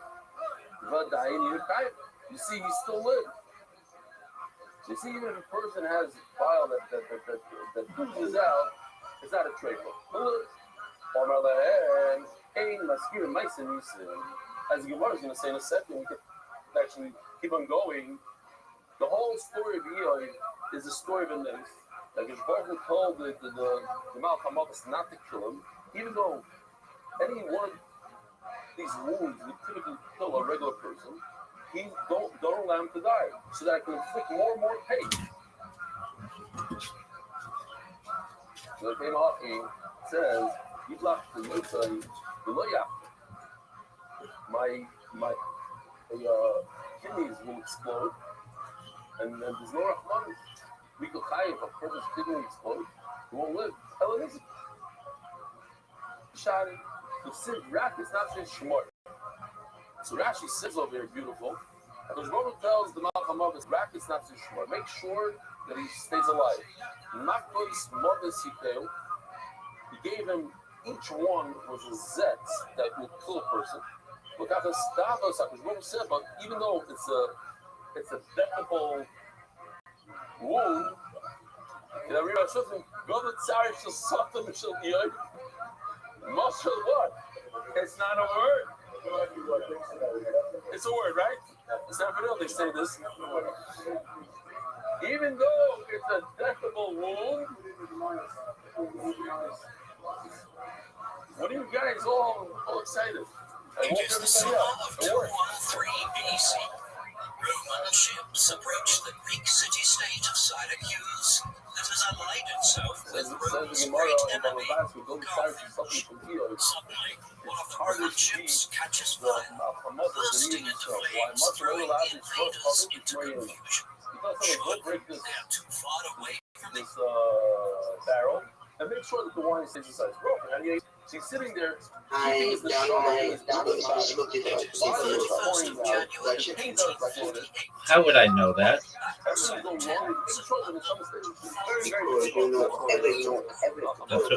That's what I like to hear, my man. I'm looking right now, big man. Which has been the obsession of its designer is failed attempts where its construction, if it was a year later, whilst on board the giant vessel, the same man suffers a stroke and never seen this creation. At the time, the largest ship ever built. Can I ask you a question? Can you just make my name Rabbi Rothschild, not at Rabbi Rothschild? I don't mean to be mean to you, but nobody's gonna search my name at Rabbi Rothschild. They just search Rabbi space Rothschild. Does that make sense? Yeah, okay. Did you like, okay, I'm gonna change it. Wait, but I think that's yeah, good. I was gonna say it looks amazing. It really does. Don't you think they look good? So yeah, I think so. But I'll be nothing. That's correct. Yeah, and why doesn't episode 23 with Adam Bitcoin have a picture? Because this episode is Okay, that's cool. I think it looks really great. This one had what happened, he had to run for his life. It didn't help. So somebody would have said something. Now I'm gonna read it. Okay, so we do have to make some changes. Episode 17 is not so it's Rabbi Space Rothschild, who is streaming on most social media's episode. That's not English. That's not a sentence. How do you strike today? Given a double MDY. You get what I'm saying? You want to make sure these things are a sentence. So if anything, take it, copy it, and put it into ChatGPT, and ChatGPT will make it all look perfect for you. You know what I mean? But in a show in Chicago, a guy is turning around in the middle of driving. He sneaks towards the front and turns around and screams to call up at a guy that's sitting right next to him. He says, "What are you doing? What's wrong with you?" I'm gonna read one of your other ones. They go back and forth from side to side. How dare you scream? Okay, so you don't necessarily need them to have punctuation either. You don't have to have like Shane Belinsky is an AI automation entrepreneur and business growth consultant. Period. It doesn't need period. But that's okay. That's not a huge deal. But what I would do with all of these is just say, ChatGPT, make this into the best one that you can. You know what I mean? So I will to say, Rothschild, stream on social media platforms. Yes. Yeah, you can. I mean, probably I would say Rabbi Rothschild streams 24/7 on YouTube for world peace.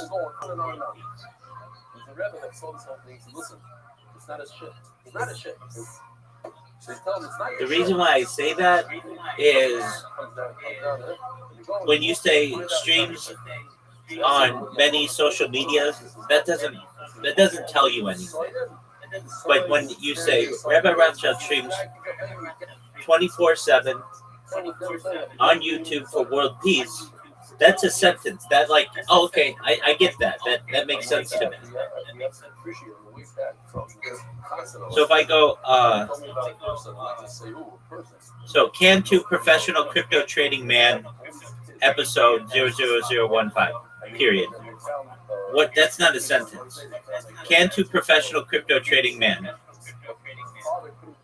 So you put that into ChatGPT, and ChatGPT is going to tell you, Can2 is a professional crypto trader, episode 00015. That's what you want. Does that make sense? So it's not a big deal. Just go through and take each one of them and put it through ChatGPT, and you're going to get amazing results.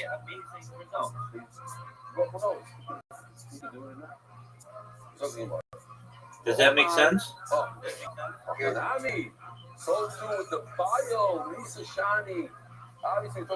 But they're looking really professional. They look really good. So you should be proud of that. They're looking good. He's leading the wine in the broken barrel.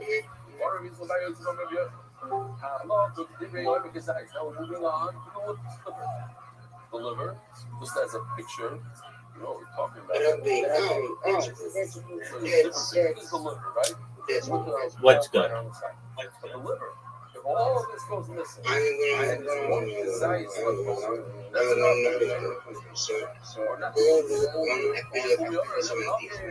Okay, I'm gonna look this. I'm gonna look right now. When wanted to tell people, Maybe it had. Did you save it yet? Yes. No. So when Rabbi wants to say this is the halacha, he removed all names and said, "Allah, it's a stop mission. Tell me this is the way we have it." What does it say now, Mishnah? Its entire liver was removed. It says in the first nothing, zero was left over. Then it's a trade. So you can infer if there's even a half of gazais left over, something, share up. It's going to regenerate. Good. Half a god will have gazais. Says the Gemara, I want you to pay attention. What do we have here? Just as a. Okay, so maybe it's just not updating yet. Give it a match. Now let's keep on reading. That's why I'm here. I'm here to help you out. Because I made this mistake. I don't want you to make this mistake. So I keep refreshing it. It's actually I'm right. But that's okay. Do the other ones, and I'll keep refreshing it, and then I'll tell you if it looks good, okay? No, that's not the shot. That's not the shot. Rabbi says the shot is one mandor is going to say it's a desires. The other mandor is going to say it's a suck. Why? Rabbi says we have over here two anonymous mishnahs Mishnayos that contradict each other. And well, I don't know what to do with that. So it's a suffix. Not one holds it's a mashu, one holds it's a one holds it's a zayis, another one holds it's a suffix. Don't read it by Yosef. Omer Yochanan, Moro Shanikva. Oh, maybe Omer. Like the Omer. Yeah. Funny one. The Omer. Yeah. No, there's a whole new suit here. But Omer. I lost it there. Oh, the Omer means about Yosef, Omer Yochanan. Moro Shanikva, the Chavetz Kamto, Sheira. Beautiful. We have two beautiful things here. We have from our artist. Oh, great. The artist probably worked a little hard on it. Maybe. This is the gallbladder with the hole in it. And if you flip it over, you have the liver that actually protects it. Now I'm going to show you something even better than that, maybe. Look at that. You see the gallbladder over there? Dangling on the right side. That's the gallbladder. And here's the Rabbi Weissfish explaining it beautifully. What bio who he added? Was born on the 9th of April, 1806. That's the gallbladder. Now, part of the city of Portsmouth, That's on the the bio. south coast of England. It's the hole of the His father, then straight. now, But was if born in it's inside, 1769. and you have the liver, once you get it, now remember, this is a Is a marked grandfather itself. intended It's for in a him to body. become It's in a a cavity. priest. Push. There's all sorts of organs pushing in. Okay. So, On the back of I the see body, it. see there's a hole. That's considered. You got to make some changes. You're going to say, what? Okay. It's just my name. Don't add a colon after it. Because when people search it, they're not going to look up Rabbi space Rothschild colon. They will just look up Rabbi Rothschild.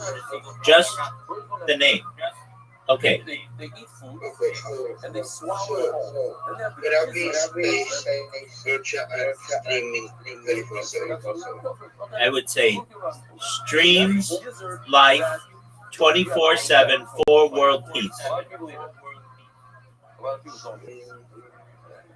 I would say Rabbi Rothschild streams live 24/7, 365 on YouTube for world peace. I think somebody mentioned that the art school said that only kosher birds have it. And last night, somebody said that. I didn't see it. So, but I looked up the owls and eagles. I think streaming 24/7 in YouTube is the streams is like past. It's like one of the No, streams is present.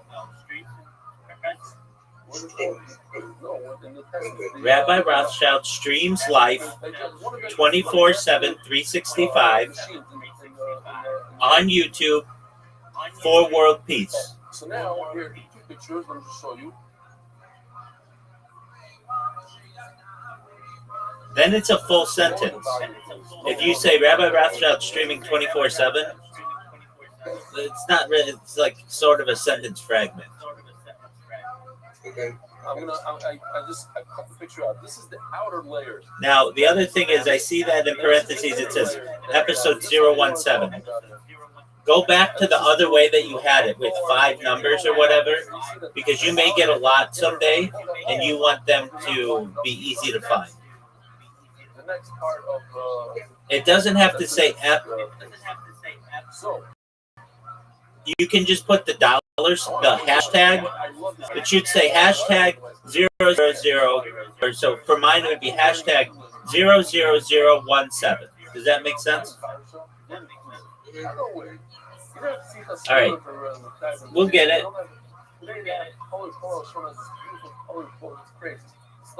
They have our stuff. They brought a puppet. You ready, Miss Aquarius? It's kosher enough. How was your day? I hate when you cook about it. It was going to I went to that new stream and got those out there.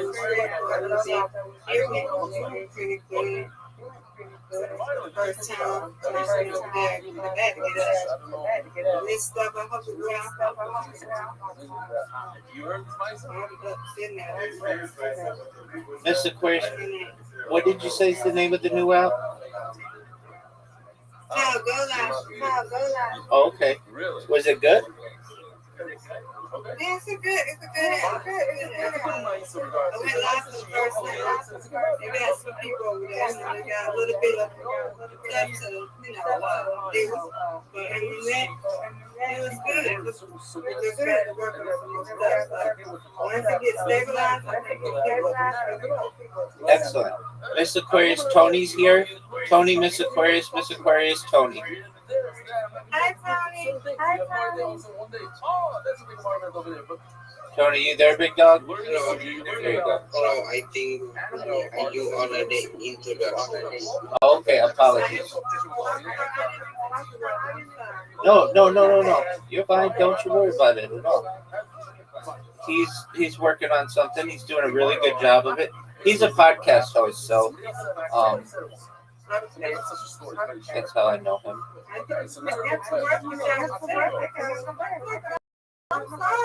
You're good. Don't worry about it.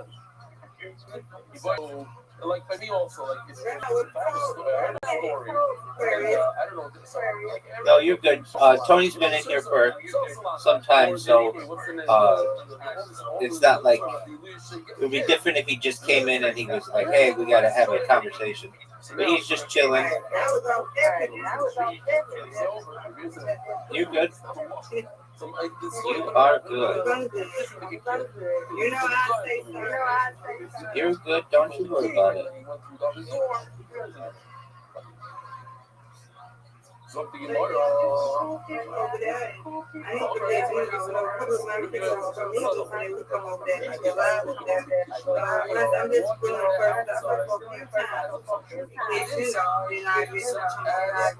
Just the outside. And here, right now, I'm just trying to get I swear. trying to get used to it. So I'm just like Tuesdays and Fridays, we have breaking room. So they're doing stuff,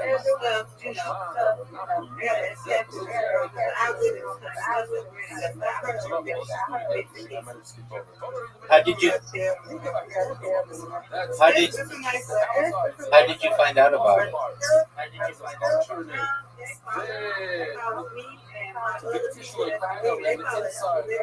I seen it.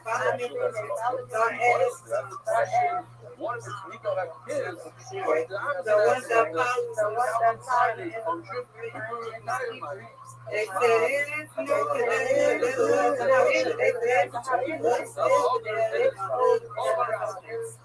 They said, well, if you go there, you go out.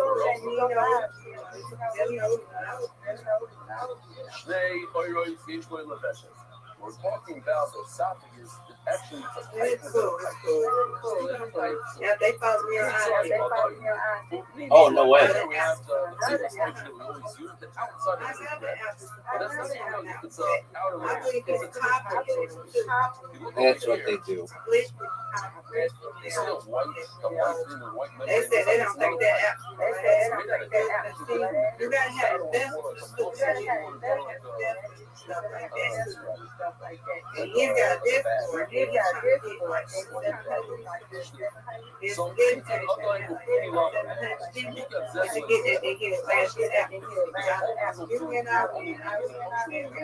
You win, I win, you win, reload.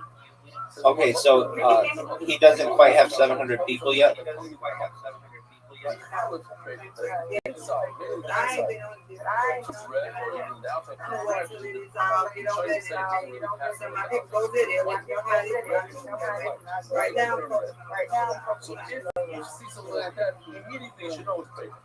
Now,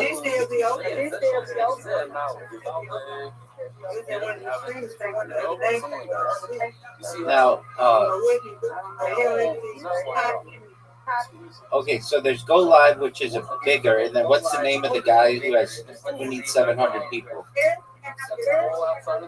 So maybe it's okay.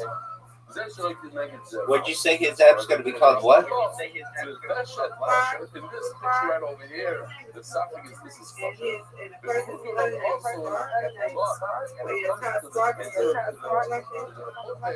okay. Why? Because the food collects. It's not like esophagus. some moving The down. thing is super. It sits there. And once it sits there, what's going to happen? Food is going to seep out of one hole and eventually make its way to the other hole. It's very expensive to do. It's very expensive to launch an app. You guys alive? Yeah. You know, they are called. Well, it's not, it's like really like maybe $100 to do on the App Store and Google Play, but you've got databases and you've got websites and all that extra stuff is very expensive. They said that in Costa Rica, I have to shoot pictures.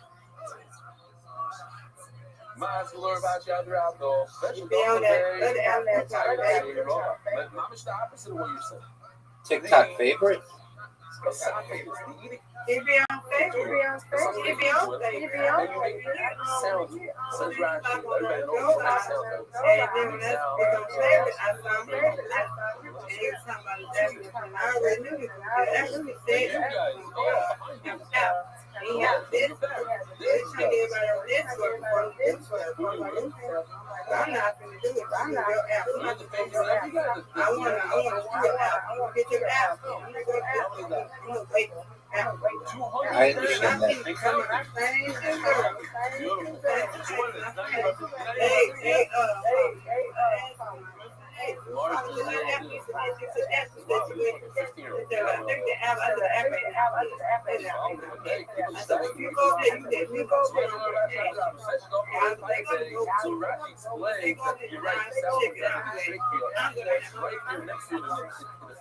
A lot of people say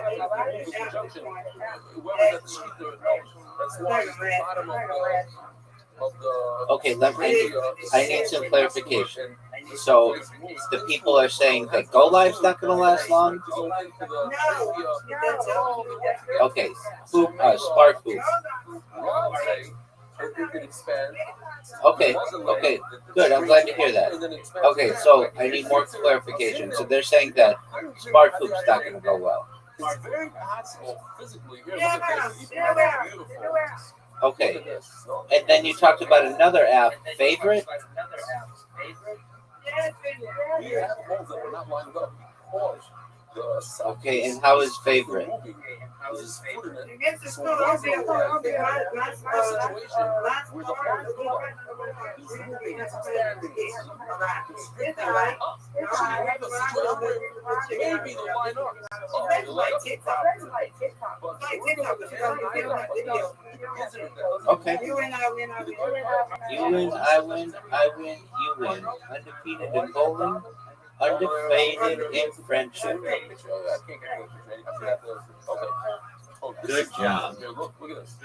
Exactly. There's 10 people there, right? Yeah, so that's what it is. It's just like TikTok. It's like they got somebody that they got every studio just like that. So my thing is, I got all these things. Why is it that you got stuff that look like TikTok? I don't understand. Every studio has like videos and stuff. That's like TikTok. Everybody's like TikTok. The video was it's cool or whatnot. It's cool. It's great. Like they got my spark. That's why it's such a I just go over there, take out people and go over there, like my spark back up. But it's okay. It's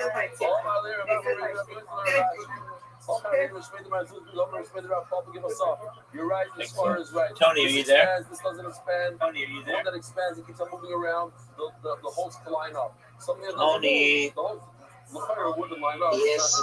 Okay. So, it's a problem. you see, you changed it. It's. Yeah. Oh, are you ready to write this? Are you ready to write this? all right, man. I'm just saying. All right, man. I'm just saying. Excellent, Mr. Curry. Are you ready? I am, yeah. Okay, so it's Rabbi Rothschild. That part's fine. And then you want streams So let's say there's a scab 24/7, 365 That's not a healing. What we had on YouTube. Yeah, so it's Rabbi Rothschild. I said, Rabbi, for service, thanks for That's not a sentence. You want these to be a sentence or something like it.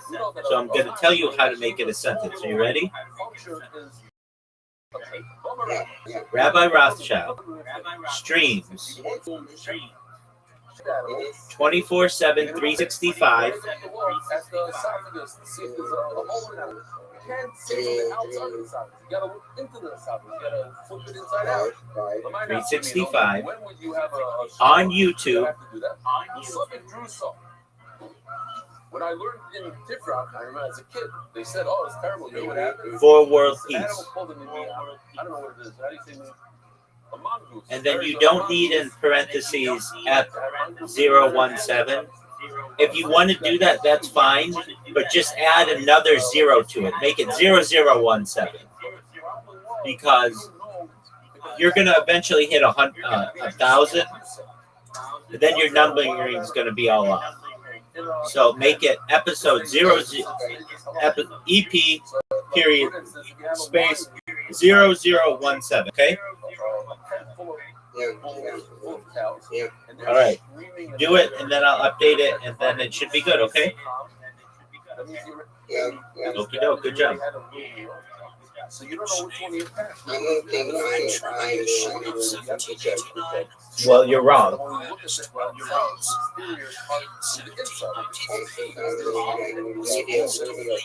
You're doing fine, big dog. I'll be right back. So in Southern Crusoe, for this animal that we don't know if it was attacked by a wolf, by a lion, you have to check the inside. You have to check the trachea and the esophagus. How? By looking inside, we'll see soon in a second a mice shahoya. Oh, I want to use this. Here we go. This is the So this chicken is all ours. Moose, granite, zepek. The food goes in zepek, and from there it goes into the Pokemon. You see France. Oh, that's what was rocking that thing. Now I remember they eat a rock or something, touch a rock, that touches the rock. They eat it, and then the food gets, if the rock something out, that's probably the rock. That's from last time. Yeah? Sophia, I don't know this?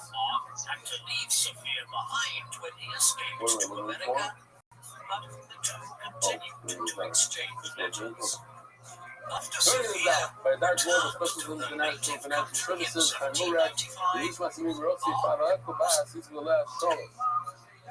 And choose to join her.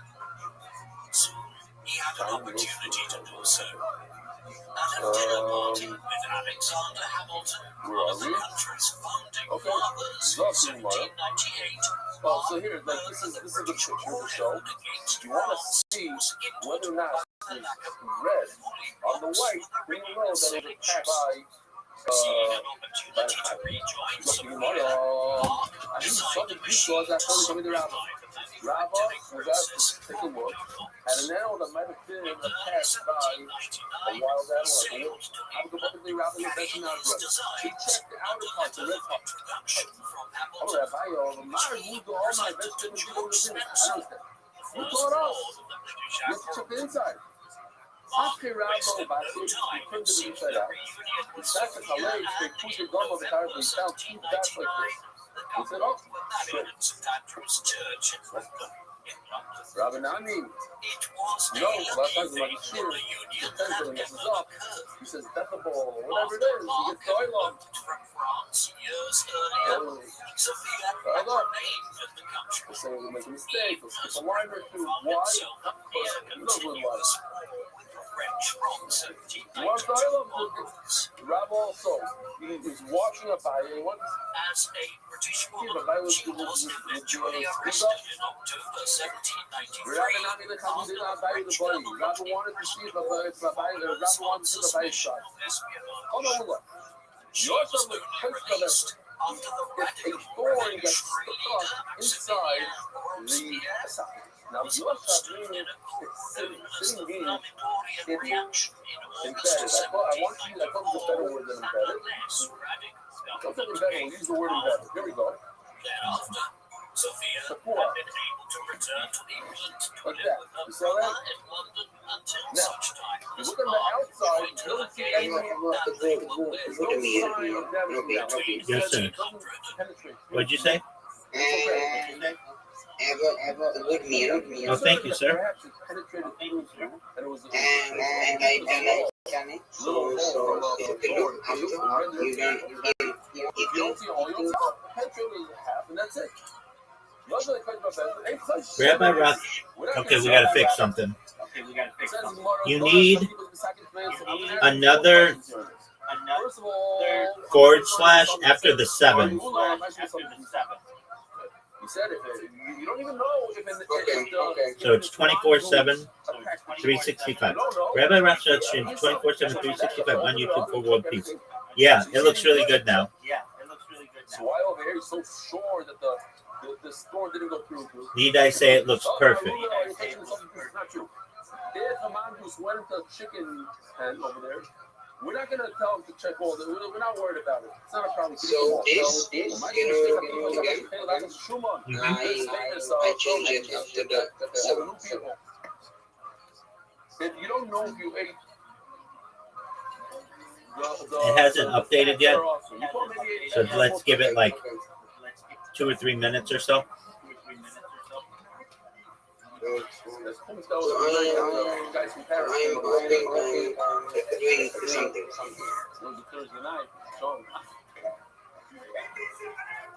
You are. People will be able to know, instead of it saying like it was before, Rabbi Rothschild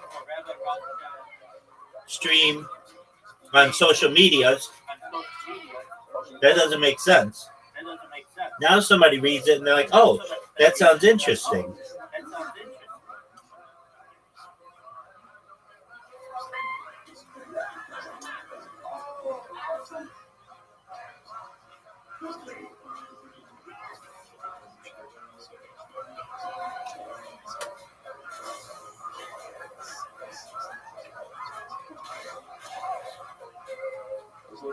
Okay, so it's almost the story that I'm looking for. If somebody's wife serves them 2 pieces of fat that eats one, and then we find out that one of the 2 is chaylik. What do? You bring something called the oshon kol. You bring an oshon because I don't know what to do. So No. It hangs until I find It's out. 24/7, 365. No space between the / and the 365. I don't know for sure that I ate chaylik. It's only something. I don't know. Maybe the Yeah. So it's 24/7 / 365. Right now you have it as 24/7 / space 365. Maybe it didn't, but it's there. Over here, what gives you the reason to think that the I got it. Before you chef, everything was Give it a minute or 2. and all of a sudden you find out the knife. Yeah, I'm changing it right now. Okie dokie. 1805, the couple had 2 daughters, Sophia and Emma, before the birth of their first and only son in April 1806. They gave the unusual name We have good reason to believe that the Santa was the woman we have up that night. And we have no reason to believe that the Torah went through the truth. It might be something come up, which is a yoke. It's like coming, we're talking about a side domain. So anytime we have a suffix in the Tumah, we say it's coming.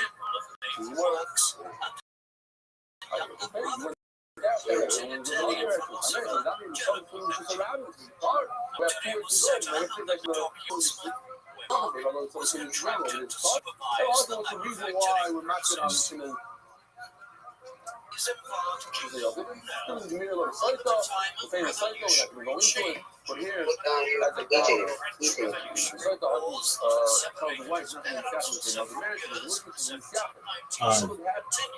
in a private place. It's like it's needy.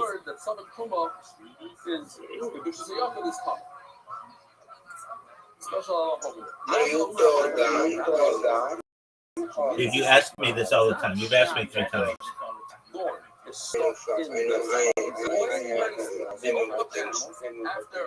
Like Noam noticed yesterday in the base of questions, we saw some food in there. Okay, so it's sitting there. You're okay. I'm taller than you are. Even if it's just Bro, there's like everywhere I go, everybody's talking about it. So I'm okay. That's why it's okay, because it's not punctured. I will the punctured even halfway through, then I have to be concerned that it's no good. I'm gonna I know it's too late. Don't listen to it. Yoshim it says Mufurish that it's sitting embedded inside the esophagus. I wouldn't translate it. But if it was just found there, what's the problem? The key favorite we know that every normal animal eats thorns. In fact, in the Mufurish video, the execution of King Louis XVI in January 1793 had prompted Britain to declare war on the French Republic. The German powers of Prussia and Austria had already been at war with France since April 1792, and Europe would not see a stable peace again until 1815. In France itself, political order was temporarily restored after General Napoleon Bonaparte took power as first consul of the Republic in 1799, before making himself emperor in 1804. Between 1805 and 1807, Napoleon defeated the major continental powers of Austria, Russia, and Russia in quick succession, enabling him to dominate the European continent. Across the English Channel, Britain's only major European power to remain undefeated, and the main French ports were the Royal Navy prevented him in launching his an attempt by the French Navy to bring out the blockade in 1805 ended with the defeat of an allied Franco-Spanish fleet by Admiral Rothschild. And the British Royal Navy outflanked in October 1805. like this, the whole day, you guys will go walking around wherever you are. Just follow this food yourself. You're not going to know why. It's a very addictive food. Here's my Tubat Saveshet. Tubat Saveshet is the last part, is the end of the esophagus. Already an hour in. Wow. There's always some things from the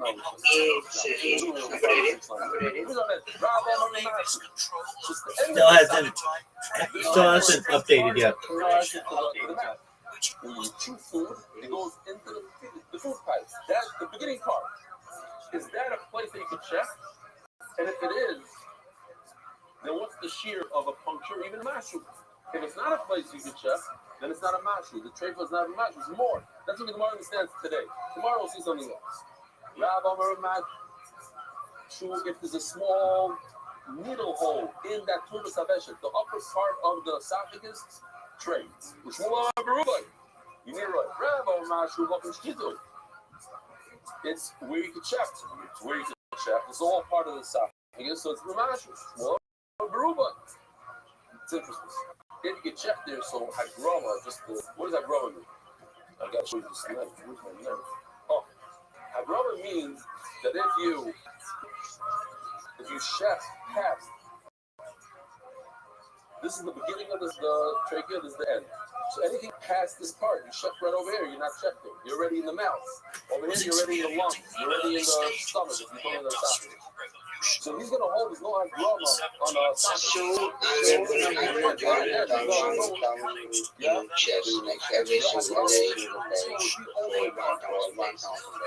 Yes, you are. Okay, I have a question. Did you save it? The Spotify thing?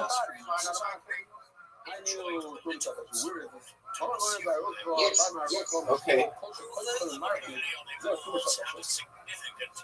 When this happens, right over there, you see, it expands. That's so when you cut it, and it's nice, as is, that's the actual vegetable. Let's say you speak it. Our master didn't say this. Our master was beaten by our back. Ella, what is If it's like this part right over here, that's what was 2 years old. The family what's the vessel? When it shrivels like this, you see? This is shriveling and not shriveling. Shriveling, that's the best. Whoever says the black from where you swallow, that's where the food is. The part of the mouth is swallowed. How wide is it? Ahora va que something salto, less than a Barbie. The other than pizza, but more than a thing of weed. Both sides have a wonderful day. Good Shabbos. What's the Shabbos at 10:02.5. Despite his contribution to the war effort, Brunel was often not paid the full amount he had been promised by the British government, and the family's precarious financial situation would eventually lead to disaster. As the oldest son of the family, young Isambard was brought up to follow in his father's footsteps. The young boy benefited from the close attention of his father, who taught him to draw at the age of 4 and the basics of Euclidean geometry at the age of 8. Mark was impressed by his son's abilities and sent him to a boarding school at Home in Sussex, where he studied classics and made a survey of the town in his free time. He used his knowledge of engineering to astonish his classmates by predicting the imminent collapse of poorly designed buildings. In 1815, peace was restored to Europe after Allied armies led by the Duke of Wellington and Field Marshal Gerhard von Rother defeated Napoleon decisively at the Battle of Waterloo in what is now Belgium. This was the second time Napoleon had been defeated, and this time the victors made sure he would never pose a threat to the peace of Europe again, exiling him to an utterly remote island of Sardegna in the middle of the South Atlantic Ocean. Maybe it's like Restoration time. to the French throne. I don't know. I keep checking. He was now a Check it on your end. Open up Spotify in a browser and check it on your end. And I can see the difference. Are you doing it from a browser or the app? From the phone. Okay, go to your computer. Open up a new incognito tab, and you look at it. In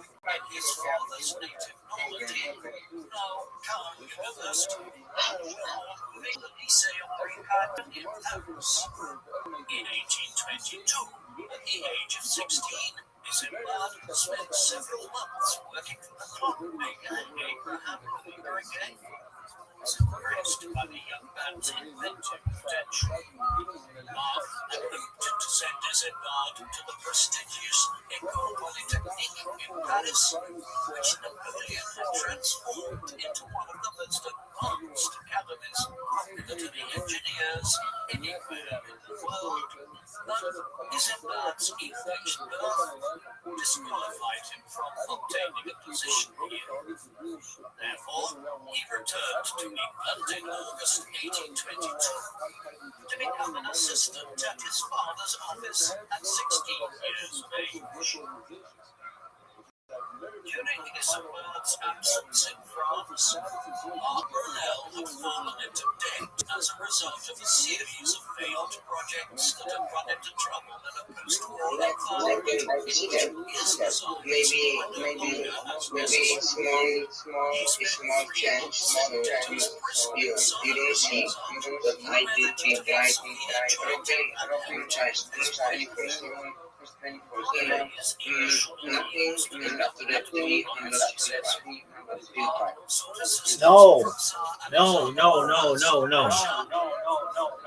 It's 24/7/365. No spaces. Okay. Engel. I've been impressed by his work pulling box more than a decade earlier, and had invited him to St. Petersburg. After writing to the Tsar, Mark also went public with his criticisms of the British government for failing to pay him for his work during the war, and then incarcerated him for unpaid debts years later, as though the debts were not really those of the government. Following the public outcry, Mark Brown's influential political friends, including Lord Spencer and the Duke of Wellington, persuaded the government to pay him £5,000 to clear his debts in exchange for a promise to remain in England and not travel abroad to share his engineering ideas with other governments. The British were particularly keen to avoid him entering the employment of Russia at a time when the Great Game, named for the rivalry between the Russians and the British in Central Asia, was just beginning. Hence, after leaving prison, Mark Brunel returned to work with a wide range of projects. Young Isambard was involved in supervising operations at a Sheffield ironworks, which was making the iron for two suspension bridges in the French colony of Réunion. I keep checking. Not yet. It is worth briefly reflecting on the environment he was working on. While the Industrial Revolution changed Britain, this first Industrial Revolution, as it is now termed, was quite limited in some respects. It had taken place half a century after 1770 and was primarily focused on revolutionizing the textile industry. Have you heard me say that it's good? Yes, it's good. It is perfect now. So I'm going to change other names. Excellent. Your names. This one looks great. However, it was not until the 1820s that a truly revolutionary period of engineering began in England. The first railway lines were laid down in the late 1820s, and the 1830s and 1840s saw the revolutionary Excellent. Now, I'm going to make one more suggestion to you. Look at Joe Rogan. He has the biggest podcast in the world. And just look at, he puts the number at the beginning. Hashtag 2020 space, and then he says it. And that's how I would do it.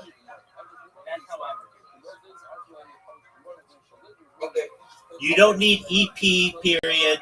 You don't need it in parentheses. It's just, mine would be hashtag 0017 space Rabbi Rothschild, all that other stuff. Okay, I will do it today. Absolutely. One thing Joe Rogan does, though, that I don't think you need. Do you know what the hyphen is? No. It's a little dash, like a little minus sign. Yeah. You don't need that. You just hashtag 0000 space and then whatever it is. Okay. All right, big dog. I think we did some work. Yes, sir.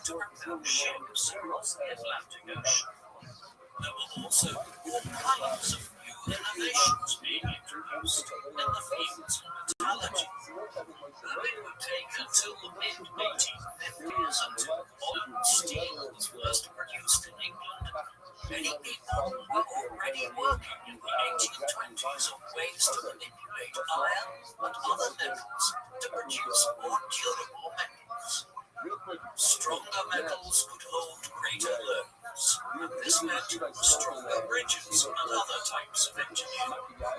All of this would culminate in 1851 in the Crystal Palace exhibition in London, a fair showcasing many thousands of pieces of new engineering and inventions.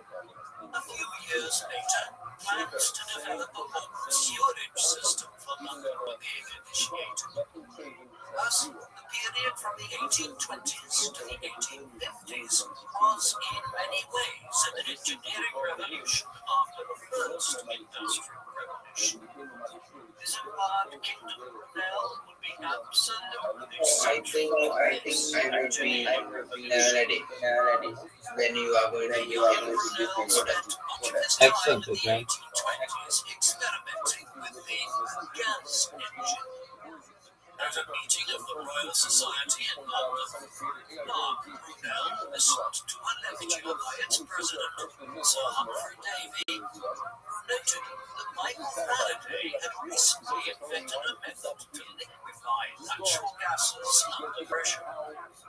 Davy suggested that by using a small amount of heat to convert liquefied carbon dioxide back into gas, it was possible to generate energy much more efficiently than by using steam. Mark Brunel decided to investigate the feasibility of such an engine, but despite some encouraging experiments, the difficulties involved in the casting of metal strong enough to withstand the high pressures involved eventually caused the project to be abandoned. At around the same time, the French scientist Sadi Carnot was in the process of formulating the first law of thermodynamics, which demonstrated that energy could not be created or destroyed, only transformed from one state to another. This meant that Davy's concept was physically impossible, but British engineers were unaware of Carnot's work for decades. Despite the failure of the gas engine, Mark Brunel saw greater success in patenting an improved steam engine which ran more efficiently.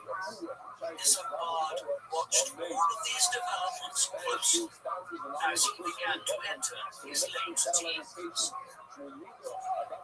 While Isambard would one day eclipse his father's achievements, in the 1820s he was still very much learning from him. Father and son would embark on their greatest collaboration in June 1824, when Mark Brunel was appointed engineer of the Thames Tunnel Company.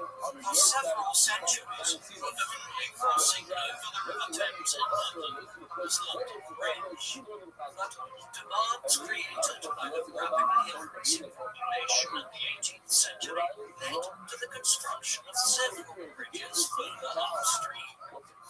A new river crossing was also required to the east of London Bridge, but a bridge was out of the question since it would prevent tall sailing vessels from accessing the London dockyards. In 1805, Richard Trevithick, a mining engineer best known for his pioneering work on steam locomotives, led a group of Cornish miners to build a tunnel in East London. The miners were used to working with hard rock and struggled to make progress with the soft clay under the Thames. By 1809, the project was abandoned, and Trevithick concluded that it was impossible to tunnel under the River Thames. The versatile Mark Brunel took an interest in the project, and by 1818, he had patented a tunneling shield that consisted of a cast iron frame to protect workers as they were excavating the tunnel face. After examining the route of the proposed tunnel between Wapping on the north bank of the Thames and Rotherhithe to the south, Brunel modified his design make a rectangular frame that accommodated 12 men at the tunnel face. Work began in 1825, and soon Brunel's shield was installed under the river. He anticipated that the work would only take 3 years, but the project faced a series of challenges and take 6 times as long. Isambard initially served as an assistant engineer, but after the departure of resident engineer William Armstrong, the 20-year-old was promoted to succeed him in January 1827.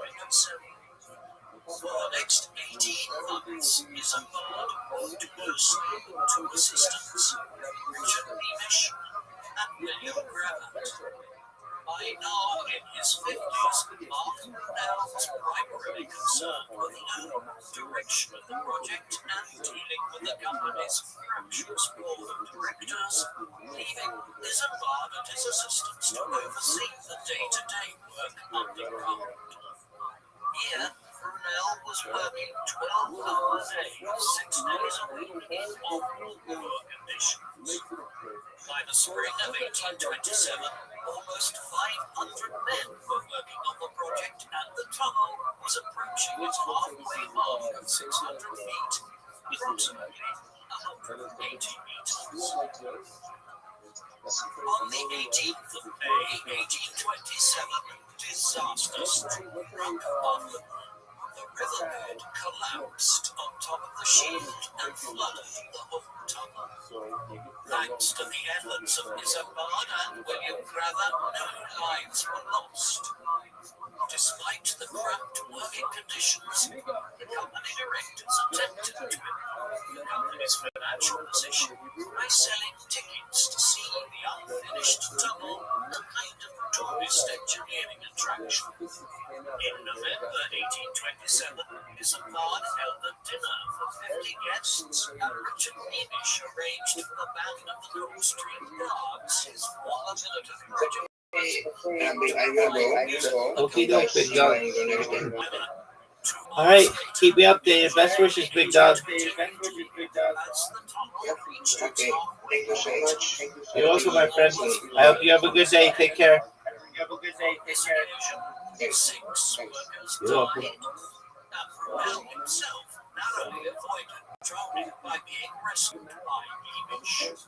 Brunel would spend several months recuperating from the ordeal, and work on the tunnel came to a halt. It would only resume 7 years later, in 1835, after Mark Brunel had raised sufficient funds to recommence. Despite further flooding, the tunnel was finally opened to the public on the 25th of March, 1843. By then, Mark had already been awarded a knighthood by Queen Victoria in 1841 for building the world's first underwater tunnel. It was subsequently converted into a rail tunnel and continues to be used by the London Rail Network. While Isambard played no further part in the construction of the Thames Tunnel, he had gained considerable experience as a project manager and leader of men from experience. After experiencing how his father was forced to compromise on safety by his directors to save money, Isambard resolved that he would never be coerced by financiers to act against his own better judgment in engineering matters.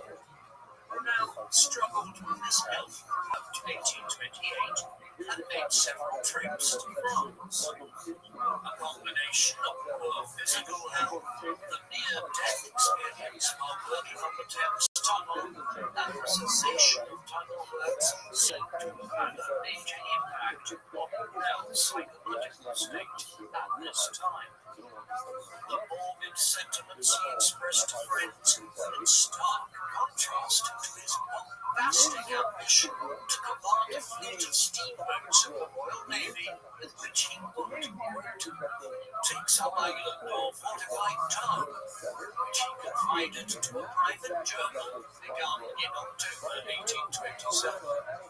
He also shared his thoughts about the women in his life, making reference to Ellen Hume, a young lady from Manchester he had apparently already known for almost 7 years at the time of the diary entry. Although he considered making a proposal of marriage, by 1829 he decided that he would not marry her, even though his romantic affection for years not to diminished. Throughout his diary, Brunel referred to his habit of dreaming up, quote, castles in the air, personal ambitions and professional projects which he believed would never be realized. In between his and his father's efforts to revive the tunnel project and his continued experimentation with gas engine, Brunel entered a competition to design a bridge spanning the Avon Gorge near the Bristol suburb of Clifton. Brunel had never designed a bridge before and asked his father for guidance. Mark argued that the gorge was too wide for a single span and proposed a Chinese-style pagoda rising from the bottom of the gorge to support the structure. Isengard ultimately rejected this idea, and instead, in November 1829, he submitted 4 variations of a single span of some 270 meters, though the technical drawings did show his father's input. The competition's judge, Thomas Telford, was the president of the Institute of Civil Engineers and had recently completed the Menai Suspension Bridge in Wales, connecting the island of Anglesey to the mainland.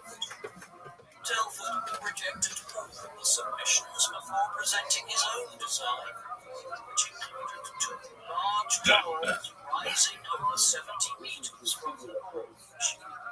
Brunel was incensed by the display of corruption and wrote to the committee arguing that Telford's tower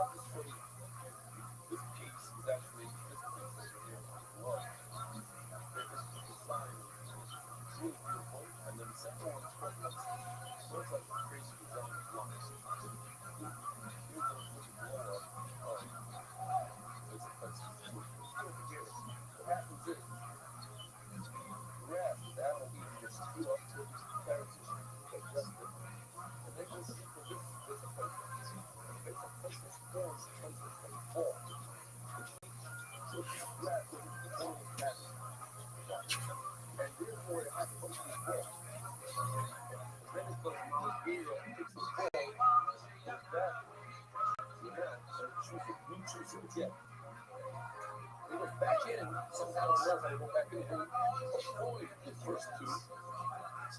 He goes to look at that.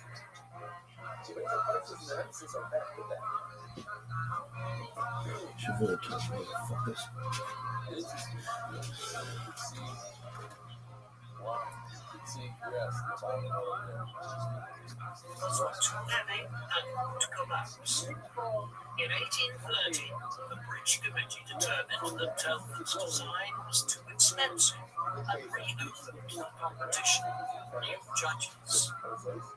Although he knew that his initial proposals were structurally sound, Brunel modified his proposal to build a large abutment on the western bank to shorten the span to 200 meters. Meanwhile, in late 1830, he received a commission to design an observatory for the astronomer Sir James Sun at his home in Kensington. Brunel had an interest in astronomy and was a friend of Sir John Herschel's father, William, and discovered Uranus in 1781. The observatory was complete in May 1831, but not long afterwards, South complained to Brunel that the costs of the project significantly exceeded Brunel's initial estimates. An anonymous article published in the Athenaeum Journal criticized Brunel's mechanical shutters and argued that, quote, this absurd project has no other object than the display of a tour de force. Brunel was deeply hurt and was advised by his friend Charles Babbage, the mathematician and computing pioneer, to take South to court for libel. Brunel soon dropped the matter. In the late 1820s, the Bristol Bridge Committee once again decided against Brunel's proposals for a bridge across the Avon Gorge. But the young engineer refused to accept defeat. In March 1831, he went to Bristol and met with the members of the judging panel and persuaded them to adopt his design, arguing it was the most structurally efficient way to undertake. Work began in July 1831. The 25-year-old Brunel was well set on the path to engineering stardom, but within a few months the project ran into difficulty. Aside from the usual financial and engineering challenges, in late October 1831, the city of Bristol experienced 3 days of rioting after the House of Lords rejected an early version of the Great Reform Bill. Legislation, which was under consideration in the British Parliament in the early 1830s, to significantly expand the voting franchise in a country where only well-off men were allowed to vote in the early 19th century. As one of the largest cities in the country, with a population of over 100,000 people, Bristol was a strong centre of support for the electoral franchise, which at the time only allowed 6,000 people in the city to vote. The reform bill proposed by Earl Grey's Whig administration intended to wipe the franchise and rebalance parliamentary constituencies towards the rapidly growing cities. The reform bill would eventually become law in June 1832, and in the general election later that year, Brunel campaigned extensively on behalf of his brother-in-law and closest friend, Benjamin Hawes, and helped him win elections member of Parliament for London in South London. The political instability in Bristol following the riots caused a building work on the suspension bridge to be suspended. Brunel had also been looking for work elsewhere in the country, and in November 1831 he was commissioned to design docks at the mouth of the Weir in the northeast of England, which was struggling to export vast quantities extraction from the air. On a visit to the area, Brunel settled on a location that monthly above on the northern bank near Sunderland. He then travelled across the country to Manchester, where he visited the Hume family and took a ride on the Liverpool and Manchester Railway, which had opened a year earlier. Brunel was impressed by the potential of rail travel and predicted that passengers would soon be able to board trains that would travel slowly at 45 miles per hour. When he returned to London and presented his plans for the monthly about dock, they were rejected by Parliament as too expensive. In the summer of 1832, Brunel's Bristol friend Nicholas Roche invited him to carry out a review into the condition of the harbour in Bristol. For centuries, Bristol had been the most important port on the west coast of England, but during the 18th century it lost its primacy to London, where new docks were able to accommodate larger merchant ships. At the beginning of the 19th century, the so-called floating harbour was built in Bristol to enable ships to remain afloat at low tide. But within 20 years, the harbour's efficiency had deteriorated due to the build-up of silt.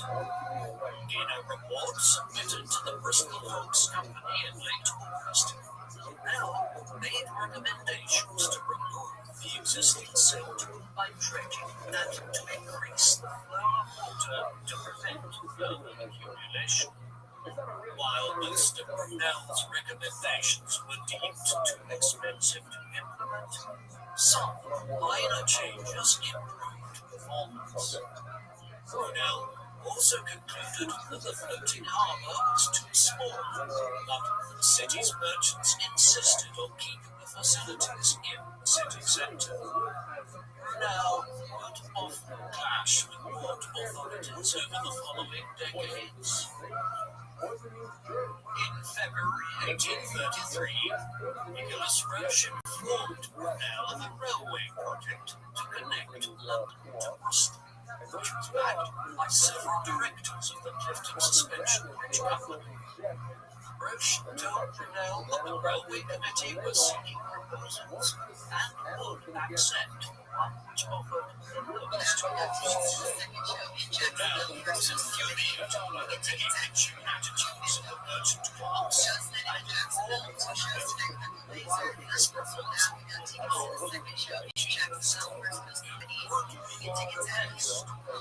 Brunel's arguments persuaded the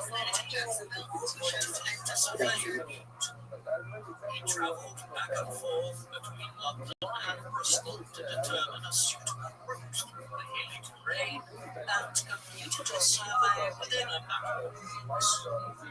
In July, a committee of directors was formed in London to complement the one in Bristol, and at their first joint meeting in August 1833, Brunel was officially confirmed as engineer of what was to be known as the Great Western Railway.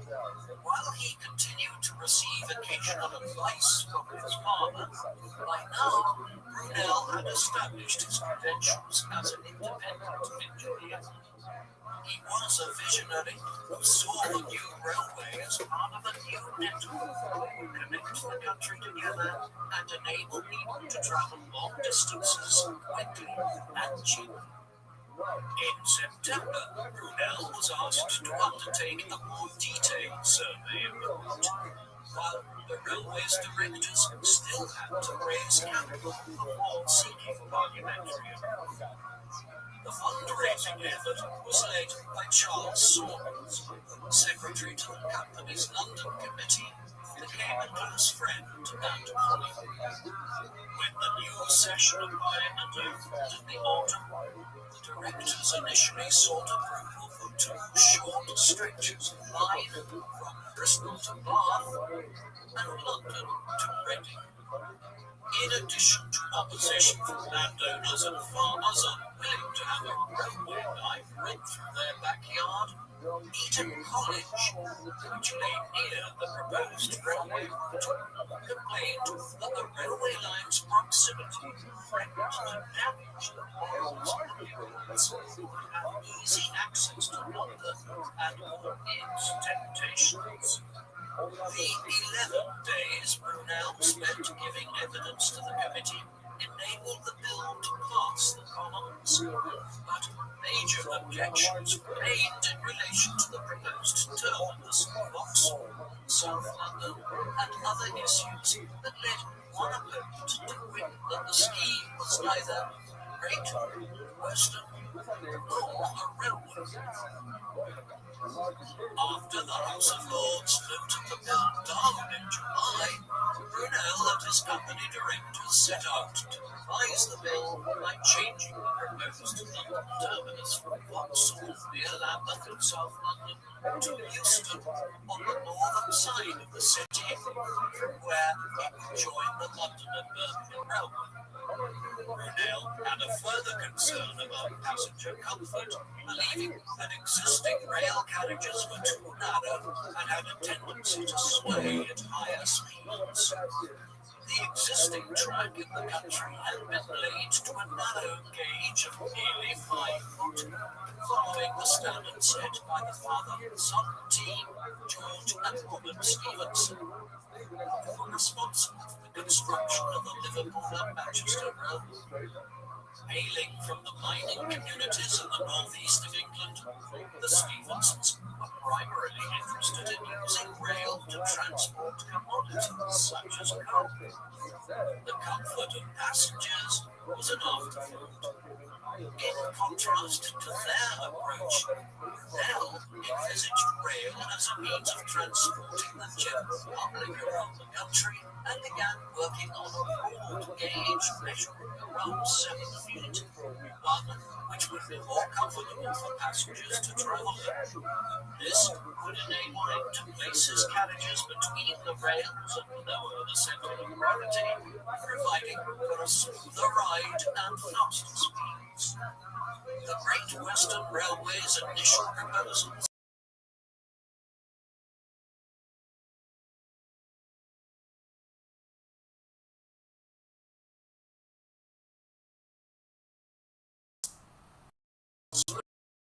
raised a bill on his behalf to delete the reference to Stephenson's age, giving itself the flexibility of moving the railway to its broad gauge.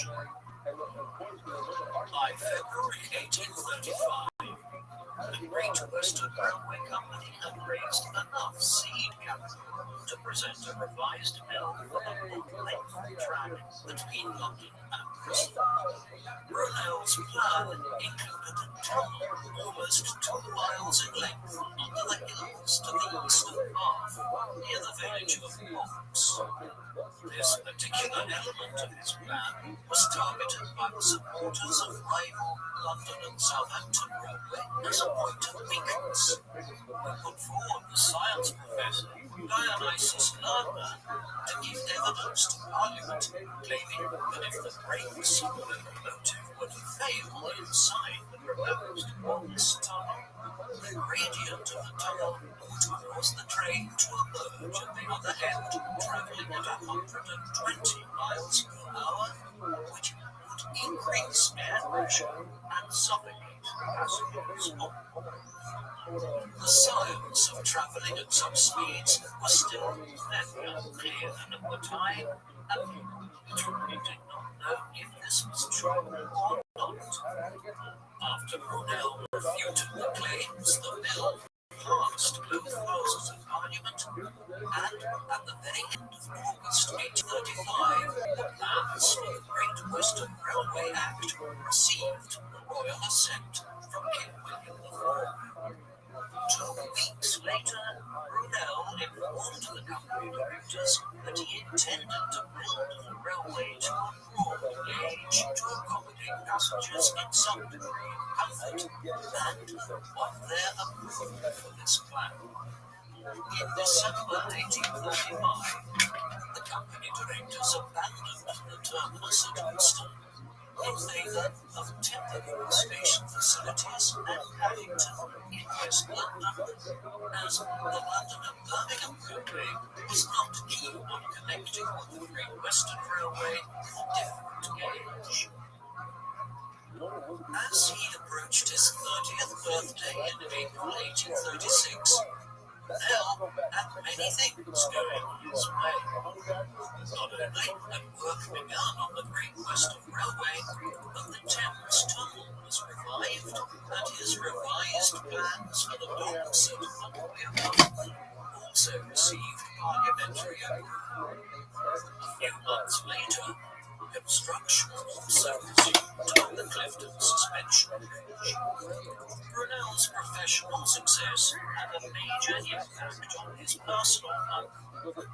Since 1832, he had been a frequent visitor to Kensington House, the home of William Crossley, a musician and composer whose 5 children included talented artists and musicians. Brunel was particularly attracted to the 19-year-old Mary Horsley, the eldest of her siblings, who was strikingly beautiful and lacked the artistic talent of her brothers and sisters. Brunel had courted Mary for several years, and by May 1836 he determined that his finances were secure enough for the couple to get married.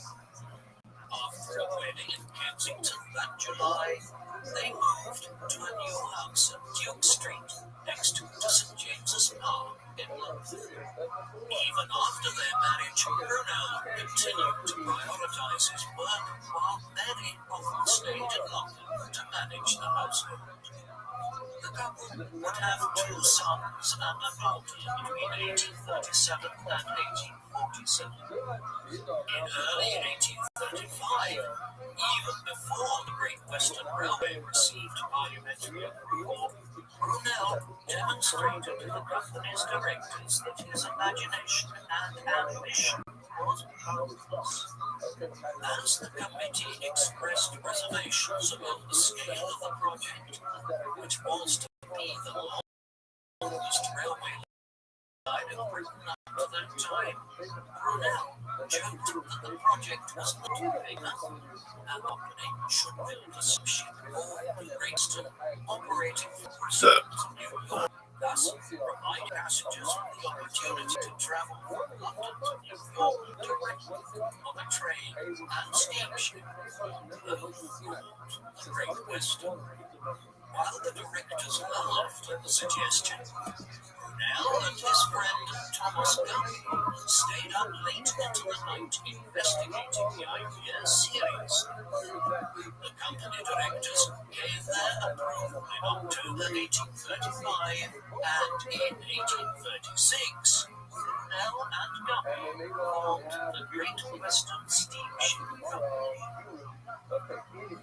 Before work could start on the Great Western ship, Brunel had to deal with difficulties involved in the railway. Brunel's broad gauge train design was designed. His trains had required flat terrain and a reasonably direct route.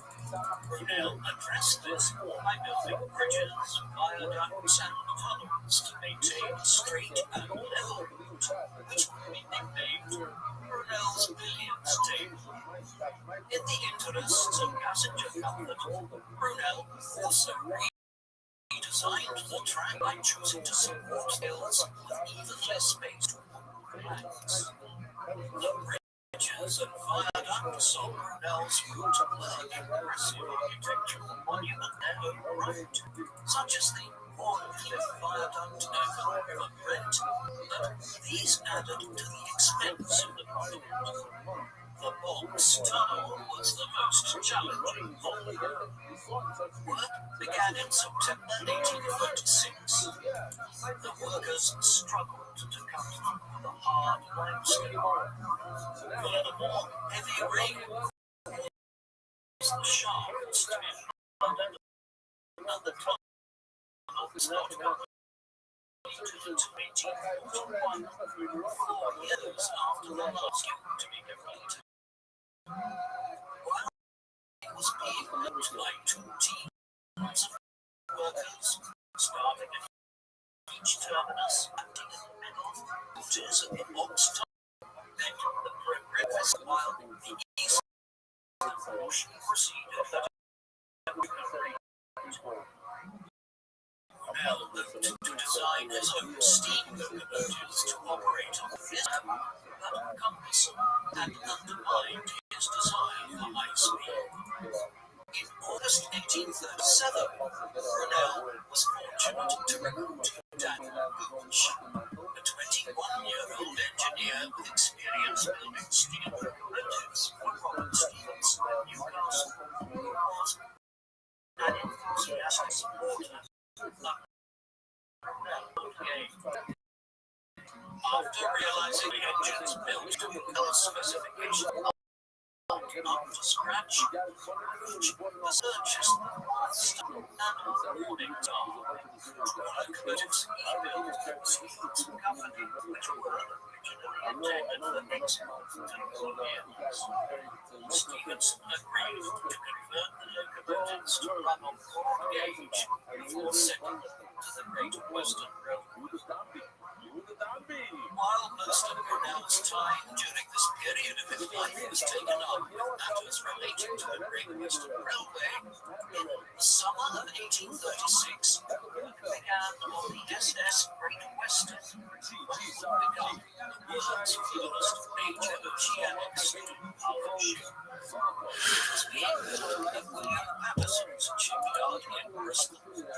Alongside Thomas Guppy and former Royal Navy officer Captain Christopher Claxton, Paterson was part of a small building which gave expert advice to his men. Brunel's British Dionysus Lardner sprung up again and argued that it was impossible to build a steamship to cross the Atlantic because the coal required to fuel it would be so heavy that the weight of it would negate any advantages gained from using steam power instead of wind power to propel the ship. Undaunted, Brunel observed that the volume of the hull of the steamship he envisaged would be several cubic meters wider, allowing the storage of greater amounts of coal and greater load bed. Larger ship would, therefore, be more efficient. After sending the members of the committee to investigate how steamships were being built in the shipyards of the ports of Glasgow and Liverpool, two of the most leading ports of the industrial age, Brunel made some improvements to the engine and strengthened the hull. The result was a paddle steamer over 70 meters long, the longest ship in the world at the time. Although Brunel and his colleagues tried to keep quiet about the Great Western to prevent rival shipping companies from meeting into a steamship service for British Navy, the British and American Steam Navigation Company of Liverpool kept a close eye on the Great Western and was itself building a ship named the British Queen for the transatlantic passage. Upon seeing Brunel's rapid progress, they set the British Queen aside and instead attempted to make the first crossing of the Atlantic with a steamship by chartering a much smaller steamship, the Sirius.